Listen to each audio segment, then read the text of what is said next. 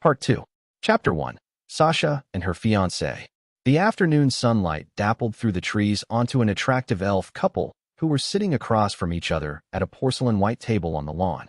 With a maid waiting on the elves, the two took sips from their teacups in a refined manner and engaged in conversation that was every bit as pleasing to their palates as the tea.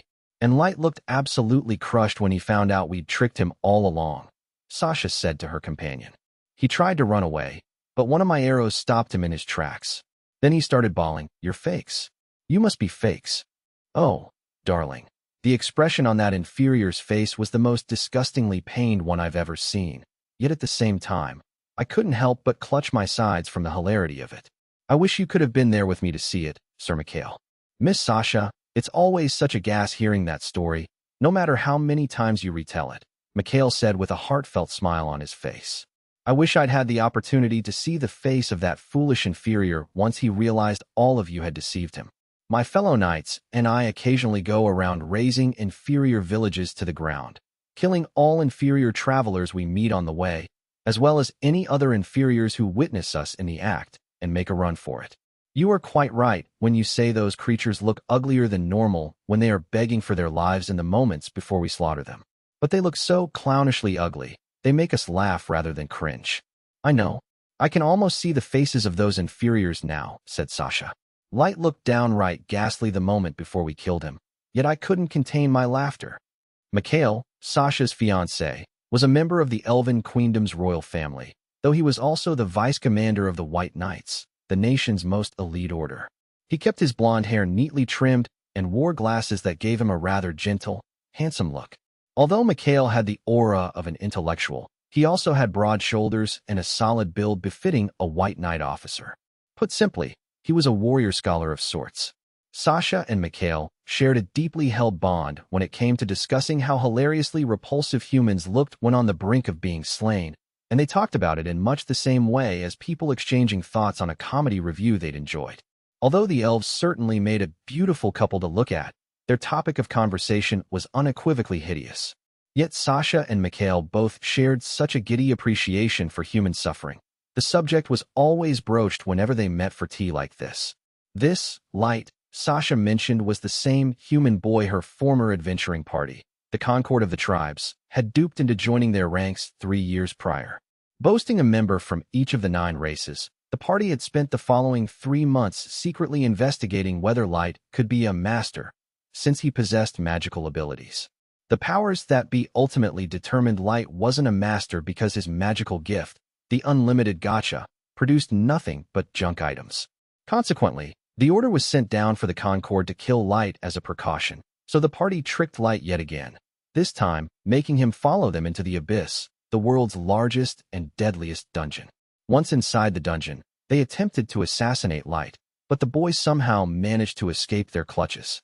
Or to be more precise, Sasha embedded an arrow in one of Light's legs, rendering him unable to run, and Garu the Wolfman was just about to eviscerate the boy with his gauntlet-style blades when at the very last moment, the young human's hand accidentally touched and activated a teleportation trap, which sent him to some other part of the Abyss. The Concord searched every corner of the dungeon, aside from the most dangerous, practically impassable areas, but they weren't able to find hide nor hair of Light. However, it remained an irrefutable fact that a human child who was unable to walk or run due to having an arrow through their leg had teleported to another part of the Abyss. The only fate that awaited Light was for a monster to catch the scent of his blood and devour him. The whole of the Concord agreed with the assumption that Light had died not long after being teleported, so they reported back to the higher-ups. On hearing the party's account, the officials determined that there was little to no chance that Light could have survived, and wrote the boy off as deceased. As her reward for disposing of a potential master, Sasha got engaged to Mikhail. She also received a hefty sum of money that would guarantee her a life of opulence for the rest of her days. One slight downside was that Mikhail would never ascend to the throne due to the fact that the Elven Queendom was ruled exclusively by women, but nevertheless, he was still of royal blood. On hearing about her newfound wealth and upcoming marriage into the royal family, Sasha's family finally warmed to her after a lifetime of estrangement. Every time Sasha thought about their sudden change of heart, she had to hold her sides to suppress her laughter. "Oh gracious, your company is so delightful. I always lose track of time, said Mikhail, who got up from his chair to signal that this little tea party was over. The elf gazed at Sasha through his glasses and extended a genteel hand to her. Sasha responded by looking longingly into Mikhail's handsome face as she felt her cheeks glow crimson. She took her fiancé's hand and allowed him to help her to her feet, where she stood alongside him. Mikhail lovingly clasped Sasha's hand in his, a princely smile lighting up his face. I'm so lucky to have met you, Miss Sasha. Before our paths crossed, I found it exceedingly difficult to find any lady who would engage in such stimulating conversation with a brutish knight such as myself. I sincerely believe we are meant for each other. I also feel very lucky to be your wife-to-be, Sir Mikhail, Sasha replied, returning his meaningful gaze. I'm so elated, this all feels like a dream. You stole the words straight from my hungry lips, my dear, he said with a glint in his eye. My goodness, Sir Mikhail, she replied bashfully.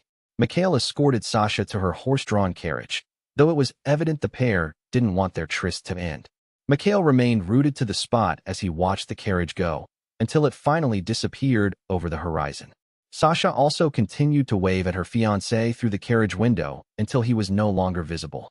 Although their engagement had been arranged by the queendom as part of Sasha's reward, the two appeared to be the perfect couple. As the carriage proceeded through the streets of the queendom's capital, Sasha chatted away to an elf maid in her employ, with the occasional blissful sigh punctuating the conversation. Sir Mikhail was so wonderful today, she cooed. Yes, I'm extremely envious that you are betrothed to him, milady, the maid said without missing a beat. You and Sir Mikhail are such beautiful people, and the two of you seem perfect together. Sasha giggled, tickled by her maid's flattery. Why, thank you. Hearing you say that makes all the effort I put into becoming the ideal woman for him worth it. Sasha had gone to great lengths to make herself as beautiful and refined as she could be in preparation for her marriage to Mikhail, but most of her effort had been focused on raising her power level. When she first met her fiancé, Sasha had been hovering around level 300, while Mikhail's power level had exceeded 2,000, which meant Sasha had to do something to close this sizable gap between them. For the past 3 years, she had been unable to tie the knot with Mikhail due to the difference in their power levels. During that rather lengthy time period, Sasha had shed blood, sweat, and tears, eventually reaching level 500, give or take, and the queendom had deemed this level suitable enough to fully sanction the union between Sasha and Mikhail. You have most certainly pushed yourself beyond your limits for Sir Mikhail, milady, said the maid. Even though there is much still left to be done to prepare for the event itself, it warms my heart to know that, at the end of this year, you will be wed. Let's not get ahead of ourselves, shall we? Sasha cautioned. The wedding is still a long way off. Milady, if you don't watch out, the day of the wedding will be on you before you know it, warned the maid. I don't want to hear you can no longer fit into your wedding dress because your waist has ballooned outward. Now you're just being rude. That's never going to happen, Sasha replied, before her attention was drawn to the fact the carriage she was in had started juddering. Why are we stopping all of a sudden? The driver of the halted carriage hollered down to Sasha. Some inferior was loading stuff onto a carriage in front of a store, but he let everything collapse, and it's blocking our way. Unbelievable, Sasha breathed. An unforeseen accident was delaying Sasha's trip home after her visit to Mikhail's. The elf peered out the window and got visual confirmation that a bunch of items had indeed toppled from another carriage that was standing in front of a merchant's store, and as her driver had said, the goods were strewn across the road, preventing her own carriage from going anywhere. An elf from the store in question was whipping the human slave that had caused the accident. You useless Sanuva bitch inferior, he roared at the human. Reload those goods on the double. Forgive me, master, the slave said weakly. I'm tired from all the work I've had to do. If I could just have a little time to rest. Talking livestock don't get to ask for breaks, the elf roared. Now get to work. The shop worker continued to whip the slave, who was curled up on the ground. None of the elves watching the scene felt the slightest bit of sympathy for the human. To elves, humans were merely slaves that could be bought cheaply, so their impression of this scenario was closer to seeing a handler correcting a wayward draft animal. In the human kingdom, 90% of the subjects were peasant farmers, and because the kingdom mostly exported farm produce and little else, farmers faced a perpetual buyer's market and never made much money. As such, poverty was widespread and families were forced to sell any children they couldn't feed into slavery. In addition to this, many adult humans found themselves trafficked out of the kingdom in the same fashion due to this, that, or the other. Most elves looked down on humans because they exhibited the fewest abilities of all the 9 races. Even Sasha's elf maid sighed with contempt at the sight. Honestly, this is why they're called inferiors. What other race is too stupid to load goods onto a carriage? Not to mention, they're too ugly and filthy for words, Sasha added. If by chance, Light had been a real master, I would have been forced to lure him into the queendom's sphere of influence by seducing him. That would have meant letting a stupid, repulsive inferior have his way with me. Sasha thought with a shudder. Just thinking about it makes me nauseous. I'm so glad Light was the real fake, and a dead one at that. Thanks to Light's demise, Sasha and Mikhail got engaged, and because Light ended up not being a master after all, Sasha was on the verge of attaining the happiness she had strove for all her life. At the very least, I should thank that inferior for my new life, Sasha thought. Garu got caught up in wondering what a master was, like the idiot he is. Who wastes their time thinking about meaningless nonsense like that, anyway? The only thing that matters to me is that I'm happy. I simply don't get that stupid beast man. Sasha continued to reminisce about Garu, who she'd heard was the favorite to become the next chief of the Wolfmen. I bet he's still spending all his time drinking and womanizing, like he used to when we were in the Concord of the tribes. Sasha giggled at this highly plausible conjecture. While she was preoccupied with recalling events from 3 years prior, out of the corner of her eye, she spied a very familiar figure trying to look inconspicuous in a shadowy alley across the street. The figure quickly disappeared out of view. Sasha automatically turned to focus on the spot where she had seen the figure. A short child with black hair, Sasha thought. Was that a human boy? And he looked almost like. An overwhelming psychological shock that felt like a blow from a blunt object reverberated through Sasha before she could finish her thought. I'll make a detour to get around this mess, so sit tight till I've maneuvered us around, m'lady. The driver suddenly yelled out at Sasha, who ignored his protests and jumped out of the carriage. Emma lady, the maid called after her. Sasha ran clutching the hem of the dress she'd picked out specially for her visit to Mikhail's. She dashed across the road without looking to get to the alley where she'd seen the boy, her reckless action drawing a scream from the people in an oncoming carriage that didn't miss her by much. She completely ignored the commotion she'd caused and kept on running. "Milady, you'll hurt yourself," the maid shouted after her. Sasha pretended not to hear her as she bounded into the alley in her full-length dress. "You're kidding me. You've got to be kidding me, right?" Sasha muttered, her face pale. It can't have been Light. I must be seeing things. In spite of her verbal denials, Sasha felt frantically compelled to find out who exactly she had seen standing in the alley, but when she reached it, she found the passage completely empty. Sasha had been a skilled tracker in her adventuring days, though, and she picked up the faint sound of unseen footsteps making their way down an adjoining alley. The elf followed the sounds like a bloodhound that had picked up the scent, and even though she was wearing a formal dress, she was swifter than most ordinary males, due to her power level being north of 500. When Sasha turned the corner, the footsteps suddenly disappeared. It was like she was chasing a ghost. "What? A dead end?" she murmured. "And I don't see anywhere someone could hide either." Sasha scoured her surroundings with her eyes, using every ounce of her scouting expertise to try to pinpoint even a whiff of this mystery boy, but there was absolutely nowhere the boy could be concealing himself in this dead-end alleyway. The area was free of trash, and any reasonable person could see at a glance that there was no possible hiding place here. Sasha kept turning her head this way and that to make sure she hadn't missed anything, and that familiar act helped her to slowly regain her composure. Was I really just seeing things? Sasha asked herself. I must have been. Light was a level 15 inferior. There's no way in hell he could have escaped the abyss alive. And besides, it's been 3 years now. He should have grown older since I last saw him. If Light had survived his ordeal, he would have been a 15-year-old adolescent at this point. It was ludicrous to think he'd stay a small boy. Puberty would have made him taller, more muscular, and more masculine-looking. Why would I even think he's still a 12-year-old? Sasha thought aloud. That delightful tea date with Sir Mikhail and my reminiscing about the Concord of the tribes must have made me mix up another inferior kid with Light. By this point, Sasha had completely convinced herself that she'd been worrying over nothing, though this theory did require her to passively ignore how a human child could have seemingly slipped out of this back alley at a speed that surpassed her own level 500 abilities. Just as she was starting to calm down, Sasha finally spotted the piece of paper affixed to the wall in front of her. It had previously escaped her notice because buildings in the Elven Queendom were typically painted the same shade of white as the paper, and also because Sasha had been specifically on the lookout for a human boy. Sasha covered her mouth with a trembling hand and slowly walked up to the piece of paper to get a closer look at it. "Meet me at the Great Tower. Light." Sasha let out a blood-curdling scream as she realized the past had finally caught up with her. Chapter 2. Sasha's Past. Sasha's father, the head of the Lockett family, was an Unland aristocrat.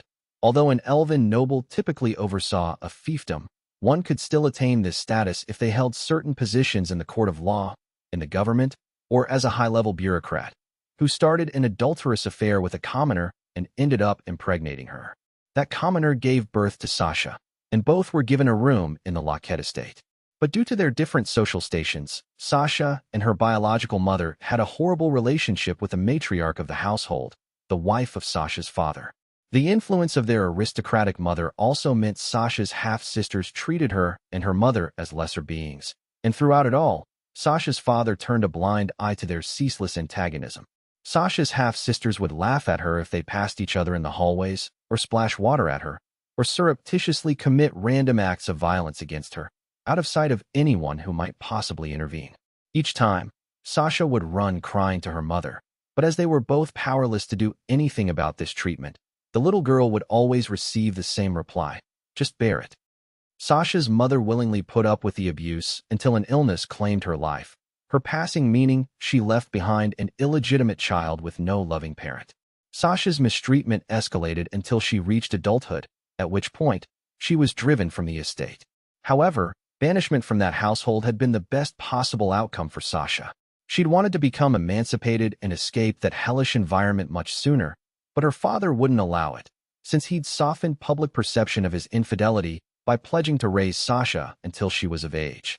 After being kicked out, Sasha supported herself by becoming an adventurer specializing in scouting, drawing on the skills she had developed while living at the Lockett estate.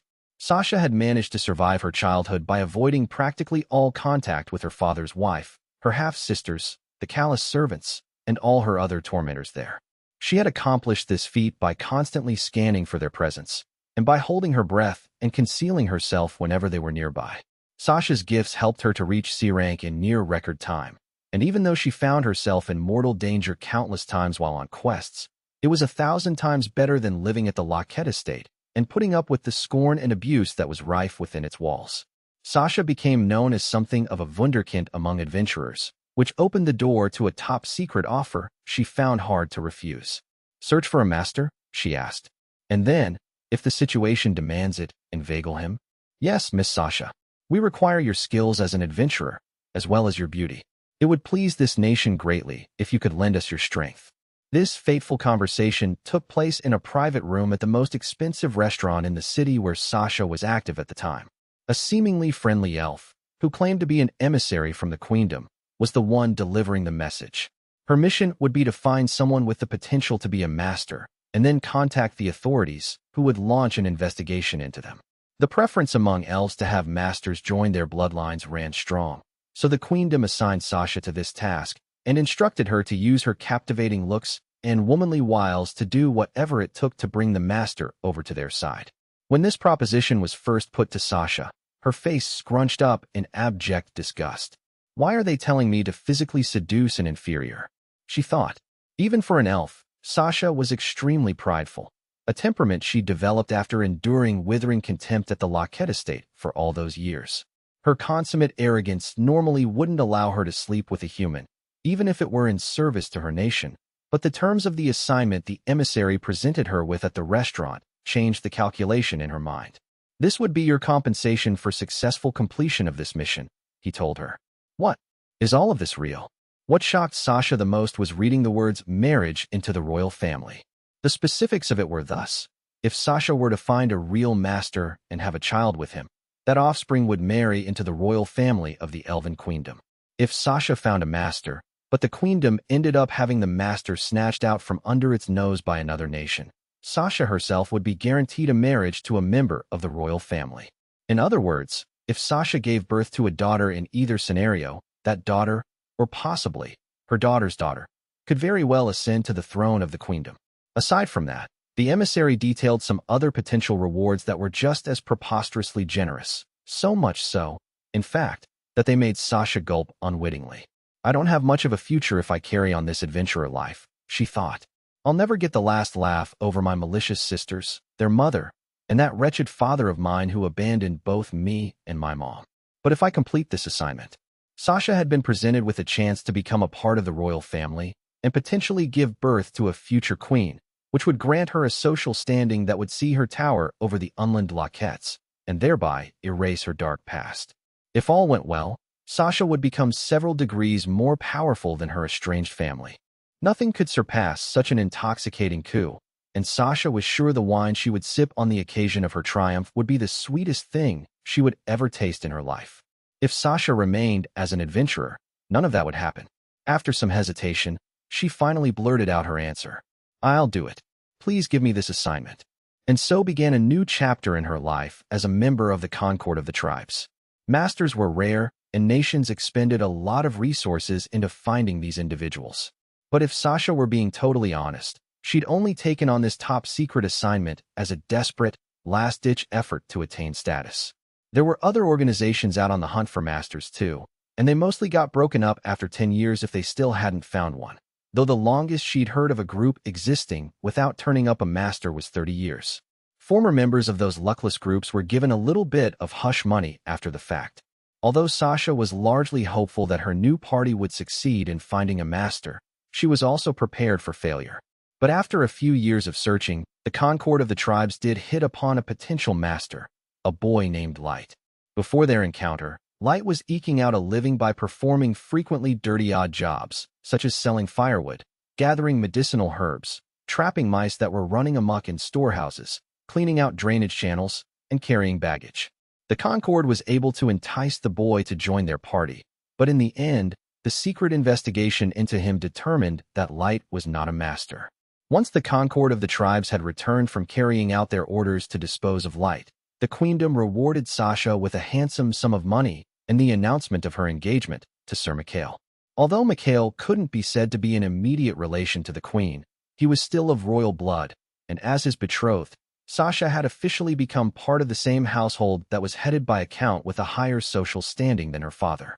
And to think, they used to curse me and call me a commoner's daughter and a bastard child, Sasha thought gleefully. On hearing of Sasha's betrothal, her entire estranged family instantly started cozying up to her. Sasha's father wished to advance his career, while her half-sisters and their mother hoped Sir Mikhail could help to arrange marriages for them with other blue bloods. This complete volte-face came in spite of long years of abandonment, contempt, and outright bullying at the estate. How can Light still be alive? Sasha said to herself as she arrived home after receiving his missive to her. This can't be happening. If this were to become common knowledge. Sasha owed her current fortunes to the Concord of the tribe's testimony that they had killed Light. If the ruling elite were to find out that Light was still alive and kicking, they would wrest the entirety of her reward from her helpless hands. They would cancel her engagement to Sir Mikhail and kick her out of the Count's estate, where she was residing. And of course, Sasha would have to pay back the reward money, much of which she'd already spent, which would leave her drowning in debt. Most importantly of all, though, the Lockets would once again shun Sasha and turn their backs on her. No, this can't be happening to me. Sasha yelled once she'd holed herself up in her private room. I can't have them spitting on me again. I can't go back to being an adventurer just to pay off some massive debt. Why couldn't that brat die like he was supposed to? Sasha's shoulders rose and fell with each ragged breath she took, and by this point, her hair was a total mess. She chewed her thumbnail as she tried to come to a decision on what she should do. Should I contact the other members of the Concord of the tribes? No, I absolutely can't risk this getting out, in case the queendom gets wind of it. Which means I'll have to kill Light with my own 2 hands and make sure he's dead this time. I'm over level 500 now, so it should be easy enough for me to get it done. I'll decapitate him, grind his head and body into mincemeat, and feed him to the monsters. I'll run him through and make sure he doesn't come back alive this time. Next time I lay eyes on him, the only thing he'll be reborn as is monster feces. However, there was one gaping flaw to her plan. But where the hell is this great tower? Where is it? Sasha yelled, nearly ripping out clumps of her hair. At least leave a map for me, you stupid inferior.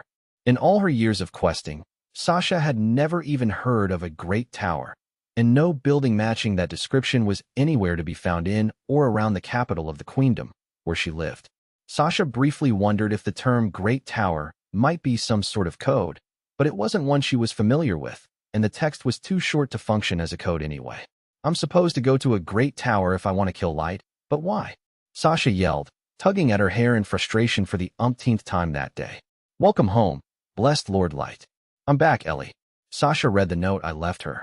Using the SSR teleportation card, I departed from the Elven Queendom and materialized in my office in the Abyss, where I encountered one of my lieutenants, the Forbidden Witch Ellie, who was waiting there for me. She greeted me with a curtsy, doing her usual thing of holding her witch's hat with one hand while clutching the hem of her bicolored skirt with the other. We'd received intelligence some time ago that Sasha, the elf who had betrayed me, would be taking tea with her fiancé on this day, and I decided it would also be the day that I would briefly show myself to Sasha on her way back home. That simple act had lured her into the blind alley where I had affixed a message to the wall for her. I'd then activated my SSR conceal card so that I had a front row seat from which I could secretly revel in the look on Sasha's face as she desperately searched for me, as well as when she screamed after reading the note. However, it took all of my self-control and more to resist the temptation to deactivate my conceal card and slaughter Sasha right there and then. I was also able to see that treacherous elf through your eyes, blessed Lord Light, and everything was so deliciously perfect, Ellie gushed. From that very first moment when she spotted you to the one where she saw the message you had left for her, you were absolutely amazing in how you made sure everything played out as intended. I cannot emphasize enough how exquisite the timing of your momentary reveal to her was. That was only because her carriage happened to stop at that particular spot, I replied. My original plan was to cross the street in front of her carriage. If anything, we should thank that poor slave who got whipped for that mountain of stuff collapsing on him. I had no hand in the goods falling off that carriage. It had been a complete accident. The only way we intervened in the situation was to make sure nothing could block the entrance to the alleyway. Because the spillage into the road had stopped her carriage, I was able to flit in and out of her field of vision in such a way that I knew she would spot me. At first, I thought I would need to grab her attention by walking in front of her carriage, or at least alongside it. But that fleeting glimpse of me in the alleyway was a lot more effective at drawing her toward the message I'd left for her. At the same time, my mission didn't allow me enough leeway to save that human slave from being whipped, and that didn't sit right with me. On hearing my misgivings about failing to save the man from his lashings, Ellie brought her hands up to her mouth, her eyes moist with tears. Ah, bless Lord Light, said Ellie. To think you would grieve for a human you've never even met before. You truly are a saint among saints. A serious look appeared on her face. Coincidental as it may have been, that slave contributed to our project. I will personally make arrangements for him to be set free. I will also be sure to end the life of that awful elf who whipped the unfortunate man. Killing the elf would be going too far, I replied. That is, as long as he's willing to let the slave go. Of course, blessed Lord, Ellie said, curtsying deeply. Your wish is my command. With my guilt over the slave addressed, I moved on to my next barrage of questions. So Ellie, are you sure the message "Meet me at the Great Tower" will work? I delivered it just like we planned, but don't you think it's a little too short? Shouldn't we have made sure she walked straight into our trap by leaving her a longer message? Are you totally sure she'll come to kill me herself and not just ask the Queendom to do it for her? Well, on the message, I kept it short and sweet because I thought it best to avoid giving away too much information, Ellie replied. And besides, she paused and flashed the cutest, most bewitching smile at me. It was the kind of smile that didn't just have the ability to make a man fall in love with her. No, that smile had the power to make the man it was aimed at sacrifice his own life, as well as the lives of others, if doing so ensured he would win Ellie's heart. The Great Tower has yet to appear on the surface world. I'm willing to bet that treacherous elf is losing her mind right now wondering where the tower is. I want her to feel the pain, disgrace, and humiliation you felt 3 years ago, and I will use every dirty trick in the book to make sure that happens. I get it now. That's brilliant, Ellie, I said. We're attacking her psychologically by being so vague about the location.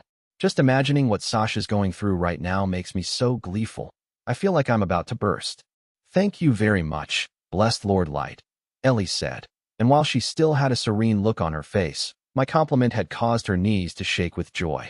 It was pretty clear just from looking at her that Ellie was concentrating hard on making sure she didn't slump weakly yet blissfully to the floor. I also believe Sasha won't tell anyone else, particularly the authorities, about the message, Ellie continued, still valiantly upright. For one thing, she lives too far away from her former party members to summon them to her side, so it follows that she must be preparing to kill you herself. And she's even willing to run headlong into a trap to make sure you're dead, even if it means diving into the open mouth of a Dark Lord and certain death. I mean, after all, no human or elf would give up a happy and fulfilling life they've managed to secure for themselves. Ellie punctuated this statement with another smile that seemed to come from the bottom of her heart. I'll make sure the treacherous elf Sasha suffers before finally dying of madness. By the end, she will know in the core of her being just how much she betrayed and hurt you. I won't allow her to die a quick death. Oh, no. I'll put her through hellfire, and she will wish for death, but death will not come. I responded to Ellie's smile with one of my own. That sounds perfect, Ellie. In that case, I'll leave you in command of this operation. I'm counting on you. Of course.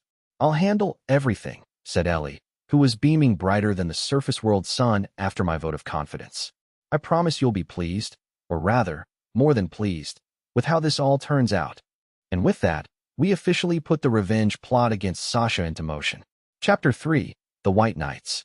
If you asked 100 people which order of knights was the strongest in the Elven Queendom, all 100 would name the White Knights. There were other knight orders in the Queendom, of course, but the White Knights were in a league of their own. There were 6 official members of the White Knights in total. It was said that together, they wielded a military might equivalent to, or perhaps even more than, all the other knights in the Queendom combined. It went without saying that they were the absolute elite of the elites. At this particular moment in time, 5 members of this supreme fighting force were having tea on the lawn in front of the exclusive billet their order had been provided with. The White Knight's commander, Hardy, an imposing man with closely cropped blonde hair who had the kind of presence you'd expect of a battle-hardened warrior, silently sipped his tea. While he was presently seated, he usually towered over others, his height in excess of 190 centimeters, which served to accentuate his lean, muscular physique. Like most male elves, he was quite handsome, though his aura was quietly intimidating. These qualities meant any woman meeting him for the first time was more likely to feel cautious trepidation than butterflies in her stomach. Sitting with Hardy at the table on the lawn was Sharp Hat, the White Knight's marksman, whose personality was the diametric opposite of the stern commander. At this particular moment in time, he was openly canoodling with a human woman who was sitting on his lap. "Saska, sweetheart," Sharp Hat said to her. "Did you know you've got the awesomest tits ever?" "JG's, we can't fool around now, Sir Sharp Hat," the human woman replied coyly. Sharp Hat was quite a bit shorter than his commander, though he was still over 180 centimeters tall, and he had long, flowing hair, some sections of which were braided into plaits. Everything about the way he looked and behaved marked him out as a shallow womanizer, but he managed to get away with his philandering due to his stunning looks that left most other elves in the shade. In fact, Sharp Hat was so captivatingly handsome, any woman would normally revel in catching his eye, though instead of being delighted, Saska looked sickened through it all. Despite Saska's protests, Sharp Hat continued to fondle her supple breasts and thighs as he addressed Hardy. "You heard the news, Chief? That legendary jackass Kaido was found killing adventurers in the Dwarf Kingdom dungeon." Hardy's initial response to this was silence, but before he could formulate a proper reply, muffled screams interrupted their discussion. The twins, Naya and Kia, the 2 junior members of the White Knights, had tied a male human slave to a tree trunk and were using him as target practice for their knife throwing. "Naya, check it out. I got him in the leg." "That's nothing, Kia. I sliced off his whole ear." Because the 2 brothers had gagged the slave, all the man could do was writhe about in pain and scream into the cloth that had been forcibly stuffed into his mouth. The sight of the human's mutilated body made Naya and Kia clutch their bellies in laughter. Naya and Kia were both dapper young raiders. Even though they were full-fledged members of the White Knights, their baby faces, diminutive statures, and not-so-muscular builds suggested otherwise. But what they lacked in ruggedness, they made up for with their extremely cute facial features that would attract any woman who was into younger men. The sunny innocence of their personalities contrasted vastly with their grossly sadistic tendencies, which were apparent in the fact they'd purchased a human slave just to torture him for sport. The muffled screams were the main reason why Saska was feeling too nauseous to get in the mood. The slave was clearly trying to plead with Saska to help him in some way, but she was in no position to do anything for him. All Saska could do was avert her gaze and pretend to ignore the screams. The slave wasn't the only reason why Saskia looked pale. The youngest member of the White Knights, who was also sitting at the table on the lawn, had openly expressed his disapproval at Sharpat cavorting with Saskia in broad daylight, as well as at the twins' barbaric game.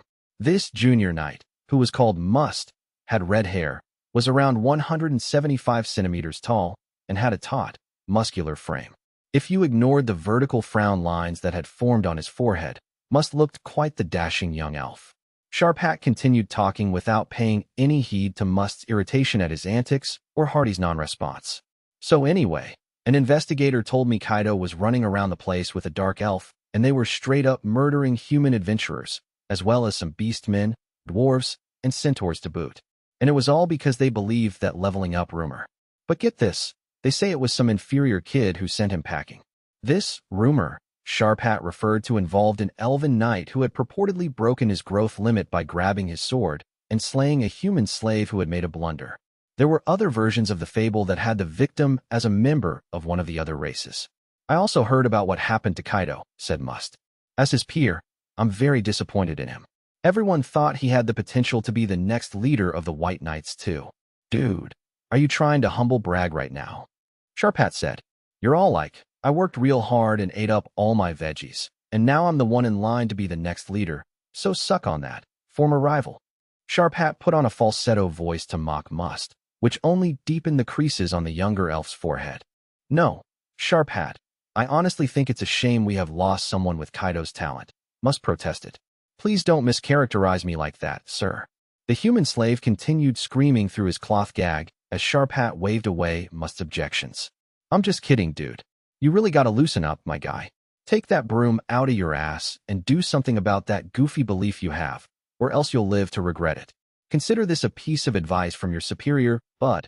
I truly appreciate your guidance, Sharpat, Must said diplomatically. But sir, I don't ever intend to change my personality, nor stray from my belief that humans must be wiped out. Must was so inflexible in his sense of righteousness. He was perfectly willing to defy and even admonish his superiors to their faces if he felt they were wrong. In this instance, it was out of altruism that Must deemed it necessary for all humans to be wiped out. Not because he despised them, but because he believed humans were so unsightly, feeble, and thoroughly incompetent, it was better to eradicate the entire race than to allow them to continue their miserable existence. Due to these principles, such as they were, Must had voiced his deeply held disagreement over what Naya and Kia were doing to the human slave, but the twins had ignored his scolding and carried on with their brutish lark, which had caused Must to just sit there and sulk. Must had repeatedly told Hardy and anyone who would listen that humans must be wiped out, but they were always quick to shoot down this idea. Sharpat shrugged dismissively at Must and continued from where he left off. So anyway, back to that Kaido jerk, Sharpat said. Thanks to that doofus, now everyone knows that it was an elf and a dark elf murdering all those people, and sketches of them have even been drawn up. They managed to escape deep into the dungeon by soaring off on the Grandius. But there's only one way out of that dungeon, and they can't just go sneaking out of there that easy, now that everyone knows what they look like. Raucous laughter suddenly erupted across the lawn as Naya and Kia delighted in the painful plight of the slave. Sharpat's grin deliberately widened as he gamely tried to make himself heard over the noise. The top brass won't want any more egg on their face, so no doubt they're planning on sending us out on a little mission to sort it all out, concluded Sharpat. Wish they'd cut us a break. Sharpat, do you hear yourself speak, sir? Must yelled at him. Orders from our superiors are absolute. What's more, this is a former White Knight that has done all of those things. If anything, we should be taking the lead and heading off to take care of Kaido ourselves. If the Dark Elves behead Kaido and his accomplice before we get the chance to, it would disgrace the entire queendom. Sure, it won't be awesome if the Dark Elves take that honor away from us, said Sharpat. But that mission sounds like way too much of a hassle. I'd rather hang around here and get all kissy-kissy, lovey-dovey with my Saskia. Sharpat leaned over and planted a kiss on Saskia's forehead, which made her queasy face redden.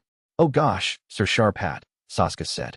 Must's face wrinkled in further disgust at Sharpat's rather cavalier attitude. Meanwhile, in the background, the contest between the twins was loudly escalating, even drowning out the smothered, anguished cries of the slave. Naya, I'm aiming for his other ear next. In that case, I'll take out his eye, Kia. Sharpat had finally had enough. For goddesses' sakes, just kill that thing already, you little asshats. And do it quietly. The twins puffed out their cheeks in indignation at Sharpat ruining their fun with his outburst. We were the ones who bought this slave, so we can do what we want with it, right? Naya protested. Let us have our fun with our slave, just like you get to have fun with your so-called woman over there, Kia taunted. Yeah, you're the one acting out your fetish for butt-ugly inferiors. Naya agreed. Dude, don't go calling her ugly. Sharpat retorted. And it's not a fetish. I just find her cute. Naya, Kia, Sharpat, that is quite enough. Must interjected. Why would you make these poor humans suffer instead of simply killing them mercifully? Where is your pride as fellow white knights? A cacophonous din engulfed the lawn, fed by Sharpat's outbursts, remonstrations, the objections from the twins, and the muffled screams from the human slave. It only ended when Hardy issued a one-word command that barely rose above a whisper. Quiet. A deafening hush instantly replaced the discord. So much so, in fact, you could hear a pin drop. The tension was palpable enough that the other white knights and the mutilated slave didn't dare to utter another sound. Hardy calmly sipped the rest of his tea, then placed the cup back down on its saucer. The sound of human garbage ruins the taste of the tea, Hardy said finally. Naya, Kia, amuse yourselves in your own quarters next time. And don't toy with the creature. It'll erode your killer instincts, he admonished them. Sharpat. You got it, Chief. Still seated with Saska in his lap, Sharpat lazily flicked a hand in the general direction of the human slave.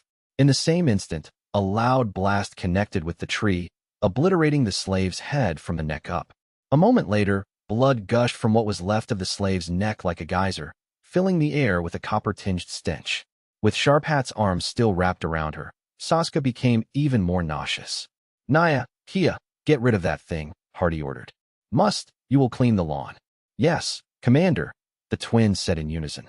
As you wish, Commander Hardy, said after a brief pause. Having been chastened by their leader, Naya and Kia silently cut down the body of the slave and carried the headless corpse to the rear of the billet. Tasked with the most menial jobs as the youngest of the crew, went to retrieve the tools he would need to clean up the blood and chunks of flesh that had redecorated large swathes of the lawn. Saska was trembling slightly against Sharpat's torso.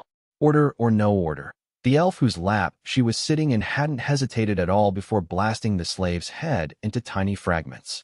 Sharpat finally noticed Saska's terrified state and quickly turned to comfort her. Oh, I'm sorry, honey. Did that scare you? You know I can't disobey a direct order from the boss. So you see, my hands were tied. You get that, don't you, sweetie? Why, yes, I'm fine. Honest. Saska was, of course, far from being fine, but she felt she had little choice but to bury her true feelings. Sharpat saw straight through Saska's unconvincing facade, though. He let out a soft, almost guttural chuckle before giving her an excuse to leave his presence. You know what'd be awesome, babe? If you got us some nice hot tea. Once you're done, you can head on over to my room. Sure. I'll be right back. Saska scrambled out of Sharpat's lap and hot-footed it toward the billet's kitchen. Once Saska was a fair distance away, Hardy finally offered his thoughts on the previous discussion. Kaido was a third-rate fighter, had poor character coupled with an even worse attitude, and he hit his growth limit much too soon, he summed up. But even so, he was a full-fledged member of the White Knights. We will take care of him ourselves, because I wish to avoid the shame of having another race beat us to the punch. We must not allow the reputation of Her Majesty the Queen to be sullied any further. Sure thing, Chief, said Sharpat. Kaido did start out leveling up like crazy, so people naturally thought he was on course to be our next commander, but he ended up capping out too low. Can we maybe do a better job of screening our recruits in the future? The brand value of the White Knights will plummet otherwise. Another pregnant pause preceded Hardy's response. Don't you see yourself in the running? In the running? To be commander? Sharpat fell about laughing as he waved away this humorous proposition.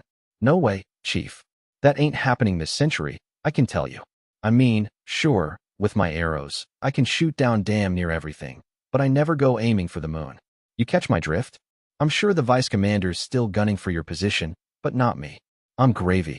Once he'd finished laughing himself silly, Sharpat took a sip of his tea, which was now lukewarm. Yeah, no?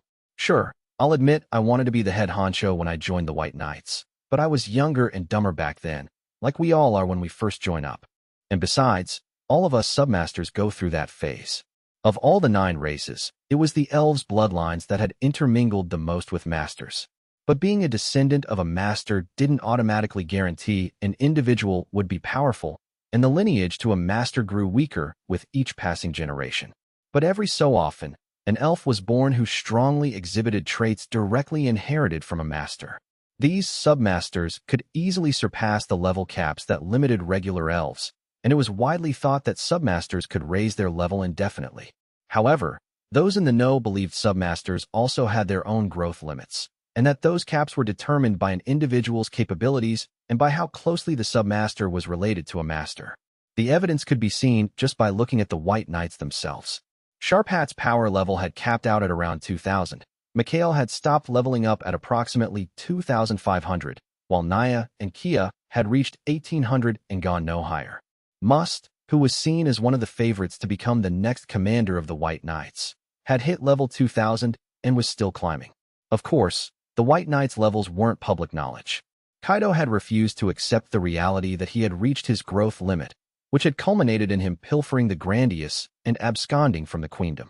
The typical level caps of the other races were said to range from 100 for humans to 1,000 for elves, dark elves, demonkin, and dragon youths. That didn't mean every member of a particular race could reach that limit, of course. If this were modern-day Japan, you'd be crazy to think the average Joe off the street could run the 100-meter dash in under 10 seconds if they just trained as hard as an Olympic athlete.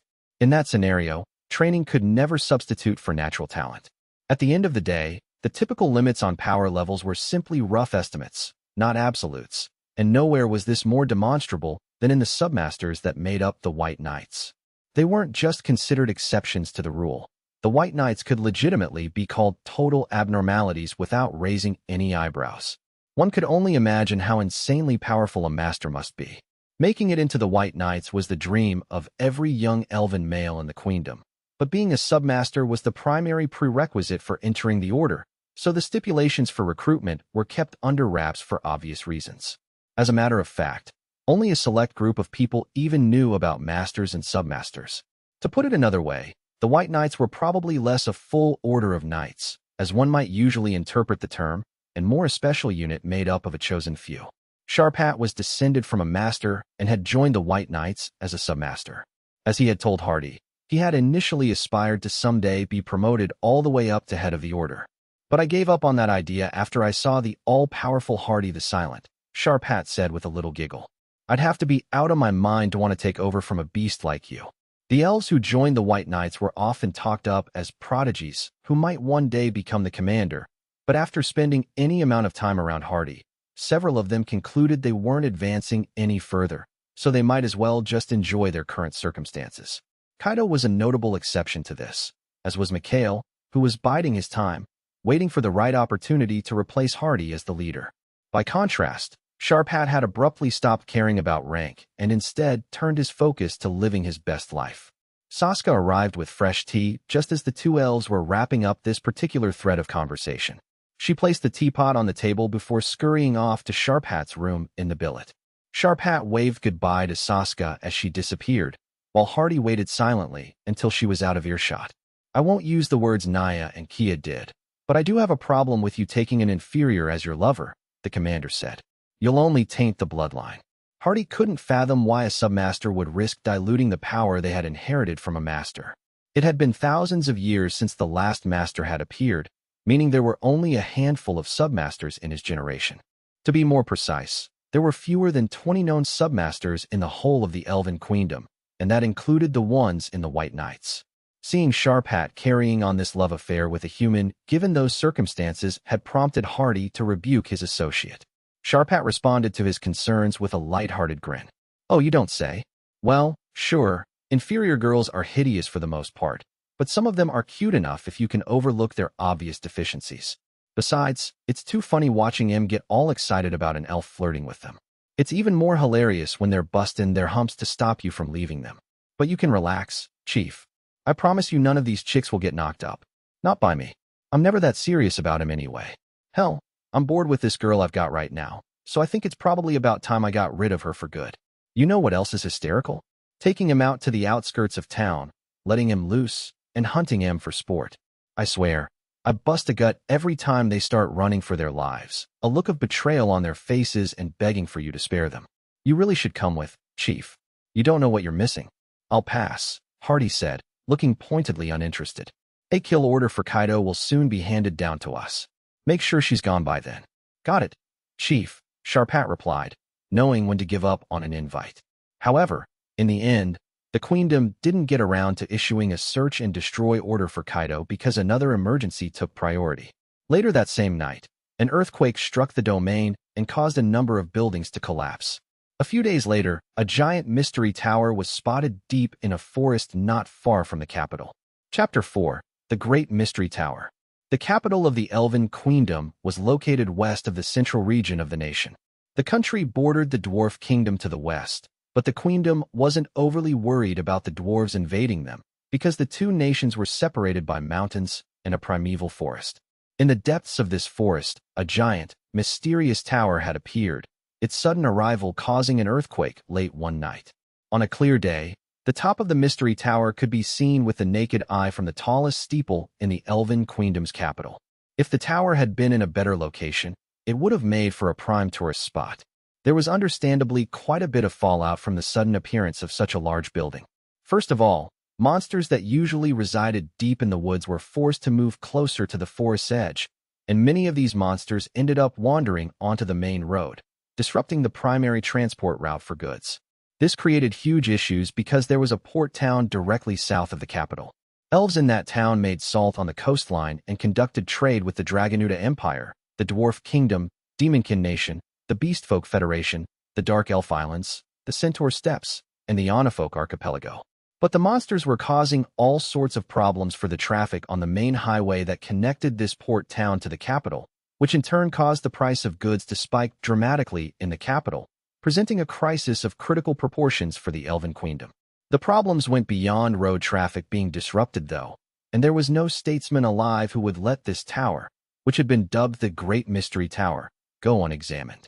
However, all the regular Elven Queendom knights were busy securing the road between the port town and the capital, and because the White Knights were the most elite fighting force in the Queendom, there was no chance of them being mobilized for some low-level reconnaissance mission. Instead, the Queendom attempted to make do with sending adventurers to investigate the tower, but so far, they'd all been unsuccessful in that objective. The first obstacle was the monsters. They refused to return to the deepest part of the forest. It had initially been thought that the creatures had emptied out of the woods because they'd simply been frightened by the earthquake and the arrival of the Mystery Tower, and that they'd soon return to their natural habitat. But even several days later, the monsters were still milling around on the roadside. On top of that, half of the adventurers who'd been deployed to scout the Mystery Tower had ended up slaughtered. Those who did make it back alive reported that they'd been attacked by large, four-legged monsters with live snakes for tails. Putting two and two together, it appeared these new monsters were responsible for keeping the old monsters from returning to the deepest parts of the forest. Also, there was no way of ruling out that there might be other new types of monsters prowling around the tower, and some of those might even be powerful enough to cause significant damage to the Queendom. Yet no adventurer had managed to get close enough to the tower to gain any useful intelligence. Is this a joke? At the Count's estate, Sasha was reading the latest info on the Mystery Tower that she had obtained using her connections to the royal family. Does this mean I have no choice but to go to that place? After revealing that he wasn't quite as dead as Sasha had thought, Light had left a message for her, which had said to meet him at the Great Tower. Since then, the tower in question had appeared out of thin air to the west of the capital, but no adventurer was able to get near it due to the vicious quadrupeds that seemed to be surrounding the edifice. This left Sasha with the unavoidable prospect of having to make the dangerous journey to the tower herself.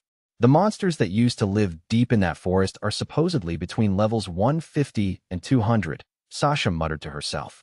But nearly all of those monsters are too scared to go back where they came from because of this snake-tailed beast. Just how powerful is this new monster? Since Sasha was level 500, she was able to defeat one or two of the normal forest monsters easily enough. But with them all camping out on the edge of the forest in large groups, Sasha could quickly get overwhelmed if she wasn't careful. And that was before she even considered taking on these much more dangerous new monsters that prowled deep in the forest and prevented the native creatures from returning. Questing to the tower without any decent recon info would be a suicide mission. Maybe I should tell the Queendom the truth about this tower, Sasha mused. The Queendom and the other nations have declared Light dead, so if I tell the Queendom he's still alive, they'll send Sir Mikhail and the other White Knights to eliminate that wretched inferior for good. That way, the other nations will owe the Queendom a mighty big favor. But in that scenario, Sasha would bring about her own downfall. She'd be banished from the Count's household, saddled with debt, forced to return to the hardscrabble life of an adventurer, and worst of all, she'd once again find herself ridiculed by her father's family. Just the thought of it caused Sasha to gag and cover her mouth. No, she uttered quietly, before raising her voice and saying, No, no, no, no. I'd rather die than watch them laugh at my downfall. Elves were a prideful race, and Sasha's upbringing made her even more prideful than most. In this moment, her injured ego was getting in the way of her quality of life. She developed huge bags under her eyes due to a lack of sleep. She had skin problems, and her hair had lost its luster. Sasha's mind turned to coming up with rationalizations for not telling her nation the truth. The Queendom might not even believe me if I tell them Light's still alive. The only proof I have is that piece of paper and a fleeting glimpse of a kid who looked a bit like him. Plus, there's no way of knowing if he's even inside that mystery tower. It would be irresponsible of me to go to Sir Mikhail and the Queendom with such half-baked information. Wait, of course. Before I do anything rash, I should make sure I have all the information at my fingertips. Sasha's sleep-deprived melancholy was steadily crescendoing into a newfound excitement now that she'd hit upon a potential way out of her predicament. With her half-crazed eyes leering into the middle distance, Sasha started piecing together a plan for how she might approach the mystery tower. I'll have to hire top adventurers to serve as my bodyguard/decoys, even if it means spending all of the reward money I have left, Sasha plotted. Then I'll have to gather as much information about that tower as I can. Even if the Concord of the tribes was now ancient history, Sasha had once been a member of a world-famous party of first-rate adventurers. She had the money, the connections, and the knowledge to prepare her for the biggest quest of her life. Trembling in her rags, a little human girl sniffled and sobbed as she traipsed barefoot through the wild forest near the capital. Behind her, a trio of D-ranked elf adventurers were tailing the frightened child. Quit stalling and keep moving, you worthless inferior, the leader of the elves shouted over to her. I gotta hand it to you, boss, said one of the other elves, who was holding a sword and a shield. I was honestly grossed out when you first bought this kid, thinking you were into underage inferiors or something, but it never crossed my mind that you were planning to use her as monster bait on this quest. I sure was, the first elf said, tapping his temple with his finger. Us leaders have to use the old noodle every once in a while, you know? Long story short, this party of elves had bought a young girl from a slave trader to act as a forward scout to check to see if there were any monsters up ahead. If a monster were to attack and eat the girl, it would buy the elves precious time to escape. In other words, she wasn't all that different from a canary in a coal mine. The only problem with my perfect plan is this lousy brat's too scared to go any faster. Come on, Git. You don't want me to smack you again, do you? The girl shrieked. Sorry. I'm sorry. Please don't hit me. Then quit your crying and get a move on. The girl was unable to stop the tears from streaming down her face, but she did pick up the pace like the elf leader had told her to, largely because she had no other choice. She couldn't outrun the elves, and besides, two of the party carried bows. Apparently, this party's chosen fighting style was to have the shield-bearer soak up a monster's attacks, while the other two killed it with arrows. If the girl attempted to flee, the elves would just shoot her in the leg, and she'd suffer an unspeakable fate. The slave girl continued her forced march through the forest, constantly beating back the rising dread that a monster might suddenly lunge out of the trees and attack her. The elven adventurers followed on behind, the trio patting themselves on the back for their cleverness. Today's just a test run, but if this works, we can buy a whole bunch of inferior kids to use as bait next time. And these female runts don't even cost all that much, so they're totally disposable. Inferiors sort of look like us, but when it comes down to it, they're really nothing more than talking livestock. The third elf, who was an archer just like the leader, suddenly found himself without a head mid-sentence, the blood spurting from his open neck hole spattering over the handsome faces of the other two. A monster had attacked the party from the rear without rustling any leaves or breaking a single twig. It was as if the creature had somehow teleported behind them. The two surviving elves stood rooted to the spot in total shock at the sudden loss of their friend, as well as at the sight of the monster that was looming over them. This behemoth looked to be about 10 meters in length and stood on all fours, yet its tail, which was thicker than the torso of the little girl, moved like a live snake. The snake tail slithered about in midair toward the group, its blood-red tongue flicking in and out of its mouth. The elves didn't know they were looking at a snake hellhound, a level 1000 creature. What the hell? The leader screamed. You were supposed to attack the inferior girl. Gah! Boss? The other elf cried out. The leader of the party had been trying to back away from the monster while airing his grievances about their bait plan not working, but the snake tail was too quick for him, and it latched onto the shoulder of the elf. Its teeth bit their way through armor, skin, flesh, and bone, crushing the elf's shoulder. Crap, crap, crap. Screw this, yelled the other elf, the one with the shield, before running headlong at the snake hellhound and swinging his sword toward it in desperation. The monster's rock-hard skin easily deflected the blade, however, causing the elf to lose his balance. This momentary stagger was all the opportunity the snake hellhound needed to launch into a counterattack against its aggressor. The elf's horrified screams rang out around the forest until the monster muted them by ripping him in half at the waist and gobbling down the top half. It turned out the creature wasn't a wasteful eater, as it went back to noisily chew down the elf's bottom half too. Help me. Somebody help. Even though his shoulder had been crushed to a pulp, the leader of the party was still alive.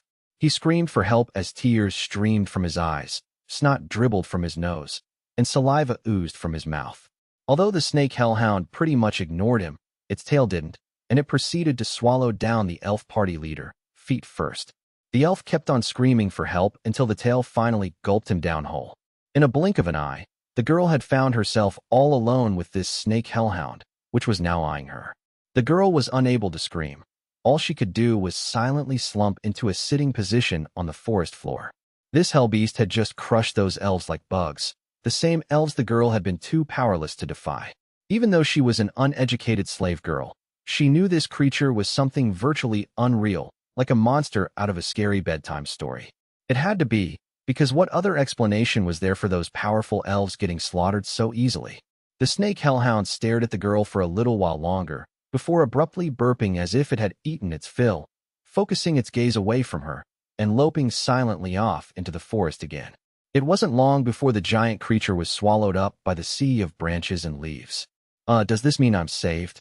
Still finding it hard to believe she'd actually survived that encounter, the little girl sat stock still in an awkward W position, with her legs either side of her rump.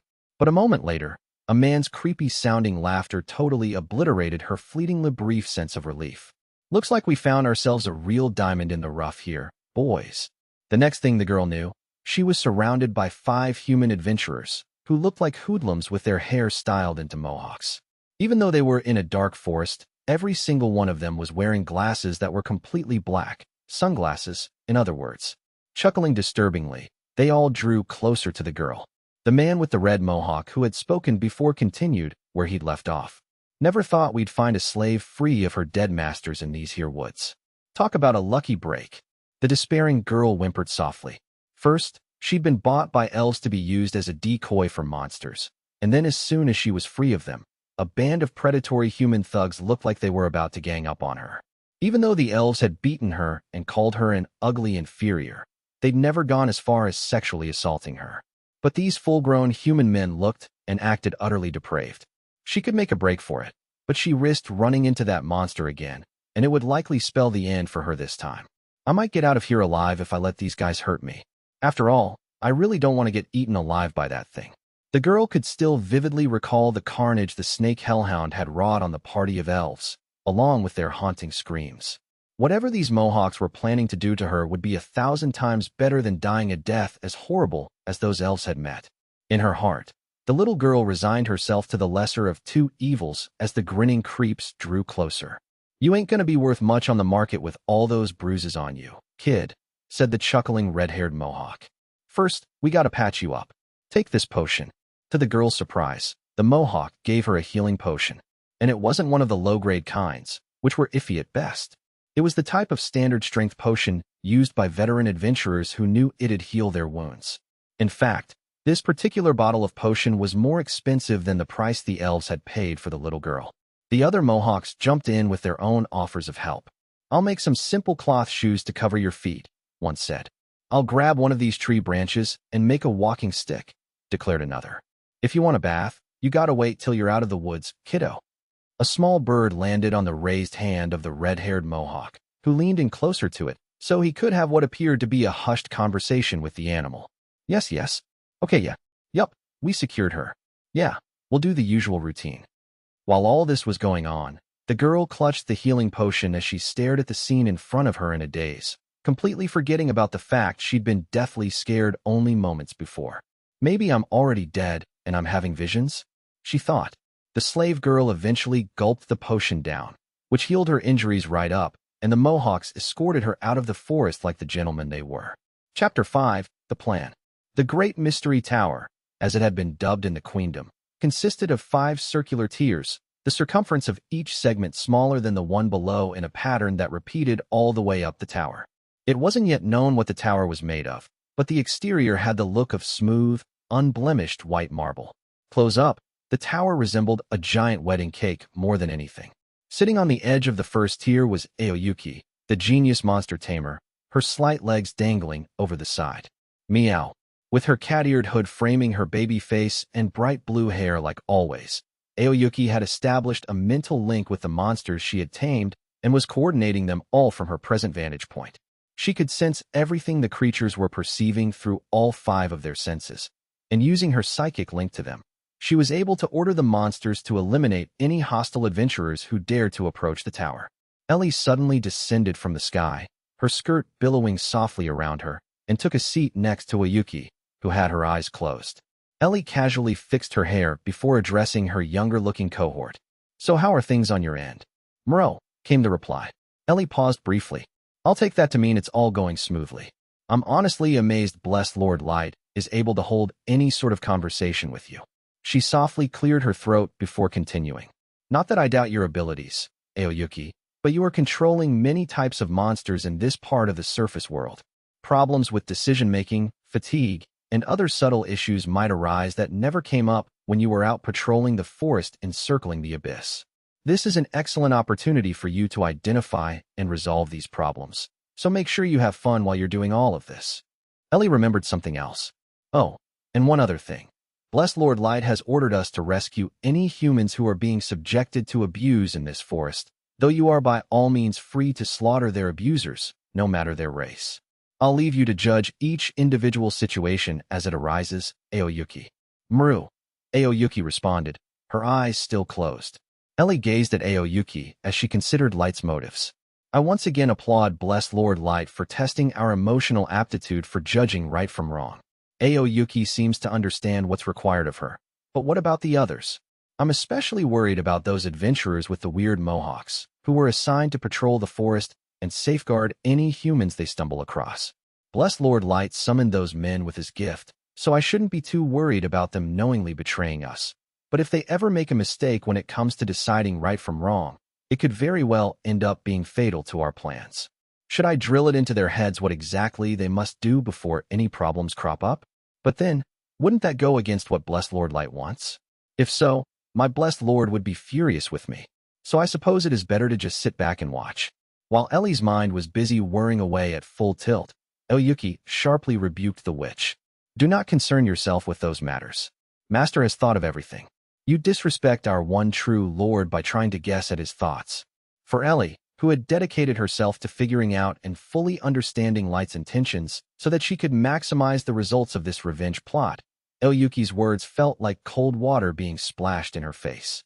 Is that what you think? The Forbidden Witch fired back, pouting.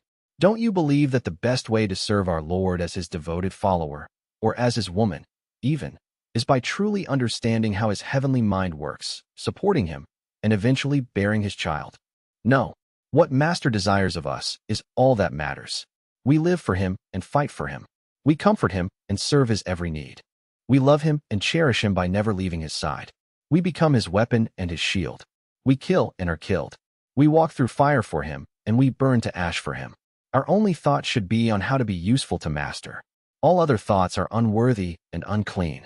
This unusually long lecture from Aoyuki could be summed up as, anything Light wants me to do, I'll do it.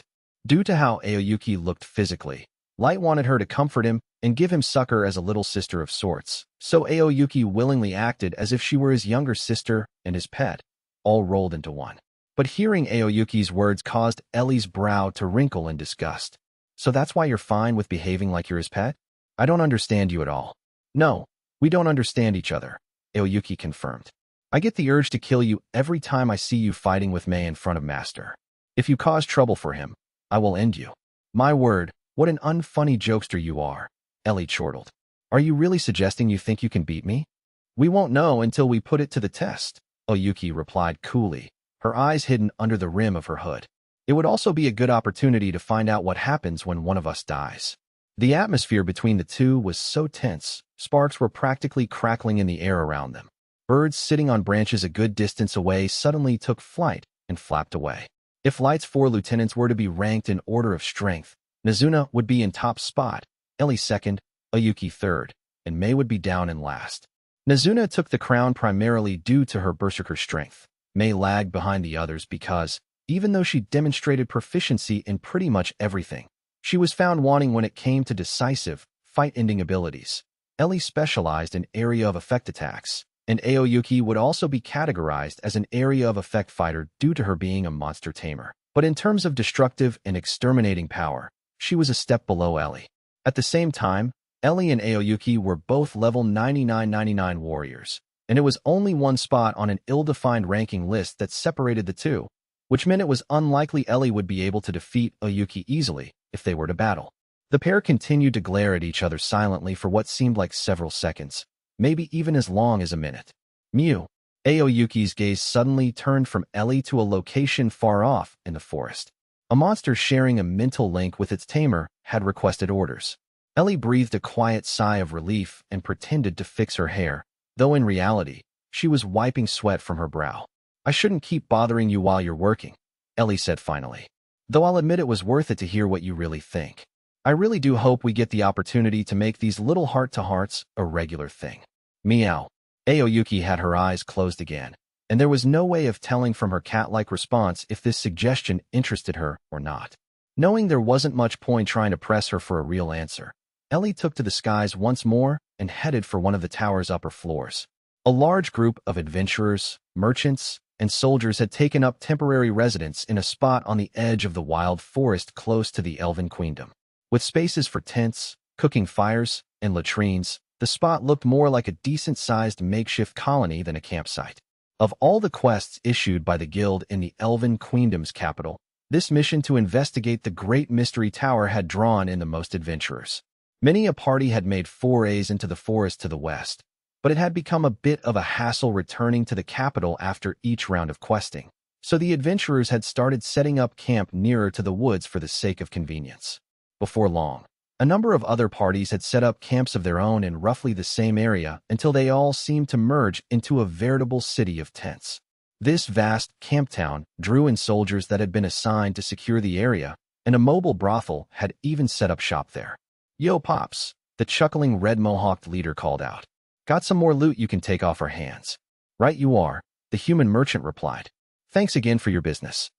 The Mohawks handed the human slave girl they'd escorted out of the forest over to the merchant.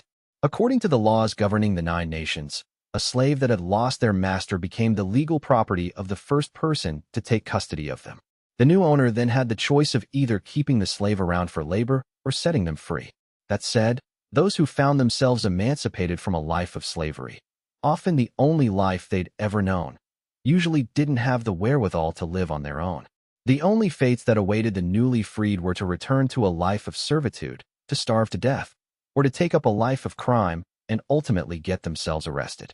How the criminal ex-slaves were then treated depended on the laws of whichever nation they were in. People who found and took custody of masterless slaves usually sold them to slave traders. This was because abandoned slaves were typically found by groups of people, so splitting the money minimized any squabbling. And as this type of transaction was also legal, the 9 nations all agreed that it was one of the official rights of slave ownership. No one was in a position to complain about these arrangements. So the Mohawks transferred ownership of the slave girl they'd brought to the camp town over to the stout merchant they'd engaged, and were compensated for their troubles. This particular merchant had a few other human girls of a similar age, who were all presently busy unloading goods from a wagon and lining them up on shelves, as well as helping out with sales transactions. If anything, they were more like apprentices than slaves, and all the girls seemed healthy and well looked after. The girl that had been found by the Mohawks would likely be doing the same kind of work in a matter of days. After the money had been handed over, the merchant bowed his head to the Mohawks. "I do hope we can do business again, kind sirs."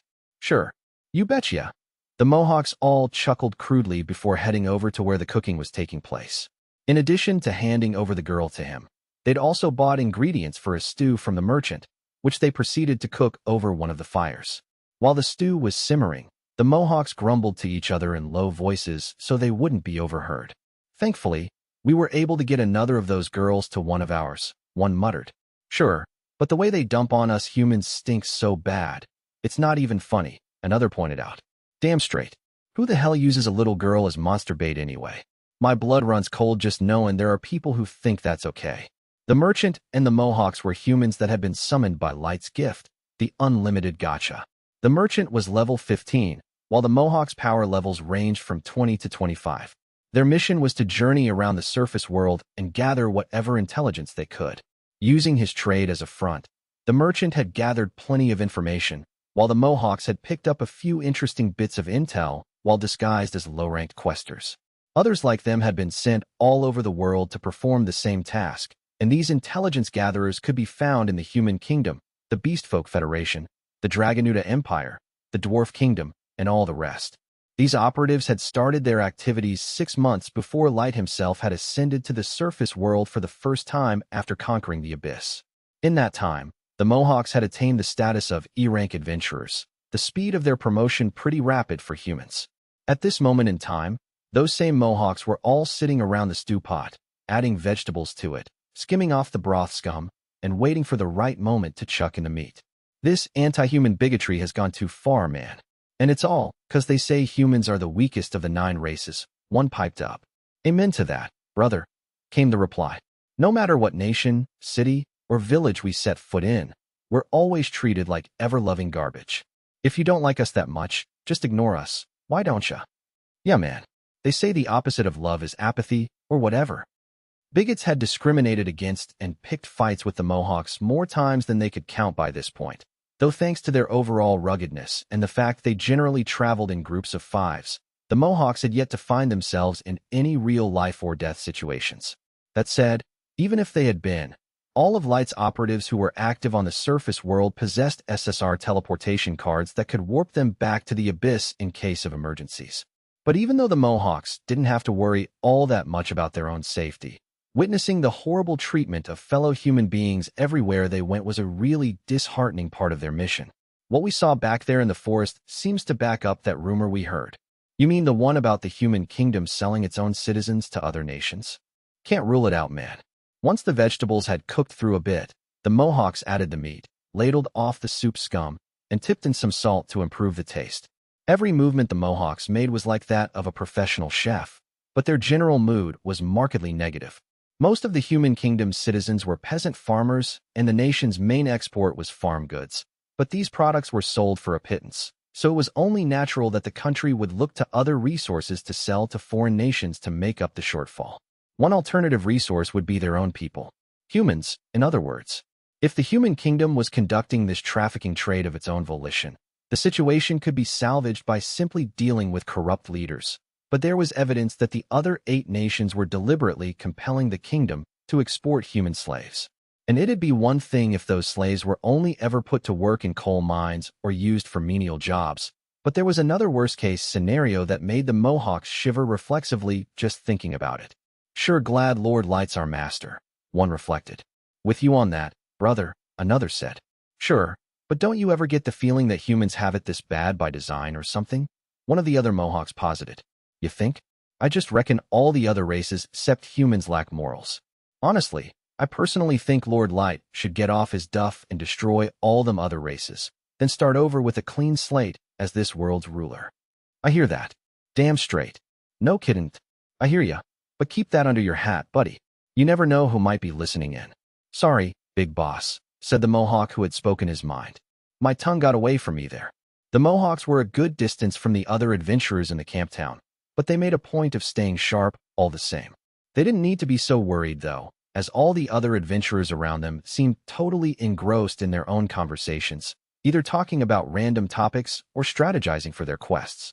They didn't seem to have the extra headspace required to eavesdrop on the Mohawks at the same time. Once they'd scoped out their surroundings, the Mohawks allowed themselves to breathe a collective sigh of relief. At that exact moment, almost as if it was intentional, a tiny blue bird landed on the red-haired leader's shoulder. To anyone watching, the bird would just look like the leader's familiar, but in reality, it was a monster that was receiving its instructions from Aoyuki via a mental link. The bird also checked its surroundings before chirping something into the Mohawk leader's ear. Yup, right. Affirmative, the leader said, seemingly in conversation with the bird. So we head for the southwest coast tomorrow. Right. So first, the snake hellhound strikes hard. Then we come in and do our thing. Yeah, let's stick to the pattern. Of course, the leader wasn't really speaking to the bird.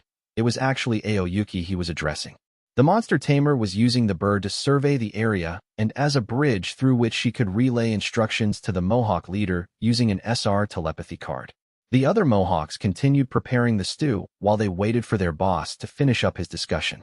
Once Aoyuki was done handing down her orders, the bird flew off to parts unknown. All right, boys, we're heading southwest at sunup, the leader announced. Make sure you get some good shut-eye, and don't forget to check your gear. Got it, boss. The rest of the gang replied cheerfully in unison. When the campfire stew was finally cooked through and ready to eat, the Mohawks dug in.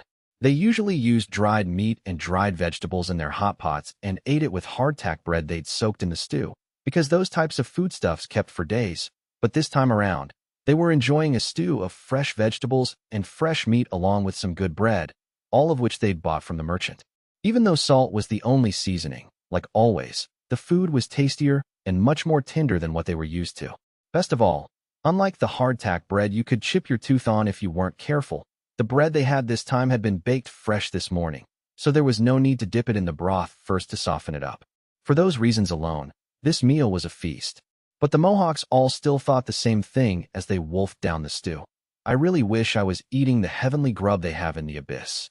The dungeon's gourmet chef was known to whip up haute cuisine using ingredients produced by Unlimited Gacha cards. And due to how high quality all these ingredients were, as well as the variety of spices used and the mastery of the chef, what was available on the surface world paled in comparison to the meals served in the abyss. Yet the Mohawks put up with these comparatively underwhelming meals while up on the surface because that was just how much they loved and respected light, and they'd all sworn a pledge of absolute allegiance to their lord. As such, they dutifully gulped down their salty broth and got ready to tackle their next mission. My party, the Black Fools, was presently engaged in farming ice gems from Yetis for one last time on the 5th floor of the Dwarf Kingdom dungeon. I was once again dressed as my surface world alias, Dark, and I was in the middle of experimenting with unlimited gacha cards I didn't normally use, seeing how they fared when up against the hairy, 3-meter-tall monsters. I did my best to yell out the card names above the Yeti's deafening roars. SSR Fire Squall, SSR Dead Man's Silence, SSR Child's Play Release. Dead Man's Silence was an attack that had a low instant kill rate. Yetis typically attacked in groups of about a dozen or so, and after I'd used the card, I counted one dead Yeti in this particular herd. The Fire Squall was a combination fire and wind attack. The Yetis hit by this spell were sliced to pieces, then turned into balls of fire, evaporating the snow around them. Next, I unleashed the Child's Play attack on the Yetis who'd survived both of the previous cards.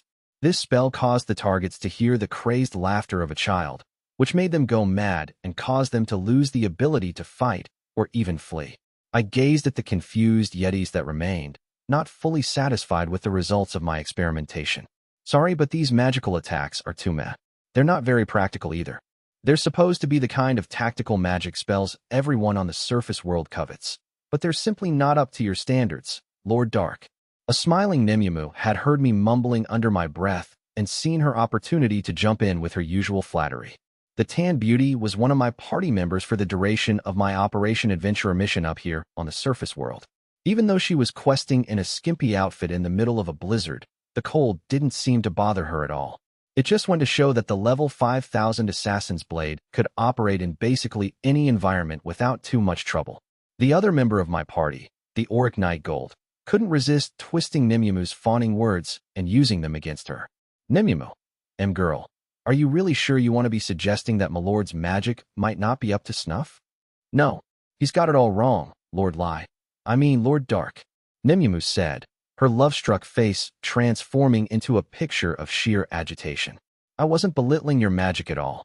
I was simply saying those attacks didn't live up to your greatness. I chuckled sheepishly before attempting to calm her down. It's okay. I don't think badly of you. As a matter of fact, I'm not even sure these magic attacks are as powerful as their rarity suggests. I'm just glad I was able to test them out here where nobody could see us. Nimumu had been right when she'd said the attacks didn't live up to my standards. I could have killed the Yetis faster with my staff. Ah, Lord Dark, Nimumu yelled suddenly. Yeah, I can sense it too, I said. There's a huge monster coming this way. Nimumu's flustered expression immediately turned deadly serious as she glared into the wind that was blowing the snow into our faces. Nimumu's heightened ability to detect enemies had been the main reason for bringing her with me to the surface world. She'd been the first to sense this mystery monster, a few seconds before even I did. If my eyes aren't betraying me, I'd say that's a frost basilisk, what? Gold guessed, holding his hand above his visor and peering into the distance in an attempt to identify the target. A rare sight in these frozen wastelands. Didn't bank on one of those blighters coming down from the Blinken Mountains. Gold was soon proven right as the frost basilisk emerged through the curtain of squalling snowflakes. The vaguely reptilian monster was a good 10 meters in length, walked on 6 legs, had spikes growing out of its back, and was covered in alabaster scales that made it blend in with the blizzard around it. Due to the frost basilisk residing on the 5th floor, few adventurers had ever seen it. And because its wintry camouflage allowed the monster to approach its victims without being sighted, the very small number of adventurers who actually did get a glimpse of it rarely lived to tell the tale. In fact, the guild had warned questers to just drop everything and run if we ever did come across a frost basilisk. Perhaps understandably, there was no record of anyone actually killing one of these creatures. Do you think it was a coincidence it wandered down here, or was it drawn by the Yetis? I mused. Either way works for us. Said Gold. What bally good luck that we've encountered such a rare specimen. And on our last day here, no less. Its gem would make a stonking centerpiece for our final haul. Any normal party would run for their lives. But to us, the frost basilisk was just an unusual spawn. Perhaps noticing we were watching it, the frost basilisk bellowed an ear-splitting shriek that overlapped the snow-white breath gushing from its mouth. An ordinary basilisk's breath had the power to turn its target to stone, but this creature's breath could freeze a target in its tracks. Once it had turned its victim into a block of ice, the frost basilisk would then munch down its prey. The frost basilisk could also render a target motionless if its victim looked into its eyes. The monster's basic attack pattern was to immobilize the target with its gaze, then turn the target to ice with its breath and eat it. This particular frost basilisk chose that moment to use its icy breath to make ice statues of all the crazed Yetis left on the frozen tundra. However, neither the monster's evil eye nor its frost breath worked on us, due to our much higher stats. Yet, at least compared to the Yetis, the frost basilisk was a totally overpowered beast. Since we now have a monster that's stronger than those Yetis, I might as well test out something that's a little more powerful than an SSR attack, I said as I pulled a card out of my front pocket. SSSR Plasma Sun, Release. The released card produced a ball of light that shone as bright as the sun above the frost basilisk. Not only did the heat from the sphere melt the monster, it also evaporated the frozen Yetis, plus all the wintry clouds that had been causing the blizzard. The heat from the plasma sun melted right through the frost basilisk's scales, flesh, and bones, and even dissolved the gem inside it. In the end, all that was left was a crater with a pool of molten rock at the bottom. Should I be disappointed that the frost basilisk was too weak or that the SSSR card was too strong? I wondered aloud. Anyway, this just goes to show I should try not to use any SSSR cards or higher while questing up on the surface. I sighed at the dismal scene in front of me.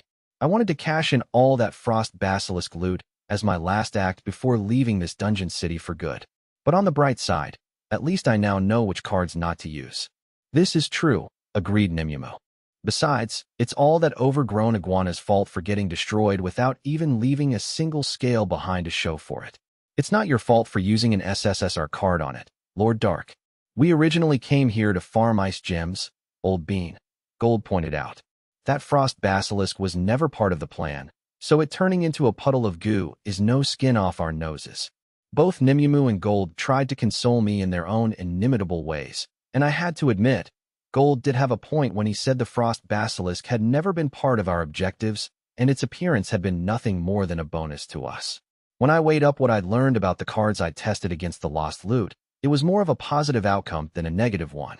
Yes, the frost basilisk had been an unexpected surprise, but its defeat served as a good place to call it a day, so we gathered up all the ice gems and headed out of the dungeon. We cashed in the gems at the guild for the last time and departed the city, the dwarf receptionist seeing us off with tears in her eyes. With my fool's mask still firmly affixed to my face, I paused briefly and turned to Nimumu and Gold. Looks like our next port of call is the Elven Queendom capital and this great mystery tower we keep hearing about. Right, oh, my lord. Let's get a shifty on then, Gold said. I'd follow you into the very depths of hell itself, Lord Dark, Nimumu stated. On hearing their eager replies, I turned and set off once more in the direction of the Elven Queendom capital. Chapter 6, Queen Lif 7. The supreme ruler of the Elven Queendom, Queen Lif 7, sat on her throne facing a long conference table in the palace's council chamber, with the chancellor of the queendom to her left, Hardy, the commander of the White Knights, on her right, and high-ranking officials and knight commanders lining both sides of the rectangular table. Unsurprisingly, the agenda for that day concerned the Great Mystery Tower. The chancellor, a middle-aged male elf who wore a monocle, outlined the present situation with an air of urgency. Due to high-level monsters slaughtering adventurers who set foot in the forest, we haven't been able to gain any useful information on the tower, the chancellor explained. If those same monsters were to exit the forest and block the main road to the port, goods traffic would be disrupted once more, and our people would inevitably suffer because of it. With that said, I believe now is the time to deploy the White Knights. They have the ability to make sure those monsters are eliminated, and they can gather some proper intelligence on that tower. Once he'd said his piece, the chancellor casually readjusted his monocle and sat back. Even though he was advanced in years and had the wrinkles to show for it, the chancellor still retained many of the handsome features inherent to male elves, and his visage could be described as that of a suave, debonair gentleman, rather than your typical graybeard. In fact, if he did something about his somewhat irritable nature, he'd be the type of silver fox who would catch the eye of women who were into courtly men. The chancellor gazed across the table at Hardy in the same way one might if they were trying to stare down a bitter rival. The Saturnine commander ignored the pointed glare from the man opposite and raised his hand to offer his thoughts on the situation. I can painfully empathize with how much the chancellor does not wish Her Majesty the Queen's subjects to suffer any further in this time of crisis, Hardy said in his usual steady and subdued tone. But it would be reckless to dispatch the White Knights on a mission before we know the conditions on the ground. One might even doubt the wisdom of making such a suggestion. Well, if the commander of our queendom's elite White Knights himself adopts such a faint-hearted position, then I suppose he is left with no choice but to also doubt my very reasonable suggestion, the chancellor retorted obliquely. The chancellor has served in government for far longer than I have, so I expect he would have no trouble preparing official documents without knowing exact figures. But I believe it is somewhat unfair to expect us to perform a similar task on the battlefield, Hardy responded. Accurate intelligence is as valuable to us as the ability to recognize an enemy, or our ears to hear danger approaching. What the chancellor is suggesting is tantamount to making us swing our swords wildly while we do not have the use of all 5 of our senses. Even the most powerful blade cannot slay an enemy if it does not know where to strike. The chancellor could only respond with a choked grunt of annoyance. Hardy had basically told the chancellor that, while he and the rest of his bureaucrat buddies might be experts in cooking the books to unjustly enrich themselves, the battlefield was far removed from clerical work and accurate information was a matter of life and death, so a civilian like him with no military experience should back off. The chancellor's face flushed and he shook with indignation at Hardy's words. So why, you may ask, was there so much tension between these two? The answer lay in their disparate views on the elves' matriarchal society, where only women were able to ascend to the throne. The chancellor was a leading figure in a faction of elves that didn't agree with the status quo and sought to upset the present societal order, with the end goal being to grant males complete dominion over the land. On the other hand, Hardy was a principal figure of the traditionalist faction, which made him the chancellor's political enemy. Since the Chancellor had no hope of beating Hardy through brute force, he instead opted to chip away at Hardy's authority and influence whenever an opportunity presented itself. For this reason, Hardy and the Chancellor frequently clashed in these meetings, and the Great Mystery Tower served as just one more pretext on which to engage in another round of court politics. After hearing both sides of the debate, Queen Lif snapped shut the folding fan she was holding, the clack echoing around the council chamber and drawing everyone's attention to her. I agree unconditionally with the declaration put forth by the commander of the White Knights. I shall now issue this decree in my name. We shall increase the reward money being offered for information regarding the tower in order to attract a higher caliber of adventurer. Once Queen Lif had handed down this edict, the council meeting adjourned and the officials from the relevant branches of government rushed to fulfill the royal decree. Amid the hubbub, the Chancellor fired a parting shot meant for Hardy's ears and his alone. Mama's boy. Pretending not to hear, Hardy wordlessly left the chamber and headed off to another room in the palace, ignoring the electricity that was practically bouncing off his back from the Chancellor's disgruntled glare. Hardy eventually reached his intended destination, Queen Lif's private chambers. He casually strolled in like someone who'd been in this exclusive inner sanctum countless times before and made himself comfortable on one of the sofas. Not long after, Queen Lif entered as well, but instead of standing to attention in the presence of Her Majesty, as was customary, Hardy simply greeted his nation's supreme ruler with a nonchalant wave of his hand. "I must thank you for standing up for me, Mother," Hardy said. "You have saved me from being forced to strike out into that forest armed with no useful intelligence." "Oh, there's no need to thank me, dear," Queen Lif cooed. "I'm not going to let them send my little Hardy-Wardy off anywhere dangerous." The reason why Hardy was the principal figure of the traditionalist faction was because he was Queen Lif's son by blood. If Light had turned out to be a master, the queendom would have rewarded Sasha by giving her Hardy's hand in marriage. But males had absolutely no claim to the throne in the queendom, and despite being the royal scion, Hardy received no special treatment due to his status. Hardy had earned the title of White Knight Commander by himself, as a submaster who had outclassed his peers. With her back to Hardy, Queen Lif set about preparing the tea, her bubbliness while doing so quite unbefitting of her age and status.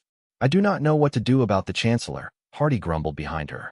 "He is a capable official, but he is too intent on opposing the queenship. We may need to put him in his place by force, or if it is necessary, have him relinquish his position altogether." Queen Lif giggled softly. "You're such a meanie. I feel awful for that poor Chancellor, knowing my little Hardykins is on his case." "Mother, this is hardly a laughing matter," the White Knight's commander said with a sigh. Although Hardy was unquestionably the most powerful person in the queendom, the queen felt free to do and say what she wished around him on account of her being his mother and his ally. From the Chancellor's perspective, there was no way he could get rid of Hardy by force, even if he banded together with any number of like-minded confederates to accomplish the task. If the Chancellor were ever to attempt such a power play, there would be nothing stopping Hardy from straight-up killing him in retaliation. But Hardy was a major thorn in the Chancellor's side due to the White Knight commander serving as the beating heart of the queendom's national defense, so the Chancellor felt he had to do something about him. Therefore, absent the possibility of a direct physical confrontation, the Chancellor was left with no choice but to needle Hardy in his perceived weak spots, and the White Knight commander was quickly reaching the end of his rope. After making sure the tea was just the way her son liked it, Queen Lif poured some into Hardy's cup personally before setting it down in front of him and taking a seat on the couch opposite. "As long as you're around, Schnookums, that silly Chancellor poses no problem to us," Queen Lif stated. "No, I'm afraid the real issue is that mystery tower. They say the monsters have been restless ever since that thing appeared. If we don't do something about that tower, it will shake the very foundations of this nation, and we simply can't be having that." Hardy allowed himself a brief pause before offering his thoughts. "Do you think a Dark Lord walks the world once more?" "We certainly can't rule out that possibility," Queen Lif admitted. "If that is indeed the case, it means a hero must have been born among the inferiors. Because only inferiors can give birth to heroes?" "Huh," said Hardy. Kaido the Wayward Elf had referred to himself as a legendary hero because he claimed to carry the blood of an ancient champion, but in reality, the powers of a legendary hero could only awaken in humans. Historically, no elf had emerged as an all-powerful savior to their race, no matter how closely an elf was related to an actual legendary hero. Furthermore, It was believed that these legendary heroes were likely also masters. Hardy heaved another deep sigh. We have to either bring a master over to our side or kill it. If we were to attempt to wipe out all the inferiors so that no other masters could be born, we risk them designating one of us as a Dark Lord and subsequently giving birth to a master who would end up destroying us all anyway. It is a delicate problem. Hardy brought his cup of tea up to his lips before continuing. Mother, what do you think of inferiors? Whatever do you mean? Queen Lif said, answering a question with a question. I myself see inferiors as vermin that bring only harm to this world, Hardy said. Their kind has a long history of birthing masters that jeopardize the continued existence of the rest of the races. We should unite with the 7 other nations to exterminate the inferiors before they can give birth to another master. They are just like vermin. The only good inferior is a dead one. Queen Lif sat in silence for a moment before speaking her mind. I know how you feel all too well, my little Hardykins, she said. It's true, inferiors are no better than vermin. But you know full well we can't wipe out every single inferior in the world. At least not before another master is born. It's just not possible. This time, it was the queen who finished up her remarks with a deep sigh. Launching an extermination mission to locate and annihilate every human living on the mainland was nothing short of impossible. Not only were there too many humans to kill all of them in one fell swoop, there was no guarantee the other 7 nations would actively contribute toward such a task. Of course, none of these concerns would matter if the queendom had all the time in the world to wipe out the humans, but exterminating a whole race in such a short amount of time was too impractical. Hardy wasn't ignorant of these facts. He was simply venting his frustrations to his mother. As if to take his mind off his pointless fuming, Hardy drained the last of his tea. Then all of a sudden, he remembered something. They did find a potential master about 3 years ago, did they not? He recalled. Yes. In the end, it turned out the boy wasn't a master, but we had him killed anyway, just to be on the safe side, Queen Lif told him. We haven't found any other potential masters since. What of it? I was just imagining what I would have done if I had been part of that mission, said Hardy. If a master or potential master were standing before me, I would not kill him immediately. I would carve the words inferiors are vermin across his torso before slaying him. It would be the perfect opportunity to release some of my pent-up bitterness toward that repugnant race. Oh, Hardykins, tittered Queen Lif. We can't have a knight commander like you carrying out such a lowly job. Hardy uncharacteristically snickered in response. I was merely voicing a pipe dream of mine, mother. I only wish that there was some way to make it a reality. I do wonder how hideous a master or potential master might look. At the very same moment that Hardy and the Queen were delighting in conversing about this rather gruesome subject, as fate would have it, the potential master they were referring to arrived in the Elven Queendom capital with his party. A boy wearing a fool's mask and a black hood and wielding a staff strolled into the city's Adventurers Guild, with a tall knight in ostentatiously golden armor and a strikingly beautiful tan girl whose mouth was covered by her scarf and toe. The trio made for a truly eye-catching sight as they entered the Elven Queendom Guild. As I walked through the doors of the guild, I couldn't help turning my head this way and that, marveling at the extravagance on show. Wow, even the Adventurers Guild is lavish in the Elven Queendom's capital, I said. You can say that again, my lord. This place is posher than a great hall, Gold said, sounding every bit as impressed as me. I suppose the decor inside a guild building is entirely dependent on what country we're in. What? Lord Dark, Nimyamu cried out. They have a quest board here. Seems they operate like any other guild. Nimyamu was pointing at a bulletin board, looking as excited as a puppy that had just spotted a squirrel. The end of her scarf was even bouncing up and down like a wagging tail. My eyes followed Nimyamu's finger to the board, and right smack in the center of it was a quest relating to the Great Mystery Tower. Because it was past noon, the guild was nearly totally devoid of adventurers, so I was able to read the details of the quest without anyone walking in between me and the posting. Peering at the poster through my mask, I nodded several times as my eyes scanned down the page. It's like we heard. They're offering a handsome reward just for bringing them any information about the Mystery Tower. Gold guffawed. Looks as though you picked a jolly good time to move to a new city, my lord. I've got nothing against farming in a dungeon, I replied. But that last one had those awful killings hanging over it, and it was getting boring just doing the same thing day after day. Of course, my party hadn't really switched cities because we'd gotten tired of hunting yetis. This entire conversation was a cover to make it look like we'd come to the capital after hearing about this so-called Great Mystery Tower. In reality, we'd arrived here disguised as adventurers to get my revenge on Sasha, with the side objective of raising our ranks as questers while we were at it. No adventurer had been able to get anywhere near the mystery tower Ellie had created. This created a golden opportunity for my party to waltz up to the tower and bring back the information the Queendom wanted on it, thereby propelling us up through the ranks with ease. According to Ellie's plan, this would help lure Sasha and the White Knights into our trap. I wasn't exactly sure how that was supposed to work, but I'd handed the reins to Ellie for this revenge plot, so I dutifully followed her directions and stopped by the Queendom's guild. Thinking I was done with this simple task, I spun on my heels and made to leave. Now that we know there's a quest up, we should go find an inn before it gets dark. Hey there, honey. How are you such a perfect 10? Two young elf adventurers were suddenly standing in front of Nimue, and as was typical for their race, they both looked like the ultimate pretty boys. They were around 175 centimeters tall, and they boasted perfectly balanced physiques, but they sounded incredibly shallow, and I could tell just by the way they were looking at us that they considered us beneath them, other than Nimue, that is. The elf pair continued hitting on Nimue while ignoring me and Gold completely. In all our years of questing, we've never seen a girl as cute as you, human or otherwise. You got a name, Cutie Pie. The last thing Nimue was going to do was humor these pretty boys. How dare you insolent maggots interrupt Lord Dark while he is speaking? Insolent. Is that even a word? Teased Pretty Boy 1. Oh man, you're cute and funny. We saw you checking out the quest board and were wondering if you wanted to hook up and form a party. And just so you know, our power levels are over 150, so you'll be nice and safe with us and treated like the princess you are, said Pretty Boy 2. Besides, you know us elves are way handsomer than any human you'll ever meet, said Pretty Boy 1. Stick with us, and we'll fill you with more haughty power than you can handle. As the bulging veins on her forehead could attest to, Nimue was fuming by this point, while Gold had felt the need to clamp his hand over his mouth, or well, the part of his helmet covering his mouth, as he shuddered with barely suppressed laughter at the phrase haughty power.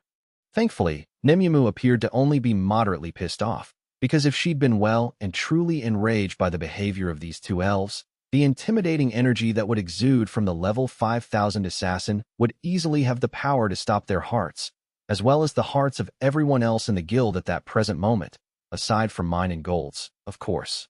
To avoid that happening, Nimue kept her temper in check and refused the elves' invitation in a calm voice that only hinted at the anger that lay beneath. As long as I'm with Lord Dark, I have no intention of speaking with you cretins or forming a party with you. Now leave us alone. Lord Dark? That's one weird name, Pretty Boy 1 remarked. Are you talking about this inferior kid who's with you? You can't be serious, said Pretty Boy 2. You'll be way safer and better off with us than with this dumb kid. Babe, you got two elves making a pass at you, and that practically never happens to girls like you. You'd have to be totally nuts to turn down this opportunity of a lifetime. The two pretty boy elves showed no sign of giving up, and as we still had to look for a place to stay for the night, I interrupted the conversation by thrusting my staff in between the elves and Nimue. Excuse me, sirs, but Nimue is a valuable member of this party, so if you don't mind, could you maybe not try to recruit her away from us? Lord Dark. As soon as I intervened on Nimue's behalf, the pissed-off look on her face suddenly melted away and was replaced by an expression you'd be more likely to see on a love-struck maiden, complete with reddened cheeks and moistened eyes. Any jury in the world would be able to tell just by looking at her that Nimue preferred me to the elves making a pass at her. Realizing they'd lost out to a dumb kid, the smiles from the elves' faces disappeared, and their perfectly trimmed eyebrows arched upward. Just who does this goddamn inferior think he is? Said Pretty Boy 1, his voice quivering with quiet rage. You better back off and stay in your lane, little boy. Pretty Boy 2 warned, raising his fist. Nimue and Gold hastily scrambled to get in the way to protect me, but I quickly called their names and made it clear from my tone that they were to stay exactly where they were. With a swift movement of my hand, I caught the elf's fist. Thunder Arrow, I uttered, unleashing the rare gacha card through the offending elf's fist and making him screech in pain. Since he claimed he was level 150, I was pretty sure this attack would only shock him rather than outright killing him, and he proved me right by collapsing to the floor, stunned but still alive. What the hell was that? The elf cried. Did that inferior kid seriously just catch my punch and use combat magic without even chanting a spell? That's insane. The elf sounded more shocked than angry, and with good reason. Normally, only a veteran mage would be able to perform unvoiced magic. Yet here was a human kid who looked no more than 13, who was not only able to easily block a punch one-handed, he was able to cast an unvoiced spell to boot. The elf receptionist who'd witnessed the whole scene looked every bit as surprised as the elf on the receiving end of the spell. Now, if you'll excuse us, we need to find an inn before it gets dark, I said to the pretty boy elves. Nimyamu Gold, let's go. Right behind you, Lord Dark, Nimyamu said obediently. It was nice meeting you lads. Gold managed to get out in between fits of giggles. Haughty power indeed. I started striding resolutely toward the exit, and the two elves scrambled out of my way as if I was some kind of freak of nature they'd encountered. Nimyamu followed close behind, a beaming smile plastered across her face and exuding the flowery aura of a princess who'd just been rescued by a gallant prince. Gold brought up the rear, still sniggering at his snide parting shot. I didn't anticipate that little run-in with those elves, but I think it's safe to say my party made a grand entrance, I thought to myself. And we were able to verify the guild had issued the Mystery Tower quest. Time to move on to our next objective, I think. While I went over this mental checklist for my own personal mission, I strode out through the doors of the guild building and headed off into the city. Chapter 7. Intertwined Schemes. Sir Mikhail, I have decided to become an adventurer again. What? Sasha was once again enjoying her regularly scheduled tea date on the lawn with Mikhail when she dropped this unexpected news on her husband-to-be. Sasha needed to get a closer look at the tower if she wanted to murder Light with her own two hands, but she kept the real reason for her decision to resume her old lifestyle to herself and spun a pack of lies to her fiancé.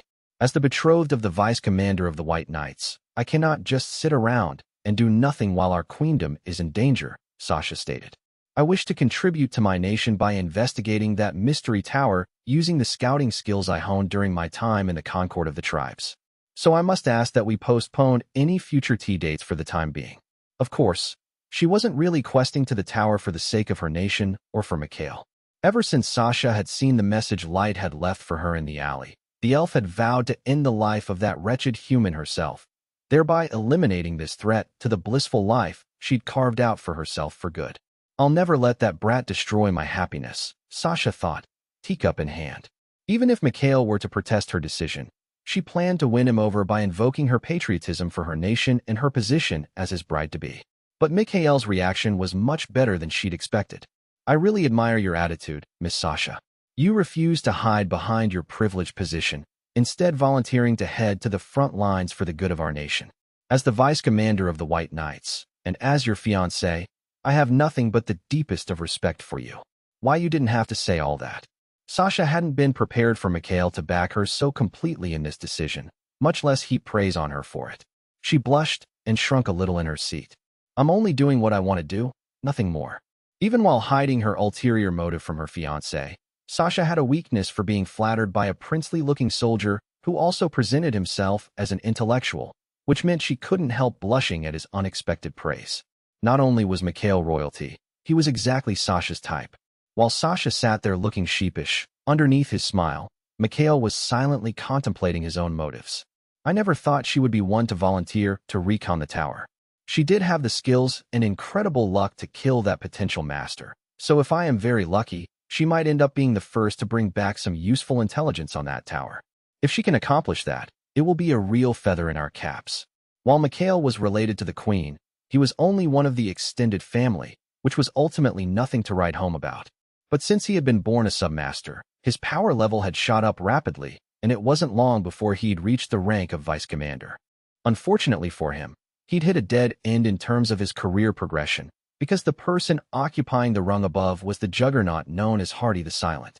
Since Hardy was the son of the queen, he had a more direct line to the last master, which in turn meant he had inherited more of his ancestors' powers. So much so, in fact, his power level had surpassed 3,000, making him the strongest fighter in the entire Elven Queendom. Commander Hardy has everything I do not, Mikhail mused. Hardy was unquestionably stronger than Mikhail, and everyone lauded the White Knight's leader for his position as the mightiest elf in the land. It was no exaggeration to say that Mikhail was inferior to Hardy in every respect. To put it another way, Mikhail could only attain the status, the glory, the fame, and Perhaps most importantly, the title he had always longed for once Hardy was out of the picture. I am well above level 2500 as it is, but it is unlikely I will go any higher. I am also unlikely to beat Hardy in a normal fight, but a fight over status and authority is another matter entirely. Mikhail had absolutely no qualms about this arranged marriage to Sasha. In fact, he welcomed it. His betrothal to her presented an opportunity to rise above Hardy in the political sphere. Not only did Sasha eliminate that potential master, she is now taking it upon herself to investigate the Mystery Tower. If she succeeds, with a few more contributions to the queendom, and if everything falls into place, any daughter we sire will have a very strong chance of ascending to the throne. If Hardy himself had been married with a daughter, that girl would be next in line for the throne. But at this moment in time, Hardy remained unmarried, and the prospect of him siring a daughter was completely up in the air. Mikhail could conceivably collude with the Chancellor while building up a commendable track record with Sasha, and those assets could very well pave the way to his future daughter taking the crown. While it was true that Mikhail wasn't a part of the main line of succession, he still had royal blood. If his daughter took the throne, and if he had her ear, he could attain the influence of a king from the shadows. In that scenario, Mikhail would handily come out ahead of Hardy in terms of his grip on power, even if he remained unable to beat Hardy in a physical contest. The mere thought of winning the long game and getting the better of the great Hardy, the silent sent shivers of joy coursing through Mikhail. But the track record we have right now is not good enough. Of course, if through her own devices, Sasha was able to solve the nation's Mystery Tower problem, that would be a huge coup for my aspirations. Though realistically, that might be hoping for too much. Beneath their serene smiles, both Sasha and Mikhail were lost in their own personal machinations. Neither breathed a word of their secret agendas as they continued their light-hearted conversation. Miss Sasha, my only regret is that I am unable to do a thing to help you in your distinguished undertaking, Mikhail said to his fiancée. As you well know, I am the vice commander of the White Knights, so I must remain ready to respond instantly to any order passed down by our superiors in the queendom. But since I am your fiancé, I wish to at least support you in spirit. Sir Mikhail, your support means the world to me, said Sasha. At a glance, the sight of these two beautiful love birds lifting each other up in this way was picture perfect, though what was really going on inside their heads was a different story altogether. Early the next morning, my party left the inn we were staying at and went to sign up for the Great Mystery Tower quest down at the guild, before making our way to the camp town on the edge of the forest to the west. When we got there, the place was bustling with other adventurers, soldiers, merchants, prostitutes, and plenty of other folk with a wide variety of occupations. Adventurers and soldiers definitely made up the majority, though. The soldiers' presence was largely down to two reasons. They were there to keep order, for one, but since the monsters were unlikely to come anywhere near this large gathering of adventurers of varying power levels, the camp town also served as a rest stop for them. We'd known in advance that this tent colony had been set up for the convenience of all the adventurers who were attempting the near-impossible task of doing recon on the Great Mystery Tower. We'd received the intel from some of our operatives who had been active on the surface world for about a year by this point. I immediately recognized those very same operatives in the crush of people, because, well, it wasn't hard to spot a group of human adventurers with hairstyles that looked like a rooster's comb. I knew they had seen us too, but they acted like they didn't know us as they made preparations to go hiking through the forest again. I was able to pick those guys out in a crowd no problem, thanks to their mohawks, I thought to myself. I think that hair suits them, since they stand out and make a lasting impression on anyone who sees them. I wonder why May and my other lieutenants were so against the idea of me having a mohawk. I'd once brought up the Mohawks' collective hairstyle with my inner circle in the abyss, but before I could even finish my sentence, all the girls had cried out in unison that I should never try to copy their hairdo, and that my hair was fine just the way it was. Even Nizuna had dropped her usual happy-go-lucky attitude to caution me against getting a haircut like that. And believe me, I had no plans of styling my hair into a mohawk, but I couldn't help thinking, like I had when I'd first raised the subject, that their unique hairstyle was a useful tool in getting them noticed and building up their reputations as adventurers. But my deputies had implored me not to even dream of it with such menacing looks in their eyes that I ended up not giving my honest opinion on the hairstyle. While I reminisced about this long-ago episode, I scanned the camp town and spotted the two pretty boy elves we'd ran into the day before. TCH, it's those no-good elves again, Nemuma muttered. Why do they have to keep staring at us like creeps? Just say the word, Lord Dark, and I'll make them pay dearly for their disrespectful attitudes by lopping off their heads. Not only were the two elves glaring at us, they were also leering at Nemumu's face, chest, and thighs with a mixture of sadistic lust and carnal desire. I guessed it was this special attention that had irritated Nemumu so much. Gold, on the other hand, calmly leaned over and whispered a bit of advice in my ear. "My lord, my gut's telling me those rotters are planning to ambush us once we enter the forest. Now, I'm not at all worried about those lads beating us in a fight, but do we really want to let them roam about freely?" Our objective that day was to meet up with Ellie and the others at the Great Tower, my original name for the superstructure. Gold was suggesting that the two pretty boy elves might tail us and end up witnessing us colluding with the tower dwellers. Nemumu picked up on Gold's forewarning and chimed in with her own suggestion. "Lord Dark, give me the order, and I'll immediately go and separate their heads from their shoulders." Incidentally, Nemumu was still thoroughly grossed out by the two ogling elves. I was pretty sure the level 5000 assassin's blade could behead those idiots without anyone in the Camptown crowd noticing. But even so, I shook my head at this idea. "Not that I doubt your skills to do that undetected, Nemumu, but you'll just start a panic if heads mysteriously start flying off in this crowd. We can take care of those two in the forest, though only if they attack us first." "Forgive me, Lord Dark," said a humbled-sounding Nemumu. "I wasn't thinking ahead." "It's fine," I replied, going through the same old routine as always. "I'm not a woman like you, so I can't even imagine how creeped out you are by them staring at you. If you want, you can stand behind me in gold." Of course, the blushing Nemumu was beside herself at my offer. Lord Dark, she made a noise that sounded a bit like a muffled squeal of delight. "You're far too kind to me." Nemumu's beaming face was so captivating, it didn't only draw the gaze of the two elves, but also the stares of every single other male adventurer within eyeline. Meanwhile, Gold was guffawing at the spectacle. "Are you really getting all worked up over those two cads making googly eyes at your ironing board of a chest, girl?" Gold chuckled. "And here I am, wondering what the bally hell there is to gain from staring at those tiny bee stings." "Gold, I am not an ironing board. I'm normal-sized, damn it." This time, the redness of Nemumu's face was purely down to her fury rather than affection.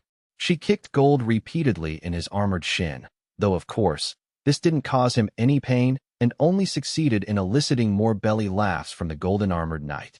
All of a sudden, Gold stopped chortling and a deadly serious expression appeared on Nemumu's beet-red face.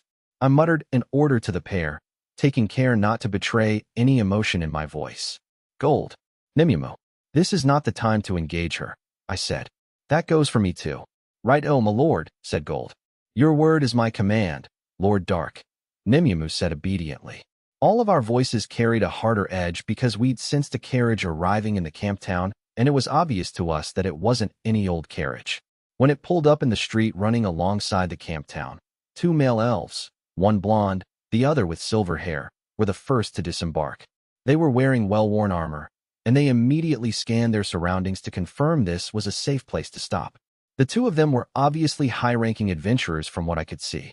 Next to alight from the carriage was the person the two elves were escorting, Sasha, who was the target of our revenge plot. As soon as I caught sight of her, I heard my back teeth grinding against each other. The last time I laid eyes on her was when I left her that message in the alleyway, and before that, when she cruelly left me for dead in the abyss 3 years ago. It would have been easy to give in to my emotions and kill Sasha where she stood, but I'd only be doing her a favor. After all, if I took her out here, she wouldn't get to taste one iota of the grief and despair I'd felt on that terrible day. A quick death would be too good for this snake of a woman, so I bit my tongue and stood down. The three of us turned our backs to Sasha and started discussing how we would approach our own trek into the woods. "Nemumu, you'll be our vanguard," I said. "Make sure you check the lay of the land as we get nearer to our destination." "Understood," Nemumu said. "Does that mean I should hack a path through the forest that takes us as far away from those monsters as I can, Lord Dark?" "Yeah, please," I answered. "Gold, you take the rear." "Right, oh my lord," Gold said. "I'll be sure to cover all our backsides, what?" Of course, this whole conversation was ad-libbed since we'd have looked out of place if we didn't discuss our plan of attack like the other adventurers at the camp. But despite our best efforts to ignore Sasha, our heightened senses told us she and her crew were coming our way. "We need to talk, human," Sasha said to me sharply. I slowly turned and addressed my nemesis for the first time in 3 long years. Is there some problem? Despite the years-long separation, Sasha's appearance hadn't changed a bit. Her flaxen locks still cascaded all the way down her back, while her long elf ears jutted out from under her blonde mane. If she had been human, it would have been possible to spot at least some signs of aging, but elves truly were a different species in that regard. Still managing to keep my anger in check, I coolly added, "We were in the middle of strategizing for our quest. Is there something we can help you with? I need you to remove that strange-looking mask so I can get a good look at your face, kid," Sasha stated, not even pretending to care if I was busy or not. Looks like the SSR Fool's mask is working as intended, I thought. The gacha item wasn't just a mask. It was able to create illusions and prevent people from being able to recognize the wearer. Even though my voice remained undisguised, Sasha had no idea who I was. To be fair, it had been 3 years since we'd last talked. Nemyamu jumped into the conversation, matching my slightly indignant tone and, like me, suppressing any anger she felt. Didn't you hear what he said? We were in the middle of planning our quest. Who interrupts a conversation without so much as an apology? Where's your common sense? I wasn't talking to you, Sasha yelled at her. Just because you are somewhat pretty for an inferior doesn't give you the right to take that snotty attitude with me. I'm not being snotty at all, Nemyamu replied, making sure her voice stayed calm and even. I know plenty of people who are more attractive than me, so I couldn't act snotty if I wanted to. Just because you have no confidence in your own looks doesn't mean you should take it out on me. Sasha's face flushed at being slyly mocked by Nemyamu. You inferior cow. Nemyamu was actually just stating the facts as she saw them, rather than intentionally trying to rile Sasha. Like she said, there were plenty of women in the abyss who were every bit as beautiful as Nemyamu, if not more so. There were, of course, my 4 lieutenants, as well as the fairy maids, who were all very attractive. But when compared to Sasha, it was clear Nemyamu would win out, and you didn't even have to take my word for it. If we were to conduct a poll among the adventurers in the camp town on who was prettier, Nemyamu or Sasha, Nemyamu would likely win hands down, and probably about 9-1, even after taking into account personal preferences. The reason Sasha was red to the tips of her ears was likely because she knew in her heart of hearts that Nemyamu outclassed her in the beauty stakes, and she had no comeback to Nemyamu's comments. I silently drew a bit of satisfaction from Sasha's reaction. Miss Sasha, please take it easy, one of Sasha's male escorts said to her. Sasha and Nemyamu's squabble was a couple of decibels louder than it really should have been, and the 2 women were drawing confused looks from the other adventurers nearby. Sasha's escorts tried to calm her down, but because they were much lower down on the social ladder than her, all they could do was timidly raise their hands and plead with her to stop. Of course, it also took a certain level of courage to intervene in a verbal spat between 2 women, and that was courage they didn't possess. I could tell Nemyamu and Gold were at pains to keep their emotions in check, while Sasha, the literal target of our current revenge plot, was within arm's reach. It also looked like they were so focused on managing their feelings, they had little scope to do much else. In any case, I felt I couldn't really afford to draw any more attention to us, so I decided to put an end to this little confrontation. Okay, you win. I'll take off my mask, I said to Sasha. But I must warn you, I wear this mask to cover up a horrible burn I got in a fire. It's not something any decent person should have to see, so are you sure about this?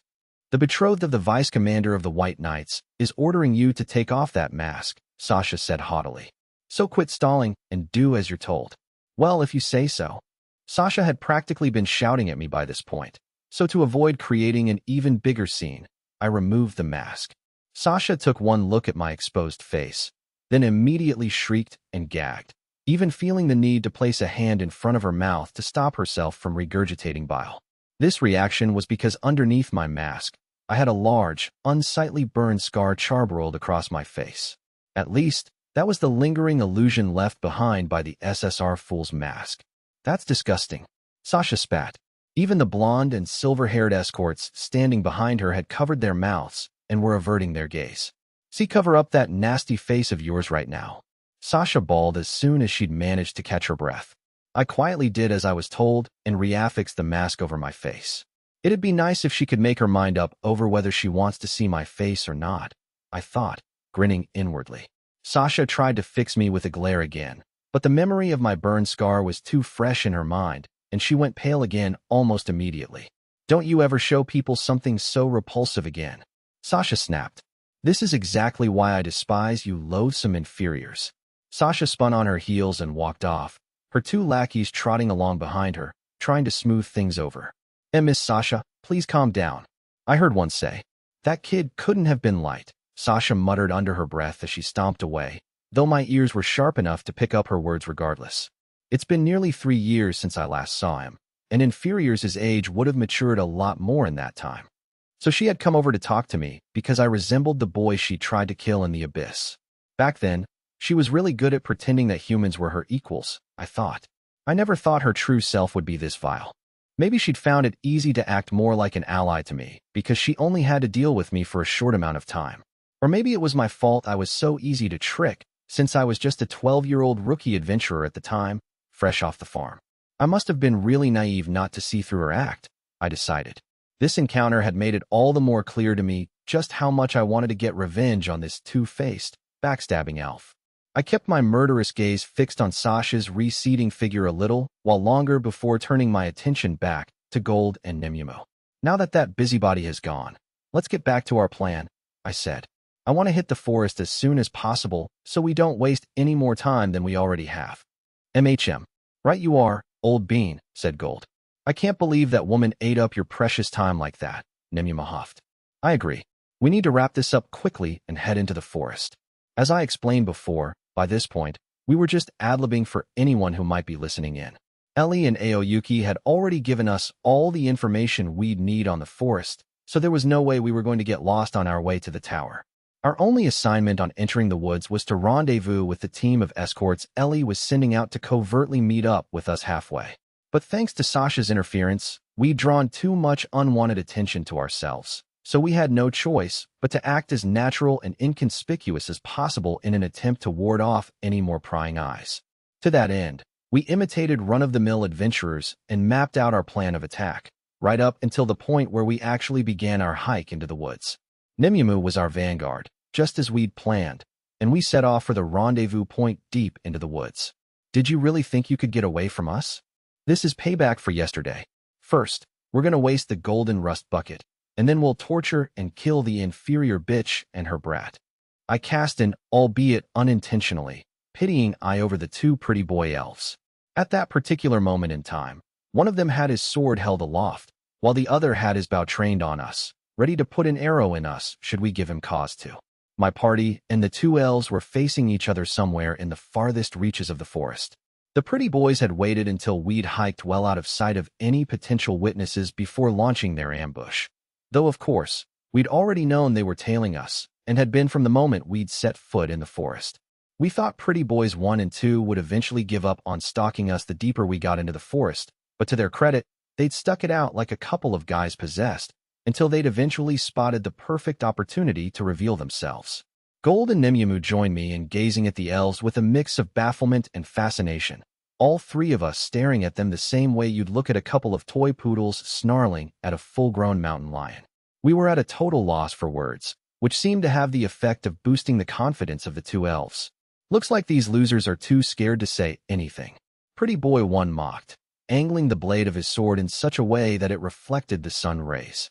Maybe they finally realized who the hell they're messing with. Pretty boy 2 jeered, his evil grin matching his partner's. Come on now, at least beg for your lives. We might even let you walk away if you do a convincing job of it. This peeved Gold and Nemumu enough to make them inch their fingers toward their weapons. My lord, Gold prompted. Lord Dark, Nemumu said. Well, these guys made their choice, so I guess we might as well go along with it, I sighed. But I don't want to leave a couple of corpses out in the open where they can get us into trouble. So do you think you can get rid of these dinks, Mara? The pretty boys looked confused as I hadn't given that order to Nemumu or Gold, the other members of my party. I'd made the request to someone who was completely unfamiliar to the elves, and perhaps more importantly, unseen. Are you completely off your gourd, kid? Pretty boy 1 snarled. What's this about? You trying to bluff your way out or something? That ain't gonna work on us. So say your prayers, black fools. Surprised? Yeah, we looked you clowns up. Pretty boy 2 leaped in. They say you made a name for yourself down in that Dwarf Kingdom dungeon. And now you want to strut around our guild like you own it too? If you had just shut your mouths and licked our boots like the inferiors you are, you wouldn't have to die here like animals. KH, KH, KH, KH, KH. cackled an ominous voice. You should have taken your own advice, because no one mouths off to our master like that. Huh, mumbled Pretty Boy 1. What? Pretty Boy 2 cried. Someone, or something, slapped a hand on the outside shoulders of the elves. The pair turned and found themselves staring up at a very tall woman, who must have been a good 2 meters tall at the very least. Affixed around the back of her head was a headband fashioned to look like an open mouth lined with jagged teeth, which just happened to resemble her own mouth that was stretched into a grin that seemed to extend all the way from one earlobe to the other. Her hair, which stretched all the way down her back, framed a sublimely elegant face with eyes that flashed crimson. Towering over the elves, the woman looked like an apex predator that was licking its lips at the unlucky prey it had just caught. A special mention should go to the woman's unusual clothes. She wore a full-length dress that was so long it covered her feet, which you might think was normal enough, but the sleeves of her dress were also long and wide enough to completely swallow both of her hands, which were presently resting on the shoulders of the 2 elves. The moment the pretty boys turned around, eldritch sounds emanated from these open sleeves, followed soon after by the gory mastication of flesh and bones. Pretty Boy 1 screamed, prompting Pretty Boy 2 to turn to his partner in confusion. What's up with you, Ga? The 2 elves, who only minutes before were threatening to torture me and my party, were being eaten alive by the woman's sleeves. The teeth of whatever it was that was in those sleeves gnashed and gnawed their way through the elves' armor, sinews, and skeletons without spilling a single drop of blood or leaving behind a solitary chunk of flesh.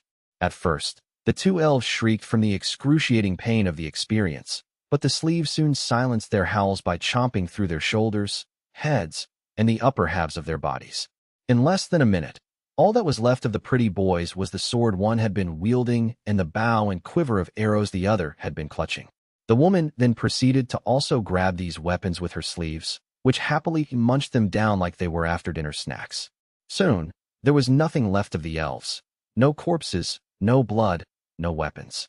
Our would-be murderers had been completely wiped off the face of this world. After the woman had finished removing all trace of the 2 elves, I apologized to her. Sorry about that, Mara. I didn't deal with those guys earlier because I thought they'd eventually give up and turn back the farther we hiked into the forest. I never imagined they'd follow us all the way out here. I ended up giving you extra work, didn't I? Mara cackled like a crazy heron again. No need to worry about me, master. Sure, they tasted gross, but I'll eat 1,000 of them, or even 1,000,000, if you want me to. Appreciate the help, Miss Mara, Gold said. But I do wish the way you go about dispatching these rotters wasn't so bally-ghastly. I hate to agree with him, but he's got a point, Nemumu concurred. What are you so afraid of? Mara teased, chortling again. We're all on the same side here, aren't we? Mara's laughter seemed to draw 3 more people out of the shadows. A beautiful maid with red and blue hair, a shirtless, muscular young man wearing a coat like a cape, and a cute girl with a musket. Master Light, as Mara says, you don't need to apologize, the maid said. I myself and the rest of us are only here to serve you. It was the cute girl's turn to speak next, but she just stood there timidly without saying a word, so the musket in her hand spoke for her. What she wants to say is she thinks Ms. Ice Heat is right, the musket said, wriggling slightly in the cute girl's hands and clicking with each word. That makes 3 of us, the young man added. You got any problem at all? You just gotta ask. I've always got your back, bro, and don't you forget it. I flashed a smile at Mara and the other 3 faces I hadn't seen for ages. Ice Heat, Suzu, Jack. It's been a while. On hearing me say her name, Ice Heat briefly flushed and trembled slightly, before swallowing down her emotions and regaining her usual calm, sober demeanor. Master Light, forgive me for not properly greeting you yet, Ice Heat said, and she curtsied. I, Ice Heat, have come with Mara, Suzu, and Jack to receive you. Ice Heat served as one of my maids in the Abyss, but she'd shown up here in her original summoned form as a warrior in a housemaid's outfit with a large gauntlet on each hand. Ice Heat's multicolored hair was bunched into pigtails, and one half of it was red while the other half was blue, in keeping with her name. I'm still sorry for not dealing with it sooner, guys, I said with a smile. After all, I just allowed a couple of weirdos to wander up to us and try to mess with us before we could make it to the rendezvous point. Please, it's not your fault, said Ice Heat. The assigned rendezvous point was a destination, nothing more. Suzu made sure there was no one else within a 300-meter radius of us. In fact, we are at fault for not thinking of moving to your position sooner, and I apologize for this oversight. I feel your steadfast devotion to me is one of your strong points, Ice Heat, but I really mean it. I'm the one who should be apologizing, not you, I said before changing the subject. Well, anyway, could you lead the way to the great tower where Ellie, Oyuki, and Nizuna are waiting for us? Of course. Follow us, Ice Heat announced, then turned to the cute girl to prompt her to take the lead. Suzu. Suzu was shorter than Ice Heat and had youthful features. She nodded silently at Ice Heat's implied instructions, which caused the maid to wince ever so slightly. Whenever Ice Heat spoke directly to her, Suzu wouldn't respond with anything other than a simple nod, which very clearly rubbed the fiercely by-the-book Ice Heat the wrong way. Suzu's musket quickly jumped in to placate the maid and defuse the situation. Sorry about my partner, Lord Light, Ms. Ice Heat, the musket said. You know how incredibly shy she is. It's fine, Locke, I replied, calling the musket by its name. Anyway, we should get going. We don't want to make Ellie and the others wait any longer than they have to, right? Of course, Master Light, said Ice Heat. They're right this way. At my command, my expanded party set off for the tower, with Suzu taking the lead, followed by Nimyumu and me, Ice Heat walking behind me and slightly to the right, and Mara, Jack, and Gold bringing up the rear. Gold was chatting away to Jack, sounding unusually excited. By George, I can't believe you came out to meet us too. Jax, you old bruiser. You have no idea how bally long I've been waiting to lay eyes on you again. Thank Miss Ellie for that.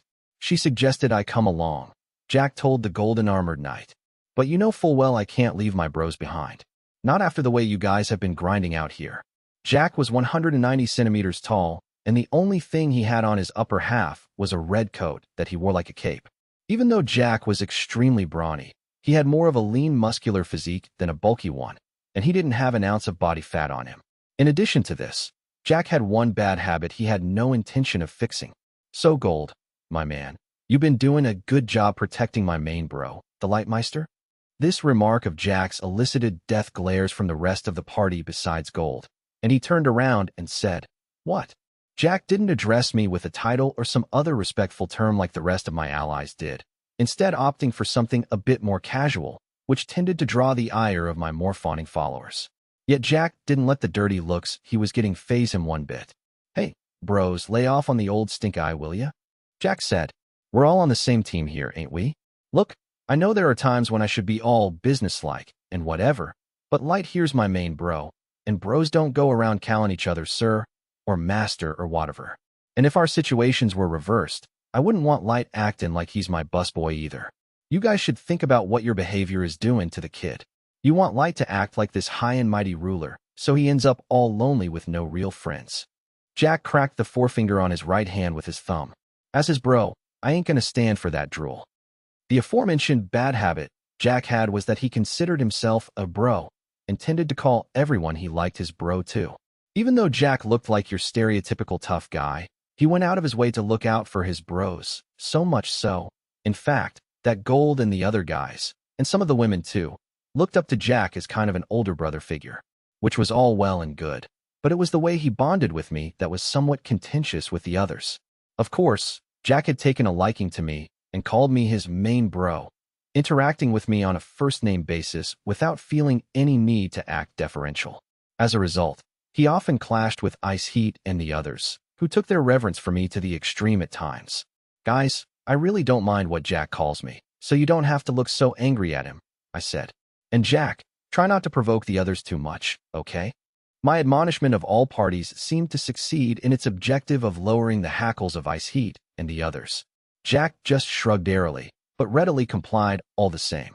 However, I could feel the general mood was still a little on the sour side, so I decided to change the topic of conversation. Ice Heat, you usually only wear your maid outfit in the Abyss, but I see you have your gauntlets on now too, I noted. I can't remember the last time I saw you wearing them. I have spent much of my time in the Abyss learning the finer points of the maid's code from May, so I myself feel a little strange being fully equipped on this mission, said Ice Heat. She was usually a strict disciplinarian when talking to others, but chatting to me, her expression had softened, and she smiled in a way that told me she was enjoying this little chit-chat. Ice Heat did indeed work as one of my maids under the supervision of May, and she took her job very seriously, working extremely hard to perfect her craft. Whenever I teleported back to the Abyss, She would usually be the one to come and escort me around my stronghold as my bodyguard. Although Ice Heat was originally intended to be a gauntlet-wearing warrior, I saw her more as a maid. However, the most distinctive thing about her look was her bicolored hair, which she wore in 2 long bunches. The right half of her hair was flaming red, and the left half was an iceberg blue. It wasn't just her hair that was distinctive, though. She was around 170 centimeters tall, and she had large breasts, long legs, and an hourglass figure. Yet her body was also taut and well-toned, giving her the look of a top battler. Her large, angular eyes sat either side of a nose with a straight bridge. Although it was true that Ice Heat was certainly statuesque, dashing would be a better description for her than cute. For that reason, she probably had an easier time attracting women than men. Mara broke into the conversation by cackling and poking fun at Ice Heat. If it feels that weird, what's preventing you from taking off your gauntlets right here and now? In fact, who says you have to stop at those gauntlets? Go nuts. Take off that maid outfit and really let your hair down. I myself would never engage in such indecent and improper behavior in front of Master Light. Ice Heat sniffed. Mara, do I need to personally re-educate you on what is and isn't acceptable conduct after this mission? Now you're talking, Mara said, cackling again. But if you wanted to hang out with me, all you had to do was ask.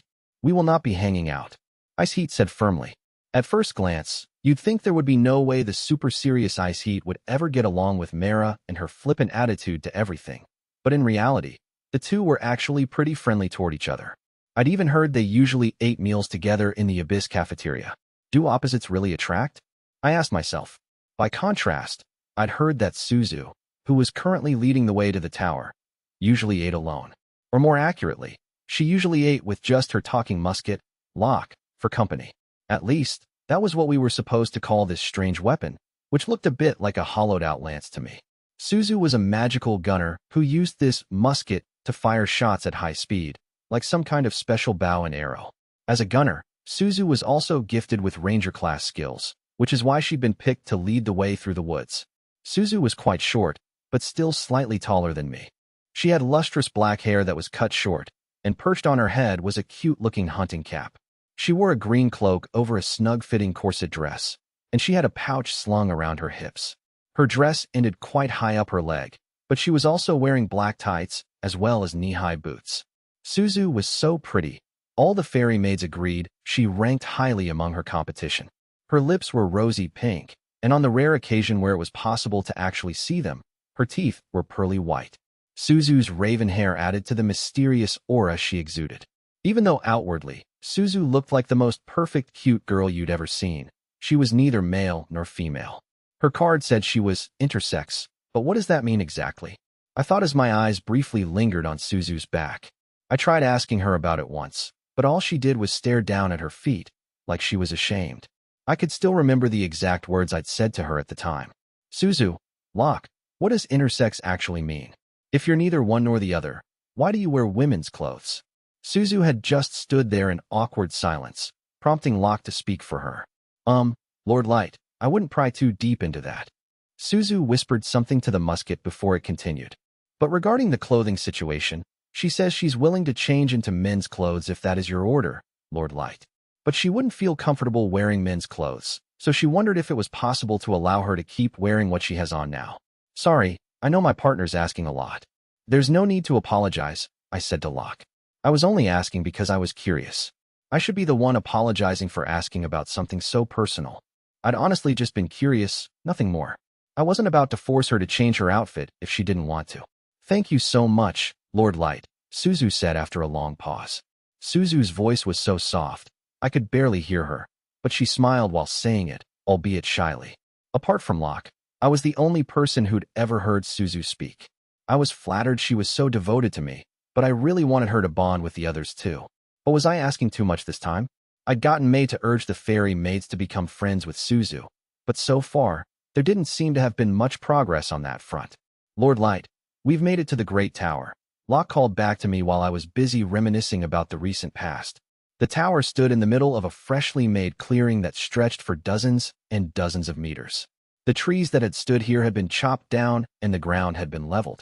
It was as if a huge hole had been carved out of the wild, untamed forest. Then there was the marble white tower itself with its circular tiers, the biggest at ground level and growing smaller the higher the tower ascended. We'd draw in a lot of people if we turned this place into a tourist spot, I thought. We could even charge people money to go all the way up to the top floor. While I was absent-mindedly musing on this, I gazed up at the huge tower and spotted Aoyuki dangling her slender legs over the side of the first tier.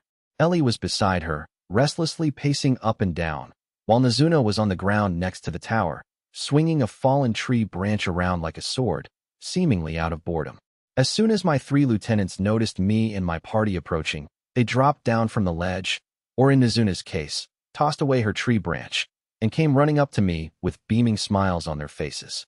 "Blessed Lord Light, I'm so glad you're here," Ellie gushed. "Master, what took ya?" Nazuna called out, waving her hand up and down wildly. "Mro," Aoyuki purred, rubbing up against me like a real cat. After a few brief greetings, we decided to all head into the tower, where it was more secure, and while we were making our way inside, Ellie briefed me on the particulars of the ongoing operation. Before my party had arrived, Aoyuki had been busy making sure wayward adventurers were kept well away from the tower, deploying and coordinating monsters she had tamed via direct mental links to them. We'd also taken a number of other magical measures to ensure that no outsiders could roam the immediate vicinity of the tower unchecked. But even so, we knew someone or something might be monitoring us with some as-yet unknown power, which was why we hurried inside the tower as quickly as possible. The internal part of the tower was created by my magic, and I've also applied the power from the Abyss's dungeon core, Ellie explained. That makes it both physically and magically impossible for anyone to observe us or listen in on us while we're in here. So you can relax and be at ease, blessed Lord Light. If Ellie said the coast was clear, who was I to doubt her? I took off my SSR Fool's mask and secreted it away in my item box. I didn't find the mask suffocating at all or hard to see through, but even so, I felt more comfortable without it on. The first floor of the tower was lined with pillars that looked so massive they could easily pass for 1,000-year-old trees, and if I strained my eyes, I could see a red dragon about 10 to 15 meters in length curled up asleep all the way at the back of the huge room. It seemed as if entering its space uninvited had awoken the dragon, and the creature greeted us with a low but menacing growl. "Hey you," Ice Heat shouted over to it. "You might be a huge flying lizard, but that doesn't give you the right to snarl at Master Light like that." The bloodlust emanating from Ice Heat and the others crashed against the red dragon like a wave, and sensing it was in mortal danger, the poor creature rolled over onto its back and exposed its belly while literally whining like a dog. The dragon even gazed at us through teary eyes, and I couldn't help finding the whole spectacle rather adorable. I chuckled awkwardly and waved my hand to settle my troops down. "I really don't mind, you guys. You don't need to scare the poor thing." My intervention managed to dispel the aura of bloodlust around my party, and Ellie hung her head in apology. "Forgive me, blessed Lord Light. I summoned one of my pets, but it has ended up being rude to you. I do require a red dragon for our plans, but I'll make sure to thoroughly punish the beast later." So Ellie was the one who'd summoned it. No wonder I'd never seen this creature before. I flashed a smile at the red dragon before turning to Ellie and saying, "I'm fine with it, honest. If you really need to scold this guy, don't go too overboard." The red dragon rolled over onto its front and bowed its head to me several times, still making whining noises. I found the whole display so delightful, I couldn't help smiling from ear to ear, though I did have to wonder why we needed a dragon of all things in the tower. Still puzzling it over, I released my SSR teleportation card to transport my team up to the 5th floor. Ellie had told me the tower was designed to be foolproof against teleportation magic, but since the jamming mechanism hadn't been activated yet, I was able to use my teleportation card just fine, and we instantly arrived in a fairly nondescript room. Waiting for me in the center of it was a throne made out of the same material as the tower itself, but other than this regal-looking seat perched atop a dais and a red carpet leading up to it, there were no other furnishings in the room. Ellie gestured for me to proceed, so I walked up to the throne and sat down. My 3 lieutenants dropped to one knee in front of me and lowered their heads, Aoyuki and Nazuna to my right, while Ellie was to my left. Kneeling directly behind them, going from right to left, were Gold, Nimyamu, Ice Heat, Mara, Suzu, and Jack. After an appropriate pause, I addressed my soldiers. "You may raise your heads." All of them did as they were ordered, and as I looked from face to face, I saw a variety of expressions, though each one conveyed absolute fealty to me. Once upon a time, I would have been totally weirded out by this display of veneration, but I was mostly used to it by this point, and I continued without missing a beat. Ellie, could you fill us in again on where we are at with the Sasha revenge plot, please? I said. Why? Gladly, bless Lord Light, Ellie said. She cleared her throat and launched into her grandiloquent lecture. It was blessed Lord Light who originally came up with this revenge plot that ensured Sasha got her just deserts. I simply added my own little flourishes to it. She was right on that. Just before I departed on Operation Adventurer, which had brought me up here to the surface world, I had summoned my inner circle to my office in the abyss and laid out the basic outline of my revenge plot. Our agents on the surface have informed us that Sasha is about to marry the Deputy Knight Commander, who is related to the royal family by blood. I told them at the time. She must be on cloud 9 right now, and as a former fellow party member of hers, I want to celebrate this happy occasion in the best way possible. I went on to outline the crux of my plan to my 4 lieutenants. We'll have Sasha and her fiancé face us together. Then we'll give this fiancé of hers a choice. Abandon Sasha or fight us. Sasha had tried to kill me, and years later, she was on the verge of marrying her fiancé and starting a new happy life with him. I was pretty sure Sasha and her husband-to-be shared a strong bond, so he wasn't likely to abandon his fiancée even if pressured to do so, but I had been stabbed in the back and left for dead by my supposed allies in the Concord of the tribes, and I was almost certain Sasha had never felt such a crushing sense of betrayal like that in her life. So I decided I would engineer this situation on the off chance that, if her fiancé did choose to abandon her to save his own skin, Sasha would experience the same sorrow I'd felt that day, even if it was only a small taste of it.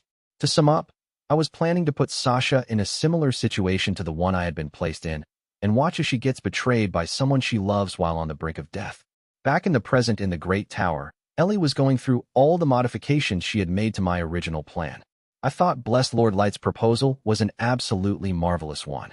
However, I believed it also presented us with a great opportunity to get more out of it than simply ridding ourselves of a traitor. Ellie continued with a satisfied look on her face. That treacherous elf Sasha will certainly die. Of that, there is no question. But if we're going to kill her, then we should do it in the most effective way, one that will maximize what we get out of it. I didn't want to let this opportunity go to waste. Ellie started giggling like an innocent little girl. It was the kind of display that was so charming. It would have made every single male on the surface world fall in love with her if they had witnessed it. Of course, her giggling was in complete contrast with how dark and calculating her plot was. First, we'll get Blessed Lord Light to take back information on the Great Mystery Tower, which will raise his reputation as an adventurer. In fact, this one achievement alone might be enough to get the Elven Queendom Guild to raise his party's rank. The next step in the plan gives us an opportunity to test out our strength. I know we are very powerful beings compared to the fighters up here on the surface world, but with this tower, we can draw in large numbers of enemies and see how we would actually fare in a fight against them. As you will recall, Blessed Lord Light captured the elf known as Kaido in the Dwarf Kingdom dungeon. Ellie continued. While scouring through his memories, I found out that the White Knights are likely to have information that could prove useful to us. Therefore, if we capture the White Knights, we should be able to extract more information about masters from them.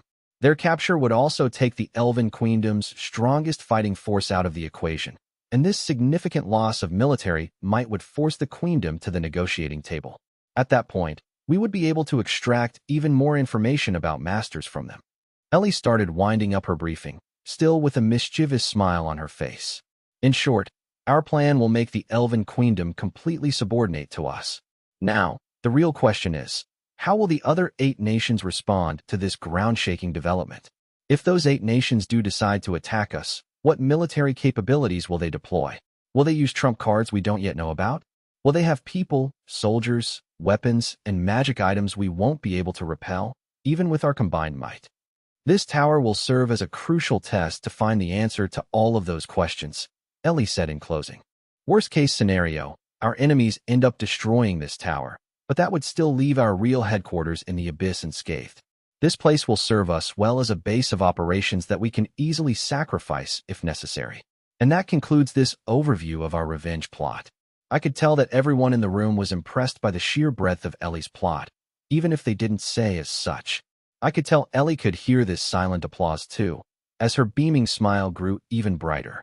As a key member of my brain trust in the abyss, Ellie had indeed come up with an outstanding plan that would maximize the benefits we could reap from this situation. In any case, it wasn't as if she was telling us all something that was still on the drawing board. Even as we stood here talking, her plan was proceeding swimmingly. That didn't stop me from wanting to ask Ellie some questions about it. However, "That was stellar, Ellie," I said. "But could you clear up a few things that are concerning me?" "Of course, blessed Lord Light," said Ellie. "I will answer any question you see fit to ask. I don't see any problems with the actual plan you have come up with. But are you totally sure Sasha, her fiancé, and the rest of the White Knights will show up at this tower?" I asked. "Oh, yes, they definitely will," Ellie replied. "In fact, things have already been set in motion." I was confident that Ellie would come through for me, but her plan wouldn't count for anything if Sasha and the White Knights failed to take the bait, so I needed to make sure our enemies really would act the way we anticipated. But the Super Witch simply smiled at me and proceeded to put my mind to rest. "When you leave here, you'll head to the Adventurers Guild and hand in a report giving details about the Mystery Tower. However, we'll also let Sasha submit a similar report to the guild, with the help of Aoyuki and her monster-taming powers, of course." "Meow," Aoyuki mewed in assent. "The Queendom will receive this totally new information on the tower from two separate sources. One report submitted by a human adventuring party, and one by an elf adventurer. If both reports basically match each other, the Queendom authorities will be more likely to believe the info, never even realizing that they're dancing to our tune." It sounded like there was a lot more to me taking back intel on the tower than just scoring some kudos for my party. "We'll make it so that both your party and Sasha's relate to the guild that a red dragon is living inside this tower," Ellie continued. "Even though the tower is quite a distance from the Queendom's capital, a dragon poses an immediate threat to them if you take into account how fast they can travel. Unless they have an extremely incompetent person in charge, no leader of a nation would ignore a dragon on their doorstep. And if that is coupled with the possibility that there is potentially someone controlling that dragon, and that other powerful monsters might be lurking inside the tower, the Queendom would have no choice but to send the White Knights here. It was just like having a large, dangerous monster living next door to you. Your only choices were to either move somewhere else, or if you were an adventurer, to eliminate, or at the very least, drive out, the monster. Since it wasn't really possible for the Queendom to just up and move, that meant they'd either have to kill the red dragon or chase it out of their nation. And the odds of the Queendom sending the White Knights to carry out such a task were 9-1. Even this second son of a peasant farmer knew there wasn't a fool alive who would decide against deploying their strongest fighters to deal with such a problem. So she summoned a dragon for the sole purpose of Sasha seeing it? I mused. I thought back to the red dragon on the ground floor of the tower, the same dragon that had rolled over and played dead simply because my troops had given it a dirty look. Ever since that moment, I'd been wondering what reason Ellie had for summoning that dragon, but I finally understood. She definitely wasn't lonely for a pet, that's for sure. "Thanks to you, blessed Lord Light, we were able to tell Sasha in writing that you'd be waiting for her at the Great Tower," Ellie said. "So not only will that vile woman want to be recognized for getting the intel on this tower, she'll also want to personally make sure you're dead in order to secure her peace and happiness. And to do that, she will join the White Knights and—" She stopped abruptly at this point because she couldn't help her teeth grinding while talking about Sasha. And she wasn't alone in having that reaction. The fifth-floor throne room filled with the sound of back teeth grinding in anger because everyone else was doing likewise. Sasha's fiancé is called Mikhail, and he is the vice commander of the White Knights. According to the memories I extracted from Kaido, Mikhail is very ambitious and sees the White Knights commander as a rival. He's rumored to be colluding with the Elven Queendom's chancellor, who is apparently working behind the scenes to get rid of the commander due to him being the principal figure in the traditionalist faction. I don't see how those petty opportunists can possibly stand by and not try to use this new info about the Red Dragon to their advantage. Ellie predicted Mikhail and Sasha would attempt to resolve this tower crisis together in order to attain the level of prestige they would need to put their future daughter firmly in the running to become the next queen. The Chancellor would also no doubt provide an extra little push in that direction, ensuring that both Sasha and Mikhail would enter the tower on a seek and destroy mission. And that's why I believe the entirety of the White Knights Order will participate in this mission to the tower, Ellie summed up. But I guarantee our guests will be thoroughly entertained by the strongest fighters we have to offer, as you can see. Beaming triumphantly, Ellie placed her right hand on her body and extended her left hand toward my troops. And what a welcoming party it was that awaited them. Aside from the Forbidden Witch herself, there were my two other SUR level 9999 lieutenants, the Genius Monster Tamer, Oyuki, and the Ancestral Vampire Knight, Nizuna. They were familiar enough faces by this point, as were Gold and Nemumu, though these two would be taking no part in the tower battles. That just left the four other warriors who had been assigned to fight the White Knights. First up was UR level 7777, Double Gunner, Suzu. But instead of responding to me, the still kneeling Suzu whispered something to Locke and got her musket to speak for her. My partner says she'll do whatever it takes to make you proud, Lord Light, Locke reported. Next up was UR level 7777, Chimera, Mara, who erupted into her trademark cackle.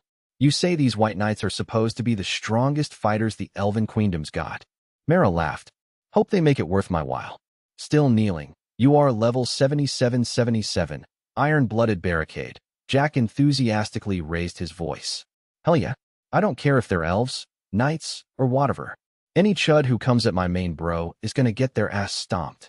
And last but not least, UR level 7777, Frozen Firestorm Grappler, Ice Heat, whose expression was deadly serious as she spoke. I, Ice Heat, will gladly lay down my life as well as fight with all my might for my Master Light.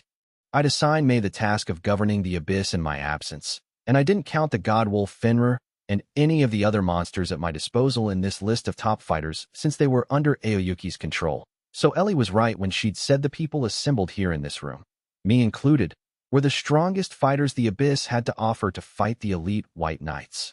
Like Ellie says, the elves won't have any time whatsoever to get bored in this little tussle, I thought to myself, smiling smugly. Great work, Ellie, I said out loud. We should be able to give Sasha and her chums the fight of their lives. I'm so glad you're happy with my efforts. Blessed Lord Light. Ellie gushed, a genuine smile lighting up her face. Now that all of my concerns had been alleviated, I was free to focus all of my energy on the thrill of getting my revenge on Sasha. Chapter 8. Sasha's Recon Mission. Ugh, that woman pisses me off so much. Sasha ranted as she pressed forward into the wild forest, acting all snooty just because she thinks she's so pretty. And that little inferior brat was every bit as disgusting as Light was. I wish every damn inferior would just go drop dead. Thanks to her level 500 abilities, Sasha was making faster progress through the forest than even she would have anticipated based on her past experiences as part of the Concord of the tribes, with the two elf escorts she had brought with her following at a distance. Sasha had previously done some questing in this forest back when she was a rookie adventurer, not long after she'd been driven out of her father's estate. And even though she hadn't been back to these haunts in a very long time, she'd cleared the outer edges of the forest with ease and was making good progress toward the tower. A sudden shock made Sasha stop in her tracks. She silently signaled to her two escorts to stand completely still and not make a sound. Sasha had sighted a monster scratching itself against the trunk of a tree nearby. The creature was a good 10 meters long, walked on 4 legs, and had a snake for a tail that was thicker than Sasha's torso. That same snake tail slithered about in midair, stretching and compressing itself, and flicking its blood-red tongue in and out, seemingly out of boredom. What Sasha didn't know was that this beast was a snake hellhound, a level 1000 monster. But even so, the thing looked terrifying enough to give Sasha goosebumps. What even is that thing? A monster out of a ghost story? Sasha thought. Is this supposed to be that giant snake-tailed quadruped that's reportedly been attacking adventurers who get anywhere near the tower? Sasha continued her mental griping as she carefully observed the creature's every movement. The monsters that live deep in these woods are supposed to be between levels 150 to 200, but that thing looks way more powerful than that. No level 100 or even level 200 adventurer could ever hope to take on a behemoth like that. Do I really have to fight my way to the tower with this thing prowling around? Am I being punished? What did I ever do to deserve this? If the creature spotted Sasha, she'd be a goner in an instant, and the stress of that grisly thought gave Sasha sharp stabbing pains in her stomach. After a while, the snake hellhound trotted off into the forest, leaving the elves alone again. Sasha breathed a huge sigh of relief, or rather, it was like she was exhaling for the first time since laying eyes on that monster. The blonde and silver-haired escorts had followed Sasha's lead and kept their breathing and movements to a minimum after quickly realizing that their employer had spotted a very deadly monster. I can't just keep forging ahead through the forest now. Not with that absolute freak lurking around in here. thought Sasha. But if I don't reach the tower, my life will be ruined. Miss Sasha, are you okay? One of the escorts had approached Sasha to check on her, but her nerves were so frazzled, she was unable to answer him immediately. She had, however, hit upon a realization. That was a ridiculously high-level monster, but it had no idea we were standing so close by, so its detection abilities must be fairly weak. And that thing was rubbing itself against a tree, marking its territory, perhaps? The scratches those monsters leave on the tree trunks will give us some clues on where exactly they're prowling around, and if one of them is nearby. That should give me a chance to avoid those nightmarish creatures completely and get nearer to the tower. Miss Sasha, one of her worried-looking escorts called out to her again, but all he got in response was an ice-cold look from Sasha. And if I do run into that thing again, I always have a couple of decoys I can throw its way. The escorts Sasha had brought with her were totally her type in the looks department, but when it came down to her own survival and a life with Mikhail, they were entirely disposable. Sorry, I'm fine, Sasha said finally. Come on, let's move. The snake hellhound had scared the living daylights out of Sasha, but now that she knew she had the ability to avoid the creature, Sasha decided to press forward with her recon mission to safeguard her marriage. Of course, what Sasha didn't know was that the snake hellhound had absolutely been aware that Sasha's party was nearby. In fact, covert monsters that Aoyuki had tamed were constantly monitoring Sasha's movements through the forest. Aoyuki had ordered this particular snake hellhound to pretend to ignore Sasha and rub itself against a tree trunk, even though it had no need to. This action was a calculated one to fool Sasha into thinking the creature was marking its territory. Aoyuki's goal had simply been to frighten Sasha, though not too much, because she couldn't risk the elf giving up on her recon mission altogether. Aoyuki was planning to make Sasha's quest as stressful as she could possibly get away with. After all, this was the wretched woman who'd made her master's life a misery, the same master Aoyuki had dedicated her mind, body, and soul, and every single drop of her blood to. But ignorant of this malicious ruse against her, Sasha once again took the lead in the elf party's foray through the woods, a needlessly determined look etched across her face. A few days later, Sasha reached the large clearing that encircled the white layered edifice. From her vantage point, she had a clear view of the one and only opening that led inside its bottom tier. That must be the entrance to the tower, Sasha concluded.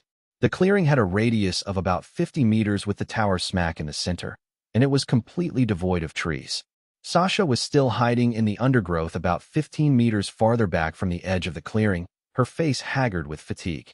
She'd made herself some makeshift camouflage out of leaves and branches, as well as deliberately smeared mud on her face.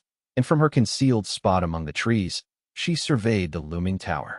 She hadn't brought her escort/emergency decoys with her to the clearing as she reckoned they would only be a hindrance, instead making the two male elves hide and wait some distance away. She would rendezvous with them once she was done surveilling the tower. It had taken her an inordinate amount of time to get to this place, and the trip had frayed her nerves as well as her stomach lining, largely due to the amount of times the monsters lurking in the forest, the snake hellhounds, had suddenly just plodded right across her path in front of her eyes without any warning. The creatures had a tendency to noisily make their presence known only about a meter or so away from her, and the only way Sasha could keep from screaming in surprise when that happened was by clapping both hands over her mouth. This scene had repeated itself every so often, even though Sasha had purposely tried to avoid the marked territories as she threaded her way through the forest. Sasha had put all of those close shaves down to simple bad luck, but in reality, those incidents were yet more calculated harassment, courtesy of Aoyuki. Without once suspecting that she was being toyed with, Sasha had continued her trek toward the mystery tower, making sure to slalom her way around the fictitious boundaries that marked the snake hellhound's supposed territories. She drafted detailed maps of what were seemingly safe routes and made notes on the monsters she saw, including their classification and where they could be found lurking. But finally, after all of that endeavor, she was close enough to the tower to observe all the comings and goings with a strong degree of confidence that she'd be able to see everything that was going there. After a few hours of watching the tower entrance like a hawk, Sasha finally spotted some movement. Ah, so those monsters really do live in that tower, she thought to herself. She saw a number of snake hellhounds coming out of the entrance and bounding away into the forest. But then she spied something that shocked her completely. Are you kidding me? She gasped internally. Is that a D-dragon? Is that seriously a dragon coming out of that tower? The sun's rays reflected brilliantly off the crimson scales of the red dragon that had just emerged from the tower. The dragon arched its back and stretched, and as its neck and forearms extended, it spread its giant wings. The red dragon was over 15 meters long, and even from a distance, Sasha could tell it was a high-level monster. The dragon gave its body a shake and yawned wide, revealing teeth so razor-sharp they looked like they could pierce anything. Folding up its wings again, the dragon went back inside the tower, leaving Sasha totally stunned and drenched in cold sweat. Those dangerous quadrupeds are one thing, but how the hell is there a dragon living in that tower? Wouldn't it fight with those four-legged beasts? Is this tower a dungeon that spawned this dragon and all those monsters? Monsters spawned in the same dungeon didn't fight each other, or for that matter, didn't even need to eat. One theory was that monsters got mana from the dungeons they resided in, negating their necessity for consumption of food, which made some sort of sense because it was logical that the dungeons themselves wouldn't want the monsters they'd created to go around destroying each other. This dragon's just a short hop and a skip away from the capital. If it ever decided to fly to the city, it could wreak untold damage. Just imagining the carnage made Sasha's head hurt. Does this mean that inferior, light, is waiting for me in this hellhole that's teeming with monsters? Could this be a trap? Perhaps it was a woman or some other group jealous of Sasha's betrothal to Mikhail who were responsible for setting up this trap. But Sasha quickly waved away this notion. The tower had only appeared after she'd seen that missive on the wall which had been specifically addressed to her from Light, and there was no way anyone else could have known about this tower in advance and posted that message. Whatever the case, a dragon like that can't be left to its own devices. Its very presence threatens the capital of the queendom. I need to hurry back and hand in my report as soon as I can. Sasha had intended to explore the inside of the tower if she'd seen her opportunity, but this new information had meant that was out of the question. Right now, her main priority was to report the presence of this dragon to the queendom's authorities as quickly as possible, before the dragon got it into its head to attack the capital. Sasha slowly retreated into the shadows and departed from her concealed position on the edge of the clearing, taking extra special care to match the sound of her movements to the sound of the wind. Though, of course, Aoyuki's monsters continued to observe Sasha's every move without the elf even having an inkling she was being watched. In response to this disturbing new information about the Great Mystery Tower, an emergency meeting was called in the council chambers of the Elven Queendom Palace. You're telling me there's a red dragon in that tower? Queen Lif 7 practically screamed on hearing the report. There were loud murmurs from the rest of the people in the chamber at this news. The Chancellor, who was once again sitting to the left of the Queen at the conference table, did his best to feign concern, but his barely concealed joy was obvious to anyone looking at him. On the Queen's right, Hardy sat in silence with his eyes closed. The other officials and head knights present in the room talked about the red dragon with the people sitting next to them. When the murmurings had subsided a little, the Chancellor aired his opinions on the matter.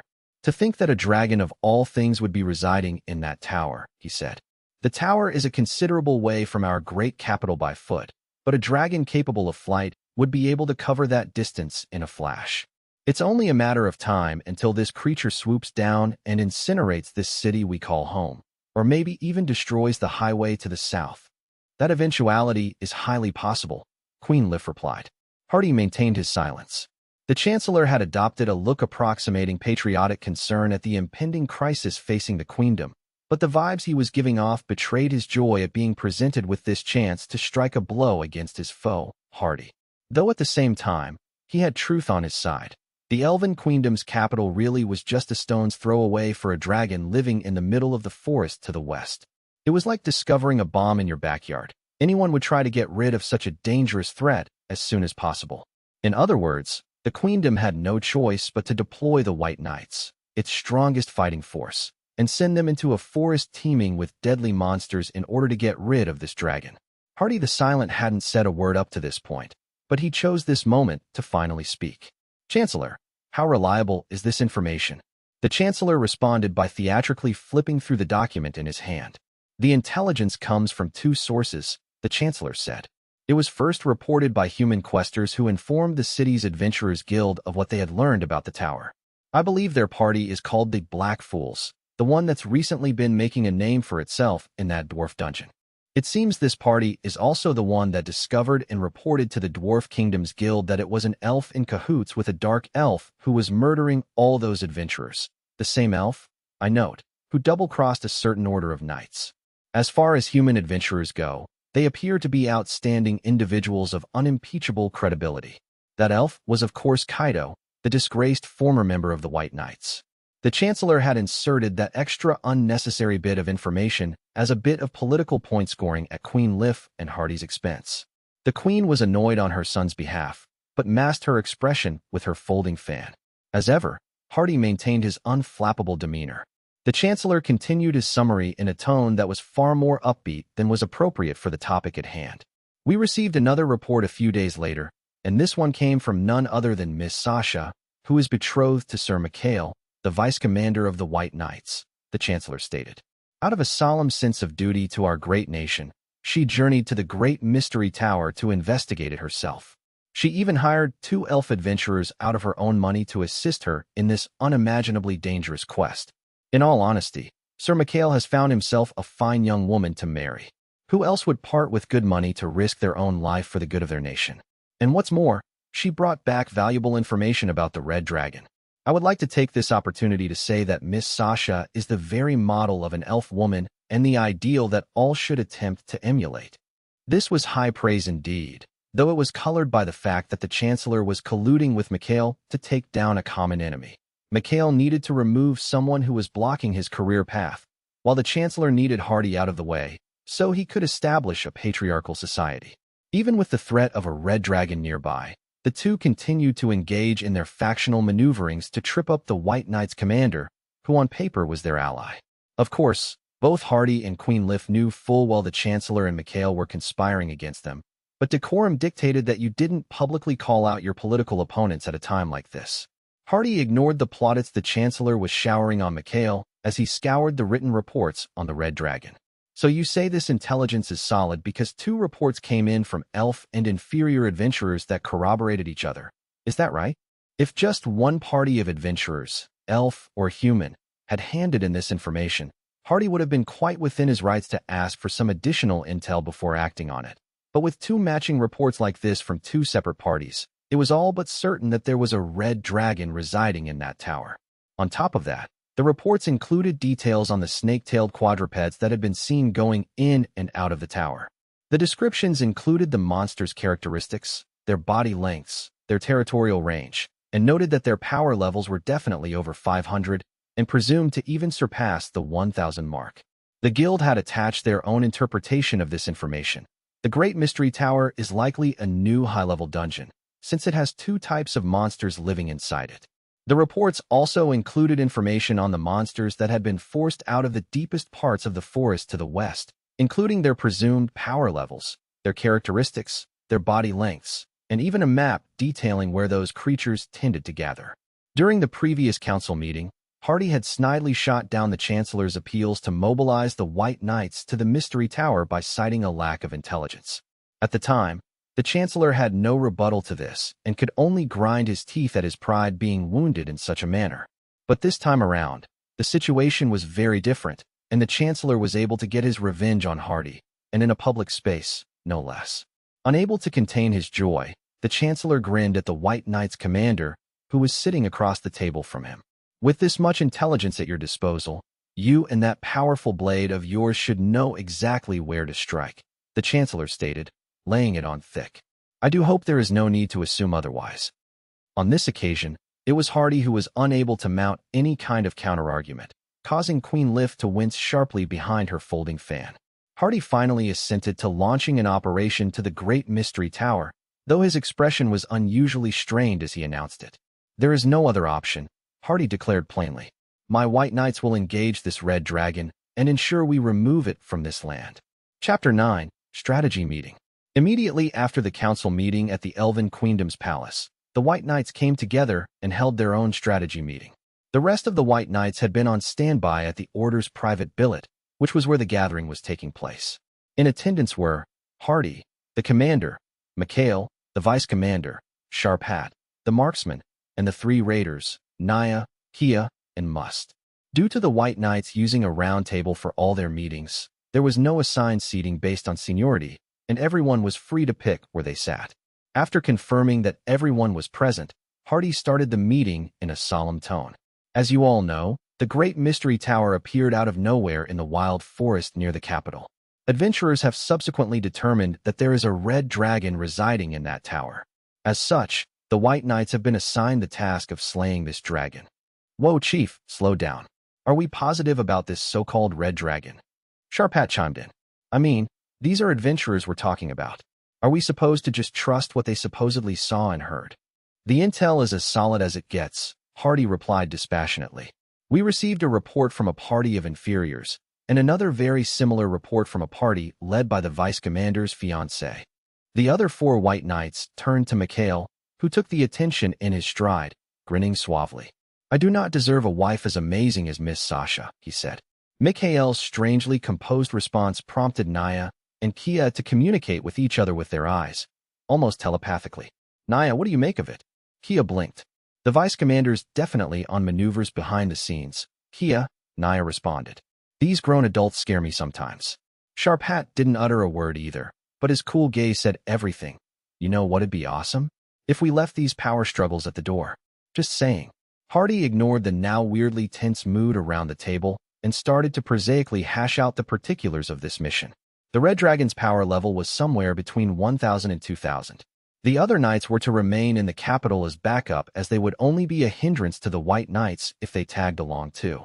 Hardy betrayed a tinge of frustration as he relayed the final part of his opening statement. The Chancellor has also insisted that we take the Vice Commander's fiancée with us, as a scout to guide us to the tower.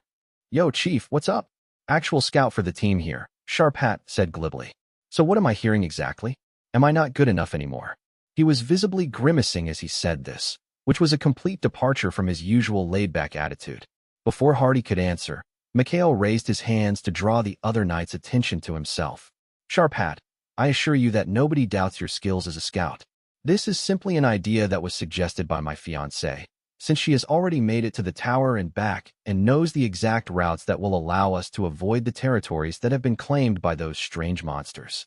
I for one trust your fiancée, Must said to Mikhail. From what I've heard, she hired a team of adventurers with her own money in order to investigate the tower herself. I wish I had a fiancé who loved our queendom as much as yours obviously does, sir. Even though what Must said came across as unadulterated flattery, he truly meant every word he said. Sharp Hat clicked his tongue and reflexively scoffed at the younger knight. Put another tick in the Team Chancellor column. HM? Well, yes, the Chancellor may indeed bestow his patronage on my family, but that doesn't automatically mean I'm on his side, sir, Must said. In fact, I'm against the Chancellor and the Vice Commander's plans to bring an end to the Queendom's matriarchy, for once you destroy a long-held tradition, it is very hard to restore it again. Oh, but just to be clear, I am not completely on the side of the Queen either. I am constantly irritated by the timid stance she takes in regard to the humans. Dude, seriously, what the hell? Sharp Hat said with some alarm. Naya and Kia looked at Must wide-eyed, as if he'd just sprouted another head. Mikhail pressed his fingers to his temple and sighed as though he was nursing a migraine. Hardy remained calm and taciturn in his chair, his eyes shut. When it came to the court factionalism between the Chancellor and the Queen, a snide comment here and there, like the one Sharp Hat had made, was not exactly a rare occurrence among the White Knights, but a full-on discussion of the subject like Must had just blundered into was practically taboo. The reason for this unspoken ban on the topic was simple.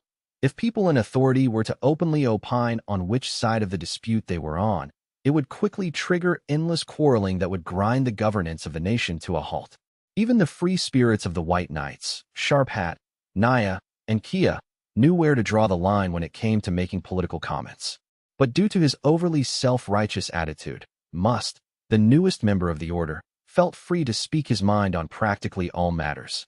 It might be argued that Must was still young and unfamiliar with all the political ties at play, but it would be more accurate to say that Must simply didn't care about avoiding all of these politically sensitive landmines because he himself had no political influence to lose.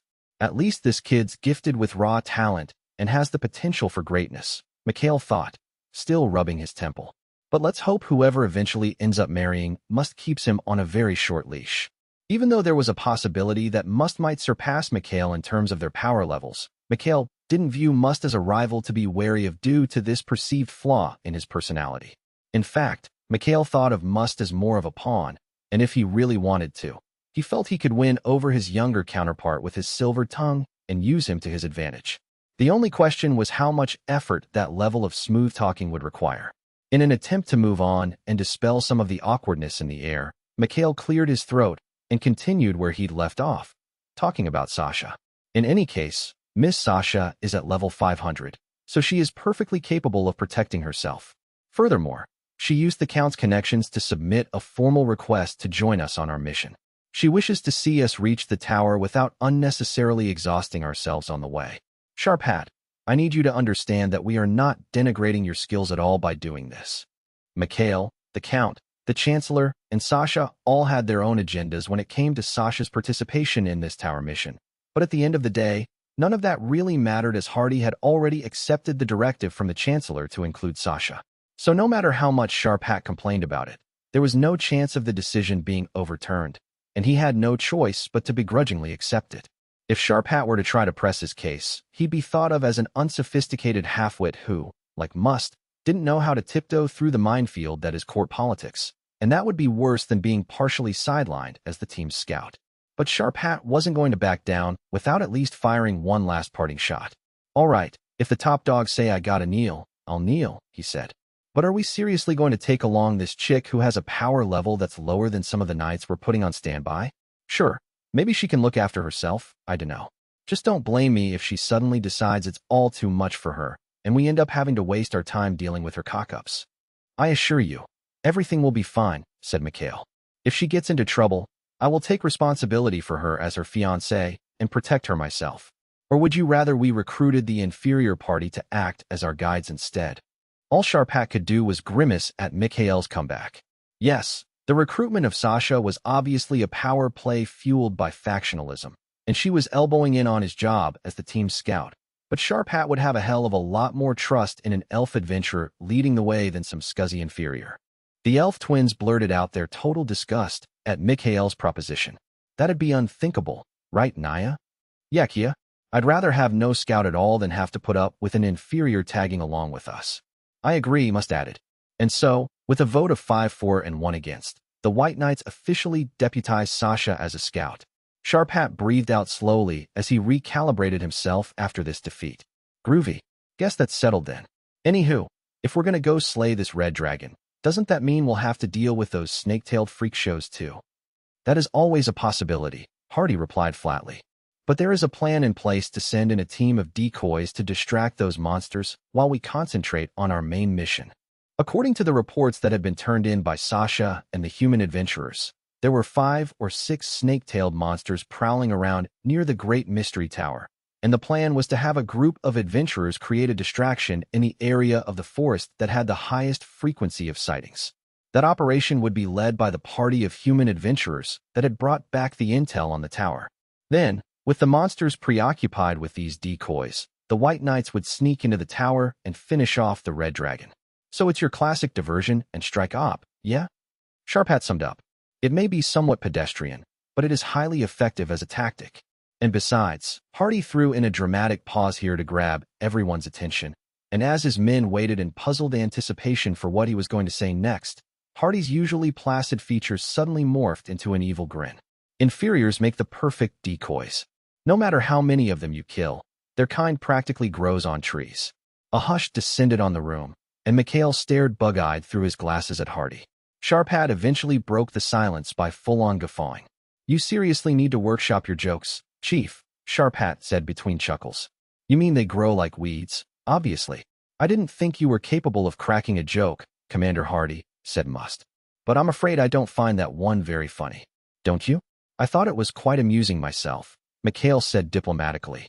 The twins, on the other hand, didn't even bother to try to gloss over Must's latest faux pas. Naya, Must is being a thoughtless douche again. It takes real talent to be that dumb, Kia.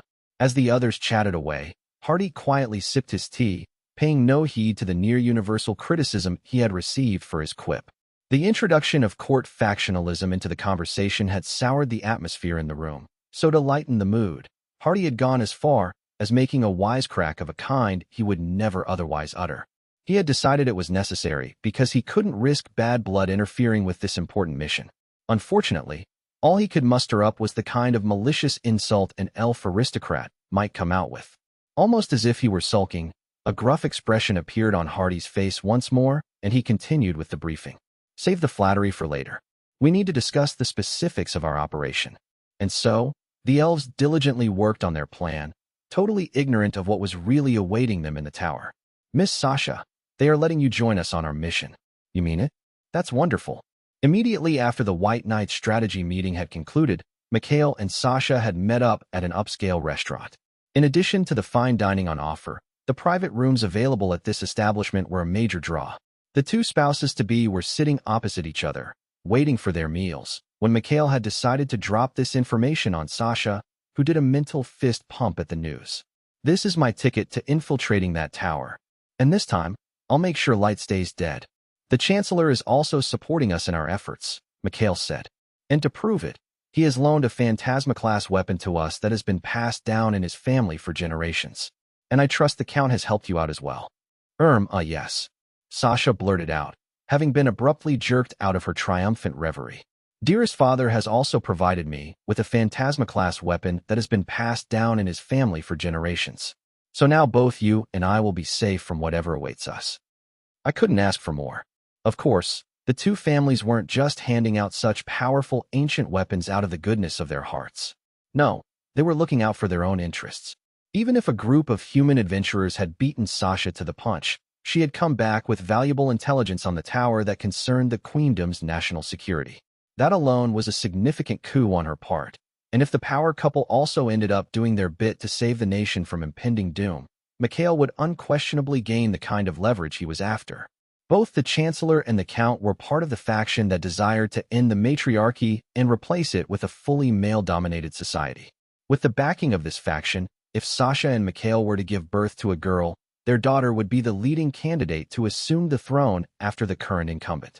If all went well, their daughter would become queen and aid the soft transition from matriarchy to this new male-oriented system of governance. For this future to have any sort of chance to come to pass, Sasha and Mikhail needed to succeed in this tower mission, and crucially, come back alive. So both the Chancellor and the Count had given the two of them Phantasma-class weapons to guarantee that they would be successful in this endeavor. It was obvious how invested these two families were in this tower mission. And from Sasha's perspective, all she needed to do was kill Light and preserve her newfound life and status. Mikhail, on the other hand, needed a public relations victory over the great Hardy the Silent.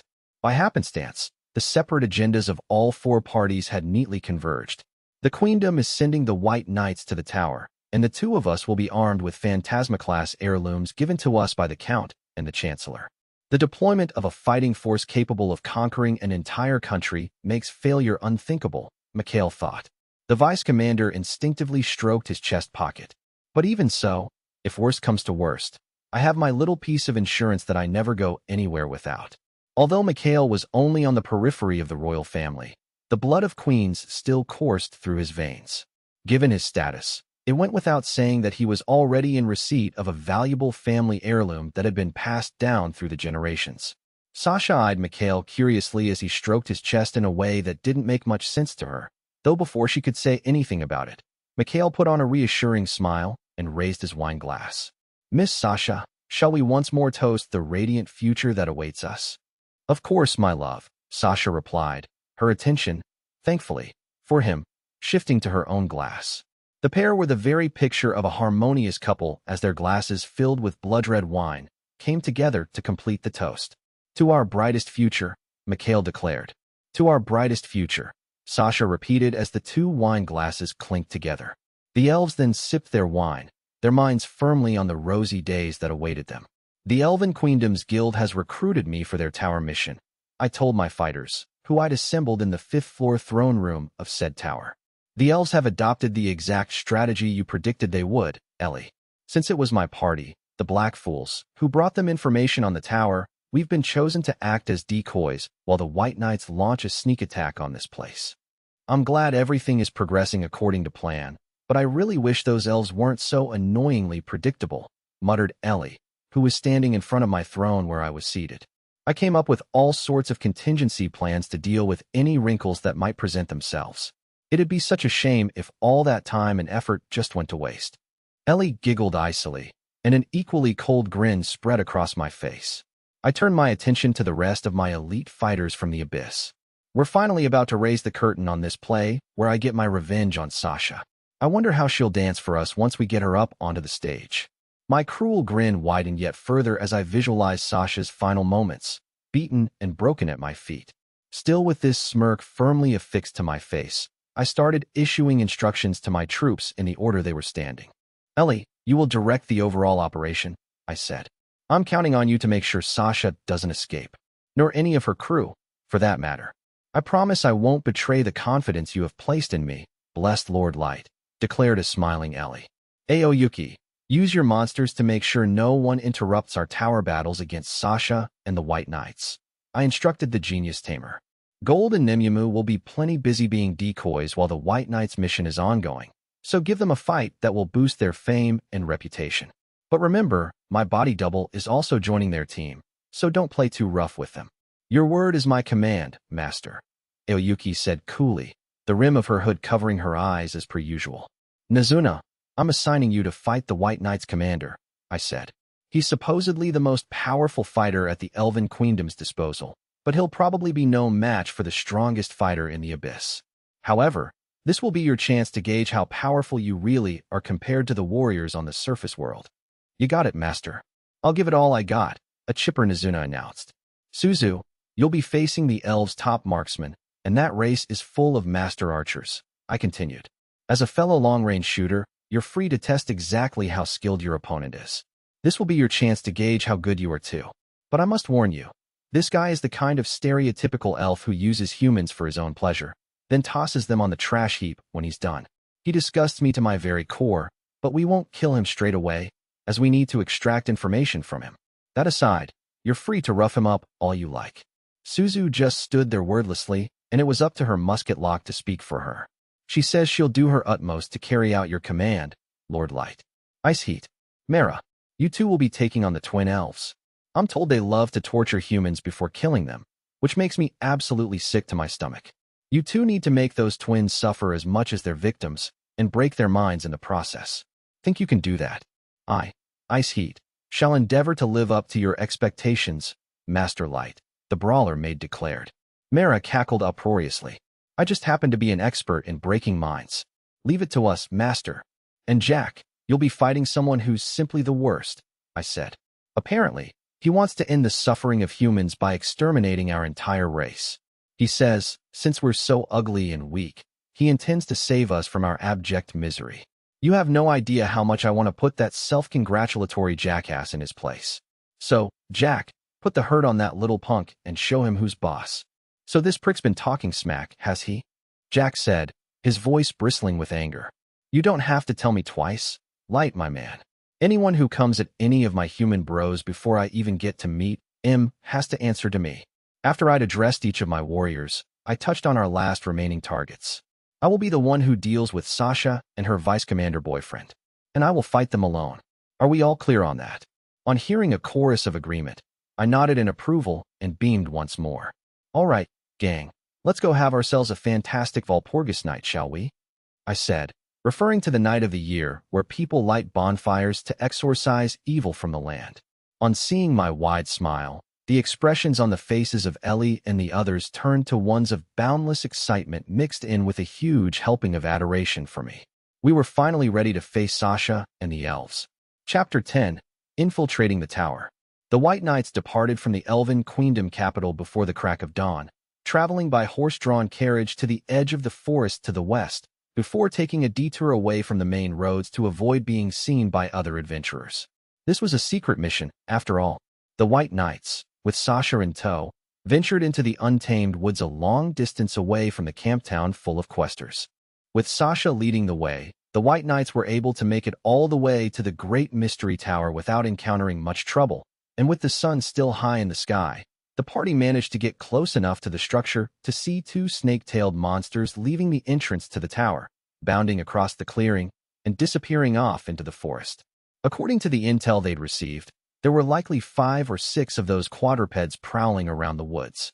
As if to prove the intel was absolutely on the mark, 3 more snaketails suddenly plodded out of the tower and flopped down in the middle of the clearing, seemingly to sunbathe.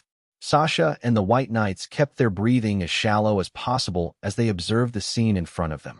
Sharp Hat turned to Hardy and whispered to him at a volume only the rest of the team could hear. "Guess the reports were right. Those things have got to be around level 1000, Sharp Hat said. "Okay, Chief, give the word and I'll start shooting them from here, though I won't be able to take him all out at once."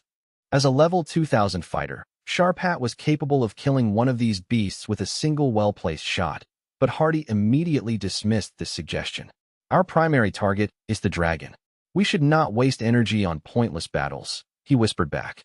Considering the difference in power levels, the monsters, the snake hellhounds, would be no match for the White Knights. But as of yet, the Elven Queendom's elite warriors had no idea how strong the dragon living in the tower was, so Hardy felt it wiser to save their strength for the upcoming battle against it.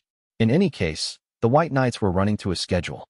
"It should be starting any moment now," Hardy whispered.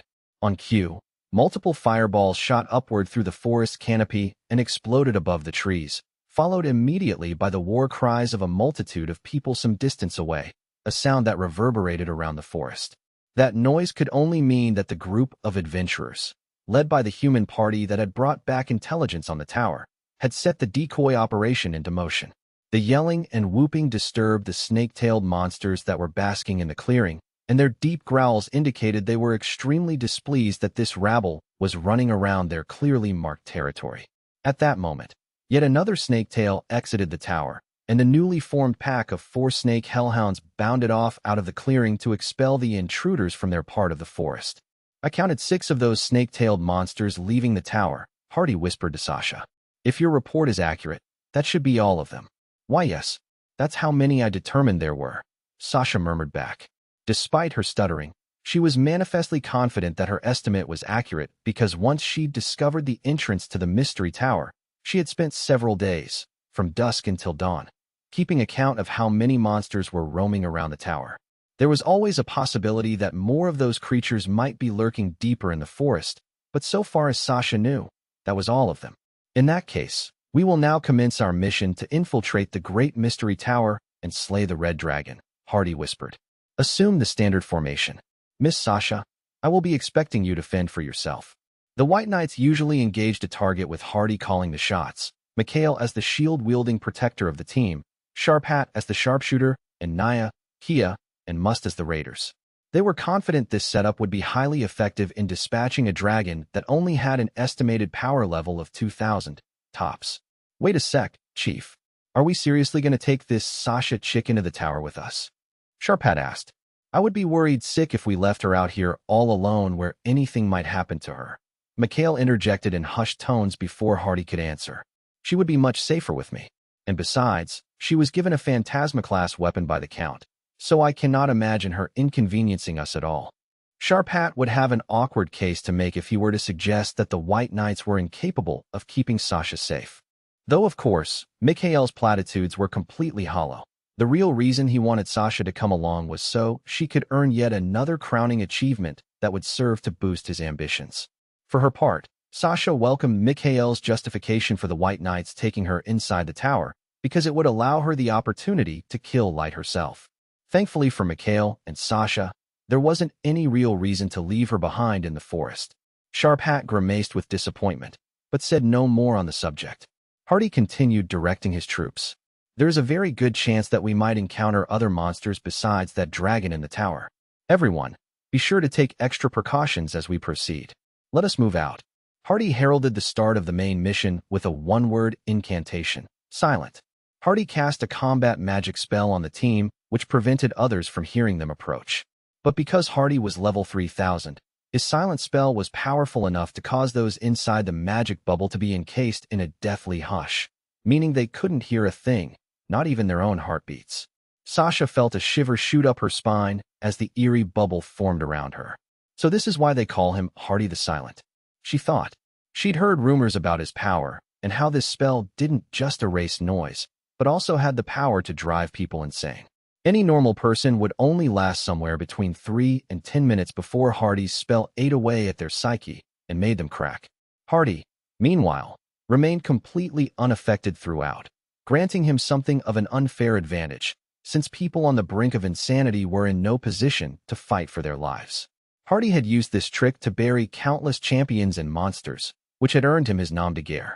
Hardy's high power level amplified some of his physical and magical capabilities to the point where they were actually recognized as rare skills.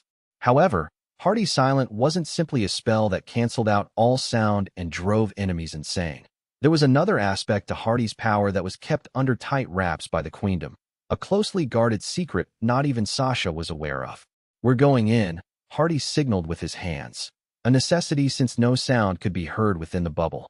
The rest of the White Knights nodded, and once he'd grasped Sasha firmly by the arm, Mikhail also made a sign that they were good to go. Thanks to Hardy's Silent, the team could dash across to the Mystery Tower without having to worry that their footsteps or the rustling of tree branches might give them away. It was only 15 meters to the edge of the freshly deforested clearing, and beyond that, it was another 50 meters to the sizable entrance to the tower, which resembled the kind of opening you'd be more likely to see in a large storehouse. The White Knights managed to clear the entire 65 meters in a matter of seconds. When they reached the entrance, they paused to peer inside, but it was too dark in there to make anything out. The elves sensed no people or monsters in the vicinity. However, Hardy signaled for the team to enter the tower, and also wordlessly ordered them to either keep their backs to the walls or hide behind the large pillars once they were inside and advancing through the dark hall. Sharp Hat, the White Knight's official scout, waited for everybody to acknowledge this instruction before going in first. The others followed quickly behind him, all of them fully prepared to plunge deep into the tower's interior, which was as inky and gloomy as the gaping maw of a dark lord. But before anyone could take another step, a curtain of bright light erupted from underneath the entire team. A teleportation trap was the first thought that crossed everyone's minds. Even Sharp Hat, who had been taking extra care to sniff out any potential traps, hadn't noticed this one. In much the same way that Light had managed to escape the Concord of the tribes 3 years prior, Sasha and the White Knights found themselves transported to separate parts of the tower. How the heck did Sharp Hat not notice that teleportation trap back there? Naya complained. Because that jerk's scouting abilities have gotten as bad as his taste in women, Kia pronounced. The two brothers could do nothing but grumble to each other on finding themselves in an unknown part of the tower. They blamed their unexpected predicament on Sharp Hat, who they felt, as a level 2000 scout, should have spotted the trap before they blundered into it. And indeed, he rarely overlooked such pitfalls, but this time, the group had stumbled across a trap laid by Ellie, the level 9999 super witch who was an expert in all things magic. And there was no one in the Elven Queendom who even stood a chance of sniffing out a booby trap created by her. In other words, Sharp Hat's abilities hadn't diminished at all. He had simply triggered a trap that had been made by someone who was completely out of his league. Of course, Naya and Kia were completely ignorant of this, so it was unsurprising that they pinned the blame entirely on Sharp Hat.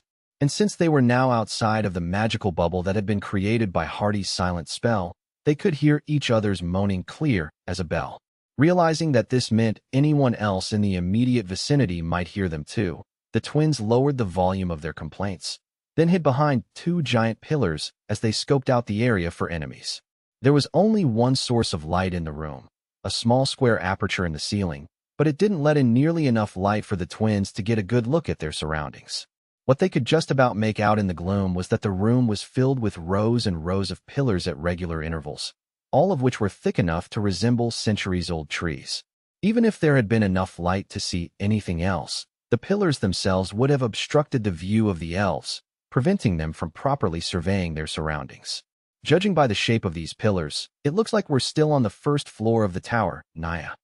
And this place is big enough that the rest of the team have probably been transported to other areas on this floor, Kia. Yup. Guess we'll have to put the dragon slaying on hold for now, Naya. First, we've got to find the commander and the others. With you all the way, Kia. Be sure to keep an eye out for any more teleportation traps. Even though Naya and Kia looked young, they'd faced countless crises even worse than this in the past, and they had ample experience when it came to questing through dungeons. All of this meant, when faced with adversity like in this situation, they kept their cool and changed their plans accordingly. After all, There was no need to rush in and attempt to face the dragon alone. If worst came to worst, the twins were even prepared to ditch the dragon-slaying plan altogether and leave the tower out of an abundance of caution. Their rather youthful personalities aside, Naya and Kia were elite white knights who knew how to act when the going got rough. The only hitch in this contingency plan they had formed was that they were about to face two of the worst adversaries imaginable, who had started conversing behind their backs in the darkness. "Are you two half-pints the ones we're meant to be fighting?" Mara called out, cackling like a ghostly raven. "Ice Heat, would you take a look at these two? I could have handled these pushovers myself." "Hey Mara, stick to the script." Ice Heat yelled at her partner. "I will not stand for anyone snatching a foe away from me." "What the?" The twins spun on their heels and came face to face with two rather odd-looking human women. At 2 meters tall, the one with the creepy, staccato laugh was way taller than the two brothers, and her evil grin with its jagged, shark-like teeth stretched almost literally from earlobe to earlobe. Even though her eyes shone red, she had a more exquisite face than most elf women they had seen, and an eye-pleasing, voluptuous figure completed the package. While opinions may vary, this woman was the very definition of a femme fatale. But what really set her apart were her clothes. The dress she wore was so long, it covered her feet, and the sleeves of it were equally as long and wide, and completely swallowed both of her hands. The other woman, the one who had referred to her partner as Mara, also looked positively statuesque. She was wearing a maid outfit, and her billowing skirt ended high up her leg, well above the knee. The only part of her outfit that was markedly out of place with the overall maid look she seemed to be going for were the thick metallic gauntlets she had attached to each hand.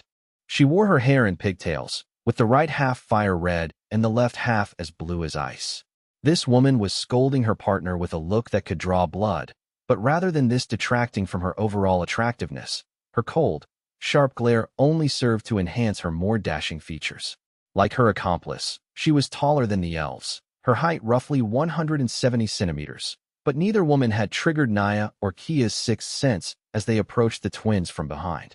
Naya and Kia put all their senses on maximum alert and placed their hands on the dual sabers they kept by their sides, one on each hip.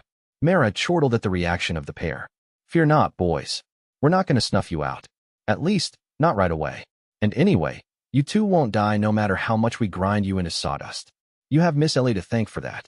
She apparently learned some magic tricks from the dungeon core or something, though don't quote me on that. But whatever it was she did to this place, it's able to soak up any damage that'd otherwise prove fatal to you. Which means we can rip off all your arms and legs without killing you." "Miss Ellie? Dungeon core?" Naya repeated. "Are either of those the name of the dragon living in this tower?" Kia said quizzically. "And anyway, who are you people?" Mara laughed viciously at the pair, waving her sleeve-covered hands back and forth in front of her to indicate they'd got it all wrong. "That dragon was just something Miss Ellie summoned as bait to get you morons to come here. There's no need to worry your pretty little heads about any dragons now. That one's already served its purpose." Naya and Kia were starting to get an inkling of how things had really gone down. The red dragon had been a ruse to entice the white knights into the tower since they were the real targets in all of this. The two women had said they weren't going to kill the elves, which meant they only intended to capture them, and apparently, there was someone called Miss Ellie pulling the strings. In the strategy meeting prior to the mission, the White Knights had touched on the possibility that some unknown actor might be controlling the dragon. So even though Naya and Kia were certainly surprised by this revelation, it wasn't enough of a shock to make them lose their cool. The eyes of the other woman, the one apparently called Ice Heat, narrowed even further. "You dolt. Don't go revealing that kind of information to the enemy. There's always a chance they could escape." "I'm just messing around, Ice Heat," Mara chuckled. "You really think we'd lose to these elf brats?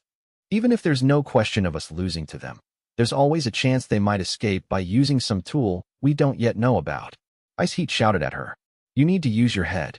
If they try that, we'll just smash their tool before they can use it, dummy." Mara shot back, cackling uproariously. "You need to take that rod out of your ass, Ice Heat. Have you ever heard the phrase, 'a cornered rat will bite the cat'?" Ice Heat asked. "It means even the smallest of animals will fight back when trapped. These elves may be many, many levels below us, but you have to take them seriously or they might embarrass you." Two humans were totally looking down on Naya and Kia, which was something that had never happened in their lives up to that point. The two elves, who often purchased human slaves to torture for sport, were blindsided by this blow to their pride as a race. Their pride as fighters was also wounded by this little display. After all, they were level 1800 submasters and part of the elite fighting force that was the White Knights. Even if they did have some means of escape up their sleeves, it was no longer an option after being talked about like that. Naya and Kia drew their sabers and pointed all 4 weapons at the 2 women. The 2 elves were wearing light armor, meaning they were equipped for swift attacks. I don't care if they are hotter than elf women, said Kia. We won't go easy on them, Naya. They said we can dismember people in this place without killing them, Kia. So let's chop off their limbs and take their 2 mutilated carcasses with us. Sweet idea, Naya. We still gotta squeeze them for info anyhow. Once we're done interrogating them, we'll make them our new toys, Kia. But we won't kill them right away, not even if they beg us. The 2 powerful elves were in full-on killer mode now, but instead of shrinking back, Mara simply let out her signature cackle again. Look out, they've got swords. Guess you little elf pipsqueaks aren't all talk after. Before she could finish her sentence, Naya and Kia practically launched themselves at Mara and Ice Heat. Whoopsie, Mara uttered. Whoa, Ice Heat exclaimed. The 2 women dodged left and right respectively to avoid being slashed to ribbons by the elf twins, but Naya and Kia kept slicing their way toward them through the darkness like gusts of wind, using the pillars as launch pads for their omnidirectional saber attacks. You got the wrong rodent, Ice Heat. The sniggering Mara jeered as she dodged the twins' aerial assaults. These kids aren't rats, they're flying squirrels. Looks like these 2 still have an attitude problem, said Naya. They should be ruining their bad luck, said Kia. Bad luck, Ice Heat repeated, shooting a curious look at the acrobatic elves. I've got no idea why you built this huge-ass tower in the first place, said Naya. But this place is practically made for our combat style, which means you 2 are out of luck, said Kia, finishing his brother's sentence. Oh, now I get it, Mara said, catching their drift. Giving you wall jumpers all these pillars to play with is supposed to be bad for us, huh? You'll see what we mean soon enough, said Naya. Wind cutter, said Kia. While Naya and Kia zipped through the air between the pillars, they both unleashed an unvoiced combat spell, causing air molecules nearby to solidify into sharp-edged projectiles that hurtled toward Mara and Ice Heat. I should have known elves were capable of this type of attack too, muttered Ice Heat, who easily dodged the wind cutter. As Mara adroitly evaded the blade of air that was aimed at her, she quipped, Are you kidding me? How is this supposed to do anything to us? But Naya and Kia didn't flinch at this remark. Instead, they kept repeating the same spell over and over as they shot between the pillars like 2 blurs. Wind cutter, wind cutter, wind cutter, wind cutter. Mara cackled uproariously at this display. Well, now I'm impressed. Even though she was somewhat surprised by how the wind cutters were coming at her from all directions now, Mara carried on nimbly sidestepping the blades of air. Ice Heat, who was also busily dodging these attacks, shouted across to her colleague. Mara, they can't keep casting that spell forever. Just carry on dodging until they get tired. Nice thought, but you're facing 2 white knights here, remember? Naya shouted back at her. We can keep this up for around half a day if we want to, Kia boasted. And that's not all. Naya threw a knife at Mara which whistled through the air at a faster velocity than the wind cutter spell and embedded itself into her left thigh. Knowing this knife attack would cause Mara to pause momentarily, Kia had already launched himself off a pillar and was hurtling straight for the same leg. As he zoomed past Mara, he sliced off her foot clean at the ankle with his dual sabers. The twins had executed this combo attack without a word being exchanged, their moves perfectly timed as if they shared the same brain. Not only that, the 2 elves continued to pinball around the pillars after this successful attack to ensure they couldn't be captured. Naya guffawed triumphantly. We got her left foot, Kia. Whose limb should we cut off next, Naya? Should we go for that beanpole again or the chick with the red and blue hair? The twins laughed like a couple of kids as they darted around at breakneck speeds, skipping lightly off the pillars. It was clearly their intention to mutilate and torture the 2 humans who had dared to look down on them. And no matter how much the 2 women might beg to be spared, it was evident that Naya and Kia wouldn't stop until they'd cut off every single one of the women's limbs. Finding yourself in a situation like this would be enough to frighten even the most experienced of adventurers, but Mara and Ice Heat maintained their composure. Mara casually picked up her severed foot and tossed it up and down in her hand as if it were a sack of coins. So, Ice Heat, think it's time we stopped faking it for these boys? Faking it, Ice Heat said, an annoyed look on her face. Well, however you wish to describe it, I believe we have fully ascertained their abilities now. I never imagined they would be this weak, though. Ice Heat face-bombed in disbelief, slapping her face with her gauntlet. Miss Ellie instructed us to use this fight as a test to see whether we are powerful enough to take on the warriors on the surface world, but it seems as if this might have been a wasted effort. On hearing Ice Heat lamenting their apparent lack of ability, Naya and Kia abruptly stopped parkouring off the pillars. There was an air of sincerity to her words, and it didn't seem like she was attempting to provoke or bluff them.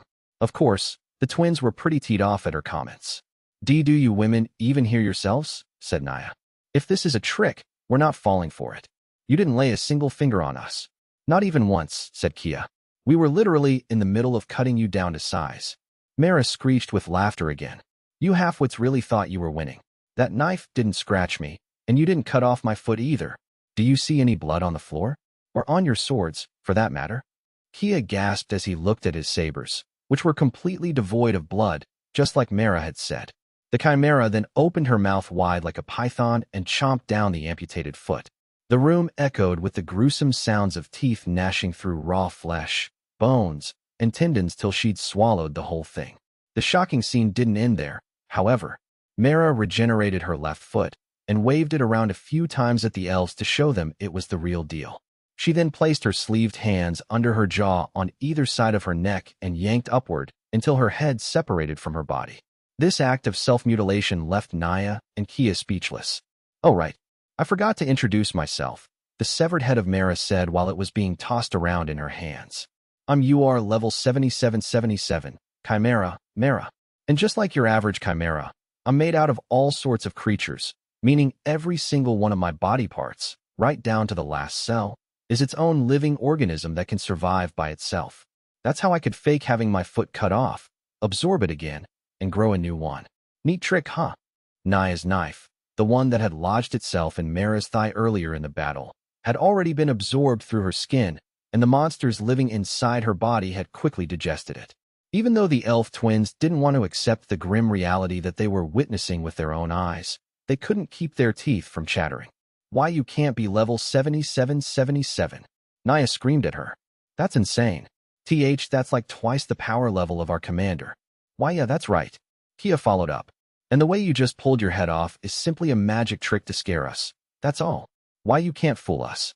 A magic trick, you say? The decapitated head of Mara replied, cackling. Want me to pull a rabbit out of a hat next? This sight shook Naya and Kia to their very core, but nevertheless, they pointed their weapons at their opponents, ready to recommence battle. If you're level 7777, why weren't you able to land a finger on us? Said Kia. That doesn't make sense. Yeah, it doesn't add up, said Naya. All you did was dodge our attacks. That proves you're bluffing. We partook in that act to observe how powerful you were and to judge your capabilities, said Ice Heat. But Mara, your performance was so sloppy, I was worried they were going to see right through us. You need to be more convincing. Mara screeched with laughter. It's all in good fun. At least we got what we came for. Ice Heat continued to remind Mara of her perceived shortcomings.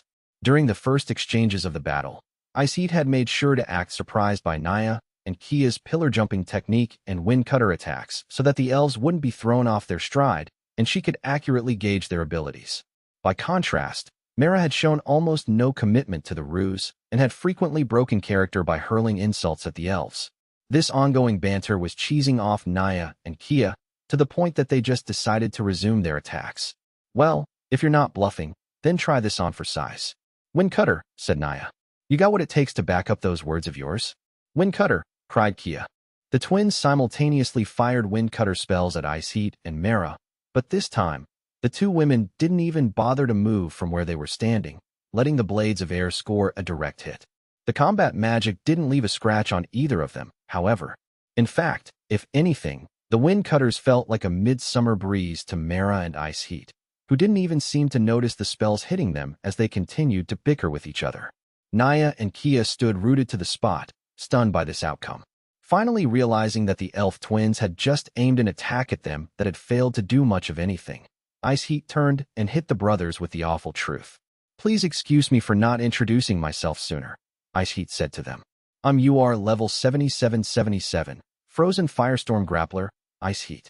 Low-level attack magic has no effect on Mara and myself. You got that right. Mara jumped in. Our magic defense stats are so off the charts, we don't even need to move a muscle. No way, no way, Naya yelled madly. Wind cutter, wind cutter, wind cutter. Something has to work. Wind cutter, ice sword, thunder arrow, Kia cried, firing off all the unvoiced combat magic he had in his arsenal in sync with his brother. But Ice Heat and Mara showed no sign of yielding in the face of this barrage of spells. The low-level combat magic seemed to have absolutely no effect on them. It didn't even tickle them. Fine, we'll just have to carve you up using the hands-on approach, Naya declared. When we're done, you'll have more holes in you than a fishing net, Kia announced. The twins leaped forward again, with Naya swinging his two sabers and Kia throwing knives at his target with all his might. Naya's sabers failed to even nick Mara's dress. However, while Kia's throwing knives bounced off Ice Heat like they were rubber sticks, clattering to the ground without so much as breaking her skin. Mara cackled derisively at the twins. Give it up, elf boys. You can't hurt us with those salad knives. A 4-year-old's got a better chance of slicing a boulder with a cardboard play sword. I myself am astonished at the fact you only brought these flimsy weapons with you, Ice Heat sighed. I do not mean to cast doubt on Miss Ellie's judgment, but both of you are so weak. I wonder why we are even using you to test our strength. It was finally sinking in that all of the elf twins' attacks were useless against these two super warriors. Horrified screams erupted from Naya and Kia as they spun on their heels and ran from their opponents. Ice Heat and Mara watched on indifferently as the two elves tried to flee. Whoopsie. Looks like we scared them so bad. They're heading for the exit, Mara sniggered. Too bad there is no exit, and this place is locked up tighter than a coffin. Is this some trick, do you think? Ice Heat mused. Maybe they're pretending to be running away out of sheer desperation to make us drop our guard? Of course they aren't. You always overthink these things, Mara snapped back. But Ice Heat still stared intently at the elves. It's always a possibility, even if it is remote, she said. I'll use my full powers to make sure nothing goes awry. With a grim expression on her face, Ice Heat started infusing her right gauntlet, which was on the red side of her hair, with mana. Knowing it was no use trying to argue further with Ice Heat, Mara shrugged and took a few steps back. As she moved away from Ice Heat, long dragon arms sprouted from her sleeves and wrapped themselves tightly around her body, enclosing her in a cocoon. The blood-red arms were covered in thick scales geared toward heat resistance, and they would ensure that Mara would be safe from any attacks from Naya and Kia too. Once Ice Heat was certain that Mara was adequately shielded in her dragon arm cocoon, she yelled a summoning spell at the top of her lungs. O mighty Ifrit, impart thyself unto my right arm. Who the hell were those freaks? Naya said. Level 7777? Are you kidding me? What happened to the dragon? Don't ask me, cried Kia. We gotta get back to the capital and tell them we've got two bigger problems than some dragon. Yeah, you're right. We gotta hightail it out of this tower and tell the bigwigs what's up. We are not fleeing from the enemy. Anyway, it looks like those overpowered girls aren't able to keep up with our speed. Naya noted. If we keep running, we should end up at the exit, Kia suggested. Naya and Kia were sprinting away from Mara and Ice Heat as fast as their feet could carry them. Even though they didn't know where the exit was, they figured if they just kept running, they'd eventually reach a wall, which they could then follow to find the way out. The elf twins were running for their very lives from those absolute freaks of nature whose clothes had barely fluttered when subjected to their deadly wind cutter attack. As they raced away, they glanced over their shoulders to see if the two women were on their tail, but thankfully, they were nowhere to be seen, giving Naya and Kia renewed hope that they might make it to the exit unscathed. Of course, what they didn't know was that both Mara and Ice Heat could have easily caught up to the elves in a second if they'd wanted to. But the two women didn't feel the need to do so, since the exit had already been sealed shut. Even if Naya and Kia did end up stumbling across it, their combined strength wouldn't be enough to pry open the door. Naya, there's the wall. Follow the wall, Kia, until we hit the exit. Got it. There was a slight pause. Naya, do you feel something? Naya was initially puzzled by Kia's comment, but then he too started to sense something was off. Why, is it getting hot in here?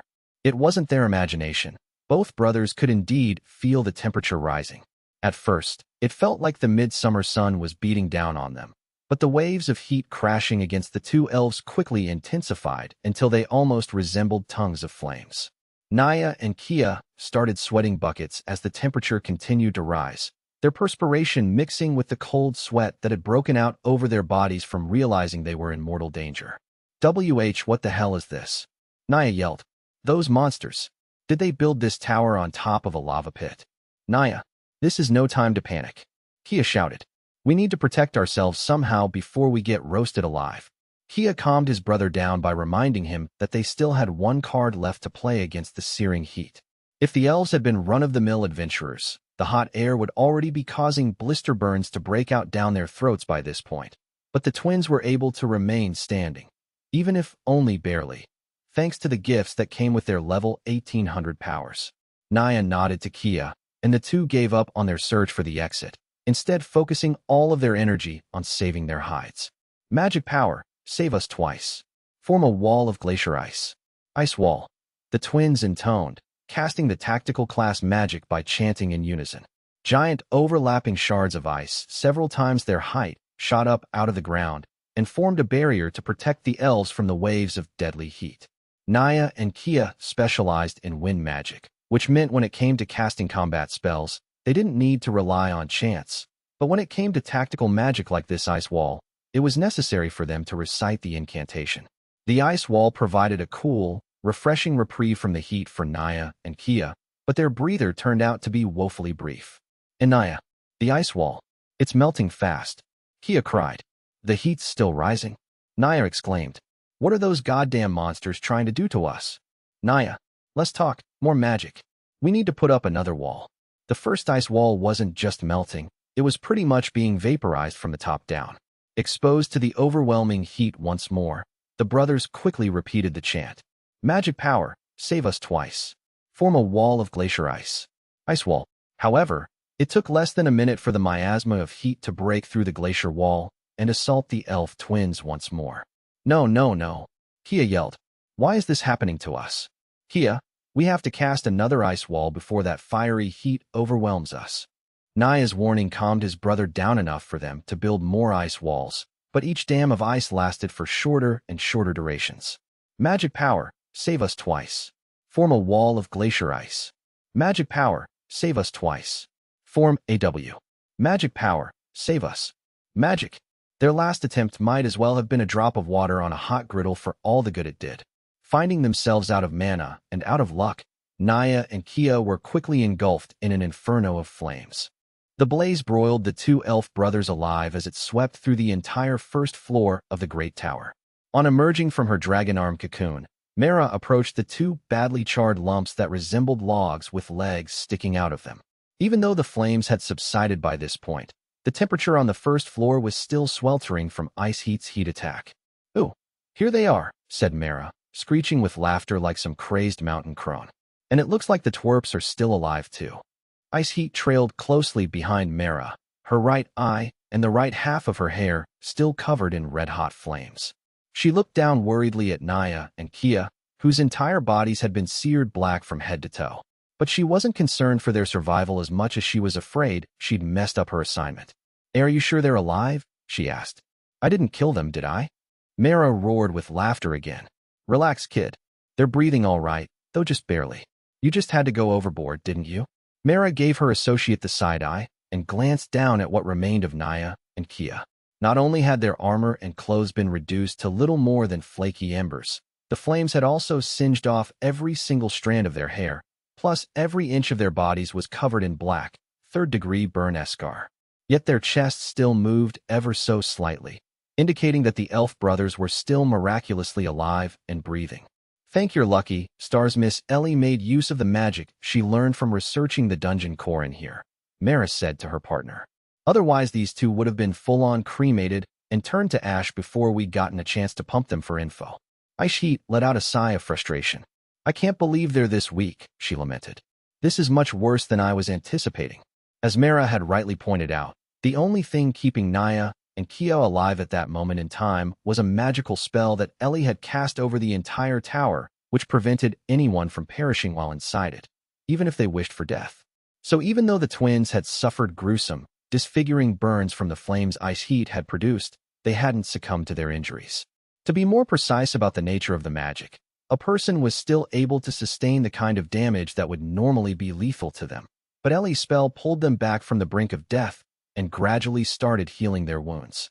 In fact, The twins had already recovered to the point where tiny patches of pale skin were starting to appear amid the sea of carbonized flesh. Always a great believer in self-restraint, Ice Heat continued to hold her head in her gauntlet hands out of frustration at going overboard. I only summoned Ifrit because I needed an area of effect attack that would stop them in their tracks.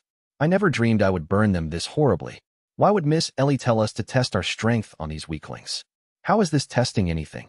From Ice Heat's perspective, all she did was blow a lungful of air at the elves, but they'd ended up in this state. Mara didn't pass up this opportunity to rib her clearly agitated ally. I think Miss Ellie was absolutely right to give us this safe space to test our powers on these total pushovers, Mara stated, sniggering. Imagine if you'd gone on a rampage around the surface world because you didn't know your own strength. Ice Heat let out a terse gasp of alarm as she pictured the kind of carnage she might have wrought. It took a little time for the warrior maid to calm down again, but once Mara was sure her partner had fully regained her composure, the chimera turned her attention back to the elf twins. Guess we'll both have to keep our powers in check while we're up on the surface world. Anyway, it's about time we did what our master ordered us to do.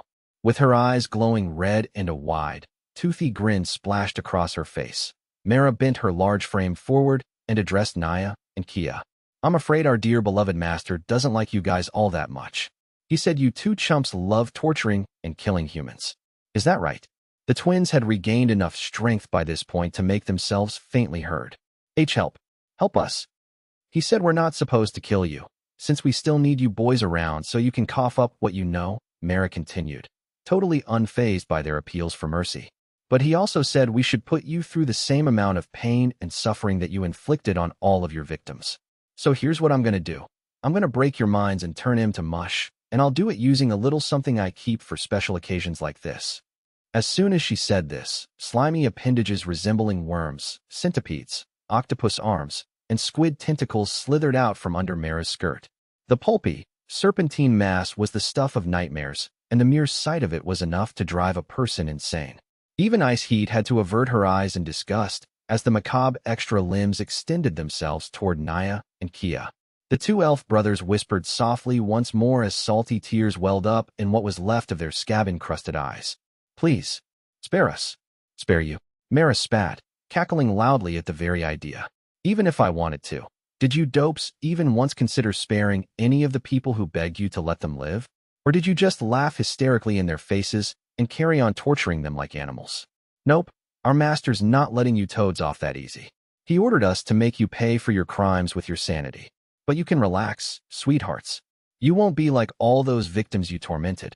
At least, not until we've finished squeezing every last bit of information out of you.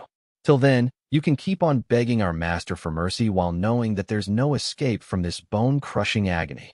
The viscid throng of prehensile appendages wrapped themselves around Naya and Kia and dragged the two unfortunate elves under Mara's long skirt, where more writhing vermicular monsters awaited them. The sheer horror of it prompted the twins to use the last of their strength to yell out frantically. No, no, don't do this to us. Help, please spare us. Help, Arg. Naya and Kia's screams were drowned out by Mara's uproarious laughter that rang all around the shadowy first floor of the tower. Chapter 11, The Second Floor Fight.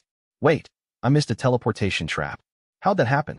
Sharpat muttered to himself as he scanned the unfamiliar surroundings. The chief's seriously gonna wail on me for that, and I wish I was kidding. Sharpat immediately saw that he wasn't on the first floor any longer, since the pillars were much thinner here and more randomly arranged. Though judging from the material used in construction, it appeared he'd been transported somewhere else in the Great Mystery Tower. Well, if I'm not on the first floor, then I guess I must be on one of the other 4 floors. So would you mind telling me where I am?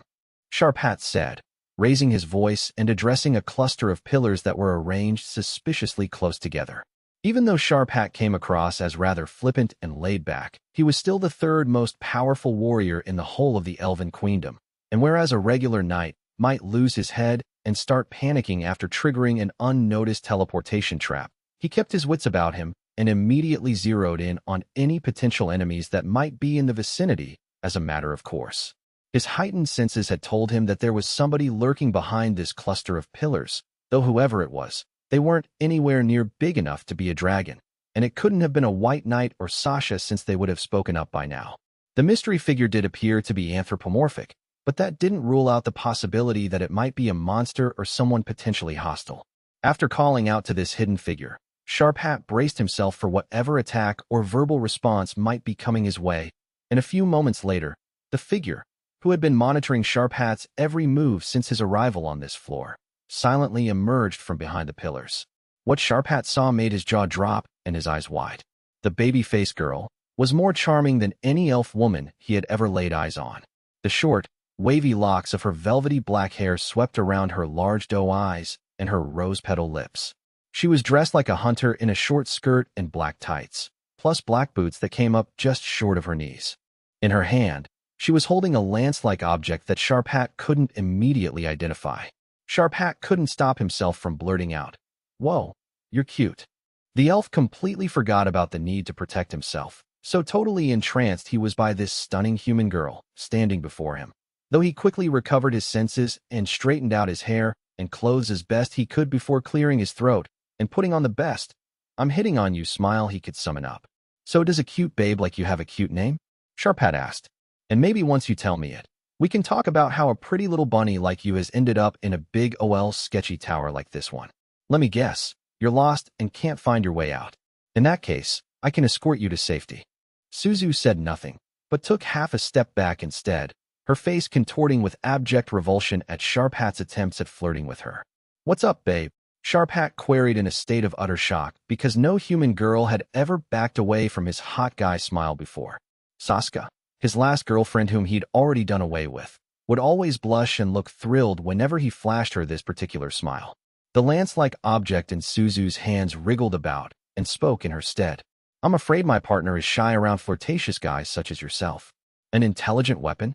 The fact the metal object could talk wasn't so much of a surprise to Sharp Hat, because he was familiar with intelligent items and weapons that were capable of speech.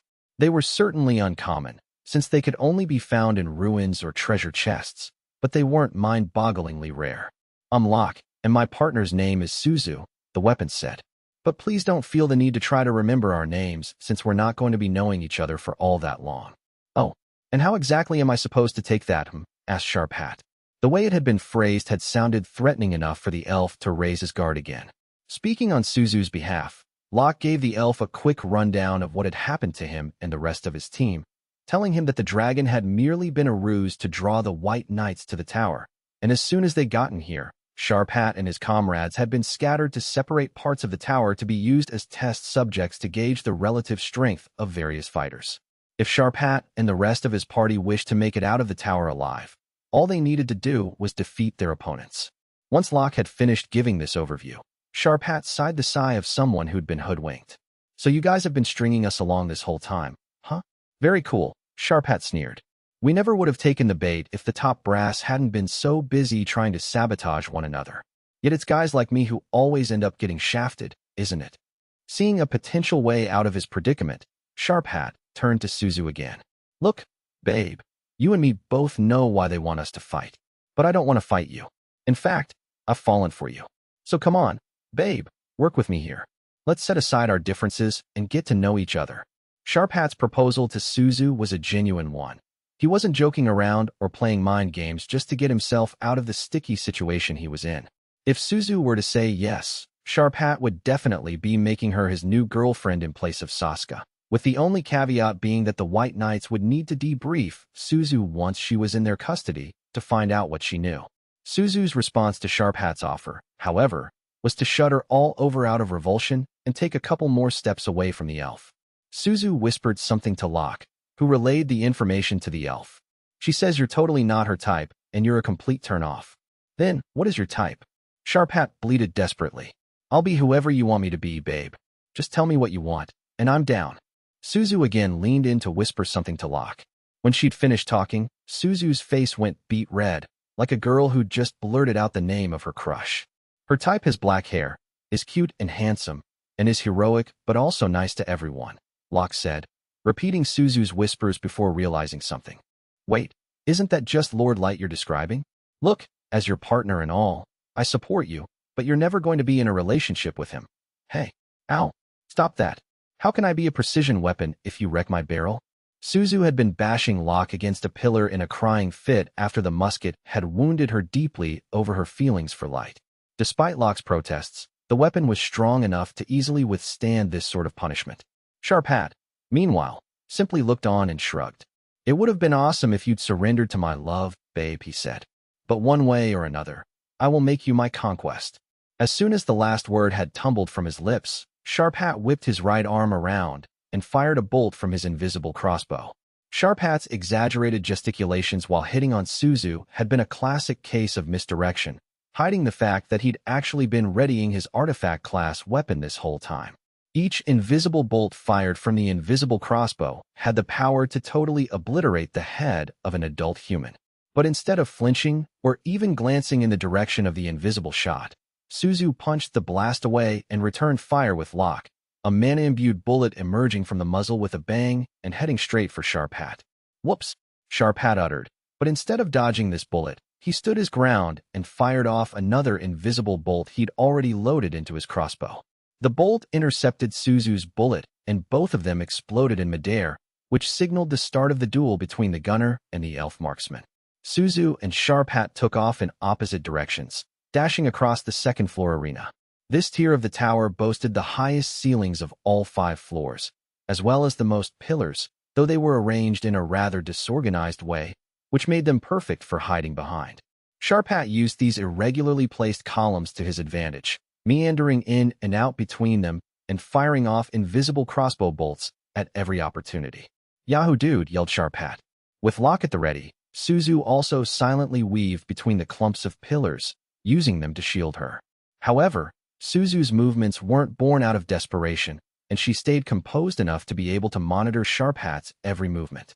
But Suzu's opponent was every bit as calm and collected as she was, his long blonde hair fluttering as he darted about. "Well, I think that'll do for a warm-up, pretty bunny," Sharp Hat announced. "Now we start playing for keeps." Sharp Hat fired off several invisible bolts in quick succession, taking aim not just at Suzu, but also at various other targets, some of which were above her head, while some were to the right and left of the musketeer, and even behind her. He wasn't deliberately missing her just to mess with her head, though. This was all part of a calculated trap. "Wow, you're able to shoot those bolts up, down, side to side, and even behind my partner," Locke said, raising his voice over the whistling shots. "Even for an elf, you're really good." "You're too kind, Locke," Sharp Hat said, "but I'm just getting started." Sharp Hat began to fire off his invisible bolts even quicker until the shots virtually filled the entire space. Whenever Suzu darted one way to escape, she found bolts blocking her route, and as soon as she turned in another direction, more bolts cut off this new path too. This pattern repeated itself until the hail of crossbow bolts soon formed what amounted to a virtual cage around Suzu, which was gradually reducing in size. This ability owed itself largely to Sharp Hat's natural talent, as well as the power of the invisible crossbow.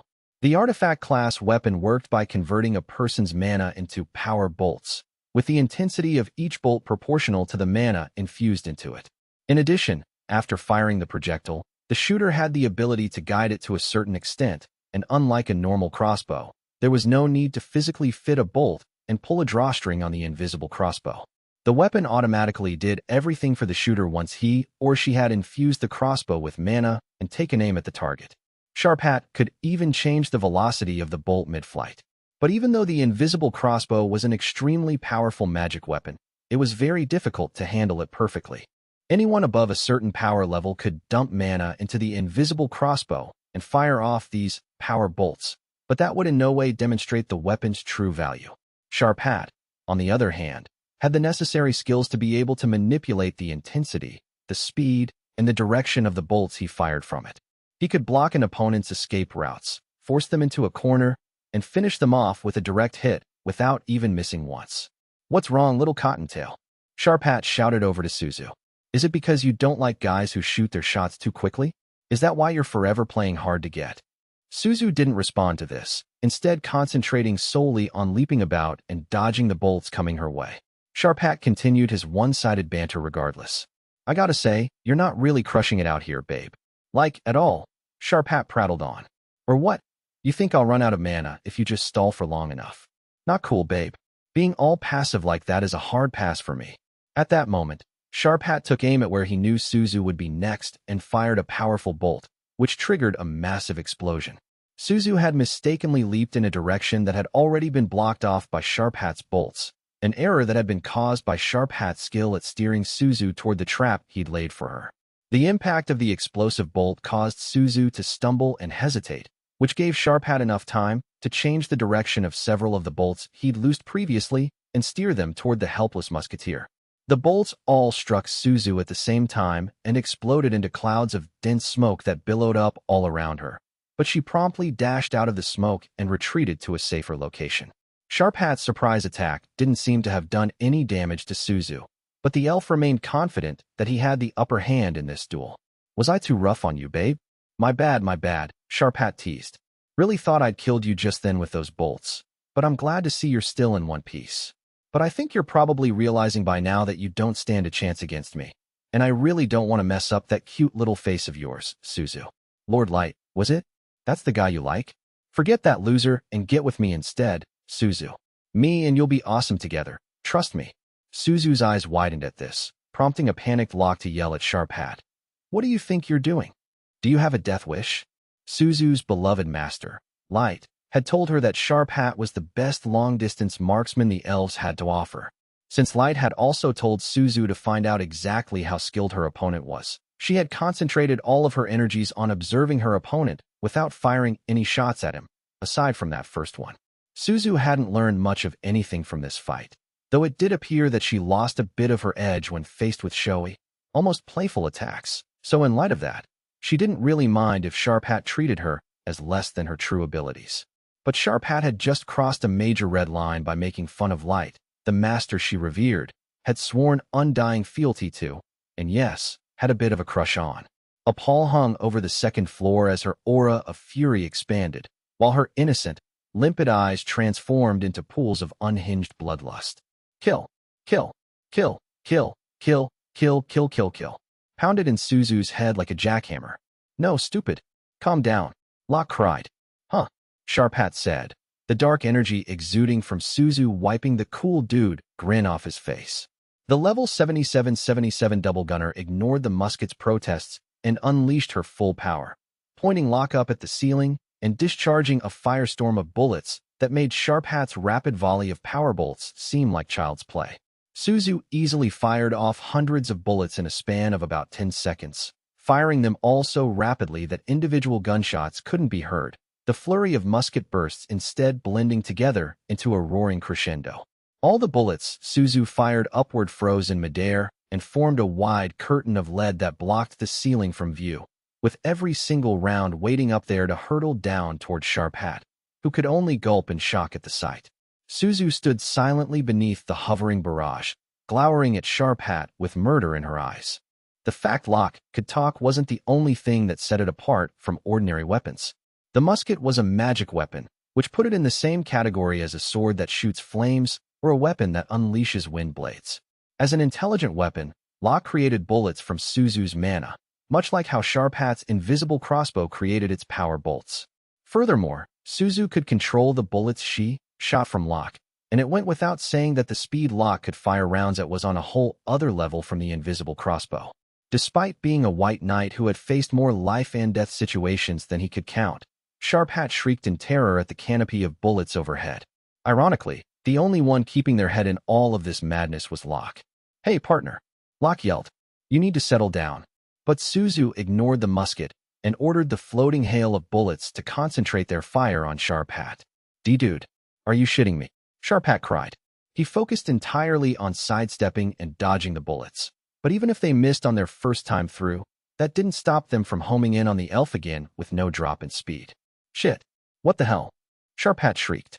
"Magic power, fully flow from my bow." Windrain. Sharp Hat unleashed an ability he only whipped out as a last resort. Normally, the invisible crossbow only created one invisible bolt at a time to prevent mana from being wasted and to reduce the burden on the weapon, because magic weapons tended to stop working if used recklessly over a sustained period, sometimes even permanently. With Windrain, however, Sharp Hat was able to feed uninterrupted mana into the invisible crossbow without needing to worry about whether it'd be too much for the weapon to handle. In other words, it was the fastest rapid-fire skill he had in his arsenal. Sharp Hat also had another trick up his sleeve that involved filling the invisible crossbow with the maximum amount of mana it would take and releasing all of it in one blast. But because he needed to fire multiple bolts to counter all of the bullets flying at him, Sharp Hat opted for Wind Drain instead. Sharp Hat firmly planted his feet and sprayed the immediate vicinity with bolts to intercept the hail of bullets heading toward him. But in the end, it turned out that even his Wind Drain couldn't measure up to Suzu's normal musket fire. My Wind Drain's not enough against these bullets. Sharp Hat cried incredulously. What kind of freak are you? Suzu's bullets overwhelmed Sharp Hat's full-powered strafing, so he was forced to concentrate on evading them again. It was as if Sharp Hat and Suzu had switched places compared to the duel's opening exchanges, except this time around, the elf was about to realize that his opponent's ammunition was far more diabolical than his. Grapha! Sharp Hat yelled out in pain as one of the bullets grazed his shoulder. The slug sliced through Sharp Hat's light armor like a knife through butter, before ripping through his skin and kicking up a thin mist of blood. Of course, the wound was nowhere near fatal, but you wouldn't have known that from the way Sharp Hat screeched. The pain so overwhelming, he only just barely managed to keep his wits about him. That was only a scratch, so what's with this goddamn pain? Sharp Hat thought frantically. I'm not feeling too hot either. Wait, poison? Sharp Hat was experienced enough to pinpoint exactly what had happened to him. On a past mission, Sharp Hat had been injected with venom by a poisonous monster, and that incident served as a reference for this situation. He quickly realized that the magic bullet that had grazed him had pumped his body full of a highly toxic poison. But this poison was much more intense than the monster venom had been, and it was slowing down Sharp Hat's evasive movements, in addition to inflicting dizzying pain on him. Suzu saw her chance and didn't let it go to waste.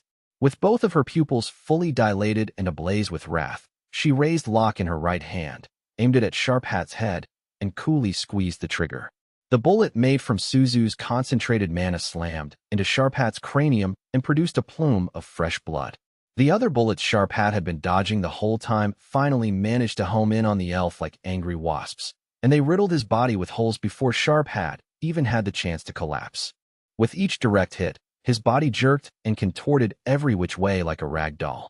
And what's more, every single one of the magic bullets was infused with a status effect. Some were poison bullets, like the first round that had glanced off his shoulder, but there was a whole range of ailments the bullets could cause, such as bleeding, confusion, blindness, curse, paralysis, hypnosis, hallucination, debilitation, mental clouding, and so on. In short, Suzu could fire bullets with magical elements, and it only took a scratch from one of her rounds to deal a status ailment to the hapless target. Suzu had fired hundreds of these magic bullets, and they were all presently shredding their way through Sharp Hat's body, conferring their status ailments on the elf in the process. It was only when the last airborne slug had whistled through Sharp Hat that he was allowed to crumple to the floor in a heap. Yet, despite resembling a honeycomb due to the amount of bullet holes he had in him, Sharp Hat was still very much alive, thanks to Ellie's immortality spell. Suzu wasted no time in striding over to the fallen elf and aiming a swift, booming kick at him, propelling him through the air like a leather ball. Sharp Hat crashed against a pillar, then tumbled heavily to the ground again. But Suzu wasn't anywhere near done yet. She went up to Sharp Hat again, and when the elf looked up at her, the last thing he saw while conscious was the sole of her black leather boot. The first heel smash to the face rendered Sharp Hat comatose, but Suzu kept furiously stomping on the same spot over and over, each blow eliciting a sickening crunch. Hey, get a hold of yourself. Locke yelled at Suzu. Don't you realize that, the way you're stomping on him right now, he can see straight up your skirt? On hearing her musket's warning, Suzu immediately froze and regained her composure, or rather, her sense of shame. She quickly flattened down her skirt and backed away from Sharp Hat, who was barely breathing anyway by this point. Even though Suzu's face was completely red from embarrassment, she had finally settled down, which gave Locke the opening it needed to further upbraid its wayward partner. You've really done it this time, Locke told her. Don't you remember what Lord Light said? How are you supposed to test your skills if you just shoot him to pieces? This reminder had the effect of turning Suzu's flushed face suddenly pale. The whole purpose of this exercise had been for the musketeer to find out how she measured up against Sharp Hat, the best marksman the elves had to offer, and during the initial exchanges, she had made a point of refraining from directly engaging with her opponent so that she could focus on simply observing him. She had also kept her power level a secret so that it wouldn't prejudice the fight in any way. But the moment Sharp Hat called Light a loser, all bets were off, and Suzu disproportionately punished the elf as blind fury took hold of her. Suzu looked frantically to Locke for an answer on how she could redeem herself, but the musket dashed her hopes. There's nothing we can do now, partner. Even if we restore him back to full health, his psyche won't be in any condition to fight anymore. It'd just be a waste of healing magic. Suzu crouched down and hugged her knees, tears welling up in her eyes because she knew Locke was right. Even though it had been entirely Suzu's fault that she had lost control and brutalized Sharp Hat, Locke attempted to console her. Don't worry, it's fine, Locke said reassuringly.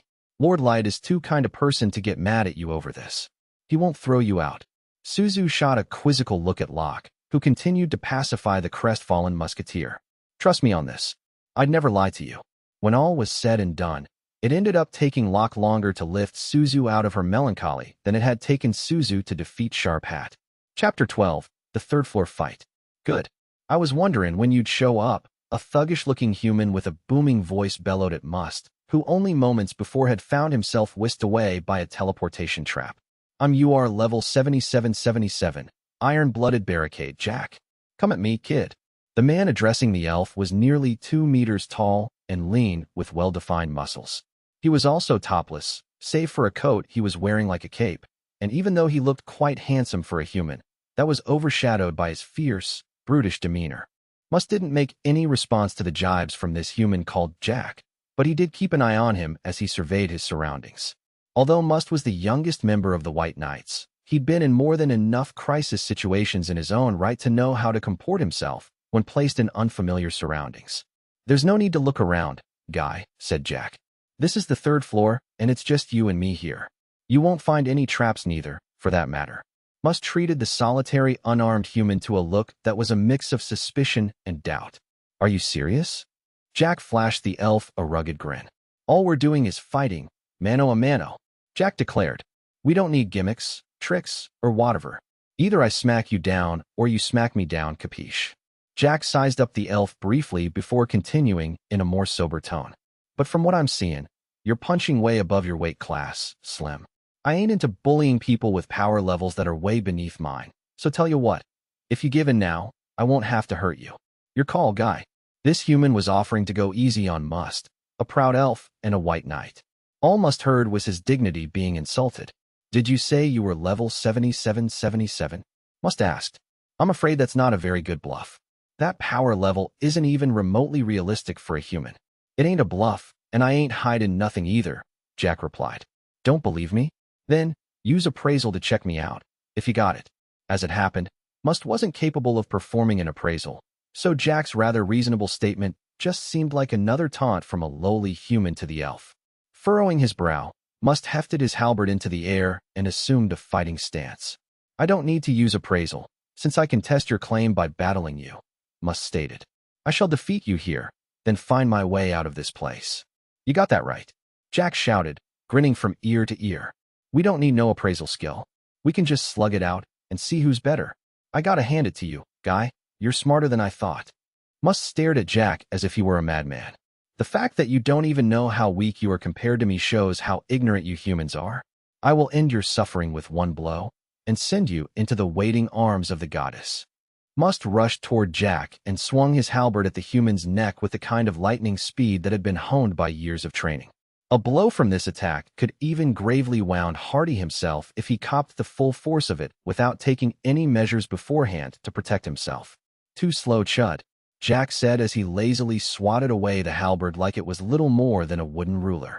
The force of the deflection reverberated down through the halberd's handle, numbing Must's hands with pain and sending him flying backward through the air.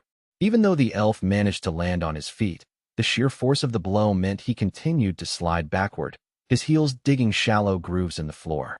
This put Must at a safe distance from Jack, giving the elf time to look in shock at his arms, which were throbbing all the way down to the bone. By some miracle, Must was still holding his halberd in spite of the pain. How did he repel my attack so easily? Must thought. Not even the commander is capable of that. Does this mean he really is level 7777? Must gritted his teeth as it dawned on him that he really might not have a fighting chance against this opponent. given that his own power level hovered somewhere above the 2,000 mark. But just as he was on the verge of losing all hope, Must's sense of righteousness returned, and he hollered over to Jack. "I refuse to be defeated by the likes of you," Must declared. "I must save the White Knights, the Elven Queendom, and everyone else that depends on me. So defeat is not an option." "Oh, here we go. Out comes the savior complex you got for your people and everyone else," Jack said, mocking the elf's words by putting them in air quotes. "And I'm guessing you count the human race as part of that everyone else, huh? Stop me if I'm wrong." Jack continued to scoff at the red-haired elf. "Look, my browski lights told me all about you. Like how you want to save all humans from our miserable existences by killing every last one of us. Dude, how's that absolute dog vomit supposed to save anyone?" "But," Must started. "But it's the only solution for a race that's so weak, unsightly, and unfit to survive. It's better to exterminate the humans than allow them to live such wretched lives. Would you leave a man mortally wounded on the battlefield to suffer in agony until he breathes his last? Or would you kill him out of mercy and humanity? It is the same concept. Why don't any of you understand that? What are you, tweaked?" Jack sighed. "Something must be very wrong with you if you seriously believe that crap." Angered by this slight, Must raised his halberd once more, the pain in his arms having worn off by this point. "I guess no matter how strong you may seem as an individual, all you humans are inferior," Must said. "I should have known better than to expect an inferior to understand my noble principles. Now I have to defeat you, for the sake of everybody. Stoutarm halberd, grant me the power to crush this foe." Must's magic weapon, the Stoutarm halberd, glowed from tip to tip, indicating that the elf had unleashed his ultimate power move. The Stoutarm halberd was an artifact-class weapon that had been passed down through the generations in Must's baronial family, and it was so exceedingly rare, even if an A-rank adventurer wanted it, there was no way they could obtain it. The Stoutarm halberd's power was quite simple. It greatly elevated the stats of the person wielding the weapon. The only drawback was that this buff wasn't indefinite, lasting for a mere 3 minutes or so, but in that brief time, Must became strong enough to fight Hardy the Silent on an equal footing. That was why people considered Must the favorite to succeed Hardy as the next commander of the White Knights. However, Must was presently facing a fighter who claimed to be level 7777, an opponent who had easily deflected one of his strongest attacks. "More. I need more. Grant me more power to crush my enemy, Stoutarm halberd." The Stoutarm halberd glowed even brighter, infusing Must with enough energy to burst the capillaries in his eyes and cause tears of blood to stream down his cheeks. In fact, Must was shaving years off his life just so he could gain enough strength to put Jack in the ground. "You're a preachy, self-righteous jackhole, but at least you're willing to fight for your janky beliefs," Jack said as he tossed his coat from his shoulders in grandiose fashion. "But quick heads up, I ain't pulling any punches neither. A man's gotta have his pride." Must hadn't heard Jack's clapback because the elf had been screaming at length the whole time. Must was even at the point of sacrificing part of his soul in order to absorb power past any reasonable limit. By the end, Must possessed the kind of might, speed, and intensity that could only be attained in this one brief moment in his life. Holding the Stoutarm halberd aloft, Must unleashed his new overpowered attack. "Iron-blooded barricade," Jack cried out. Jack doused himself in his own blood, which then hardened into full-body armor tougher than almost any protective apparel worn by the warriors of the Abyss. At the same moment that Must swept his Stoutarm halberd toward him, Jack roared and countered by swinging his iron fist. Jack's crimson skin-tight protective suit made of blood and mana doubled as a near-invulnerable weapon in its own right when combined with Jack's extraordinary arm strength and punching speed. When Jack's fist connected with the Stoutarm halberd, not only did the magic weapon shatter like brittle glass, the follow-through sent Must flying through the air at a velocity that nearly saw him breaking the sound barrier. Must's screams lasted for the duration of the short flight before being abruptly cut short when he collided full force with the tower wall, the impact leaving a sizable crack in it. The elf tumbled to the ground unconscious and lifeless, his armor smashed to pieces. The only thing keeping the spark of life from departing his broken body was Ellie's immortality spell that had been cast on the tower. Without that spell, the force of Jack's punch would have pulverized Must into unrecognizable mush. Although Jack's fist had been subjected to the full force of Must's ultimate attack, the halberd hadn't left a single scratch on it. In fact, His hand was so completely unaffected by the blow that it was like he hadn't even lifted a finger. Although Jack had come out victorious, he felt no joy at winning such an easy fight. All he could do was peer down at Must with a look of puzzled reproach on his face. "I gotta hand it to you. Facing me head-on like that takes balls," said Jack. "But your principles, or whatever you want to call them, are total hot garbage and a major barrier to me ever considering you bro material." "I mean, seriously, guy," he sighed. "Are all elves as cracked as you are?" Chapter 13, The Fourth Floor Fight. "I'm Nizuna, the strongest fighter in Master's army, which means I'm the toughest to beat." The first thing Hardy the Silent saw after being transported who knew where by the teleportation trap was a girl around half his size standing in front of him. She was wearing armor, had blood-red irises, and had long platinum-colored hair. Even though she looked like a short yet busty heiress, she was wielding a broadsword that dwarfed her diminutive stature, which made for a near-comical visual contrast. Hardy could hear the tautological bombast from this girl calling herself Nizuna quite clearly, which indicated that his silent spell had been cancelled out somehow, perhaps as a result of the teleportation trap. When Hardy moved slightly to take in his surroundings, he could hear the sound of his armor scraping against itself too. "I do not appear to be on the first floor any longer, but it seems that I am still in the tower," thought Hardy. The construction of the pillars, the floor, and the walls was similar to that of the first floor, but here, the pillars were arranged in a circle along the wall, making the space look a bit like a large courtyard on an aristocrat's estate. There didn't seem to be anyone else on this floor besides the girl, and the open nature of the area made it an ideal place for engaging in all-out combat. "Hey, are you listening, Gramps?" Nizuna yelled at him. "You don't get to ignore me." Hardy's face remained impassive as he placed his right hand on the sword strapped to his back. "I am listening. I assume you are my enemy." "Yup," Nizuna said cheerily. "You're the most powerful elf of all, Ancha. Master told me to test my strength against you to see how good I really am." "Is that so?" Hardy calmly unsheathed his sword and assumed a fighting stance.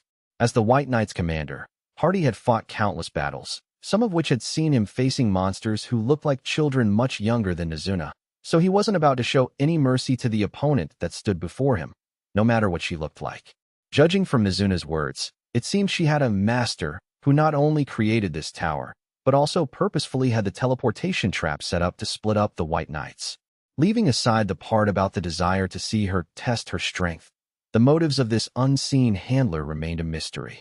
What Hardy could tell, though, was that the girl in front of him was definitely a cut above ordinary fighters. But that is all there is to her, he thought. However skilled this Nizuna girl was, there was no way she would be a match for Hardy the Silent.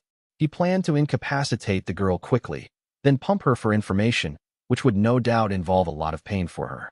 Once he had all the details he needed, he would reunite with his team, slay the Red Dragon, capture this tower's master, then extract more information from them before a summary execution.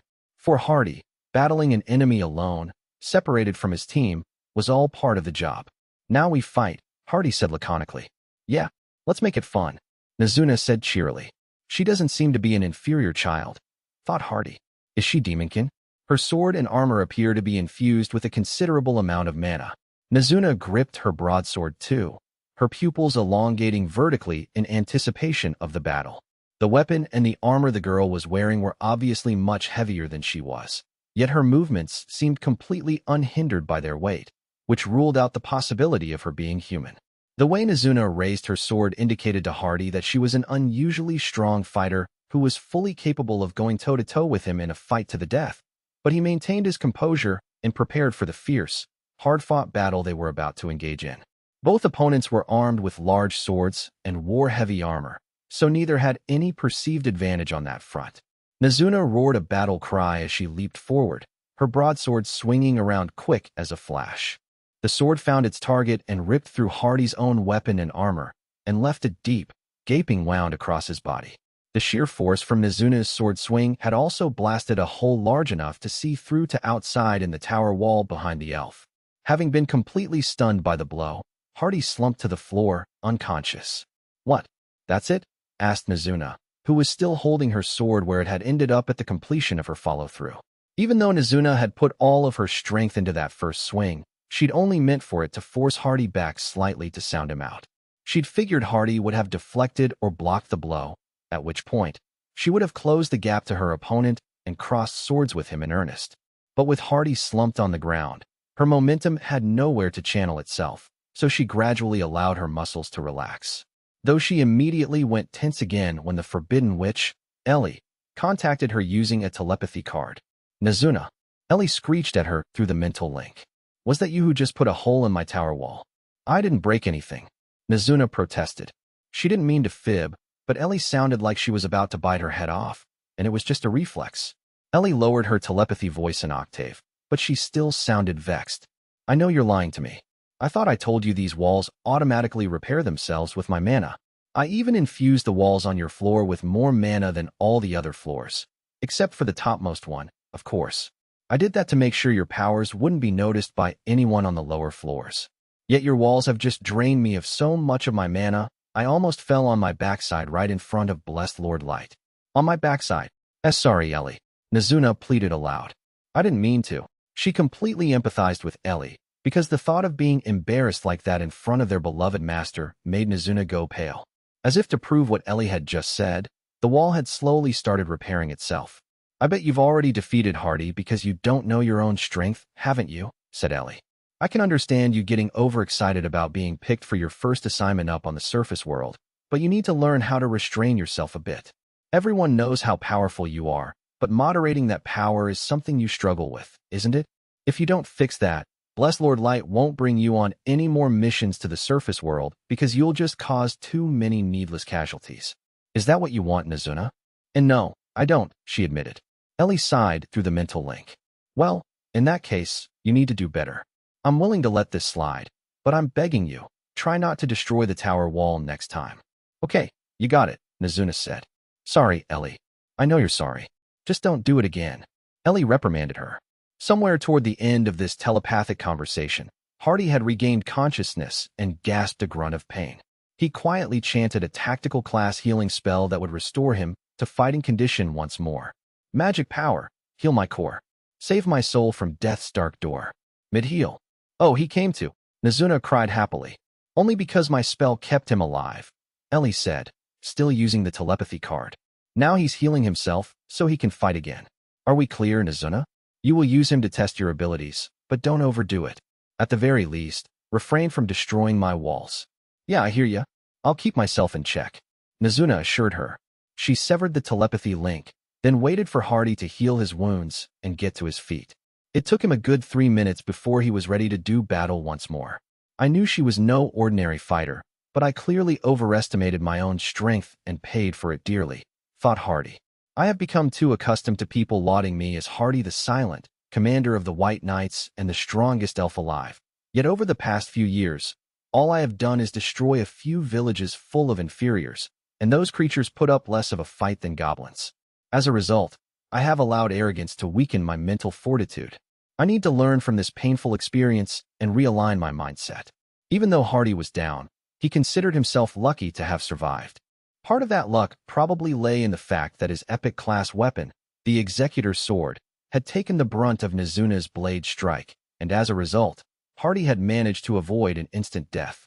Another way in which Hardy felt he had been lucky was that his enemy, Nazuna, hadn't decided to finish him off after he blacked out. Instead, she had kept her distance and simply watched him heal himself. This is probably her first real fight, so she is likely too timid to attack me again and finish it, thought Hardy. She has just wasted a very rare chance to slay me. Once Hardy was done healing, he stood up with a stifled grunt and faced Nazuna again, who had clearly lost all of the cockiness she had initially exhibited.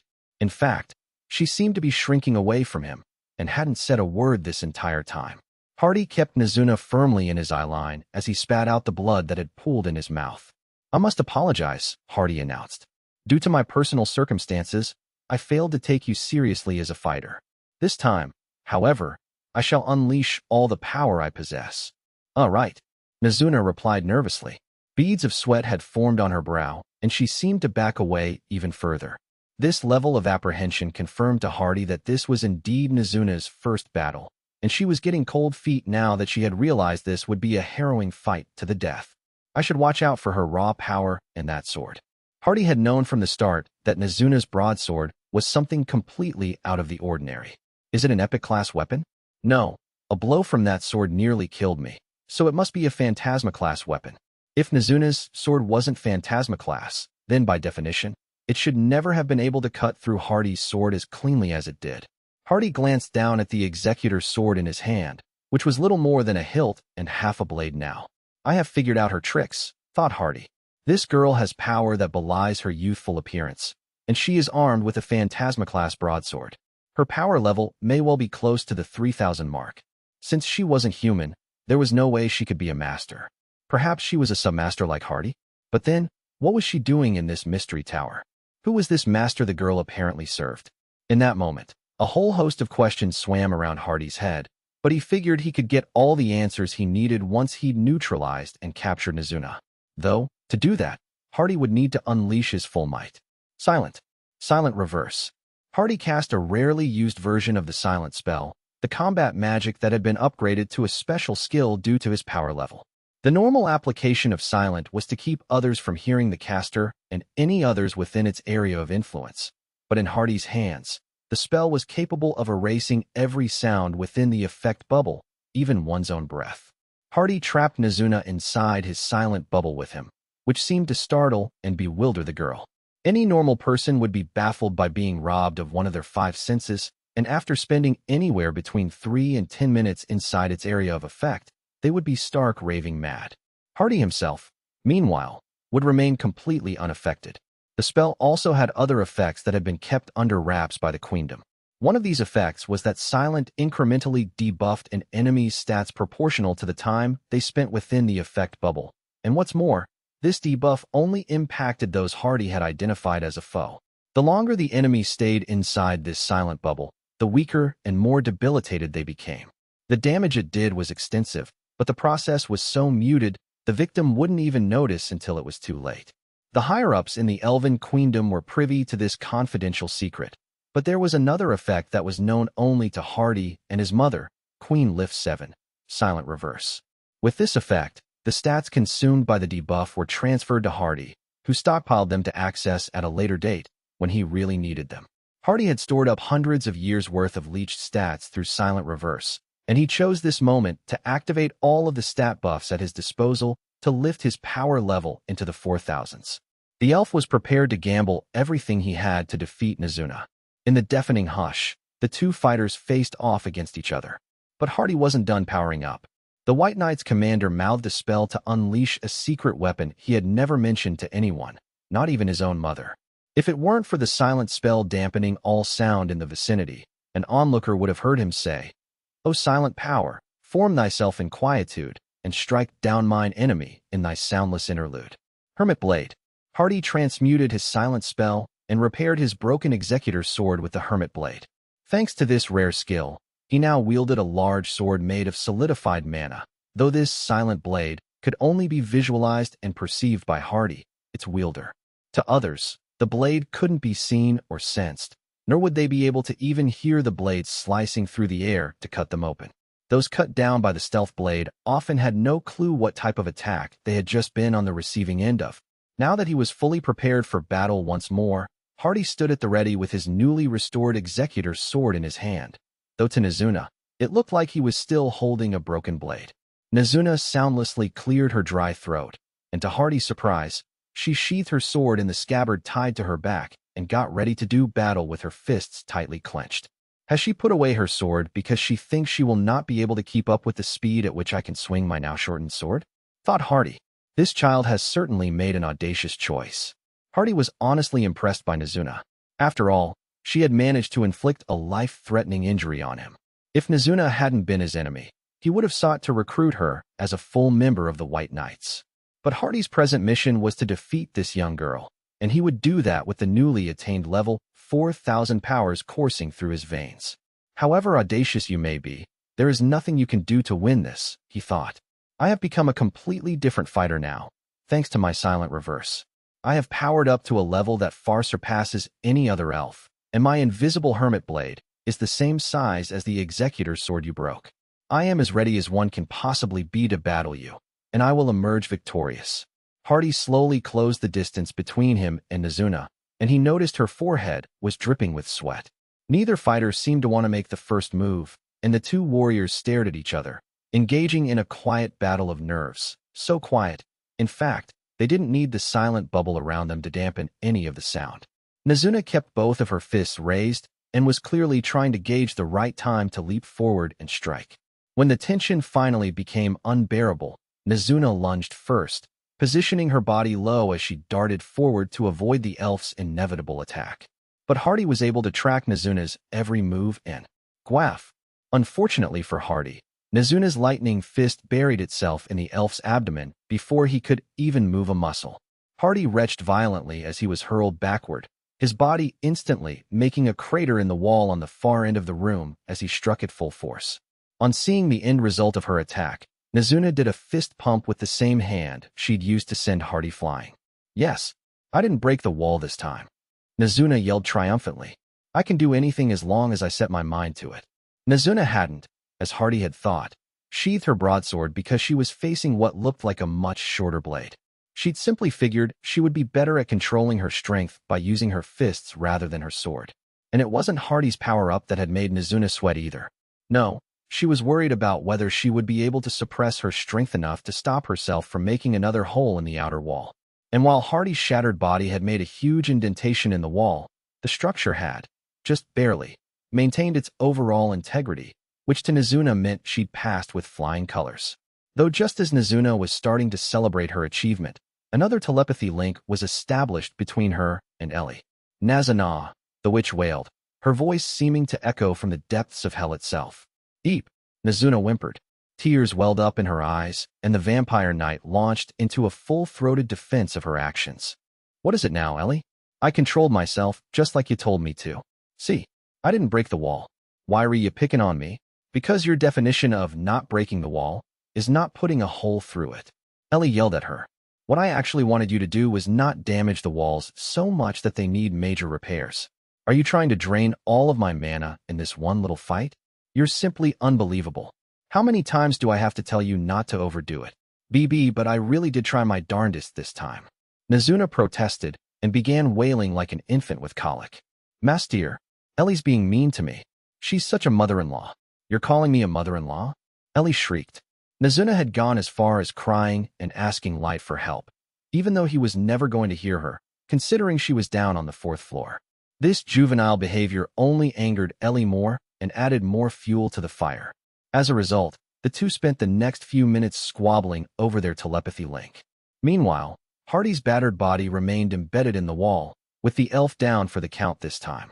The wall gradually repaired itself and gently displaced Hardy's body until he eventually peeled off and flopped lifelessly to the floor. Chapter 14, 3-Year Reunion. Are you okay, Ellie? It looks like you lost a lot of mana. Ellie started, then smiled bravely. I'm fine. I still have plenty of mana left. It's just that Nazuna's causing so much damage on her floor, it suddenly sucked mana out of me, and whenever that happens, I can feel it in my legs. But don't worry. The mana I've lost will eventually restore itself. I decided it would be impolite to pry any further, so I decided to change the subject. So, I started. I see the 4th floor battle is going pretty much as expected, though I didn't think it would end that quickly. She was facing a level 3000 elf, Ellie said simply. It just proves he wasn't much of an opponent to begin with. Though I really thought he would fight her using some kind of weapon or power known only to the Elven Queendom. They call him Hardy the Silent, so I figured he had to have something big up his sleeve, I said. But I guess all he did in the end was some leveling up and create an invisible blade. Not that raising your power level to 4000 would do any good against Nazuna. Well, anyway, Nazuna captured him, so I guess we can say she carried out her mission successfully. I hope this teaches her the value of controlling her own strength, Ellie sniffed. Muro, Oyuki purred. We were all on the 5th floor, and I was sitting on my throne, receiving reports on how the various tower battles were going. The White Knights and Sasha had entered the tower and set off the teleportation trap Ellie had made for the express purpose of scattering them to separate floors. Nazuna had been the first to win her battle, beating the commander of the White Knights on the 4th floor, and it looked as though the fights on the other 3 floors were close to wrapping up as well. In fact, Nazuna's fight was so quick, the lecture she got from Ellie actually took longer. Ellie was standing on my left, next to the throne, while Aoyuki was on my right. Aoyuki was monitoring activity both inside and outside the Great Tower using the mental links she had established with covert monsters that had been deployed to a number of locations. Ellie had cast restoration spells to keep the elves alive, while also making sure the tower remained perfectly intact. Thanks to Ellie's restoration spells, my fighters were able to wail on the elves all they wanted without the need to worry about accidentally going overboard and killing them. Her magic also ensured the elves weren't able to escape by simply breaking through the walls. Those weren't the only effects of Ellie's spells, but the common thread was that everything came at the cost of consuming her mana. When Nizuna had caused extensive damage to the tower in her fight against Hardy, Ellie had let out a little breathy moan and her legs had buckled and trembled like a newborn fawn's. The first time it happened, I wondered what was going on with her, but she quickly explained that this reaction was the result of a sudden, unexpected drop in mana. She added that if she'd known her mana was going to be depleted beforehand, she would have been able to withstand the hit without flinching. I could see how a person might not be surprised if someone they knew came up behind them and shouted loudly in their ear, but would they really make that weird sound Ellie had made if that hollering was completely unexpected? After recovering from this abrupt loss of mana, Ellie asked for my permission to use the SR telepathy card so that she could chide Nizuna. Not long after that first upbraiding, Ellie gasped another little moan and proceeded to give Nizuna another dressing down via telepathy. Even though I pitied Nizuna, her plight was totally out of my hands. All I could do was smile awkwardly as I left Ellie to yell at Nizuna. When she was done, Ellie sighed and placed a hand on her temple, as if a headache had come on. I know Nizuna is strong, but she still behaves like that. Perhaps she acts like the youngest child because she was the last SUR card you summoned. But due to that childish disposition of hers, everyone goes easy on Nizuna, one way or another. We need to do something about how we act toward Nizuna for her own good. I agreed with Ellie's grumblings. Nizuna was, in a word, strong. She was slightly less resistant to magic than some, but all her other stats were off the charts. In fact, Nizuna was so powerful, if she were to fight Aoyuki and Ellie in a one-on-two battle, there was no telling who would come out on top. Yet, like Ellie said, Nizuna acted like the baby of the family. Everyone seemed to excuse her behavior with the phrase, "That's just Nizuna." And I had to admit, the fairy maids did tend to humor her a lot. Even Ice Heat, who was a huge stickler for the rules, appeared to treat Nizuna with kid gloves. And of course, I had a soft spot for Nizuna too. As a result of how we treated Nizuna, she had ended up going way overboard not once but twice against Hardy, and the damage had rebounded onto Ellie. I absent-mindedly started thinking what my 4 lieutenants would be like as actual sisters. I guess Mei would be the responsible eldest sister. Aoyuki would be the cool and savvy second sister. Ellie's the gifted but perpetually persecuted middle child, while Nizuna is the excitable youngest sister. This thought exercise was almost too fitting, and I couldn't help smiling. "Mro," Aoyuki mewed. "Huh," I said. "Oh right, our special guests are about to arrive." I could sense these special guests, namely, Sasha and her fiancé, Mikhail, approaching the throne room as we spoke. They were taking a long time to get here because they'd been overly cautious while making progress through this floor, in case they set off any more traps. Even Ellie noticed the 2 elves were drawing closer, and she placed her senses on high alert. "So they are," Ellie said. "I apologize, blessed Lord Light. I shouldn't be complaining about Nizuna while we are engaged in this crucial operation." "No, it's fine," I replied. "In fact, hearing your opinion on the matter was time well spent. But now, we have much more important business to attend to, so it's time we all focused." "Of course, blessed Lord Light," Ellie said. "Mro," Aoyuki mewed in assent. "And Ellie," I added, "once Sasha and Mikhail enter this room, and the door closes behind them, send a message to the other 4 fighters to be ready to transport the incapacitated bodies of the White Knights they battled up to this floor." "As you wish, blessed Lord Light," Ellie replied. After relaying this final instruction, I put on my SSR Fool's mask and my black hooded cloak and grabbed my staff. A few minutes later, the door to the throne room slowly creaked open, and an elf woman with knife-like ears poking out of her long, flowing blonde hair appeared in the doorway. I was finally face to face with my nemesis as Light, the boy she had left for dead nearly 3 years prior. On arriving at the destination, the teleportation trap had whisked them away too. Sasha and Mikhail scanned their surroundings carefully, unsure of what to expect. How could Sharphat have missed such a large trap? Mikhail grumbled. "Are we still inside the tower at least?" Sasha asked. "I believe so," Mikhail replied. The structures here seemed to be made of the exact same material, in any case. On the face of it, the trap had transported the two elves together because Mikhail had been holding Sasha close to him at the moment of teleport, though in reality, it wouldn't have made any difference if the two had been farther apart, because Ellie had calibrated the trap to ensure the spouses-to-be would be sent to the same location. Despite their predicament, both elves remained calm and alert, largely owing to the fact that Mikhail was the vice commander of the White Knights, and Sasha had once belonged to the elite adventuring party, the Concord of the tribes. From what they could see, they were in a long hallway that curved gently around to the right. There were no visible obstacles, and the hallway was wide enough for Sasha and Mikhail to stand side by side with their arms fully extended if they so wished. Although there were no doors or windows in what could be seen of the walls, there seemed to be magical light sources embedded in the ceiling that kept the space brightly illuminated. "Well, there is little point in standing here forever," Mikhail muttered. "Let's move. I could scout ahead," Sasha suggested. "No, Miss Sasha," Mikhail said firmly. "There may be more traps and monsters lurking unseen. Allow me to take the lead. My scouting skills may not be as good as Sharp Hat's, but I can manage well enough. Meanwhile, you should ready that Phantasma-class weapon the Count lent you." "Yes, understood," said Sasha, completely swayed by Mikhail's counter-proposal. She held aloft the weapon in question, which looked more like a white ocarina than an implement of war. With the ocarina-like weapon in one hand, Sasha grabbed the back of Mikhail's cloak with the other to ensure they wouldn't get separated if they stumbled across another teleportation trap. The shield Mikhail was holding was also a Phantasma-class weapon, one that he had borrowed from the Chancellor, and the scene depicted on the front of it was of the goddess blowing on a monster and making it roar in agony.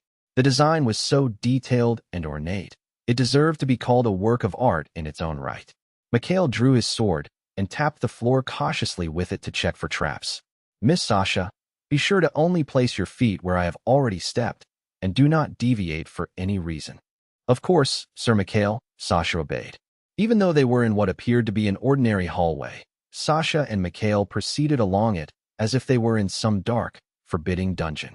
As it happened, there were no traps or monsters here at all, but the two elves had no way of knowing that. Ellie could naturally have teleported Sasha and Mikhail straight to the throne room, but she had instead decided to deposit them in the hallway to mess with their heads one last time before their final encounter with light. The hallway itself looked innocent enough at first glance, but it was long and on a deliberately blind curve, and after already tripping one teleportation trap, any experienced adventurer would be circumspect on finding themselves in this situation. Unaware of the real intention of why they had ended up here, Mikhail and Sasha made their way carefully down the hallway, fully prepared to encounter some potentially fatal surprise. As a result of their unwarranted caution, the elves took an inordinate amount of time to reach the end of the hallway, but when they did get there, they found a set of double doors massive enough for a 4-meter-tall golem to pass through without needing to stoop. "It feels like we're about to face the final boss at the very end of a dungeon," Sasha said in a hushed tone. "The boss of this tower, so to speak," Mikhail whispered back. "Let us hope the boss is the Red Dragon so we can defeat it and leave this place." Mikhail gave a mirthful shrug, which made Sasha smile despite herself. But this moment of levity didn't last long. "I suppose there is nowhere else to go but inside," Mikhail said, a serious expression appearing on his face once more. "I am ready to play my ocarina whenever we need it, Sir Mikhail," Sasha said. "If you sense we are in any danger, use it immediately," Mikhail instructed her. Once this brief conversation had concluded, Mikhail put his hand on one of the doors and pushed gently, causing the double doors to swing open almost automatically, and so silently and smoothly that it was as if giant butlers were opening them from the other side. Beyond the doors was a room that was significantly brighter than the hallway, as if the space was bathed in direct sunlight. Looking around the room, the two elves saw pillars arranged in orderly rows, though unlike on the first floor, the columns here were thinner. The room itself was about as big as a ballroom, with ceilings as high as the eye could see, and although there were no windows, it didn't feel like an enclosed space. A red carpet led all the way up to a throne perched on top of a dais, though the room itself looked too plain and lacking in adornments to resemble a typical throne room. However, the two young women standing either side and slightly in front of the throne completely outshone the simplicity of the chamber. One was dressed in a witch's outfit, while the other, a petite blue-haired doll of a woman, was wearing a hood with cat ears. Both maidens were more breathtaking than any elf woman, and even if you spent all the money in the world on hiring the very best architects, they wouldn't come close to designing a throne room with aesthetics that could exceed the radiance of these two ravishing beauties. The pair shone brighter than all the jewels in the elven queendom palace, yet Sasha's attention was instantly drawn to the human boy seated on the throne. Huh? What's that inferior doing here? Sasha bellowed. Miss Sasha, Mikhail queried. Even from afar, Sasha recognized the fool's mask, the dark robe, and the staff. This was the same boy she had mistaken for Light the day she had set off to scout the Great Mystery Tower. Because Sasha routinely dismissed all humans as inferiors, she instantly forgot the faces of most humans she met, but the memory of this particular kid was still seared into the back of her eyelids. Thinking he might be Light, Sasha had ordered the boy to remove his mask, but instead of finding the visage of her former party mate underneath, the boy revealed horrible burn scars that made her shriek and gag. Miss Sasha, do you know the boy sitting atop that throne? Mikhail pressed. Well, no, I don't know him as such, said Sasha. He was an adventurer I came across in the camp town before I departed on my quest to scout this tower. The boy and the two young women could clearly see Sasha and Mikhail were at the door, but none of them moved a muscle. All three seemed to be waiting for the elves to enter the throne room. Sasha and Mikhail scanned the chamber, but save for the trio near the throne, there appeared to be nobody else in there. At the very least, there was nowhere a red dragon could be hiding out of sight. Let us enter, Miss Sasha, Mikhail suggested. It seems we have no other option. Okay, Sir Mikhail, Sasha replied. After taking a few tentative steps into the room, the doors suddenly swung shut behind the elves, though this didn't spook the couple because they had anticipated that would happen. They inched their way into the room until the boy called out to them. It's been a while, Sasha. Sasha shot the masked kid a quizzical look before launching into a breathless rant. Yes, we haven't seen each other since my quest, but we don't know each other well enough for you to say that to me. In fact, I don't want to hear you say anything to me, you disgusting inferior. The two maidens looked incredibly annoyed by the vitriol in her voice, but even their irritated expressions didn't detract from their beauty. Mikhail found himself completely entranced by the two women, though luckily for him, Sasha was standing behind him, so she was unable to see the dazzled look on his face. The masked youth laughed scornfully at Sasha in a voice that sent chills down her spine. That's not very nice, Sasha. We used to go questing in dungeons in the same party, remember? What? Sasha sneered. You must have me mixed up with some other elf. Why would I ever go questing with? A note of hesitation entered her voice. With an inferior in the same party? Sasha's usual self-assured haughtiness at the beginning of her reply had petered out toward the end as she put two and two together and recalled she had in fact done some questing with a human in the past, the human she'd attempted to assassinate while in the Concord of the tribes. But the boy sitting in front of her couldn't be Light because she'd seen his heavily scarred face firsthand.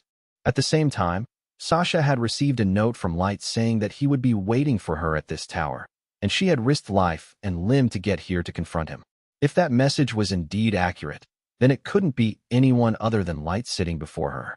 The boy placed his hand on his mask, and Sasha braced herself for the nauseating sight she expected to be revealed, but her curiosity got the better of her, and she didn't dare avert her gaze. In fact, Sasha was so fixated on the boy, she completely forgot that Mikhail, her fiancé, the very embodiment of the privileged future she wished to safeguard, and one of the last people she wanted finding out the truth, was also in the room. When the youth finally removed his mask, Sasha let out a hoarse, gut-wrenching scream. The boy named Light smiled viciously at the elf woman, like a wolf about to devour its prey. I'll say it again, it's been a while, Sasha. I've waited 3 long years for this. But I'm here to take my revenge. How are you still alive? Sasha shrieked, shrinking away as she spoke. You had all those horrible burn scars. And even though it's been 3 years, you haven't grown at all. You can't be Light. Sasha was almost whispering to herself by this point, and she continued to stare at the boy like she'd seen a ghost. I saw your face with my own eyes. You weren't him. Those scars were an illusion, Light explained. And I've stopped my body aging because I don't want to forget the pain, misery, and anger I felt when you and the rest of the Concord of the tribes betrayed me. The palpable rage Light aimed at Sasha caused her to squeal in fright. Mikhail stepped in front of Sasha to shield her from Light's gaze, then turned his head to the side to address his fiancée. Miss Sasha, is what this boy is saying true? He asked. That would mean he is the potential master that was supposed to be dead. Am I to gather that no assassination in fact took place? Oh, well, Sasha fumbled for the right answer to this question, but she herself had no clue how Light could have survived the horrors of the abyss. But Light was the one to break the awkward silence between the two elves by filling in the blanks for them, though he certainly wasn't doing it as some kind of favor to Sasha. Yes, you did try to kill me 3 years ago in the abyss, the largest and most notorious dungeon in the world, Light affirmed. But luckily, I triggered a teleportation trap at the last minute and survived your assassination attempt. Now I'm here to take my revenge and find out why you all wanted to kill me. I'd also like to know what a master actually is, and why the nations of this world were all out looking for one. Light gestured to the two young ladies either side of his throne. For that purpose, I've assembled allies like Aoyuki and Ellie here. I myself have powered up to level 9999, and I've been busy collecting intelligence, spreading disinformation, and raising an army. Light grinned smugly and raised his hands toward the ceiling. This entire tower was built just so I could serve up the sweetest revenge anyone could imagine on you. Why would anyone build this thing just to get back at me? Sasha stammered, her face going pale. And did you say you're level 9999 now? That's impossible. Tell me that's a joke. Sasha appeared thoroughly defeated mentally, but Light wasn't satisfied with simply seeing an anguished look on her face. His heart still smoldered with a red-hot desire to exact his vengeance. But at that moment, the tense mood in the room was broken by a peal of half-stifled chuckling. Sir Mikhail? Sasha said, looking at her fiancé in confusion, since the last thing this dire situation called for was laughter. Mikhail spun around and beamed broadly at Sasha. Miss Sasha, you truly are the greatest thing that has ever happened to me. You are my very own Lady Luck, Mikhail declared. Never in my wildest dreams would I have imagined that this prospective master would survive his time in the abyss, and that we would be the ones to end up killing him. And not only that, this boy is the one behind the Great Mystery Tower and the Red Dragon. If we take his head back to the queendom on a platter, we will gain untold influence. The daughter we sire will unquestionably be next in line to the throne. Sasha hadn't expected this kind of animated reaction from the normally rather even-keeled Mikhail, and she didn't find his prediction on how this would all play out particularly convincing either. But Light created this tower and tamed a red dragon. Plus, he just said his power level was 9,999. There's no way we can kill him. Miss Sasha, calm yourself. Mikhail brought his lips closer to Sasha's ear. Yes, the tower is a shock to us all, but we do not know for sure that he made it himself. It was probably made by one of those two girls over there. Do you see the ears on that girl who looks like a witch? I think she is an elf. Sasha took a good look at the girl named Ellie, who stood slightly in front and to the left of Light's throne. He was right. A couple of pointy ears were poking out from under her wide-brimmed witch's hat, which Sasha had failed to notice at first, since they were shorter than the ones you would find on a typical elf. The likelihood of a successful pregnancy between two partners of different races was vanishingly remote compared to partners of the same race. On the rare occasion that a pregnancy of this kind was successful, the offspring generally shared the traits of one or other of the parents, but not both. For example, a child born to an elf and a human would exclusively inherit the physical characteristics and abilities of either the elf or the human. So for all practical purposes, there was no such thing as mixed race in the normal sense of the term. As a side note, if a human child was born to a master and an elf, they would be kept sheltered from the outside world and made to marry an elf when of age. This pattern repeated itself until only elves were born. There were exceptions to this, however, like the submasters, who could trace their bloodlines directly back to human masters. Mikhail believed Ellie was also a submaster, which meant she could plausibly have the power it would require to create the tower they were in. Ellie's short but pointy ears were likely a deformity, and it stood to reason that the elves might have ostracized her due to her appearance. Mikhail theorized that Ellie now worked for Light because the human had shown her compassion when she was at her lowest emotionally. His claim that he is level 9999 is obviously a bluff, Mikhail explained. Think about it. There is no possible way that a mere inferior can be 3 times more powerful than the leader of the White Knights. He is being a typical child and exaggerating to make a point. You must not allow his theatrical threats to throw you off your stride. Yes, Sasha said, considering the wisdom of this. Yes, you must be right. Him being level 9999 simply doesn't stack up. And he likely hasn't aged due to the psychological trauma of being betrayed by your party, Mikhail continued. I admit it is not a common occurrence, but there are examples of it happening to others, according to a book I once read. A deep psychological wound can cause a body to refuse to develop, meaning the sufferer still looks the same despite advancing in years. I believe this would explain his condition. Now I understand, Sasha said, steadily recovering from her initial defeatism, thanks to Mikhail's level-headed explanation. When Sasha had first received the message from Light, she hadn't really believed in her heart of hearts that the boy was actually alive. But seeing the human in the flesh and looking exactly the same after 3 long years had shaken her to the core. Now, however, she thought Mikhail's explanation made a lot of sense and chose to believe it. Mikhail, meanwhile, had shifted his attention to the 2 maidens. Were these girls the ones who rescued that boy? He looks quite young, and I will admit, he is as handsome as an elf, so it would only be natural for their motherly instincts to react strongly on learning of his miserable circumstances. I have heard that there are certain women who take a liking to boys who are young and vulnerable. Perhaps these girls also have a fetish for meek-looking males. It went without saying that if either Aoyuki or Ellie could have heard what Mikhail was thinking, they would have torn him limb from limb. The elf continued to explore the idea of a possible compromise based on this completely erroneous line of thinking. These young ladies are likely the ones who created this tower. The queendom could use their as yet unexplained and mysterious capabilities, and I for one would not want them allying with another nation either. If they are into boys, we can always dangle Naya and Kia in front of them as inducement to switch to our side. Mikhail was counting on a couple of better-looking elves being a stronger draw than some inferior boy. In fact, his entire line of thinking on the dynamic between Light, Aoyuki, and Ellie was based on his wrong-headed belief that humans were, without exception, lesser beings than elves. It was this poison that tainted the entirety of his logic, leading him to come to a very wrong conclusion. Mikhail pulled away from Sasha's ear and flashed his fiancée a winning smile.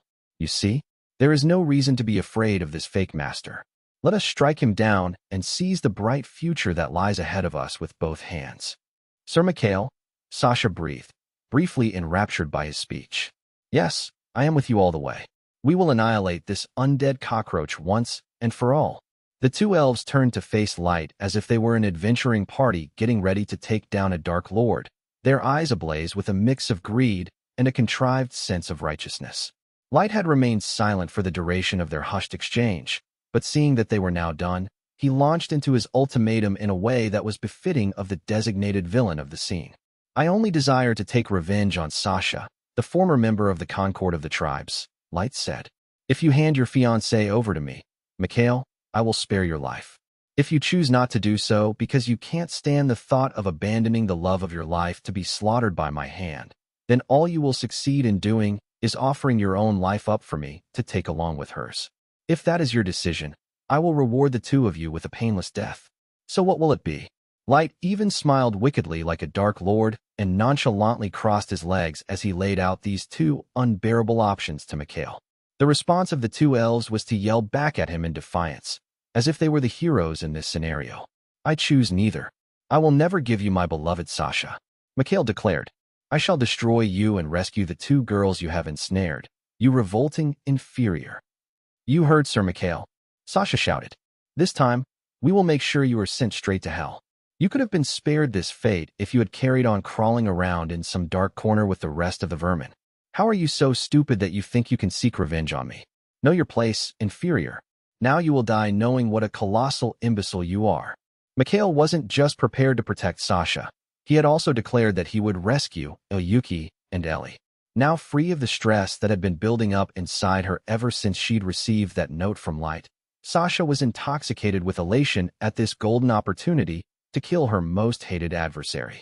Meanwhile, Light simply grinned at the 2 elves in satisfaction, since they had given him the best ending to his revenge plot that he could have hoped for. Both Sasha and Mikhail had just chosen to throw their lives away. In that case, there's nothing else to be said, Light summed up. All that's left now is for me to take my revenge. Light arose from the throne to begin his second act of retribution, after previously getting his revenge on Garu. Sasha and Mikhail stood ready for battle and prepared for anything. Chapter 15, Path to Despair. Aoyuki, Ellie, do not interfere under any circumstance, I said to my 2 lieutenants as I rose from my throne. Mrio, replied Aoyuki. Understood, blessed Lord Light, said Ellie. I sent the fool's mask I'd removed from my face to my item box and descended the stairs leading down from the dais with my trusty staff in hand. Now, I'll take my revenge. Mikhail, the vice commander of the White Knights, stood with his shield raised in front of him, while behind him was the target of my revenge, Sasha, who was holding a white ocarina in her hands. Yet I casually strolled toward them, paying no heed to the items they were wielding. "We will destroy you with our love, you filthy inferior," Sasha yelled. She brought the ocarina up to her lips, and musical notes filled the air. A hallucination attack? I thought. Or maybe the sound is intended to mess with my mind. It turned out I was wrong on both counts. A large magical symbol appeared on the floor underneath where she was standing, followed by 3 more magical symbols that appeared around the circumference of the first. Humanoid figures with wings on their backs, angels, to be exact, emerged from the 3 smaller symbols. The first angel was more than 4 meters tall, had muscles on top of muscles, and wielded a spiked mace. The angel was shirtless but wore an armet, meaning I couldn't see its facial expression. If this thing hadn't had wings, I would have mistaken it for a regular monster. The second angel was also around 4 meters tall, but this one resembled a golem with wings and didn't seem to have any movable arms or legs, since its entire body looked like it had been carved out of a block of marble.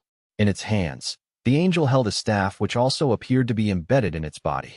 In other words, the angel looked more like an elaborate chess piece than an actual living creature.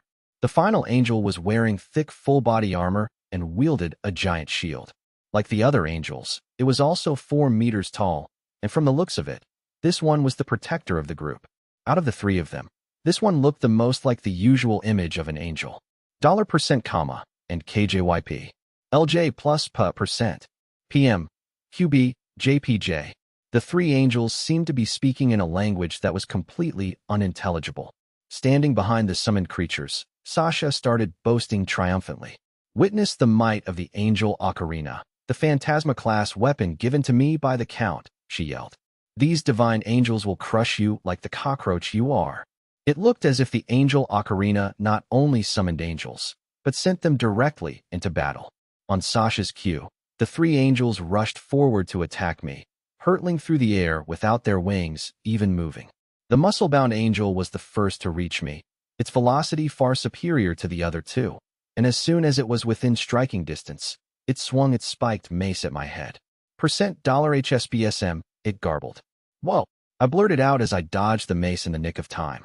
It appeared the angel had been expecting splintered bits of floor to fly up toward me when the mace struck it with excessive force, because it seemed extremely confused when this didn't happen. In fact, the mace failed to even make a dent in the floor, let alone cause it to fissure. $%, it babbled. It looked as if the force of the impact from the mace striking the unexpectedly solid floor had caused the angel's arm to go numb with pain. Ellie had made the 5th floor throne room out of stronger material than the other 4 tiers, though I didn't know her reasoning for this. "You should have kept moving," I shouted as I swung my staff toward what I was dubbing the muscle angel. Plus, UPG, and $. The shield angel immediately placed itself between me and its comrade to protect it from my attack, with multiple layers of power barriers made of light appearing directly in front of it. I thought nothing of this development, however, and decided to take on both angels at once. My staff easily scythed through the power barriers and connected with the angel's huge solid shield. "Here's my first hit," I said triumphantly.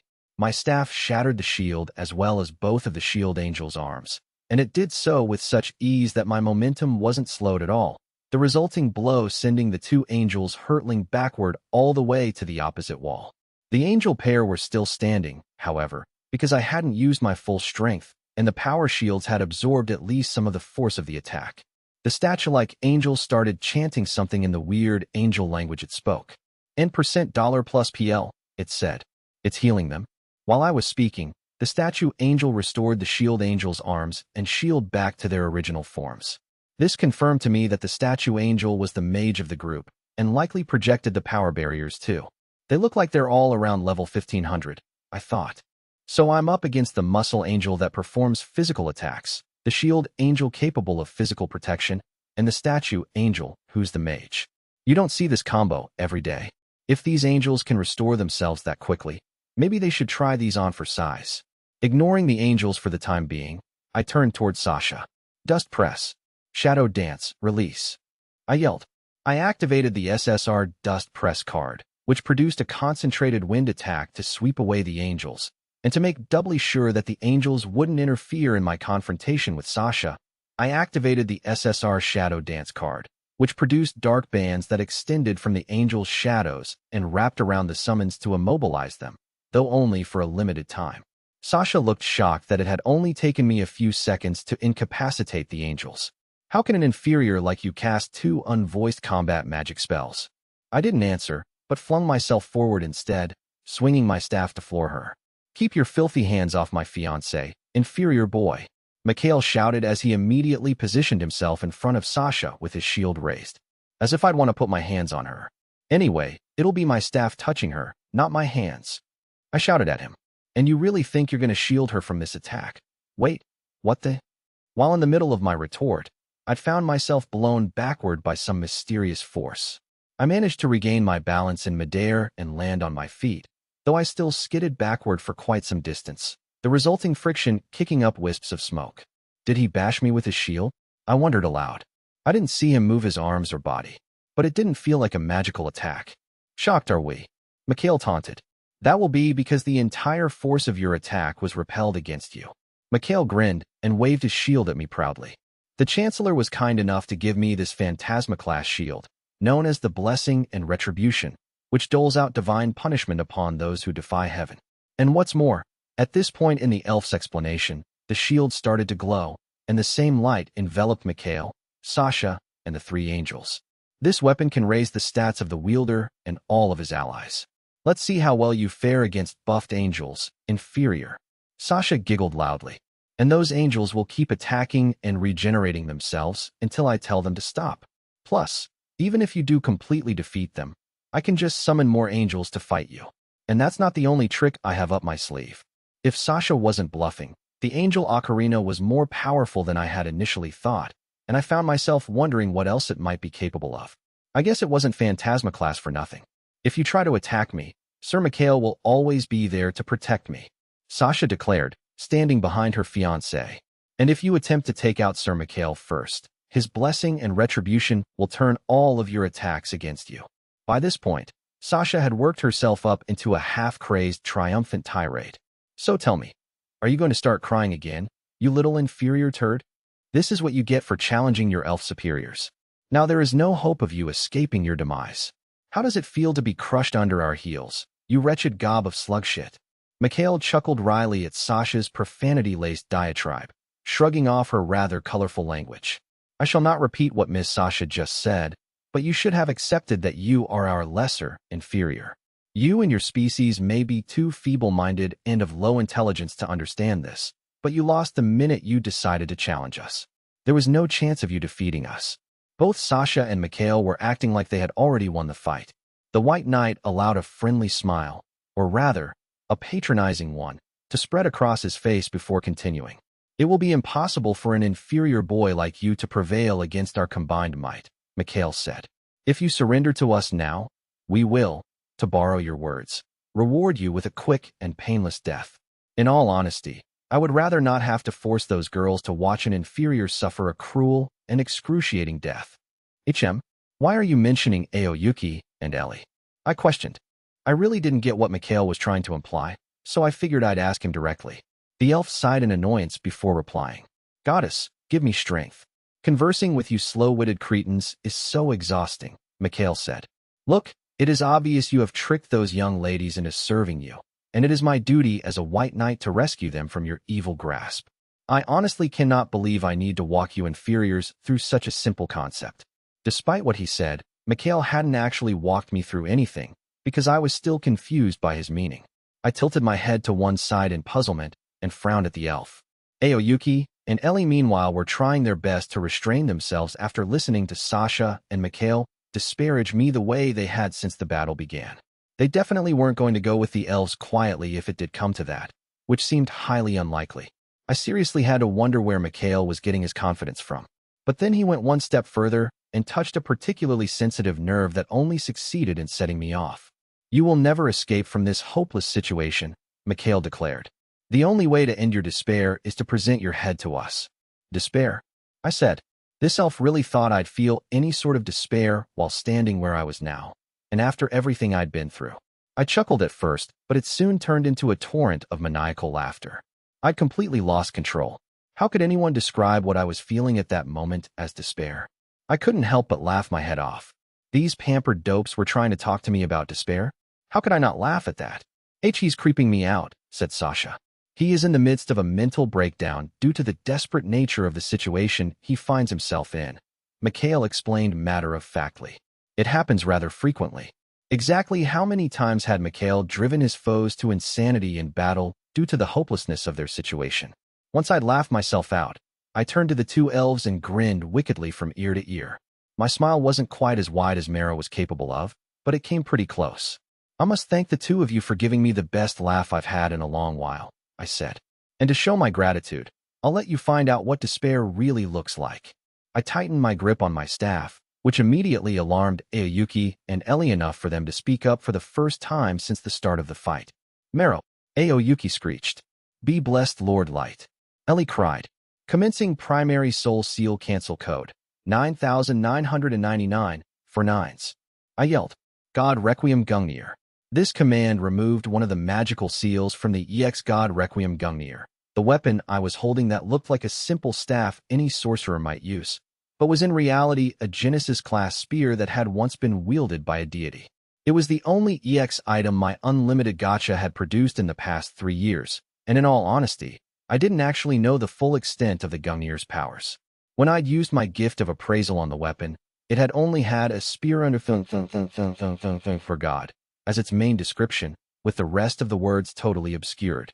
What I did know about the Gungnir was that it was so powerful, Mei, Ellie, Aoyuki, and I had needed to place magical soul-shackling seals on the weapon in order to contain its energy. Of course, it went without saying that it was the forbidden witch, Ellie, who came up with the spell to do so. And so the four of us had jointly sealed the Gungnir's true powers away using our level 9999 abilities, nerfing it so much that the spear turned into a rather plain-looking sorcerer's staff. Or to put it in another way, the Gungnir was so powerful, it had taken 4 level 9999 people to make sure its devastating power was contained so it could be used safely. In uttering the cancel code, I had just removed a quarter of the seals that had been suppressing its power. This had an immediate effect visually, with a dusk-colored flame rising from the Gungnir as it transformed and sprouted a dark blade at the end. Smoke rose from the place I was gripping the spear, and there was a hissing sound as the weapon burned in my hand. Though perhaps burn was the wrong word. I guess it would be more accurate to say the Gungnir's unsealed magical energy ate away at my flesh. I was able to limit the damage by pouring defense stats into my right hand.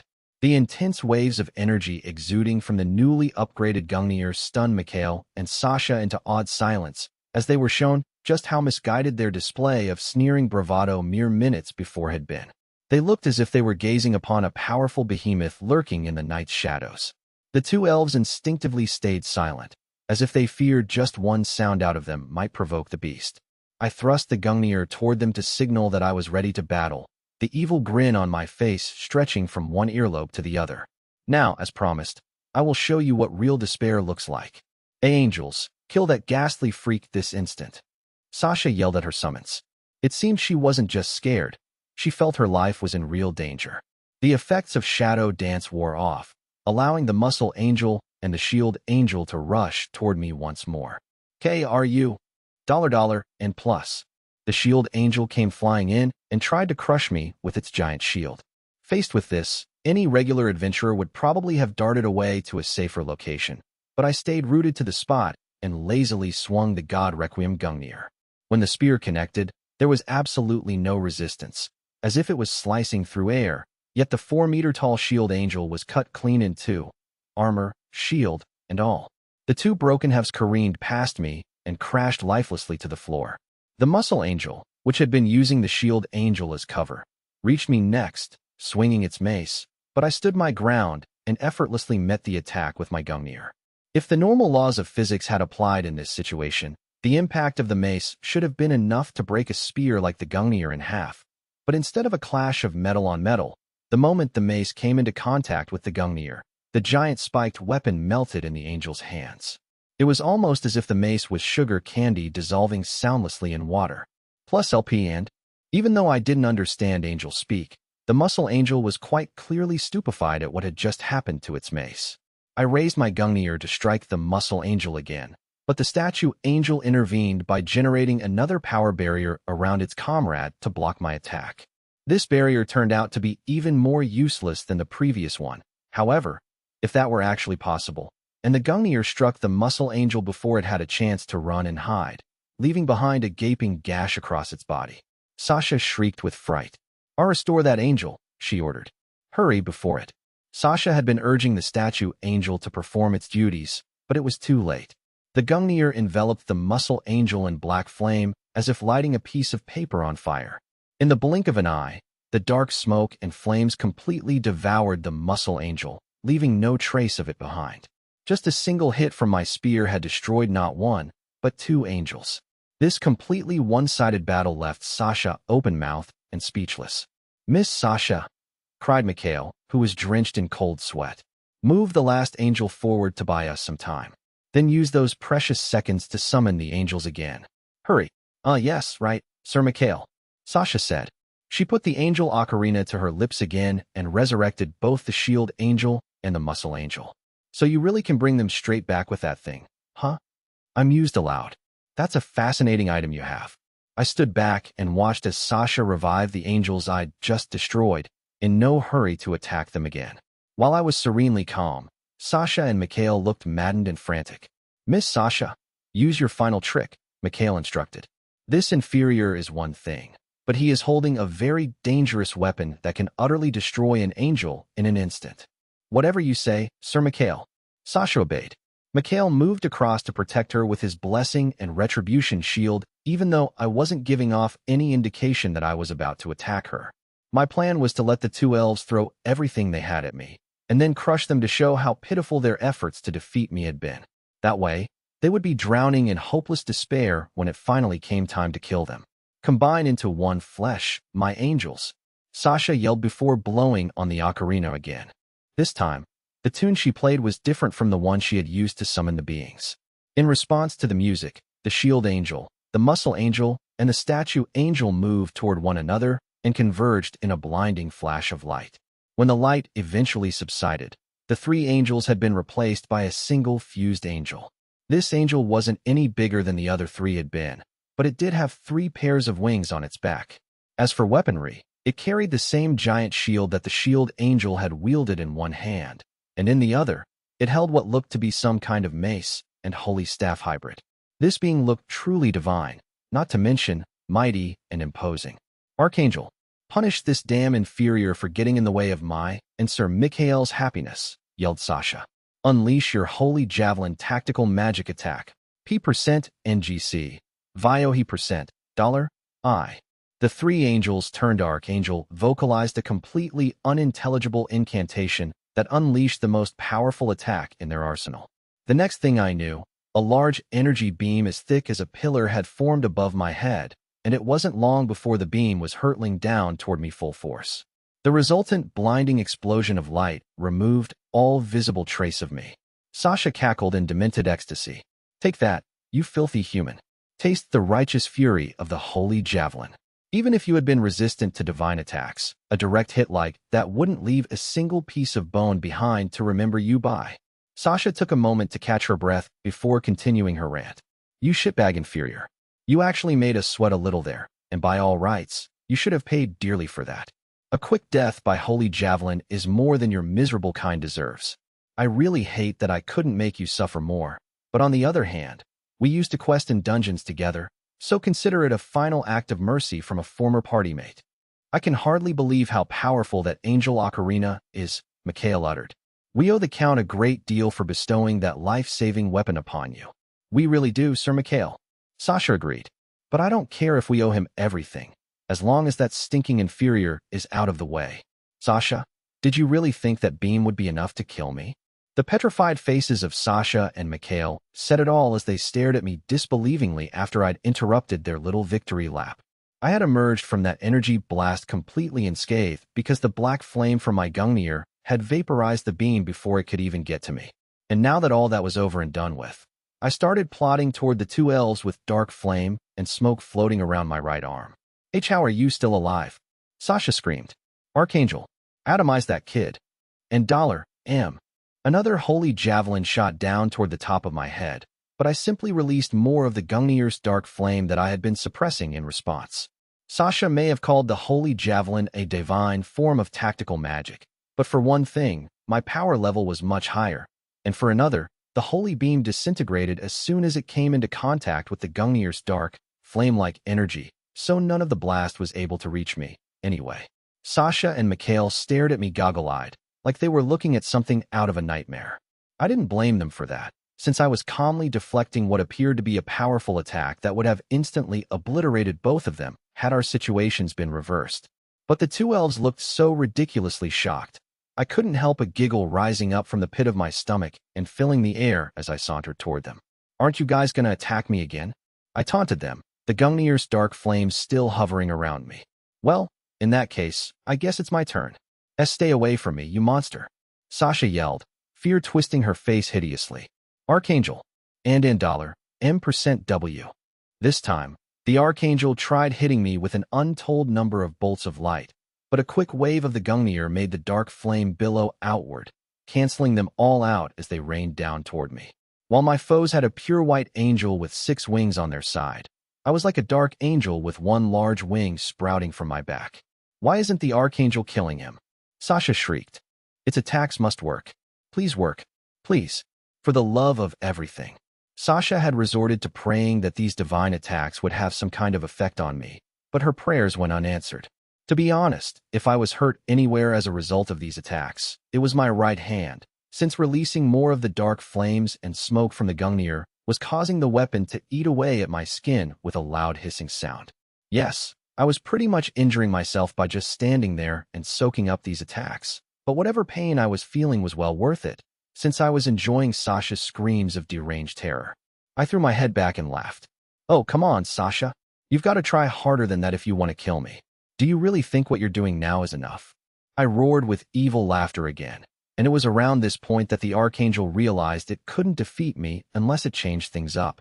And $, plus LK.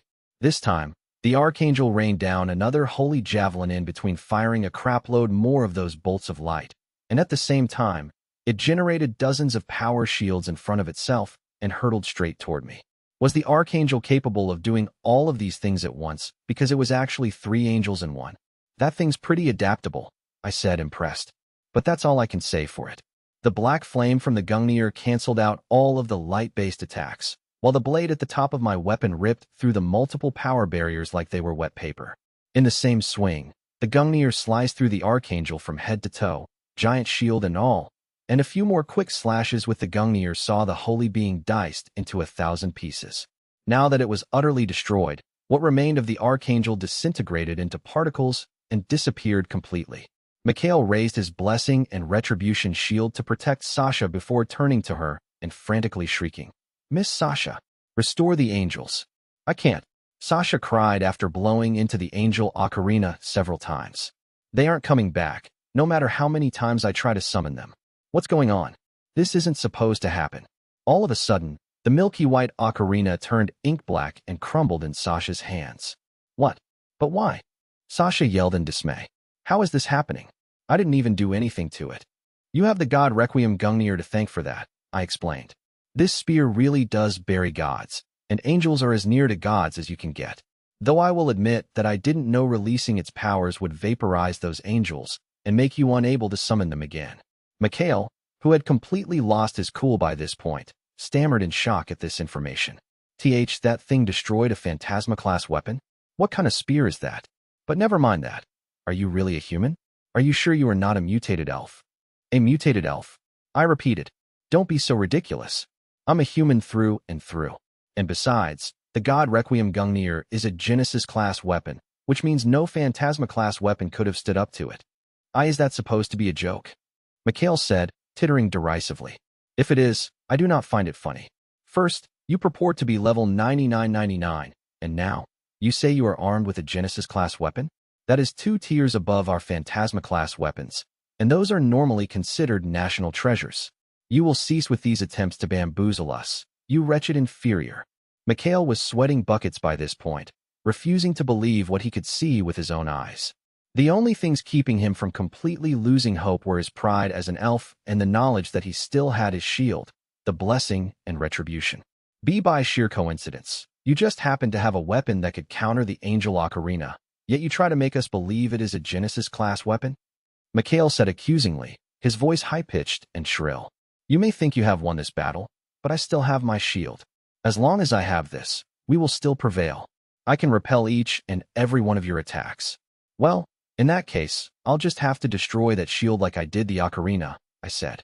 Mikhail gripped the handle of his blessing and retribution for dear life and raised it in front of him. Then come. No lowly inferior can defeat an elf. I lunged forward and swung the Gungnir toward the elf. Seemingly matching my timing, Mikhail thrust his shield forward to meet me, while Sasha took cover behind him. Dirty inferior, Mikhail yelled. Now you will meet your end by your own attack. Retribution. The god Requiem Gungnir struck the blessing and retribution full-on, just as Mikhail was praying in his heart of hearts for a miracle.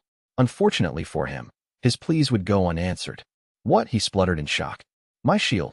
The blessing and retribution shattered like brittle glass under the force of the Gungnir.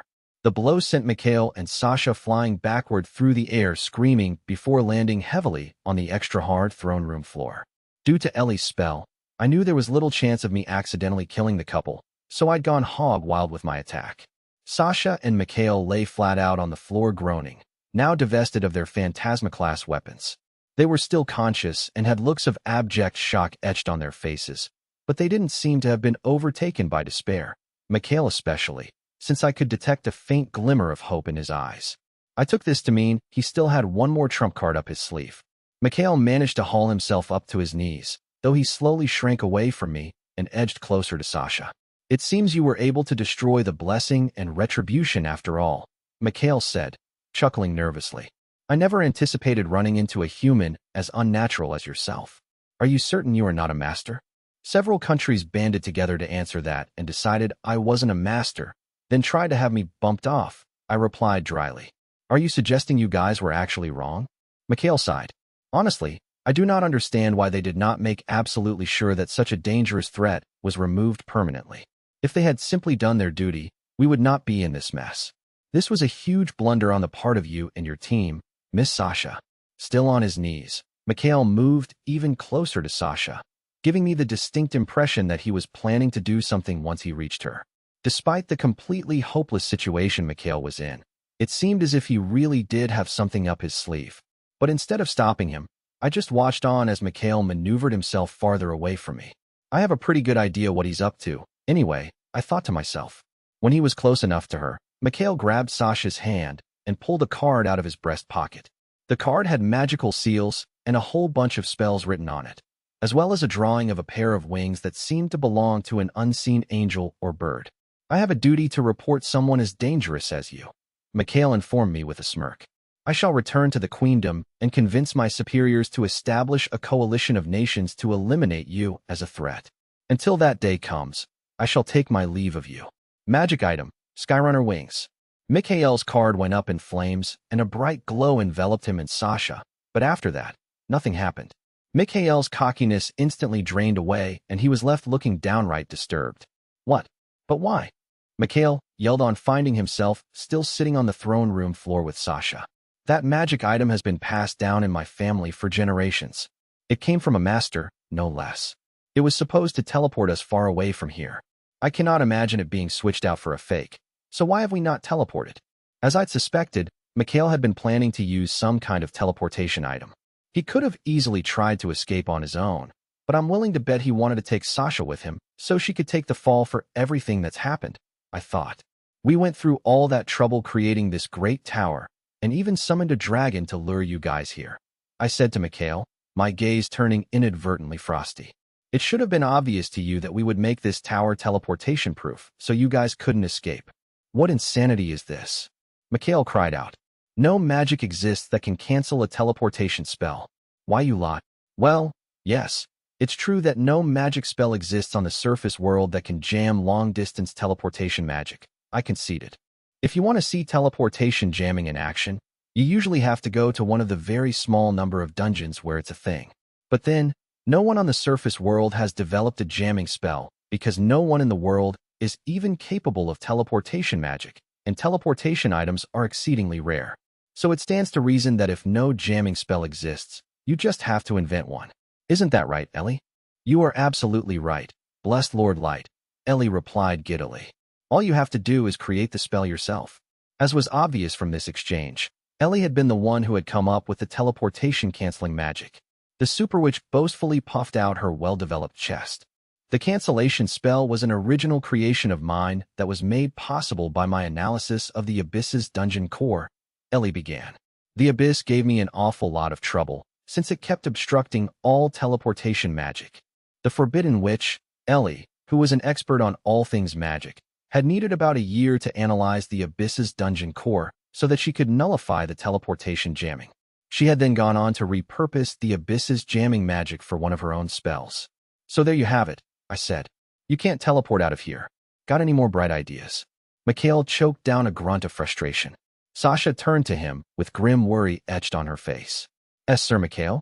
Since that little rant where Sasha and Mikhail had called me every name under the sun, I had powderized their angel ocarina, obliterated their blessing and retribution shield, and rendered their teleportation card useless. The two elves glared bitterly at me from their seated positions, but didn't move a muscle. This tipped me off that they had no other backup plans. And no, there is still hope. Mikhail suddenly cried out defiantly. Hardy will come save us. My commander is level 3000, and he will kill all of you in a heartbeat. But I am still willing to spare you people if you cooperate. I may even find it within myself not to report your presence to the queendom, but only if you let us go. So release us now. Mikhail was now pinning his hopes on being bailed out by the other White Knights, in the belief that nothing could defeat their ultimate warrior, Hardy the Silent. It went without saying that I'd have to shatter this pipe dream of his, so I called up the rest of my team using the SR telepathy card. This particular gacha card allowed you to convey messages to someone using only your thoughts, but if you wanted, you could say the message out loud and the effect was more or less the same. And that was exactly what I did, because I wanted Mikhail to hear everything. Ice Heat, if everyone's done with their battles, you can come in now, I said. Understood, Master Light, Ice Heat replied telepathically. Huh? What did you just say? Sasha asked. She must have thought I was speaking to myself, which wasn't all that surprising since third parties couldn't hear telepathic conversations. I ignored Sasha and focused my attention on the throne room doors as they swung open slowly. My 5 fighters strolled in, dragging the other members of the White Knights, who were all out cold. Sir Hardy, Sir Sharphat, Sir Must, cried Sasha. Those burnt bodies, Mikhail gasped. Is that Naya and Kia? He looked stupefied. You defeated everyone? I'd instructed Ellie to tell my fighters to come up to the 5th floor once they were done with their fights, and wait outside the throne room door until I gave the word for them to enter. Ice Heat led the group into the throne room, followed by Mara, who was holding Naya and Kia aloft with her tentacles, and with Suzu and Jack close behind, who were hauling in Sharphat and Must respectively, the 2 elves' faces horribly disfigured. Nazuna brought up the rear, dragging Hardy across the floor by his collar. Hardy's heavy armor was beyond repair, and his eyes had rolled back into his skull. My fighters let their victims fall to the floor in front of Sasha and Mikhail, and both of them yelped in fright at the sight. Ignoring the reaction of the 2 elves, each of my warriors dropped to one knee before me. Master Light, forgive us for our late arrival, Ice Heat said, speaking for the group. You weren't late at all, I said. In fact, you all got here just in time. Now, raise your heads and stand. Thank you very much, Master Light, Ice Heat replied as she rose along with the 4 other fighters in a way that was so synchronized, you'd think they had rehearsed this exact motion hundreds of times. Surrounded by my comrades, I looked down with contempt at Sasha and Mikhail, who were still kneeling on the floor. Your allies were your last hope, but here they are, utterly defeated. Do you have any more options, or are you all out now? Sasha shrieked, while Mikhail simply shook with desperate indignation. His face scrunched up as he racked his brain to figure out some way he could save himself from this hopeless situation. Then in a flash, Mikhail's expression brightened as his visage morphed into that of a shameless flatterer. Such magnificent power, Mikhail fawned, prostrating himself in front of me. Never would I have imagined that I would meet a human as powerful as you. I have a proposition for you. Let us join forces and take over the Elven Queendom. This sudden change in her fiancé's attitude took Sasha completely by surprise. "Yes, Sir Mikhail," she stammered. "I am the vice commander of the White Knights, the highest order of knights in the queendom," Mikhail continued, ignoring Sasha. "Unlike Hardy, who has stupidly allowed himself to be rendered comatose, I am well versed in political machinations as I am a member of the royal family, as well as being friendly with the Chancellor. I assure you, I am highly qualified to be useful to you as your ally." I looked down at Mikhail, but maintained my silence. Beads of cold sweat began to pepper the elf's brow again as he continued to plead his case. "You are so incredibly powerful, my lord," Mikhail said from his prone position. "If that power were to be applied correctly, we could take control of the queendom. Just leave everything to me, and we will have you sitting on the queendom's throne before you know it. And once you are there, you can have your pick of elf women." Looks like he still can't let go of his prejudice against humans, I thought.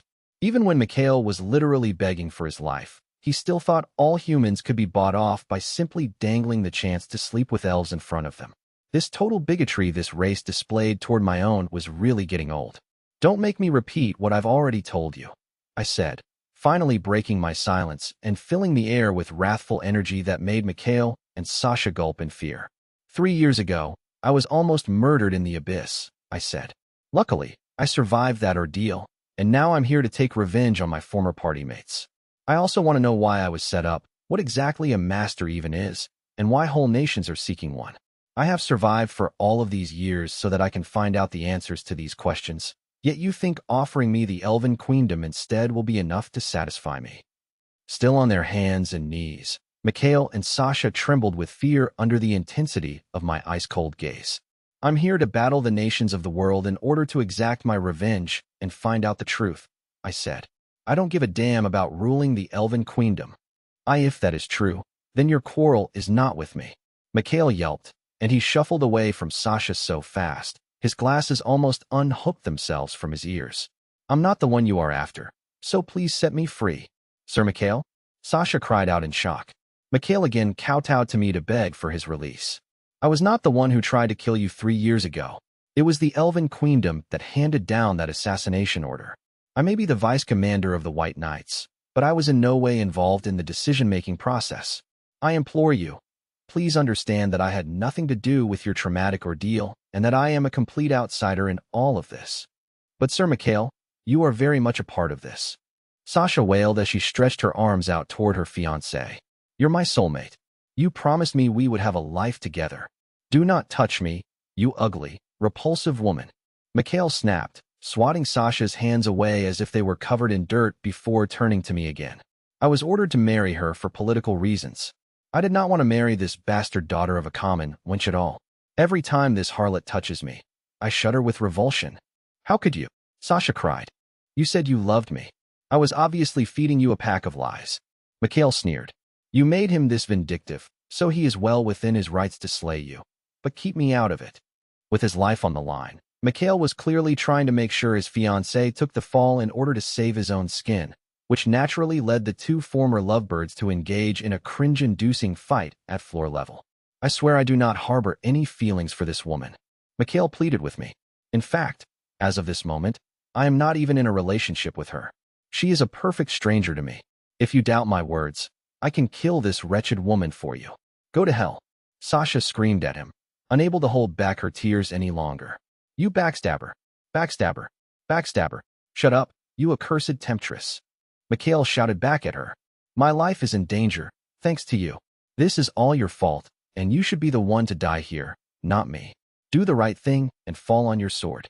Needless to say, this was a complete 180 from Mikhail calling Sasha his lady luck at the beginning of the battle. And not only was he double-crossing his bride-to-be, he was using his own people as bargaining chips, as if it all came naturally to him.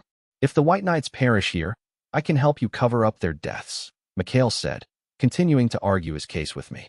"We can say they died attempting to slay the dragon. I can even help you wipe out the entire elven race, if that is your desire. As the goddess is my witness, I will tell you everything you wish to know about masters and submasters.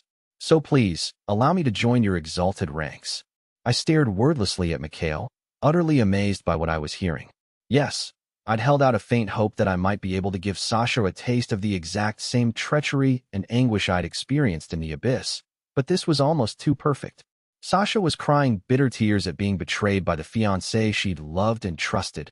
And not only that, Mikhail was basically repeating the same cruel words Sasha had spat at me 3 years earlier. He didn't disappoint at all, I thought as I gazed at Mikhail in semi-awe, though the elf interpreted my silence to mean that his sob story hadn't gotten through to me. So he started ranting angrily instead. I had nothing to do with any of this. Mikhail raged. If you kill me, you will be exactly the same as the people you despise. Is that what you want? I said I will tell you everything you want to know. Yeah, you're right. I don't want to be like them, I said simply. If I was going to become in any way like the Concord of the tribes, then I'd be better off living out the rest of my life holed up in the abyss with my summons. My response gave Mikhail a faint glimmer of hope. You see? So you have to spare my life. I do not care if you kill her and the rest of them. Sir Mikhail. Sasha whined like a wounded animal, her tears mixed with snot. Mikhail. Mikhail did have a point. If I were to kill a totally innocent person, I would be no better than the Concord of the tribes. In fact, I had even been prepared to spare both Mikhail and Sasha if he'd just given me the right answer at the start. If Mikhail had chosen to die with Sasha in return for a quick, painless death, that would have been evidence that Sasha had found true love after attempting to assassinate me in the abyss. Of course, I wouldn't have been truly convinced that the two elves actually loved each other, but I wasn't so cold-blooded that I would have completely overlooked this evidence of their love. In that light, I would have been open to the idea of showing them mercy and setting them free, though of course, I would have had to detain them in the abyss until I was done taking my revenge against my sworn enemies and uncovering the truth. And their amnesty would have been entirely conditional on them not having committed any other crime, naturally. Of course, these elves were too damn prideful and mercenary to ever choose self-sacrifice, but I'd laid the option on the table all the same. But Mikhail had decided to flip the table over altogether and curse me out in front of Ellie and Aoyuki, which meant even if I did want to let the two elves go for whatever reason, my two lieutenants would make sure they'd be paying the ultimate price anyway. You're right. I don't have a bone to pick with you, I said to Mikhail, so I'll let the others decide what to do with you. Ellie, you may take it from here. Of course, blessed Lord Light, Ellie said in the sweetest, most syrupy voice you could imagine. Leave it all to me. But the instant Ellie turned to face Mikhail, her sugary smile transformed into a look of pure hatred that she had somehow been managing to suppress for the entire duration of the battle. Aoyuki unleashed her own wave of bloodlust toward Mikhail, as did Ice Heat and the rest of my fighters. The other 5 had apparently been told what had happened to me over the course of the fight via telepathy. Still on the floor, Mikhail trembled under their searing glares, like a toddler cowering after angering a parent. How dare you slander my blessed Lord Light? Ellie said darkly. It took everything I had to obey his order not to interfere. Otherwise, I would have killed you on the spot. All I could do was seethe while you uttered that rank profanity at my blessed Lord. So now, you will suffer dearly before you die. No, Mikhail uttered. No, I was simply ignorant of Light's. I mean, Lord Light's greatness, he pleaded. But everything is different now. After crossing swords with Lord Light, I understand better than anyone how omnipotent he truly is. Oh, so you believe you really know how great blessed Lord Light is now? Ellie asked in a mockingly sweet way. Yes, I really do, Mikhail said with a hint of urgency in his voice because he thought this might save him. But this last speck of hope was quickly snuffed out as Ellie started glowering at him again. You clearly have very little idea of how divine and majestic blessed Lord Light is, Ellie stated. Your little performance just now failed to demonstrate that knowledge, so I will beat that lesson into you. Ellie's eyes, which had become darker than the pits of hell itself, pierced right through to Mikhail's soul, causing the elf to finally realize deep in his bones what true despair felt like. Mikhail screamed at the top of his lungs. No. Move. Get out of my way. The elf got to his feet and tried to escape, his level 2500 power giving him an extra boost of speed over the average adventurer, but Ice Heat and Mara blocked his path, so that he couldn't get away. The Forbidden Witch, Ellie, didn't even allow the elf to reach them, however. Dorn Fesseln. Ellie's spell caused thorny, steel-colored vines to appear on either side of Mikhail before wrapping themselves around the hapless elf. The thorns bit into Mikhail's skin, causing blood to spurt from an untold number of small holes. But the elf was prepared to do whatever it took to escape, even if it meant tearing out chunks of his own flesh. These vines can't hold me, Mikhail screamed. I can just tear them away and bear the pain. The vines were too strong for the level 2500 elf, however, and as Mikhail struggled in vain to free himself from their grip, Ellie strolled slowly toward him. Her route took her past the seated Sasha, and as she drew up alongside her, she tooted in disgust in a way that made Sasha squeal with fright. If I were to try to interpret that clicking of the tongue, I would guess Ellie was trying to convey the following message. If I could, I would rip out this woman's internal organs with my bare hands, make her eat them, force her to feel every single ounce of pain imaginable, and then make mincemeat out of her. Sasha had been the one who had shot me in the leg with an arrow 3 years ago, which meant Ellie, or rather, every single one of my allies in the throne room, was extremely unlikely to take pity on her. In fact, the only thing that had saved Sasha from a gruesome fate in that particular moment was that I hadn't given Ellie permission to lay her hands on her. So the witch had to content herself with just giving Sasha the side eye before continuing her amble toward Mikhail. I'm afraid there's nothing you can do about this Dornfessel, Ellie told Mikhail in a sing-song voice. It may only be able to imprison one person, but it's a strategic class spell that can even entrap people as powerful as us. Someone as low level as you could never break free from it. Strategic class? Mikhail screeched. And you did that all by yourself, without chanting any sort of spell. That is absolutely impossible. Not even the most celebrated elf mage is capable of that. You are free to believe what you like, said Ellie. But now that I have you here, I'll just break your legs so you can't run away again. Oh, and your arms too, just to make sure. What? No, please don't. But it was too late, and Mikhail screamed in pain as Ellie manipulated the vines to fracture all 4 of his limbs, his bones crunching and cracking like wet tree branches as the steel vines applied unbearable pressure in multiple places.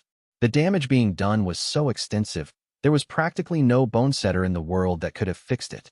Each time another bit of bone snapped, Mikhail shrieked and sobbed, his voice gurgling between breaths. Oh, be quiet. Silent. Once Ellie's spell had muted Mikhail's anguished screams, the witch fixed the elf with a smug smile. Now that I have you writhing around in agony, I'll take this opportunity to enter your mind and root through your memories. This whole process is going to hurt worse than hell, so consider the pain you are about to endure as payback for cursing at our blessed Lord Light and attempting to do him harm. His face awash with salt tears, Mikhail's mouth flapped open and shut several times as he begged for mercy, but Ellie's silent spell saved everyone from hearing whatever it was he was trying to say. Even if Mikhail had tried to fight back with combat magic, the pain he was feeling was so intense, he wouldn't have been able to concentrate enough to cast spells. Ellie manipulated the vines in such a way that brought Mikhail's head closer to her, and she brought her hands up toward it. Almost as soon as Ellie had placed her hands either side of his head and focused her powers, blood started gushing out of Mikhail's ears, eyes, and nostrils, and his face convulsed from the unspeakable torture, his screams horrifically visible but completely unheard. Throughout this whole harrowing scene, not one of the women on my team showed any pity for Mikhail. In fact, if anything, some thought the elf was getting off rather lightly after he'd hurled all those insults at me. In any case, Ellie needed to read Mikhail's mind to extract the information I wanted about masters, so nobody was going to fault her for that. I left Ellie to her messy job and turned my full attention to Sasha. I think it's about time I got my revenge on you, Sasha. Sasha responded with a short shriek and shuffled backward on her backside, though she didn't get all that far because she soon found the pile of half-dead white knights blocking her way. And to be honest, even if they hadn't been there, she wouldn't have gotten away from me because the rest of my allies had already surrounded her. Knowing she was trapped, Sasha slowly scooched back toward me. Even though her face was drenched in cold sweat, she flashed me a coquettish glance and played the last card she felt was available to her. Do you remember, Light, how all the other races were always so cruel to you, even after you joined our party? Sasha said, her eyes fixed on mine. You cried every time they abused you, remember? I didn't say a word to this, so Sasha continued. Do you remember how I would console you whenever you started crying? I would sit beside you, stroke your back, and wipe away your tears with my handkerchief. You remember that, right? I'm sure you do. Sasha was trying to appeal to my emotions by bringing up ancient history, but it wasn't going to work. I just kept my mouth shut and stared icily down at her. This made her plead her case even harder as she tried to draw any kind of response out of me. I taught you how to hike in the woods, how to find food in the wild, even how to cook outdoors. When any of our party mates made fun of you, I was the first to leap to your defense. Please, she begged. Please say something. Yes, you did teach me a lot of things, I said after a good long pause. See? You do remember, don't you? Sasha replied, all smiles now that I had broken my silence. I taught you everything, didn't I? Sasha used to be a scout in the Concord of the tribes, and she had taught me what she knew about surviving in the wild. What she was saying was certainly true, and I couldn't deny the specifics, but that didn't tell the whole story. All of that. All of those things you did for me, it was all a lie. An act, I said, my eyes and voice turning glacial once more. You've always looked down on humans, and you revealed your true self when you gleefully tried to kill me. I still get nightmares about the arrow you fired going right through my leg. Sasha gulped dryly at this reminder of her past actions, and my recollection of Sasha's brutality caused my comrades to stare daggers at the elf and grind their teeth in red-hot fury. More sweat rushed to Sasha's face as she tried to defend herself. And no, please. I was ordered by my nation to do it, and Drago and Diablo were there to make sure I finished the job, Sasha wailed. I couldn't defy them. If I had, they would have killed me. I'm not to blame. I had no choice. I had no choice. Toward the end, Sasha sounded like she was trying to convince herself more than me, but regardless, she knew that excuse wasn't going to work on me, nor the rest of my allies. She had no other option but to go for what truly was her last resort. Sasha slowly undid her top and partially exposed herself to me. Light, you used to like me back then, didn't you? I want you to know that I loved you too. Take me, Light. I'll do anything you want. Just please, let me live. Sasha wasn't above debasing herself completely if it meant saving her own skin. After witnessing this shameless display, Aoyuki finally snapped and launched into a rarely seen tirade. That's enough out of you, you loathsome bitch, Oyuki growled. Not only do you refuse to admit your transgressions, you insult our almighty master by offering up your body in a wanton act of false affection, hoping to trick him into forgiving you. For that, I will kill you. Then I will revive you several times over and slaughter you again and again. I will feed you alive to the most savage of my beasts, and make you rue the day you were born. Aoyuki wasn't the only one who had been totally repulsed by Sasha's behavior. Ice Heat, Mara, Suzu, and Jack all looked like they were about to roast the elf where she sat through the sheer intensity of their volcanic fury. Nazuna was an exception. She didn't really understand why everyone was so angry, but she just went with the flow. Aoyuki produced her weapon, a spiked metal collar attached to a chain, and swung it down on the floor, shattering the surface of it. The Muscle Angel hadn't been able to make so much as a scratch in the 5th-tier floor with its mace, but the level 99 Monster Tamer was more than capable of such a feat to my mind. Oyuki was the 3rd strongest summon in my army, and powerful enough to single-handedly defeat the entirety of the Elven Queendom, slaughtering every soldier and civilian within its borders, with energy to spare. And she was presently tramping towards Sasha, clearly out for blood. Aoyuki, did I say you were allowed to touch her?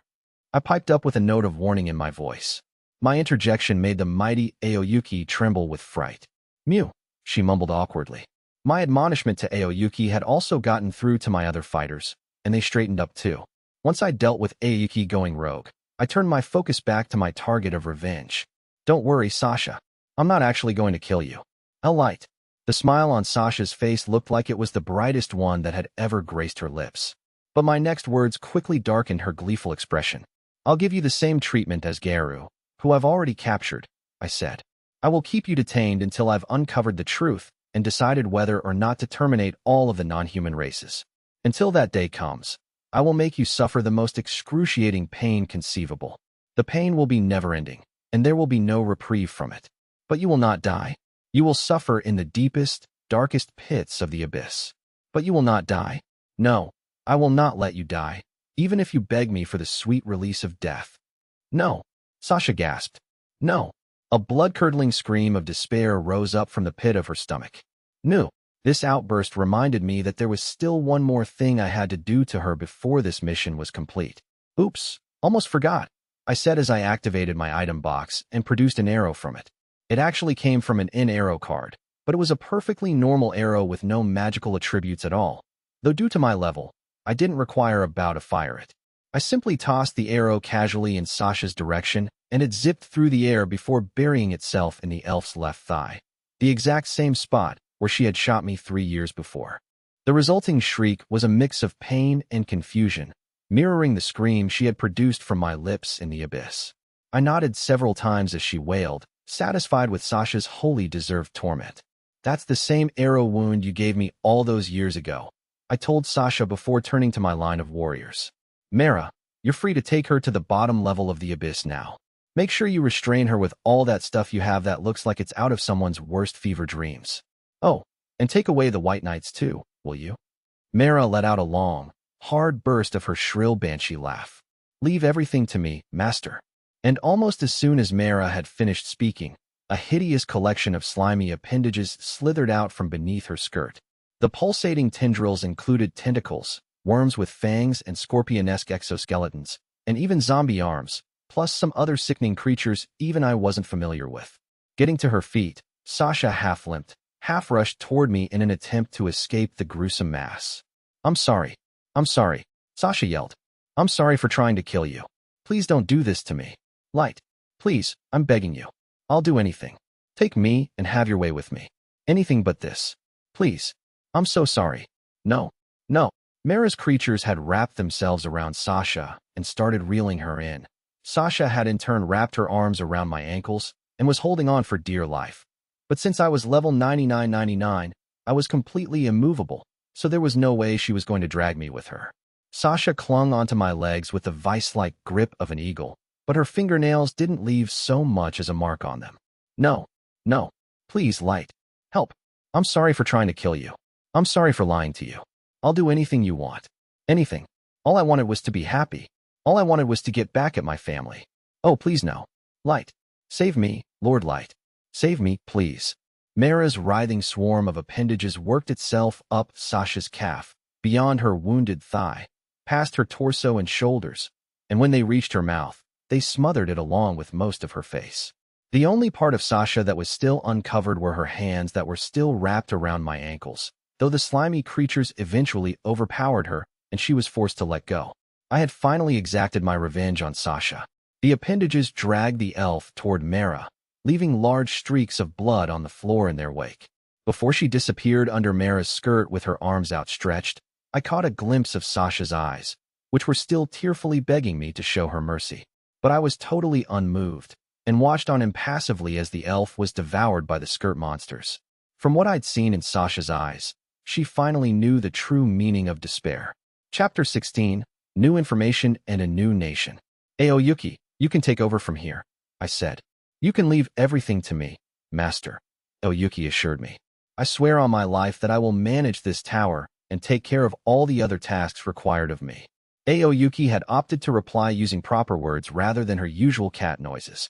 Maybe she was still ashamed that I'd rebuked her for trying to harm Sasha without my permission. In any case, I'd gotten my revenge on Sasha and captured the White Knights, who I hoped would be a valuable source of information. But in order to scour through their memories, the rest of the team and I needed to take them to the abyss, so I decided to leave Aoyuki in charge of the Great Tower. She was the natural choice since she was already mind-controlling the monsters that were prowling in and around the tower. Even as we spoke, she was relaying orders to the snake hellhounds who were fighting the decoys in the forest, namely Gold, Nimumu, and my body double. Now that all the tower battles had wrapped up, Aoyuki needed to return the Red Dragon to the first floor, as well as instruct the snake hellhounds to bring their fight against the decoys to an end. Okay, is everybody ready? I asked my assembled warriors as I re-administered my soul seal on the Gungnir, turning the weapon back into the ordinary staff it had looked like before the battle. My right hand had absorbed a whole lot of harmful black magic from the activated Gungnir, so I purified my hand using the SSSR High Exorcism card. To be honest, there hadn't really been any need to go as far as partially unsealing the Gungnir to beat Sasha and Mikhail, but they had pushed my buttons to such an extent that I just couldn't let it go. Sure, the elves had provided a good field test for the Gungnir, but I may have gone slightly overboard. The replies from my team to my question interrupted my train of thought. All ready to go, blessed Lord Light, said Ellie. I'm all set to head back. Nazuna piped up. Ice heat, am prepared for departure, the maid said, sounding quite officious. KH. Ha, cackled Mara. I've got the vice commander all wrapped up in a bow, so ready when you are. Suzu just looked at me timidly, so Locke spoke on her behalf. My partner's ready to leave too. All good to go, bro, Jack said. I took out my SSR teleportation card. Teleportation to the abyss. Release. A flash of light instantly whisked me and my team home to my underground citadel, which was a great distance from the Elven Queendom. Ellie had cancelled the teleportation jamming magic by this point, so I didn't end up making a fool of myself like Mikhail had. It had been a few days since I'd tossed Sasha into the deepest holding pits in the abyss. I suspected by this point she would be in such excruciating pain, her mind would have turned to suicide, but I wasn't about to let her die that easily. Though unlike Guru, who I'd thrown into the holding cells before her, Sasha's cell was filled to the brim with gross things of the type she hated the most. As for the White Knights, we had squeezed every last drop of information from their memories and discovered they had committed several atrocities against humans, including straight-up murder. As punishment for their monstrous crimes, I sentenced them all to death. Leaving aside the wholesale slaughter, the info we did manage to glean from them was really interesting, even if a good portion of the memories seemed pretty fantastical. But since Ellie was the one who had extracted the info using her magic, I knew for a fact that if any bit of intelligence was based on falsehoods, it wasn't down to anything the messenger had done. At this particular moment in time, Ellie was sitting opposite me in my office in the abyss, while I read the report she had written up. The most useful source of info had turned out to be the White Knight's leader, Hardy, for as the son of the Elf Queen, he was privy to a bunch of the monarch's secrets.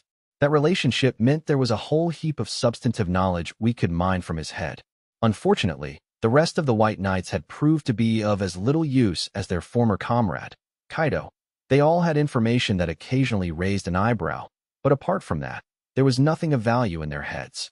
I finished reading the report, furrowed my brow, and leaned forward slightly over the desk with my hands steepled. I'm not saying I doubt you, Ellie, but there are some things in here that I'm finding pretty hard to believe. Oh, I don't blame you if you doubt what you're reading, Ellie said. I myself couldn't believe some of the things I dredged up when I first scanned their memories. Kaido's memories had suggested that the nations were fearful of masters because they could potentially destroy the world if they were allowed to roam around unchecked. When we'd first come across this bit of info, none of us knew quite what it meant, but Hardy's memories had helped to fill in the blanks. It says here that if masters were allowed to roam free, civilization itself would advance rapidly to a point where the world would be destroyed, I said. So to prevent this from coming to pass, the elves take custody of these masters when they find them, sequester them away somewhere, and give them the royal treatment, all to minimize the impact the masters can have on the outside world. And this practice isn't based on some irrational superstition either, Ellie pointed out. An advanced civilization did in fact exist in the distant past, but it crumbled and fell. Perhaps the whole world being destroyed is a bit of an exaggeration, but it is entirely plausible that a master might have been the catalyst for the rise of an advanced civilization, only for it to meet its downfall later on for reasons unknown. Ellie was alluding to the many ruins and artifacts that could be found dotted around the place that seemed to have been left behind by an advanced ancient civilization, as they all pointed to the kind of civilization that simply couldn't exist in this day and age. Nowadays, these ruins had either become quasi-dungeons home to a variety of monsters, or they existed as vaults for valuable items, complete with security systems developed by this ancient civilization. Many adventurers these days would quest in these ruins in search of relic-class weapons, extremely rare teleportation items, or even treasure troves. Ancient ruins were the most popular destinations for highly ambitious adventurers. Now, you might be wondering what could destroy a high-magic civilization that was more advanced than anything you could find in the modern era. To date, historians had been unable to agree on a definitive answer to this question, so the real story behind the course of events that led to its downfall remained a total mystery. We also learned from Hardy that masters only came from humans. Another useful nugget of information was that the non-human nations refused to make any kind of move to wipe out all the humans, because doing so would apparently cause someone to be designated as a Dark Lord, which would eventually lead to the destruction of the aggressor nation by a master. But from what I'm reading here, these masters were simply responsible for advancing a civilization. None of them actually destroyed the world, I summed up. Yes, that's correct, Ellie said. Going off Hardy's memories, these masters possessed powerful gifts, weapons, magic, fighting abilities, and knowledge, but all they did with these assets was contribute to the advancement of civilization. It's very unlikely that any of them used their powers to destroy the world, so to speak. I see, I said. So what you're basically saying is, to sum up, Masters used the powerful abilities, knowledge, and items they possessed to form connections with royalty and other elites around the world. And by using this influential alliance they had forged, they were able to create an advanced civilization that had existed at one time, but had crumbled long ago. Given this history, many now believe creating such a highly sophisticated civilization again would lead to the destruction of the world. If that's what they believe, it stands to reason that the royals and elites of today would favor the safety and security offered by the status quo over the upheaval and advanced civilization might threaten, I said. After all, if I were them, I wouldn't want any masters entering the picture either. So does that explain why they were so keen to find out whether or not I was a potential master? And even after coming to the conclusion that I wasn't, they attempted to kill me anyway, just to be on the safe side? The Dragonuta leader of the Concord of the tribes, Drago, had told me 3 years prior that the party had been given an order to assassinate me. We were told to kill you, just to make sure, he had said to me at the time. It must have been their nations that ordered my assassination, judging from what Drago was implying. I said as I ruminated on this in my office in the abyss. But even so, on the face of it, it seemed perfectly logical to kill a master if one threatened to destroy the world through civilizational advancement. But why would it lead directly to be? There was no shred of evidence to prove that this was a case of cause and effect. Or at least, I wasn't aware of any kind of proof. If I were to speculate on it, I might put forward a supposition that people may have fought over the spoils of an advanced civilization. Or perhaps the advanced civilization had declared itself the dominant superpower, superior to all the other nations, leading to either a world war or the complete isolation of that civilization. But both of these scenarios were just guesswork on my part, and they left out a whole bunch of factors I'd need to consider for them to work in practice. In any case, there was one inconsistency that was bugging me. Is it just me, or isn't it more dangerous than it's worth to attempt to assassinate a potential master? I asked Ellie. The Elven Queendom kept masters alive so they could intermix the bloodlines and give birth to powerful warriors. So if they had found a potential master, there must have been some merit to keeping them around, right? And if this candidate did actually turn out to be a master, wouldn't attempting to assassinate them blow up in the faces of the ones who gave the order? No, you're absolutely right on that, blessed Lord Light, Ellie said, agreeing with me almost immediately. Even if the person they kill doesn't turn out to be a master, a real master might catch wind of the assassination and view the ones who gave the order as enemies. It's simply too big a risk to take. After all, if the potential master is a low-level adventurer, they could easily just abandon him or make him join another party. Yeah, you said it, I replied. There was so little to gain and so much to lose by assassinating me. Of course, it'd be a different story if they managed to completely cover up the assassination, but at the same time, there was no guarantee a killing of that nature would remain totally under wraps forever. Heck, I was living proof that cover-ups could fail. So the question remained, what could prompt them to take such a massive risk in killing me? Does this mean there's more background info on all this that not even Hardy or the rest of the White Knights are aware of? I asked Ellie. Yes, I'm afraid that's probably the case, Ellie replied. Should have known, I muttered. None of this would make a lick of sense otherwise. Trying to glean any more info out of Hardy would be fruitless. We'd scanned all of his memories, and the only things that remained were basically his recollections of massacring humans and his daily interactions with his mother, the Queen. For that reason, we decided to move on to the next phase of our operation. Ellie, from what you've seen in Hardy's memories, are you sure the Elven Queendom has no fighting force more powerful than the White Knights? They definitely don't, blessed Lord, Ellie replied. Then we shouldn't run into any problems, I said. Proceed with the next part of the plan. Anything you say, blessed Lord Light, Ellie said cheerily, smiling in a way that'd make any man fall in love with her. I'll go overthrow the Elven Queendom as retaliation for attacking our tower. I met her grin with one of my own. I'm counting on you, Ellie. A suffocating silence born out of a mix of impatience and dread swept through the council chamber in the Elven Queendom Palace. Seated on her throne facing the long conference table, the supreme ruler of the Queendom, Queen Lift 7, lazily fanned her face with her folding fan, but her deeply furrowed brow betrayed the fact that she was thoroughly displeased. The Chancellor was sitting in his usual spot at the near end of the table to the Queen's left, the middle-aged elf's legs fidgeting nervously as he mopped the sweat from his brow with his handkerchief and fiddled uncomfortably with his monocle. The reason for this restlessness was the empty seat directly opposite the Chancellor, which was where Hardy the Silent would usually sit, to the right of his mother, the Queen. The officer in charge of the knights who were patrolling the highway in an effort to keep it clear of monsters broke the awkward silence by pressing on with his report. It was pretty clear that he would rather be anywhere else than in this chamber at this particular moment in time. When the operation to the Great Mystery Tower was launched several days ago, we assigned human adventurers to distract the monsters in the woods, the night officer recapped. It appears these humans performed their role practically flawlessly, so we believe there were no issues with that section of the mission. The aforementioned human adventurers had included the Black Fools, the party that had brought back information on the tower before Sasha had filed her own report. The Black Fools had led a number of other human adventurers on a side mission to draw out the giant snake-tailed quadrupeds and make sure the level 1000 creatures didn't return to the tower while the main mission was ongoing. The 3 members of the Black Fools in particular had reportedly performed spectacularly well. A black-haired boy wearing a fool's mask had repeatedly fired off combat-class magic without needing to chant the full spells for them. And not only did this boy save his 2 party mates from calamity on several occasions, he saved some of the other adventurers too. Another member of the Black Fools, a tanned woman who looked like a fairy princess, had used her superior scouting abilities to keep her comrades safe, while the 3rd member, a knight with armor made of gold, used his shield to protect others from attack.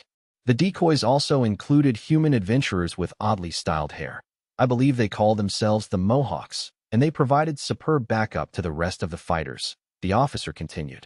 Although there were several casualties in the battle with the monsters, there were no fatalities. The humans performed much better than we were expecting, and if we were to grade them on their exploits on this diversionary operation, we would give them full marks. It was rare for elves to shower praise on members of a race they regularly referred to as inferiors. According to one elf soldier on the ground, the fierce, white-knuckle fight was something out of an epic tale. Of course, the level 1000 quadrupeds had been the snake hellhounds controlled by Aoyuki, and because only deploying snake hellhounds would have raised suspicions, she'd also sent some other forest monsters into the fight as a way of making sure that the total numbers weren't too much or too little. Aoyuki had instructed the monsters to make it look like Nemyamu, Gold, and Fake Light were performing heroically in the battle, while also making the Mohawks look good as a reward for all of the support they had provided in the forest. Thanks to this kayfabe, or rather, this convincing performance by the monsters, to put it more charitably, the Black Fools and the Mohawks had impressed the elves and raised their reputations. Non-human adventurers were extremely jealous of their achievement, but all the human questers in the Elven Queendom cheered this outcome.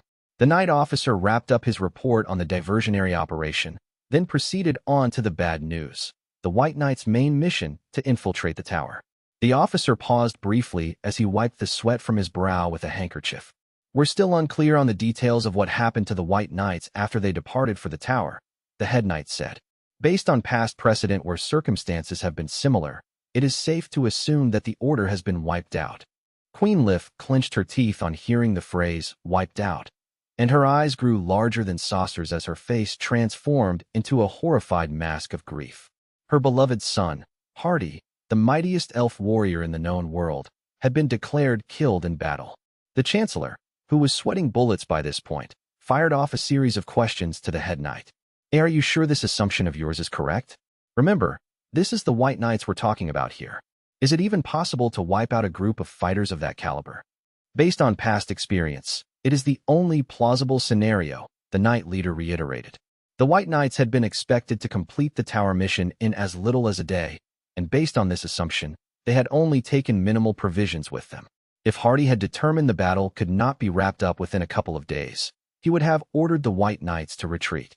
But several days had now passed since they'd set out, and there had been no sign of the White Knights, so the natural assumption was they had all been wiped out. This meant that there was something lurking on the doorstep of the Elven Queendom capital that was so powerful, even the White Knights couldn't defeat it. Furthermore, this mysterious foe had defeated the White Knights while they were armed with 2 rare Phantasma-class weapons, though only the Chancellor and the Count knew about this extra detail. This unknown enemy could spell the end for the Elven Queendom if they had already defeated the White Knights, who were reputed to be so powerful they could lay waste to their own nation if they so desired. In this moment, the Queendom was facing a crisis that superseded any thoughts of replacing the elf matriarchy with a total patriarchy. It was no wonder sweat was pouring off the Chancellor by the bucketload as his face grew increasingly pale. Luckily for the Chancellor, he didn't need to mention the two Phantasma-class weapons for people in the council room to understand just how much peril the Queendom was in. A heated debate broke out among the council members on what their next move should be. "I think we should call on the Dragonuda Empire, the Demonkin Nation, the Dark Elf Islands, and the other nations to help us in this matter," said one. "That's total insanity. You want us to tell other nations that we've lost our best fighters?" said another. "Indeed," a third agreed. "We'd lose face if we begged the Dark Elf Islands for help. Isn't it possible that the White Knights are still alive? Maybe they were transported from the tower to places unknown." "Well, we can't rule out that possibility, but we still have the reserve units that were backing up the White Knights. If we send them into the tower, they can take care of any red dragon that might be residing there." "Have you lost it?" "The White Knights themselves couldn't defeat this red dragon. That thing will definitely notice if we send a whole army into the forest, and it's the kind of move that might stir up any other monsters in there too. A battle like that would just be a waste of blood and treasure. How about we give the guild a massive pile of money to hire the best adventurers to go conquer that tower?" "Well, maybe, but I think." The council chamber was alive with debate, but there seemed to be no consensus on how to resolve this crisis. With the discussions going nowhere, the atmosphere in the room quickly became highly charged, to the point where it looked like the talks might devolve into a physical disagreement rather than just a verbal one. This outcome was prevented, however, by a soldier who came running into the chamber with only a cursory knock at the door. The council members all turned toward the pale-faced soldier, their annoyance at being interrupted writ large on their faces. But before any of them could raise their voice in admonishment, the soldier spoke first. "D-Dragons," the soldier yelled. "Over 100 of them. And not just above the palace. They're flying over the whole capital." As one, the council gasped at this news. A swarm of airborne dragons had indeed descended on the Elven Queendom's capital, circling high above it and blotting out the sun. The red dragon, the biggest of the flying beasts, loomed large over the palace, and straddling atop this ruby-scaled leviathan was a young human woman in witch's garb, a dark hood covering her head. "This is a message to the simpletons who dared to attack my great tower," the woman announced, peering down at the palace below. "You will bring your leader to me at once. If you fail to do so, I shall reduce your city to ash." The young woman, Ellie, was speaking unexpectedly loud enough to be heard not just inside the palace itself, but all throughout the elf capital. But she wasn't actually raising her voice, since even if she tried, it would still be impossible for anyone on the ground to hear her. No, Ellie was using magic to make herself audible to every citizen in the city, even those cloistered within the walls of the palace. "If you want proof that we can turn this city into a smoldering pile of rubble, allow me and my darling dragons to perform a little demonstration for you," Ellie said. She signaled to all 100-plus dragons to fly out to an unpopulated stretch of land a fair distance from the city walls and unleash their fire breath on it in unison. Multicolor columns of flame in every shape and variety imaginable lit up the sky and shook the ground on impact as violently as any earthquake. The dragon fire kicked up a massive cloud of smoke and dust that completely blanketed the capital, drawing screams and other sounds of terror from the city's residents. Ellie waited for the cacophony of elven shrieks mixed with bestial roars to subside before repeating her ultimatum. "My dragon and I will soon land in the palace courtyard, and I demand you bring out the person in charge to meet me there. You have 3 minutes to do so, or I will wipe this city off the map." As soon as she had given these instructions, Ellie signaled to her red dragon to flap its wings and swoop down toward the palace courtyard. Inside the palace, it had devolved into a frenzy of confusion and fright. Where did those dragons come from? What are all the knights doing? "Your Majesty, you must seek refuge at once." "Wait, we can't let her do that. That woman said she wanted to see the person in charge in 3 minutes, or she'd burn the city down." "You louse. Are you suggesting we give up our queen as a live sacrifice?" "It's complete pandemonium in there," Ellie thought, still sitting atop the red dragon as it swooped down. "In any case, these elves have next to no magical protection, meaning I can hear practically everything they're saying inside the palace. Haven't they ever heard of counter-espionage magic?" Ellie's impressions were, of course, entirely biased by her astronomical power level. So even though the Elven Queendom prided itself on its possession of a wealth of magical capabilities and items that outshone most other nations, The competencies of the elves seemed almost primitive to the super witch. The red dragon landed in the palace's courtyard, where more than 100 fretful guards stood at the ready with swords and lances. Undaunted by her welcoming party, Ellie leaped down from the dragon's neck and waited for the leader of the elves, Queen Lif, to present herself, while the elven nobles continued their fierce argument over who should go out to face the hooded witch. The person in charge obviously means Her Majesty. I think Her Majesty should go out there and speak with her. Why are you so intent on sacrificing our queen? This is a job for the Chancellor. What are the palace guards playing at? Why aren't they even attempting to slay the dragon? How would killing one dragon out of 100 help the situation? And shouldn't it be the Knight Commander who goes out to meet her? After all, he's the person in charge of our army.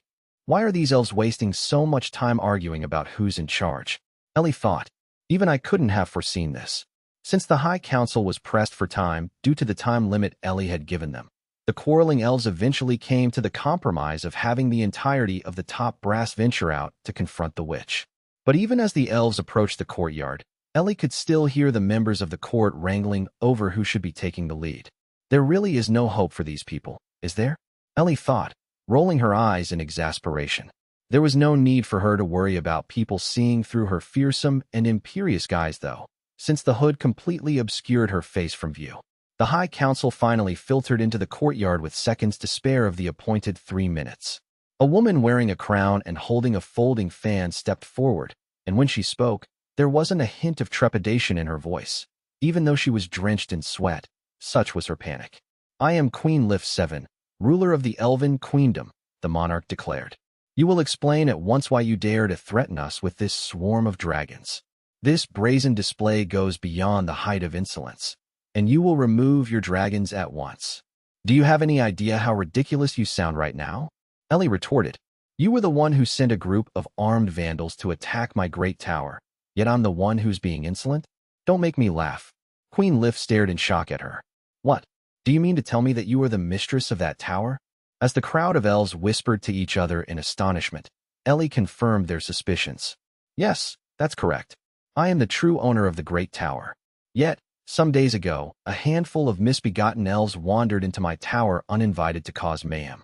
From what those savages told me, they were knights from this realm who had been given orders to pillage and plunder my tower. Who the devil are you? Queen Lif barked. What have you done, Hardy? What have you done with my knights? Who am I? Moi. Ellie taunted. For the time being, you may call me the Wicked Witch of the Tower. As for your precious knights, I'm not obligated to reveal their fates to you. You vile wretch. Queen Lif shouted bitterly, unsure whether to assume her son Hardy was dead or alive based on Ellie's reply. Now, allow me to ask you a question, Ellie said, ignoring the mournful scowl on the queen's face. Why would you send those brutish knights to pillage and plunder my great tower in the first place? They were not sent to pillage the tower. Queen Lif snapped back. We found out that this red dragon was living in that tower, and we dispatched the white knights to deal with it. Any sovereign nation would try to rid itself of such a threat within its borders, especially one residing a stone's throw away from the seat of power. Was that your real objective? Ellie sneered. How do I know you simpletons weren't planning to just pilfer all my valuables and the fruits of my research? I need to confirm what you're saying is true. Of course, Ellie had known all along that the White Knights hadn't come to the tower to plunder it, since it was her side that had lured the fighters there in the first place. She was simply inventing a pretext so she could magically probe Queen Lif's mind for more information about Masters. I need to verify the intelligence I extracted from Hardy's memories and gather as much other useful information as I can too, Ellie thought. However, there's no real reason for me to tell her my true purpose. Confirm? How? Don't come near me. Queen Lif wailed. Your Majesty, one of the elves yelled. Don't let this trespasser near the queen. Kill her, shouted another. At first, the elf soldiers were understandably hesitant to rush at someone who was standing beside a red dragon. But this so-called Wicked Witch of the Tower looked like a regular young woman with delicate features, albeit a drop-dead gorgeous one. And it was her unassuming appearance combined with the potential to win the queen's favor that eventually motivated the soldiers to charge at Ellie with their lances and swords raised. Of course, they had no chance of winning this confrontation, since they were up against a foe who was able to tame a red dragon. Wait, yelled the Chancellor, whose survival instincts rivaled that of a wild animal's. His warning was in vain, however. Say Sir Arbor. Ellie chanted. Sharply pointed tree branches instantly sprouted out of the ground underneath the crowd of elves and impaled the soldiers, the chancellor, and everyone in the queendom's top brass, save for the queen herself. The branches then fed off the blood and flesh of the victims they had skewered before transforming into fully formed tree monsters with human faces. Sacer Arbor was yet another strategic class spell Ellie had in her arsenal, and the sight of the carnage wrought by the demon trees drew a series of short, piercing screams from Queen Lif, who found herself the lone survivor of the group. In a state of shock, the queen's legs gave way and she fell backward onto her posterior, as Ellie approached the supreme ruler with a sense of purpose. "Allow me to read your memories, your majesty," Ellie said to her. "Eek! No, stay away from me," Queen Lif cried as she tried to scramble back to her feet. "My word, are you trying to run away from me?" Ellie said in saccharine tones that had more than a hint of derision in them. "That's not going to help me read your memories. And bad girls need to be punished, don't you agree?" Dornfesseln. The unvoiced magic made steel briar vines appear, which proceeded to wrap themselves around Queen Lif. The ruler tried to extricate herself from these painfully thorny binds, but as this was a strategic class spell, it was a hopeless endeavor. Now that her target had been immobilized, Ellie grabbed Queen Lif's head and started scanning her memories. "Don't," yelled Queen Lif. "What are you doing to me, Gosh, and I'm not even using my full power," Ellie yelled in annoyance above the screaming. "Why are you elves always so sensitive to a little pain?" Silent. Ellie was quick to cast a spell that would block Queen Lif's anguished shrieks from reaching her ears before resuming her mind reading. When Ellie had probed Mikhael's memories, she had purposely gone overboard with the pain she was inflicting as retaliation for the insults and aspersions the White Knight had hurled at Light during their battle in the tower. As a result, Ellie had pretty much rendered Mikhael a vegetable, but this time around, Ellie refrained from excessively torturing Queen Lif, since she needed her to be of sound mind later on. Even working under these constraints, Ellie probed Queen Lif's memories thoroughly. Other elf soldiers stationed in the city had congregated in front of the palace in response to the commotion in the courtyard, but the tree monsters that had been forged from the blood of the fallen palace guards repelled the troops with their arm-like branches and kept them from reaching Ellie. "Archers, fire!" a commander yelled. "Mages, direct your attacks at that witch. We need to save our queen, whatever the cost." It's not working," a subordinate piped up. "None of our shots are even reaching that sorceress." Ellie's magic had transformed over 100 palace guards and court elites into tree monsters, and the sheer number of creatures meant there was a near impenetrable barrier between the elf soldiers and the witch. And not only were these anthropomorphic trees able to repel swords and arrows, they were also resistant to flames and other magical attacks. The trees all suddenly screeched simultaneously, the sound seeming to rise from the depths of hell itself, as their branches extended at high speed and impaled a number of the attacking soldiers. "Arg, a branch just got me in the leg," yelled one soldier. "What the?" he gasped. "It's sucking out my blood." The branches were leeching the soldiers dry before detaching themselves from their trees and transforming their victims' bodies into even more tree monsters. The surviving elf soldiers who witnessed this spectacle screamed and recoiled in fright. The tree monsters were resistant against physical and magical attacks. Plus, they could use their branches to create copies of themselves, but they weren't without weaknesses. For one, tree monsters were rooted to a single spot, so it was relatively easy for anyone facing them to bypass them altogether, as long as they avoided getting stabbed by the blood-sucking branches. Tree monsters could also be cut down if the force of an attack overwhelmed their resistance stats. And lastly, the tree monsters only lived for 24 hours. Then again, even if the elf soldiers were able to hack their way through this forest of tree monsters, they would still have to face off against the red dragon at the end of it all. A single swipe of its scaly arm or a blast of its fire breath would be enough to wipe out the soldiers instantly.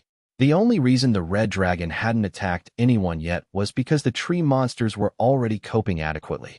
"Ugh, I can't concentrate with all this noise." Ellie huffed over the sound of yelling soldiers.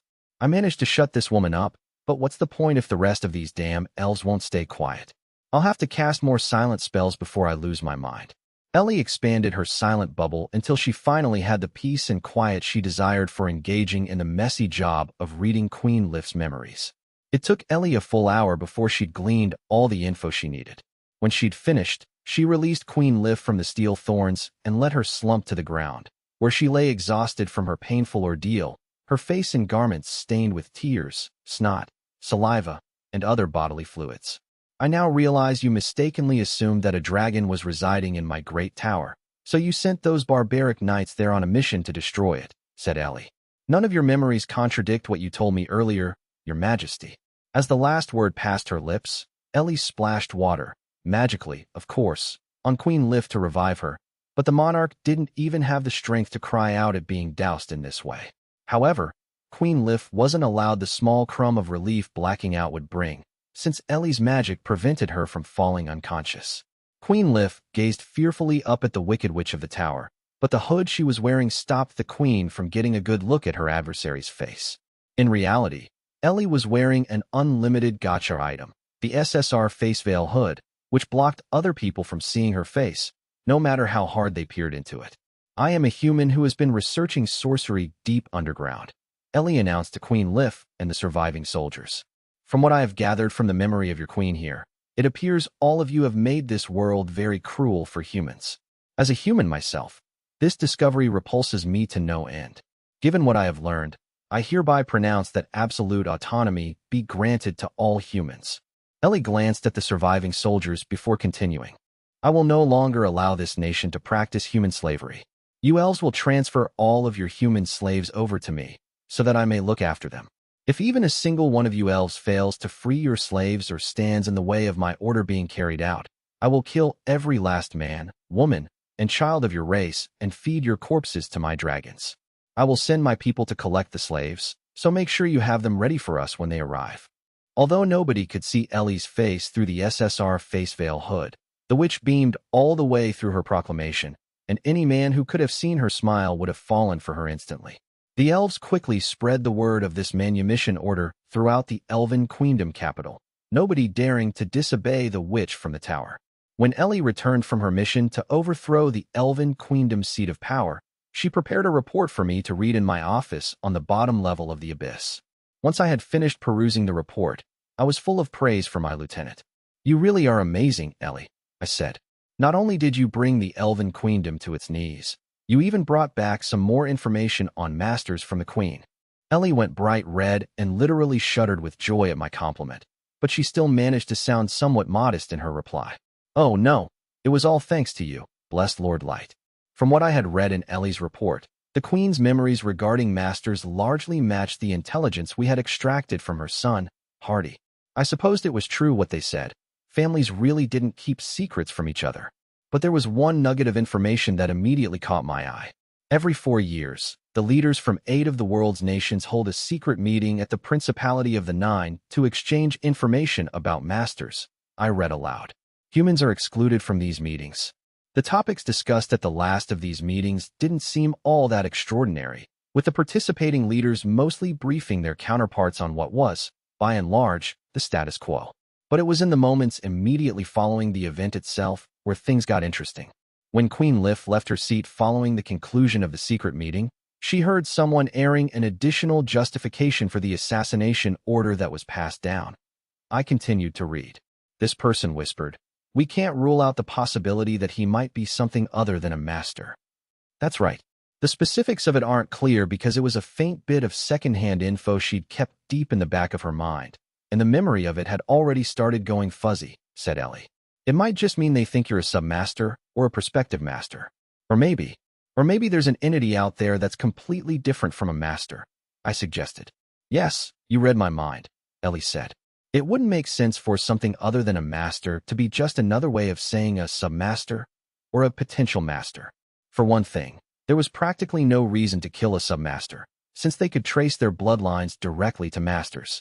And assuming those who had plotted my demise had tried to kill me precisely because I was a potential master, then why go out of their way to bring up the likelihood that I could be something else entirely? Ellie, do we know the race of the person who said this? I asked. I'm afraid we don't, Ellie replied. Queen Lif only happened to overhear somebody mentioning it in hushed tones, and we're talking about a room filled with bodyguards and a load of other attendees, so it was probably difficult for her to identify who exactly said it. However, the fact Queen Lif hadn't found this utterance all that meaningful and had basically ignored it was an important clue in and of itself. This suggests the elves aren't familiar with the context that might lead to a remark like this, said Ellie. The same would likely apply to the beast folk and the centaurs too, since those two races would be considered too low-ranking to be granted full access to that kind of knowledge. That leaves the Ana folk, the dark elves, the dwarves, the demonkin, and the dragon youths as the likely source of the information. Does Queen Lif know anything at all about these potentially dangerous beings that aren't masters? I asked. No, she doesn't, largely due to historical reasons, Ellie explained. Masters throughout history have been drawn to the elves because of their natural beauty, and this attraction has served the elves well over the years because of their desire to gain the masters' bloodlines for themselves. But the elf women that were handed over to the masters were often forced to endure all sorts of horrendous experiences, and what's more, most of the women chosen to bed the masters came from the upper echelons of the elven queendom, sometimes even from the royal family itself. This was to ensure that the secret stayed within a very select circle of people. This was the reason the hatred the elves had for humans intensified the further up their social ladder you went, according to Ellie. The masters who had apparently violated the upper-class elf women in the past had all been human.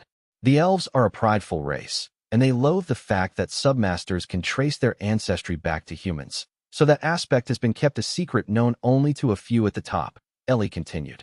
Under Queen Lif, only she and her son, Hardy, knew of this dirty little secret.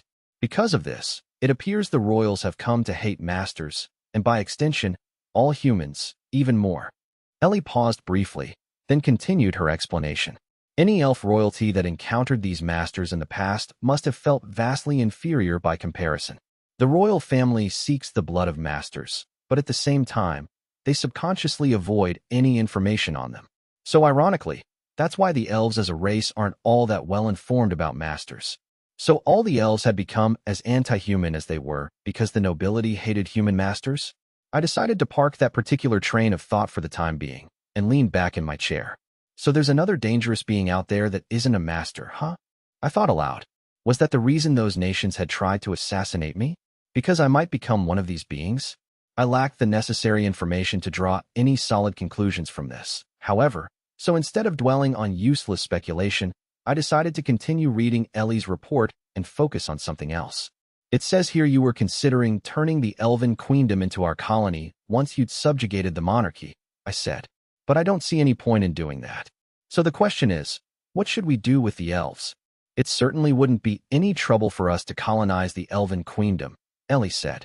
But as you suggest, a colony wouldn't be of any material benefit to us.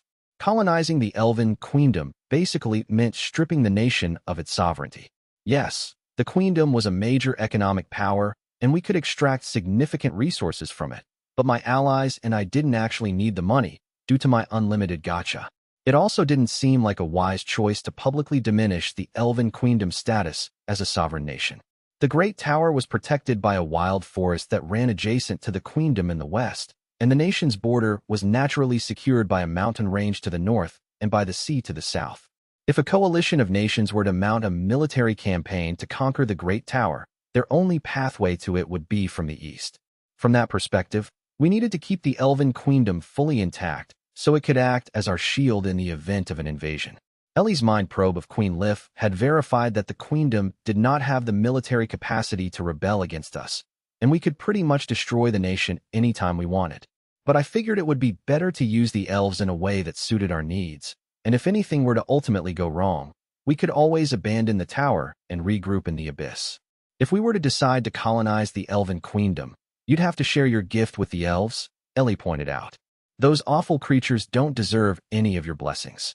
Ellie's hostility against the elves was so all-encompassing by this point that she actually puffed out her cheeks angrily as she said this.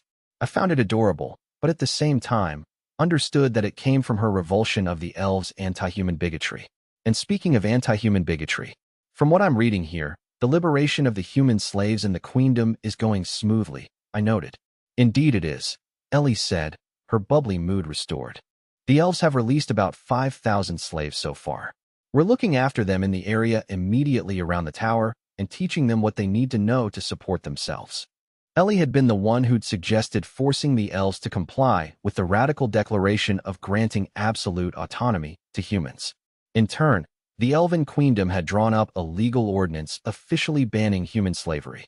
We had assigned the task of collecting the slaves from the slave traders, aristocrats, and other owners of humans to the level 500 fairy maids, who were accompanied by snake hellhounds and dragons to make doubly sure the emancipation order would be followed to the letter.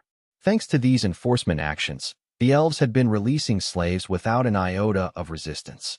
The man who had been whipped the day Sasha found the note I'd left for her had gained his freedom. The girls that had been rescued by the Mohawks and sold to one of my merchants for safeguarding were also released, knowing they would never be enslaved again.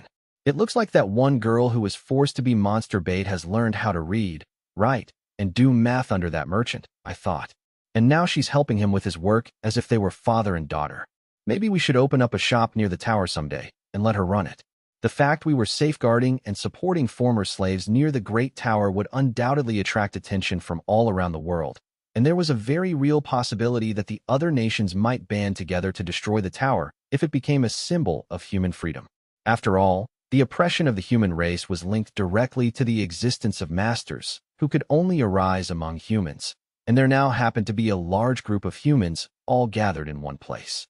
The other nations weren't going to turn a blind eye to this development, which explained why Ellie had said during our initial information session that the tower would help us determine the true strength of the rest of the nations if they were to wage war on us. What military capabilities will they deploy? She had said back then. Will they use trump cards we don't yet know about? If the worst were to happen, Ellie had added, our enemies end up destroying this tower, but that would still leave our real headquarters in the abyss unscathed. Of course, I wasn't planning on giving up the tower without a fight, and the Elven Queendom would act as our shield if the other nations did decide to attack. I was able to get my picture-perfect revenge on Sasha. We're another step closer to the truth thanks to all this useful information, and we've gained a whole nation of useful pawns, I said, praising Ellie for her work. Your revenge plan really did maximize what there was to get out of it. I can't thank you enough, Ellie. With a muffled squeal, Ellie tried in vain to keep her body from shuddering happily at what appeared to be the biggest thrill of her life, but she quickly regained her composure and curtsied in response. There's no need to thank me, she said. I only wish there was more I could do to assist you. It was fairly obvious that she was mentally pumping her fist over the idea that her accomplishment had elevated her to the position of top lieutenant, but she had done a good job on the revenge plot, so I let it slide with a wry chuckle. Thanks to her, I feel like I've actually taken a step or two forward, I reflected. While I was merrily lost in thought, May contacted me via SR telepathy, which I found really strange. Since placing her in charge of my stronghold while I was operating up on the surface, May hadn't left the abyss, not even once. If she had wanted to tell me something, she could have just walked over to my office. Sorry, Ellie. I'm getting a telepathy message from May. From May? Ellie asked blankly, also confused why May hadn't just come to talk to me directly. After excusing myself from Ellie, I focused my mind on May's telepathy call. May, what is it? Has something happened that's stopping you from coming to speak to me here? No, Master Light, but I have received intelligence that needs your immediate attention, so I took it upon myself to contact you through telepathy, May said. We have been informed that one of your betrayers, the Dark Elf, Sion, is close to death deep within a dungeon. What? I practically yelled. Sion's dying? As soon as I heard this piece of news about one of my 8 sworn enemies, I immediately forgot about the Elven Queendom and all the unanswered questions this particular episode had thrown up, and found myself mentally preparing to set out on another fact-finding mission. I need to know what's really going on with Sion, and I have to find out fast if I want to get my revenge on her, I thought. Which means, if needs be, going to the Dark Elf Islands myself. Extra story, creamy or chunky. Creamy is way better than chunky. That is demonstrably false. Chunky is clearly the better choice. After buying snacks from the dungeon shop on the bottom level of the abyss, 2 of the 4 fairy maids were arguing about their purchases in their shared room.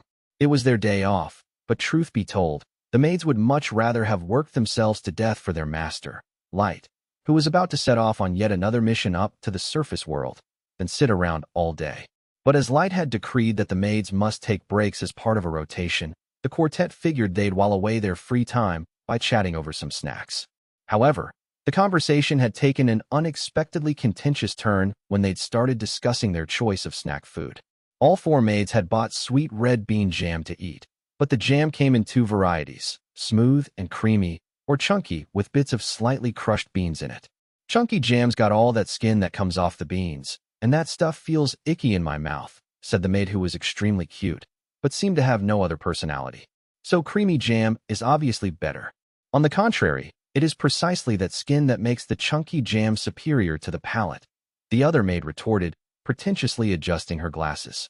And furthermore, the skin adds nutritional value that you are unable to derive from creamy jam. I think I'm in the creamy corner on this, yeah? Said the third maid, who looked and acted like an ultra-trendy Japanese kogel, the type of person who phrases practically everything in the form of a question. Like, you know how the skin sticks to the roof of your mouth even after you're done eating that chunky stuff?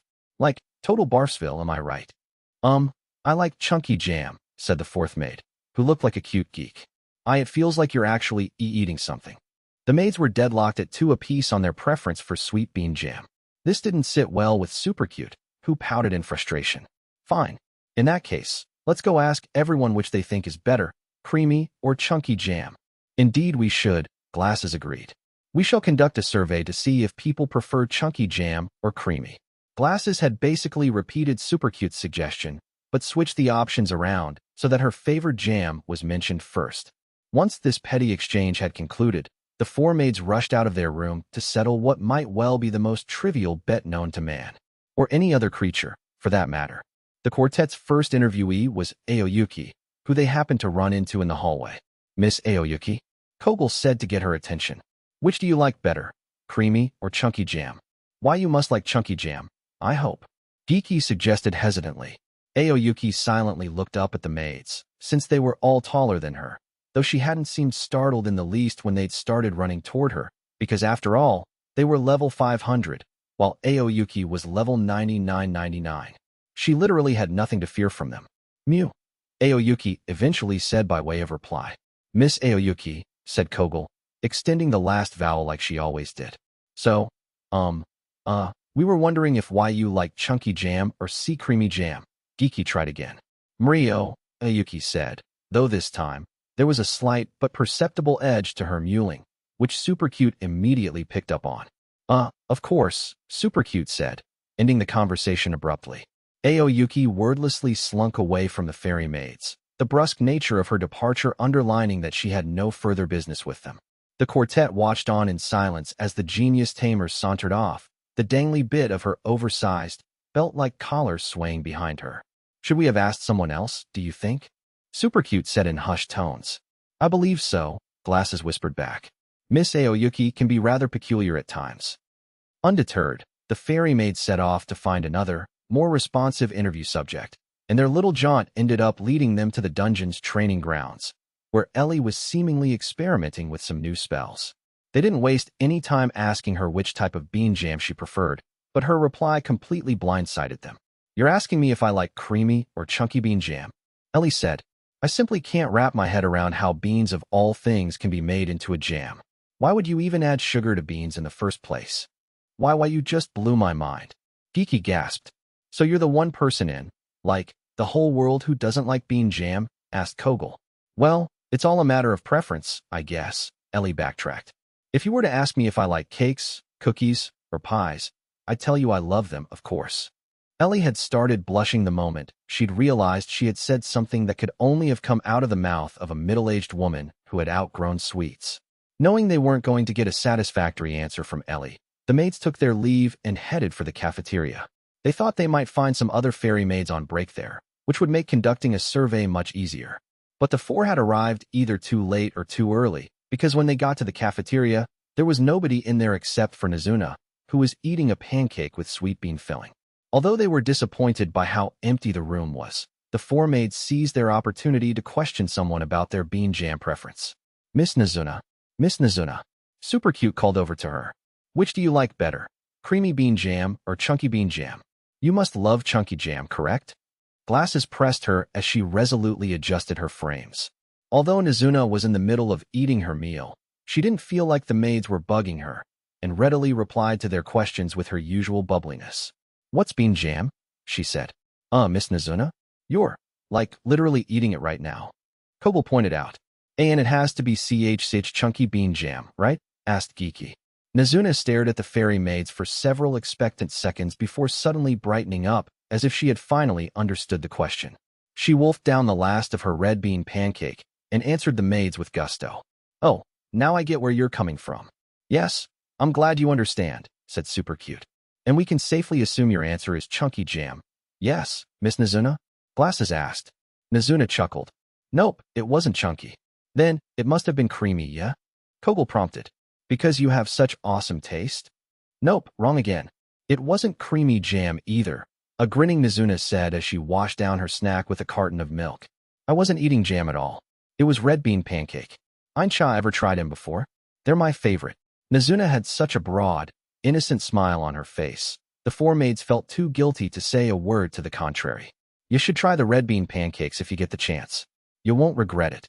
Nazuna declared as she got up to leave the cafeteria. I guarantee you'll love them. The maids didn't even try to correct Nazuna's misunderstanding. They just watched in silence as she strolled off. Miss Nazuna, utterly amazes me sometimes, Geeky said when she was finally out of earshot.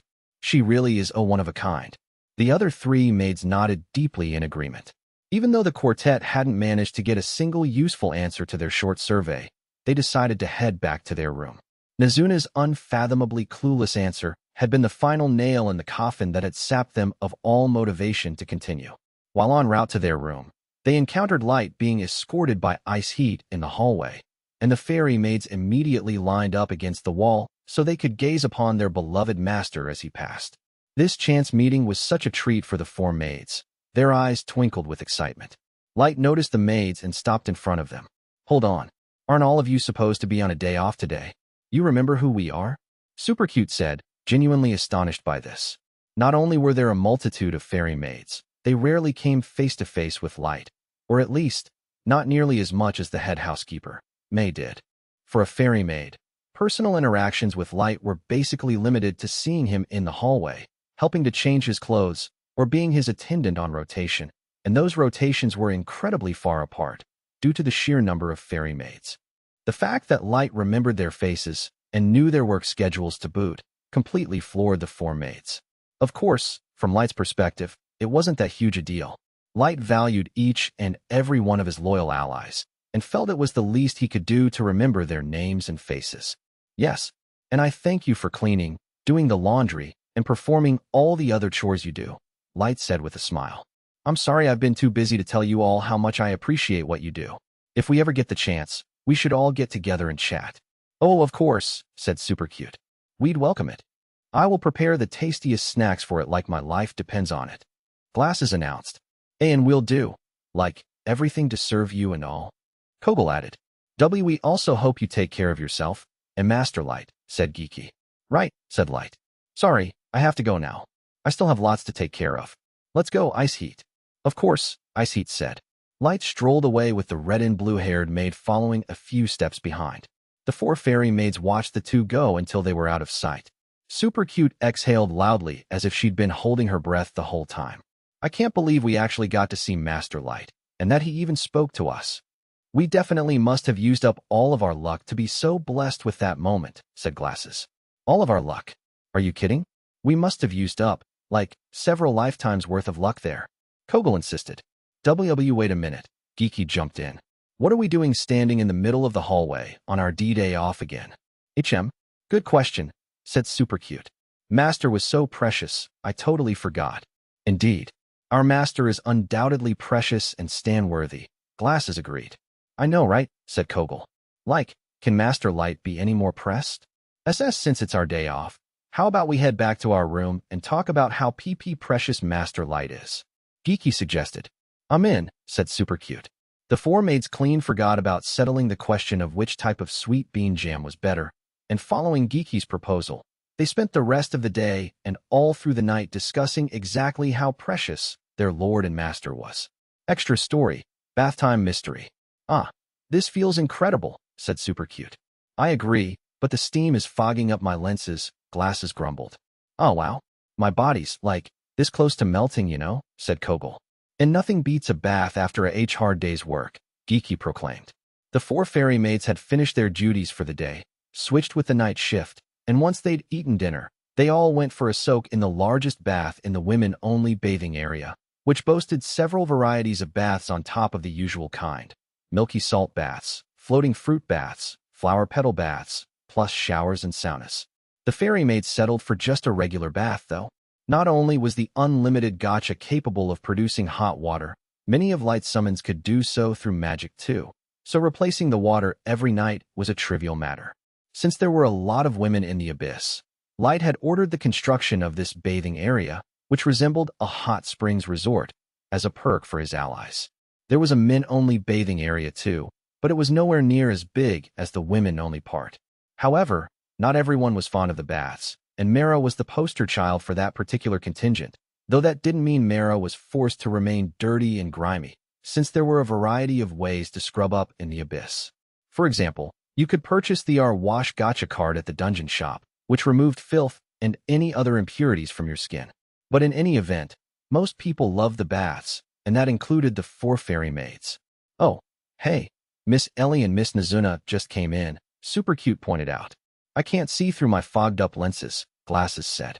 Nazuna had indeed entered the bathing area, or rather, bounded through it completely uncovered with a towel dangling in one hand. "Yay, I love these baths. They feel awesome, and I can really stretch my legs in them. I know how you feel, but you need to come over here and scrub yourself first, Nazuna," said Ellie, a towel covering her modesty. "Oh yeah? I almost forgot," said Nazuna. "Thanks, Ellie. Honestly, you're such a handful." Ellie sighed as she dragged Nazuna by the arm to the washing area. It was a safe bet Ellie was going to take it upon herself to wash Nazuna's hair and scrub her back too. "Those two go so well together," said Super Cute. "They both have P-perfect figures." "T2 perfect, even," Geeky mumbled. "And Miss Ellie has huge boobs and exquisite proportions, and Miss Inazuna might be short, but she has big boobs too. It's just not fair." "I know, right?" Kogel agreed. "It's like, you can't help falling in love with their bodies despite being the same sex, yeah?"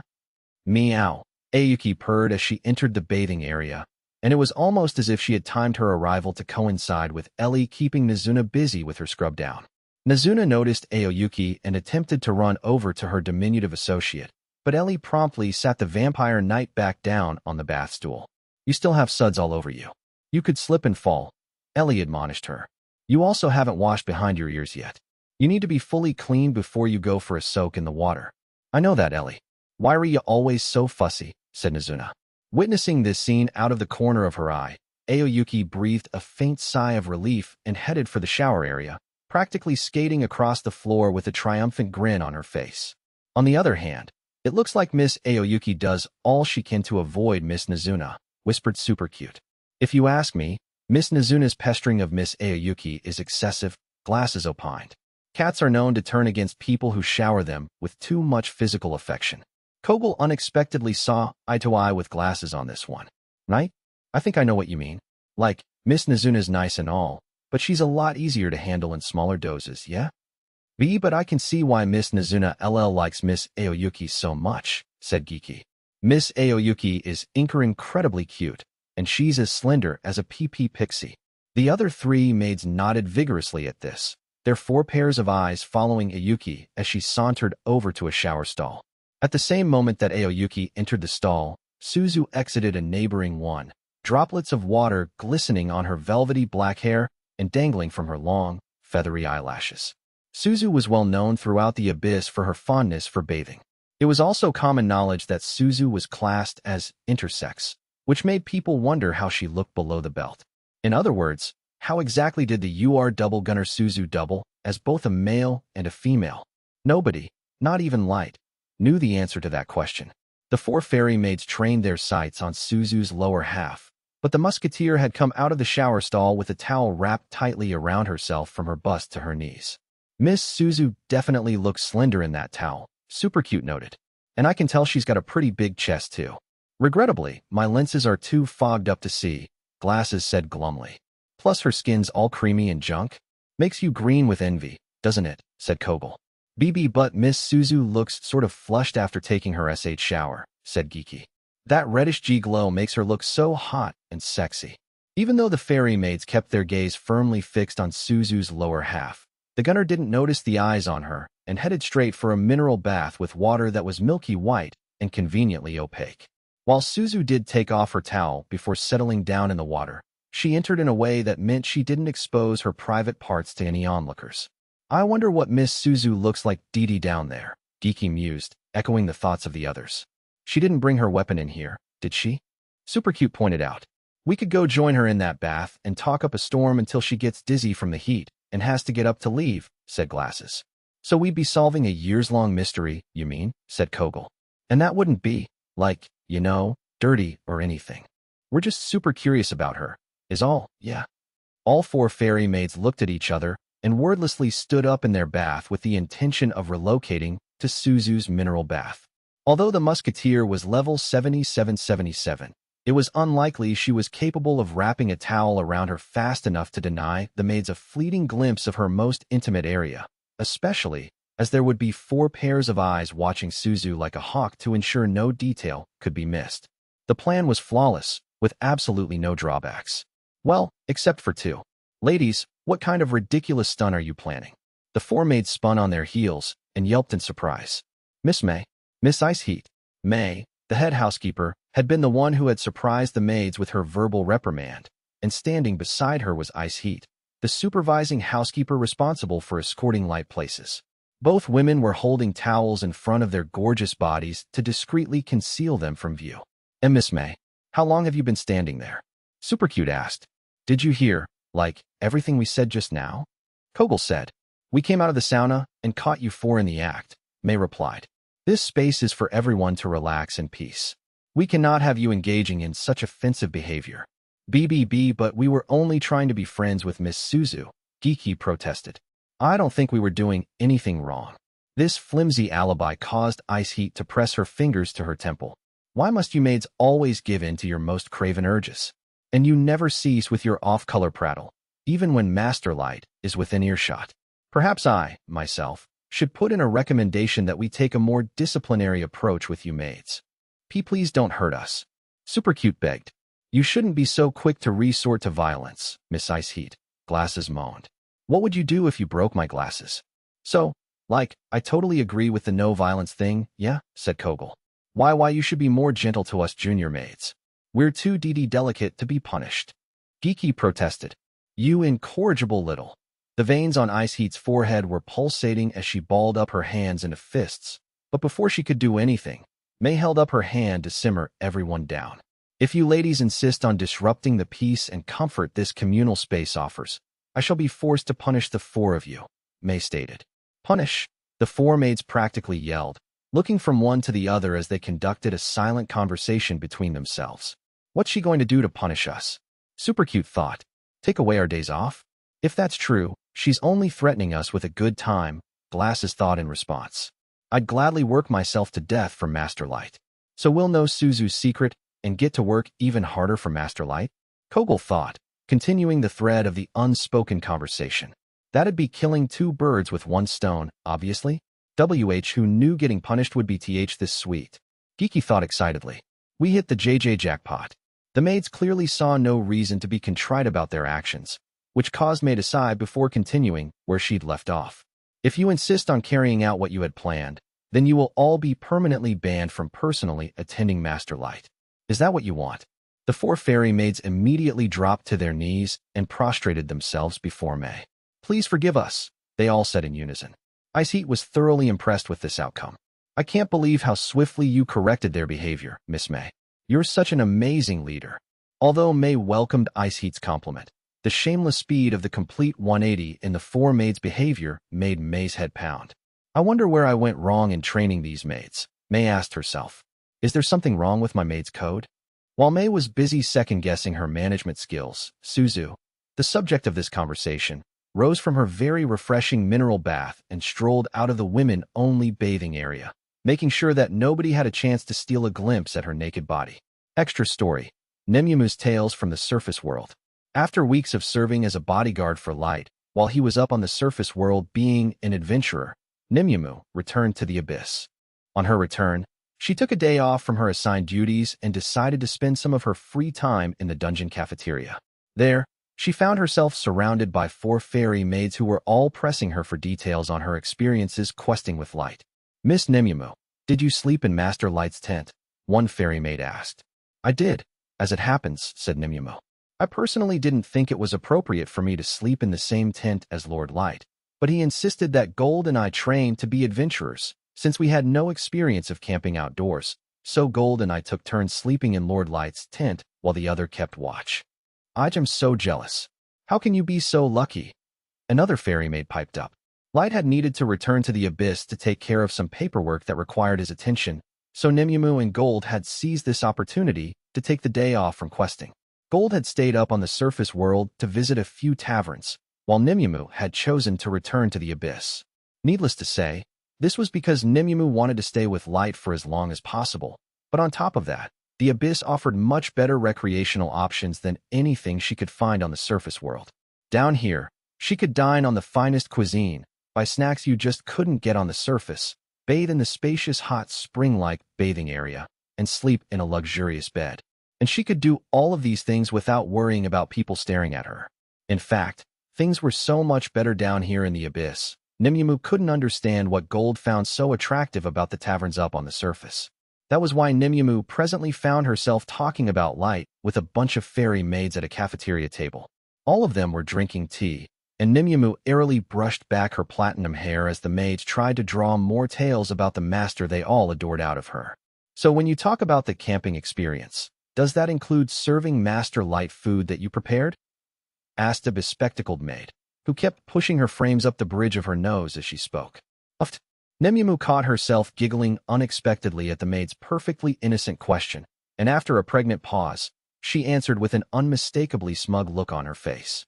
Actually, I was the one who had the honor of eating meals made by Lord Light, which he enjoyed cooking since he doesn't usually prepare food himself.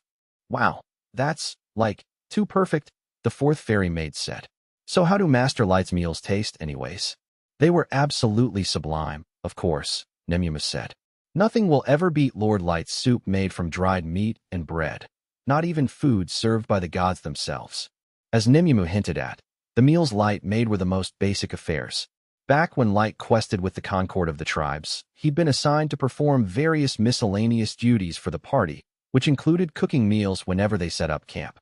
Now that Light was leading the Black Fools, he'd once again taken it upon himself to cook the food for his party, since the task reminded him of the good old days before he was betrayed.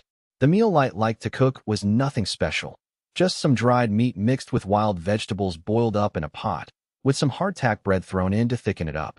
This camper's hot pot actually tasted worse than the most basic of food items you could find in the abyss, but for those who practically worshipped the ground Light walked on, any food made by his hand was more valuable than gold. Nimue, I'm so jealous, said the first maid. I really wish we could eat these meals Master Light makes from scratch, the glasses-wearing maid added. Seriously, I could eat his food. Like, now even, said the maid who had a bad habit of phrasing everything like a question. I wouldn't eat Master's food, said the maid who had a tendency to stumble over her words. I'd preserve it so I could keep it forever. I'm sure you'll all get a chance to taste his food, Nimue reassured them. After me, of course. Nimue was clearly enjoying being showered with all this attention. All of a sudden, a series of sharp, grating laughs echoed around the cafeteria, spoiling the mood. Count me in on this jealousy train, crowed Mara, who had appeared at their table without warning, drawing looks of confusion from Nimue and the four maids. I mean, you get to sleep with Master all nice and cozy in the same tent. Not to mention, you also get to go shopping with him, quest with him, and even eat food he's made with his own two hands. The chimera towered over the other girls, and she was smiling almost literally from ear to ear with her jagged, shark-like teeth bared. Not only was Mara 2 meters tall, her level 77 stats dwarfed everyone else at the table. Mara cackled again, which only added to the air of intimidation she exuded. I can transform into a scout that's as good as anyone, Mara stated. So I'd really appreciate it if you switch places with me, Nimue. To underline her words, tentacles and oversized eyeballs on stalks slithered out of her wide sleeves. Since Mara was a chimera, she could transform into anything she wanted, a trait that made Mara extremely incompatible with an assassin like Nimue. Mara also gave off the impression that she was seconds away from devouring you whole from head to toe, which Nimue found somewhat off-putting. Lord Light was the one who chose me, so I'm in no position to, Nimue replied. Mara interrupted by chortling again. You don't have to explain yourself. I get it. Doesn't change the fact that I'm green with envy. So what I'm going to need you to do is to personally put in a good word with Master for me. What? Nimue cried, her face stiffening. You want me to say something to him? The assassin's blade then sensed that there was another pair of eyes trained on her. If that's how it is, my partner says she would make a pretty good scout, so if you're going to recommend anyone, it should be her. An unnaturally disembodied voice jumped in. Why you too, Miss Suzu? Nemima spluttered. The musketeer had come over to the table holding her gun, Locke, who did all the speaking for her while she just stood there in shy silence. Suzu usually ate alone in a corner of the cafeteria, but on this rare occasion, she had mustered up the courage to join in on the conversation, with Locke acting as her interlocutor. This showed just how much she wanted to go questing with Light up on the surface. Mara screeched with laughter. Easy there, Suzu. That's not fair, you cutting in line. I was the one who asked first, sweetie. Feeling more than a hint of trepidation, Suzu held her tongue, so Locke spoke in her stead. She says she's the better choice ability-wise, and, hey, don't glare at me like that. What had started off as a nice, enjoyable chat over tea had turned into a tense face-off between two level 7777 warriors, prompting the four fearful level 500 maids to hide behind the level 5000 Nimyumu. Though if a fight did break out between Suzu and Mara, no one would be able to break it up. In fact, it was doubtful Nimyumu would even be able to protect the fairy maids all that well if bullets and tentacles started flying. This is bad, thought Nimyumu. And it's all because I got too carried away boasting in front of the maids. I never thought this would happen. In fact, I don't think anyone could have predicted this disaster. Mara cackled evilly as her eyes flashed red, but Suzu simply stared back at her in defiant silence. It was up to Locke to try to de-escalate the situation. Hey, you two need to get a hold of yourselves. You'll make a huge mess if you start wailing on each other in here. But Suzu and Mara ignored the talking musket completely, and they were just about to go at it hammer and tongs when a familiar voice stopped them in their tracks. All right, you guys, break it up. This is no place for a fight.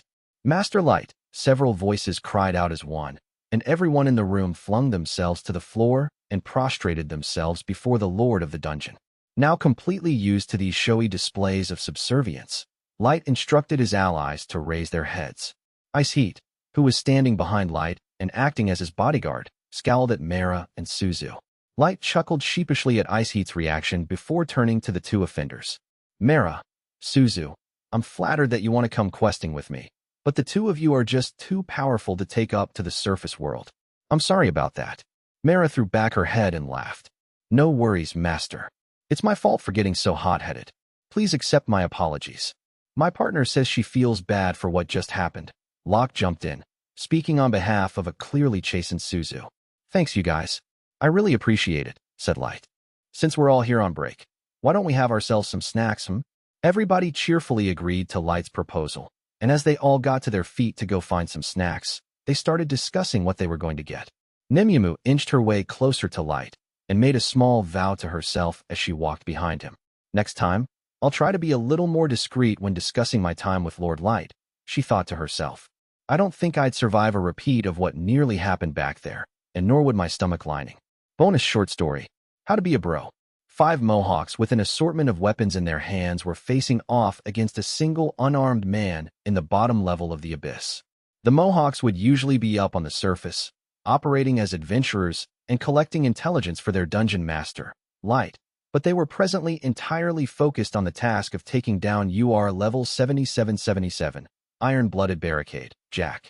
Standing at nearly 2 meters tall with a lean yet muscular build, and shirtless save for a coat he wore like a cape, Jack faced off against the 5 armed Mohawks who were ready to rough him up, though his lack of weaponry compared to them didn't seem to bother him in the slightest. His calmness stemmed from the fact that the Mohawks had power levels between 20 and 25, while Jack's own power level was up in the high quadruple digits. Even if 100 Mohawks ganged up on Jack, they'd never be able to beat him in a fight. But despite these unfavorable odds, the 5 Mohawks were determined to put the hurt on Jack. One of the Mohawks shrieked a battle cry. You're dead, man, he yelled as he swung a large hatchet at Jack's skull with all his might. But since the weapon had a short reach, his attack was somewhat telegraphed, due to him having to get in close to be within striking range.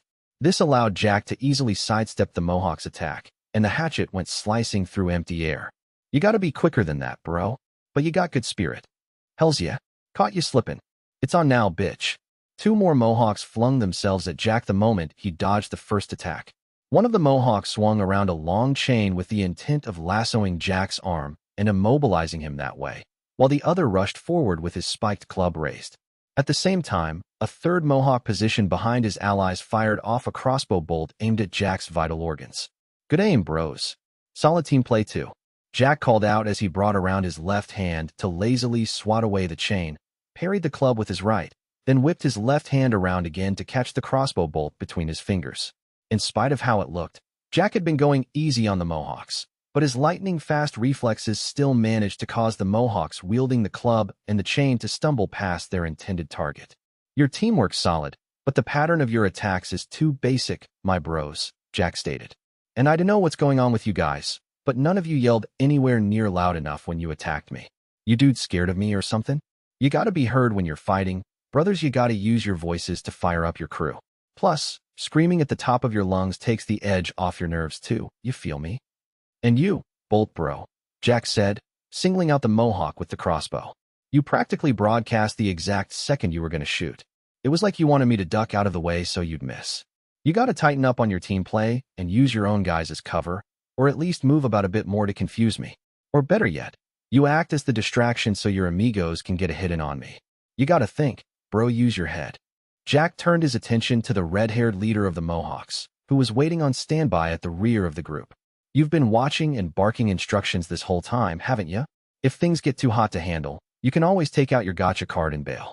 A good boss always stands by and observes instead of joining the brawl to make sure his guys stay safe. So good on you, leader bro. It's always harder to know when to back down than to fight. So always keep that in mind. Why here?" "Thank you very much, Big Jack," the red-haired leader said as he bent at the waist and bowed deeply. Jack hadn't really been fighting the Mohawks seriously, because if he had, he would have massacred them in a second.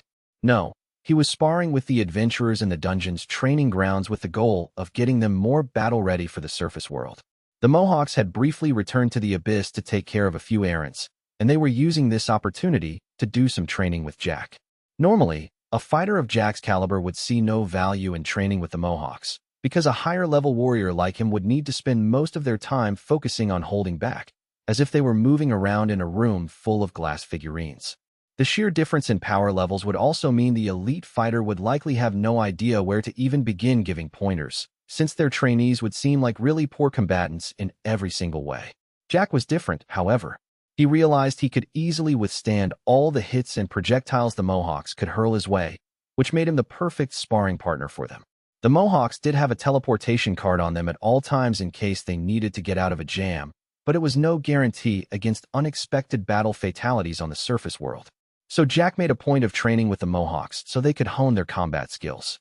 Of course, the other high-level summons didn't want to see the Mohawks die on the field of battle either, so they'd occasionally lend a hand or even do some coaching themselves if they had time to spare. On the other hand, some of the super warriors were simply ill-suited to be trainers. Suzu, for one, was too shy to communicate combat instructions. And as for Nazuna, well, to put it charitably, her pointers required a deeper level of understanding to fully grasp. Jack clapped his hands to get the Mohawk's attention. "All right, bras, let's go again. Remember what I told you, and make sure I can actually hear you goons this time. Thanks for training us, Big Jack," the Mohawk said as one, their voices echoing loudly around the training grounds. When they'd finished sparring, Jack and the Mohawks decided to hit the cafeteria, which was empty since it was already too late for lunch by the time they were done with their session, but still too early for dinner. Even so, the Mohawks had already showered and re-sculpted their hairdos after their little workout, and nobody wanted to wait until dinner time to eat. So the 6 men went ahead and had a meal by themselves. "Jack, thanks again for training with us today, brother," said one of the Mohawks. "Amen to that. We always learn a thing or two from ya, man," another piped up. "We ain't even joking. The teamwork you've been beating into us has boosted our rep way beyond what we could manage otherwise with our bog-standard power levels. Ain't no coach like Big Jack. Am I right, fellas?" "Damn straight," one of the Mohawks agreed. "And thanks for treating us to all this grub, big dog."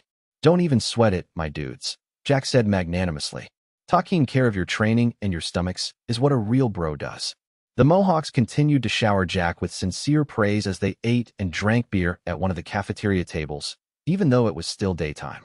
Still shirtless and looking totally ripped, Jack was seated in the middle of this group of guys with Mohican-style haircuts and dark sunglasses.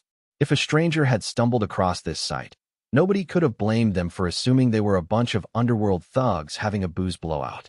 Jack raised his mug to his lips and took a somewhat sullen swig of his beer. It sucks that this is all I can do for you, brothers. Because of my level, I can't go up on the surface too often, but I really do want to join you guys, believe me. Then again, I can't go around holding your hands all the time, can I? A real bro's gotta believe in his bros and let them fly. Hearing Jack opening up like this made the Mohawks weep behind their sunglasses, and in some cases, made their noses run. How the hell do you care so much about us, Big Jack? One sniffed. Jack cheerily tried to rouse the blubbering Mohawks. Ah, come on, bros. We only get to do this kind of thing once in a blue moon. Forget all that sad talk. Pig out and drink up, cause everything's on me. I know you dudes never get a spread as fancy as this up on the surface. Little did Jack and the Mohawks know, the cafeteria had just that minute become a little less empty. The room suddenly filled with a barrage of screeching laughter that sounded like they were being made by some demonic crow. You're just my kind of man, darling, said Mara, who was the source of the laughter. So are you going to treat us to some of that food, or what? Jack spun in his chair to see that Mara and Ice Heat had entered the cafeteria. He didn't know if they'd come here on their breaks or not, but it was clear from what she'd said that Mara had overheard Jack's little pep talk and was now angling for a free meal. But Ice Heat, ever the straight arrow, wasn't going to stand for these sorts of shenanigans. No, Mara, let's not crash their little get-together, Ice Heat said. We apologize for interrupting you, Jack. We only came here for some tea, and I, Ice Heat, promise we will be out of your hair in short order. Jack guffawed at Ice Heat's stuffy apology. I'm totally cool with it, Ice Heat. Totally cool. In fact, you two should absolutely get in on this. You're my browskis too, so we ought to take this chance to eat, drink, and party like bros. Cackling like a banshee, Mara grabbed a beer bottle and started chugging. You're sweet, Jack. I like your style. Too bad I don't recall ever becoming your quote-unquote browski. Likewise, Ice Heat agreed. But you're right. This is as good an opportunity as any for us level 7777 retainers to bond and converse. Now you're talking my language, said Jack. And you too, Suzu. Since you're here now, you gotta join the party too, bro. Suzu goggled at Jack in distraught silence. She had only shown up in the cafeteria to buy a snack since she was feeling a little hungry and had no intention of eating it in the dining area.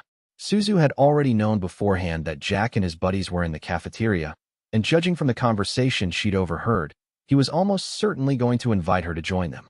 To avoid that outcome, Suzu had been determined to dart into the cafeteria and out again as inconspicuously as possible, but unfortunately for the gunner, Jack had spotted her before she'd even had the chance to go into stealth mode and called her over. She was now faced with the very uncomfortable prospect of joining a raucous before-dinner party. Locke, the musket Suzu was holding in her hands, tried to coax her into going and fraternizing with her dungeon mates. Look, I totally get how a complete loner like you can't stand the thought of eating at the cool kids' table, but they'd really like your company, and it won't kill you just to sit there, and hey, don't bang me against the wall just because the truth hurts. While Suzu was angrily and tearfully punishing her talking musket for saying something that hit too close to home, Mara crept up to the gunner, grabbed her by the arm, and almost forcibly dragged her to the table. At that moment, Gold also showed up, the merriment having drawn him to the cafeteria, and the addition of the famous barhopper ratcheted up the temperature of the shindig by several degrees. All the while, Jack was working overtime to keep the party going, clearly enjoying the camaraderie on show from the bottom of his heart. Come on, Suzu, eat up, bro. I know you're hungry, Jack called out. Mara, Ice Heat, you bros drinking, or what? Gold, Broseph, you chow down like a boss. All right, brothers tonight, we're gonna drink ourselves stupid. Why here?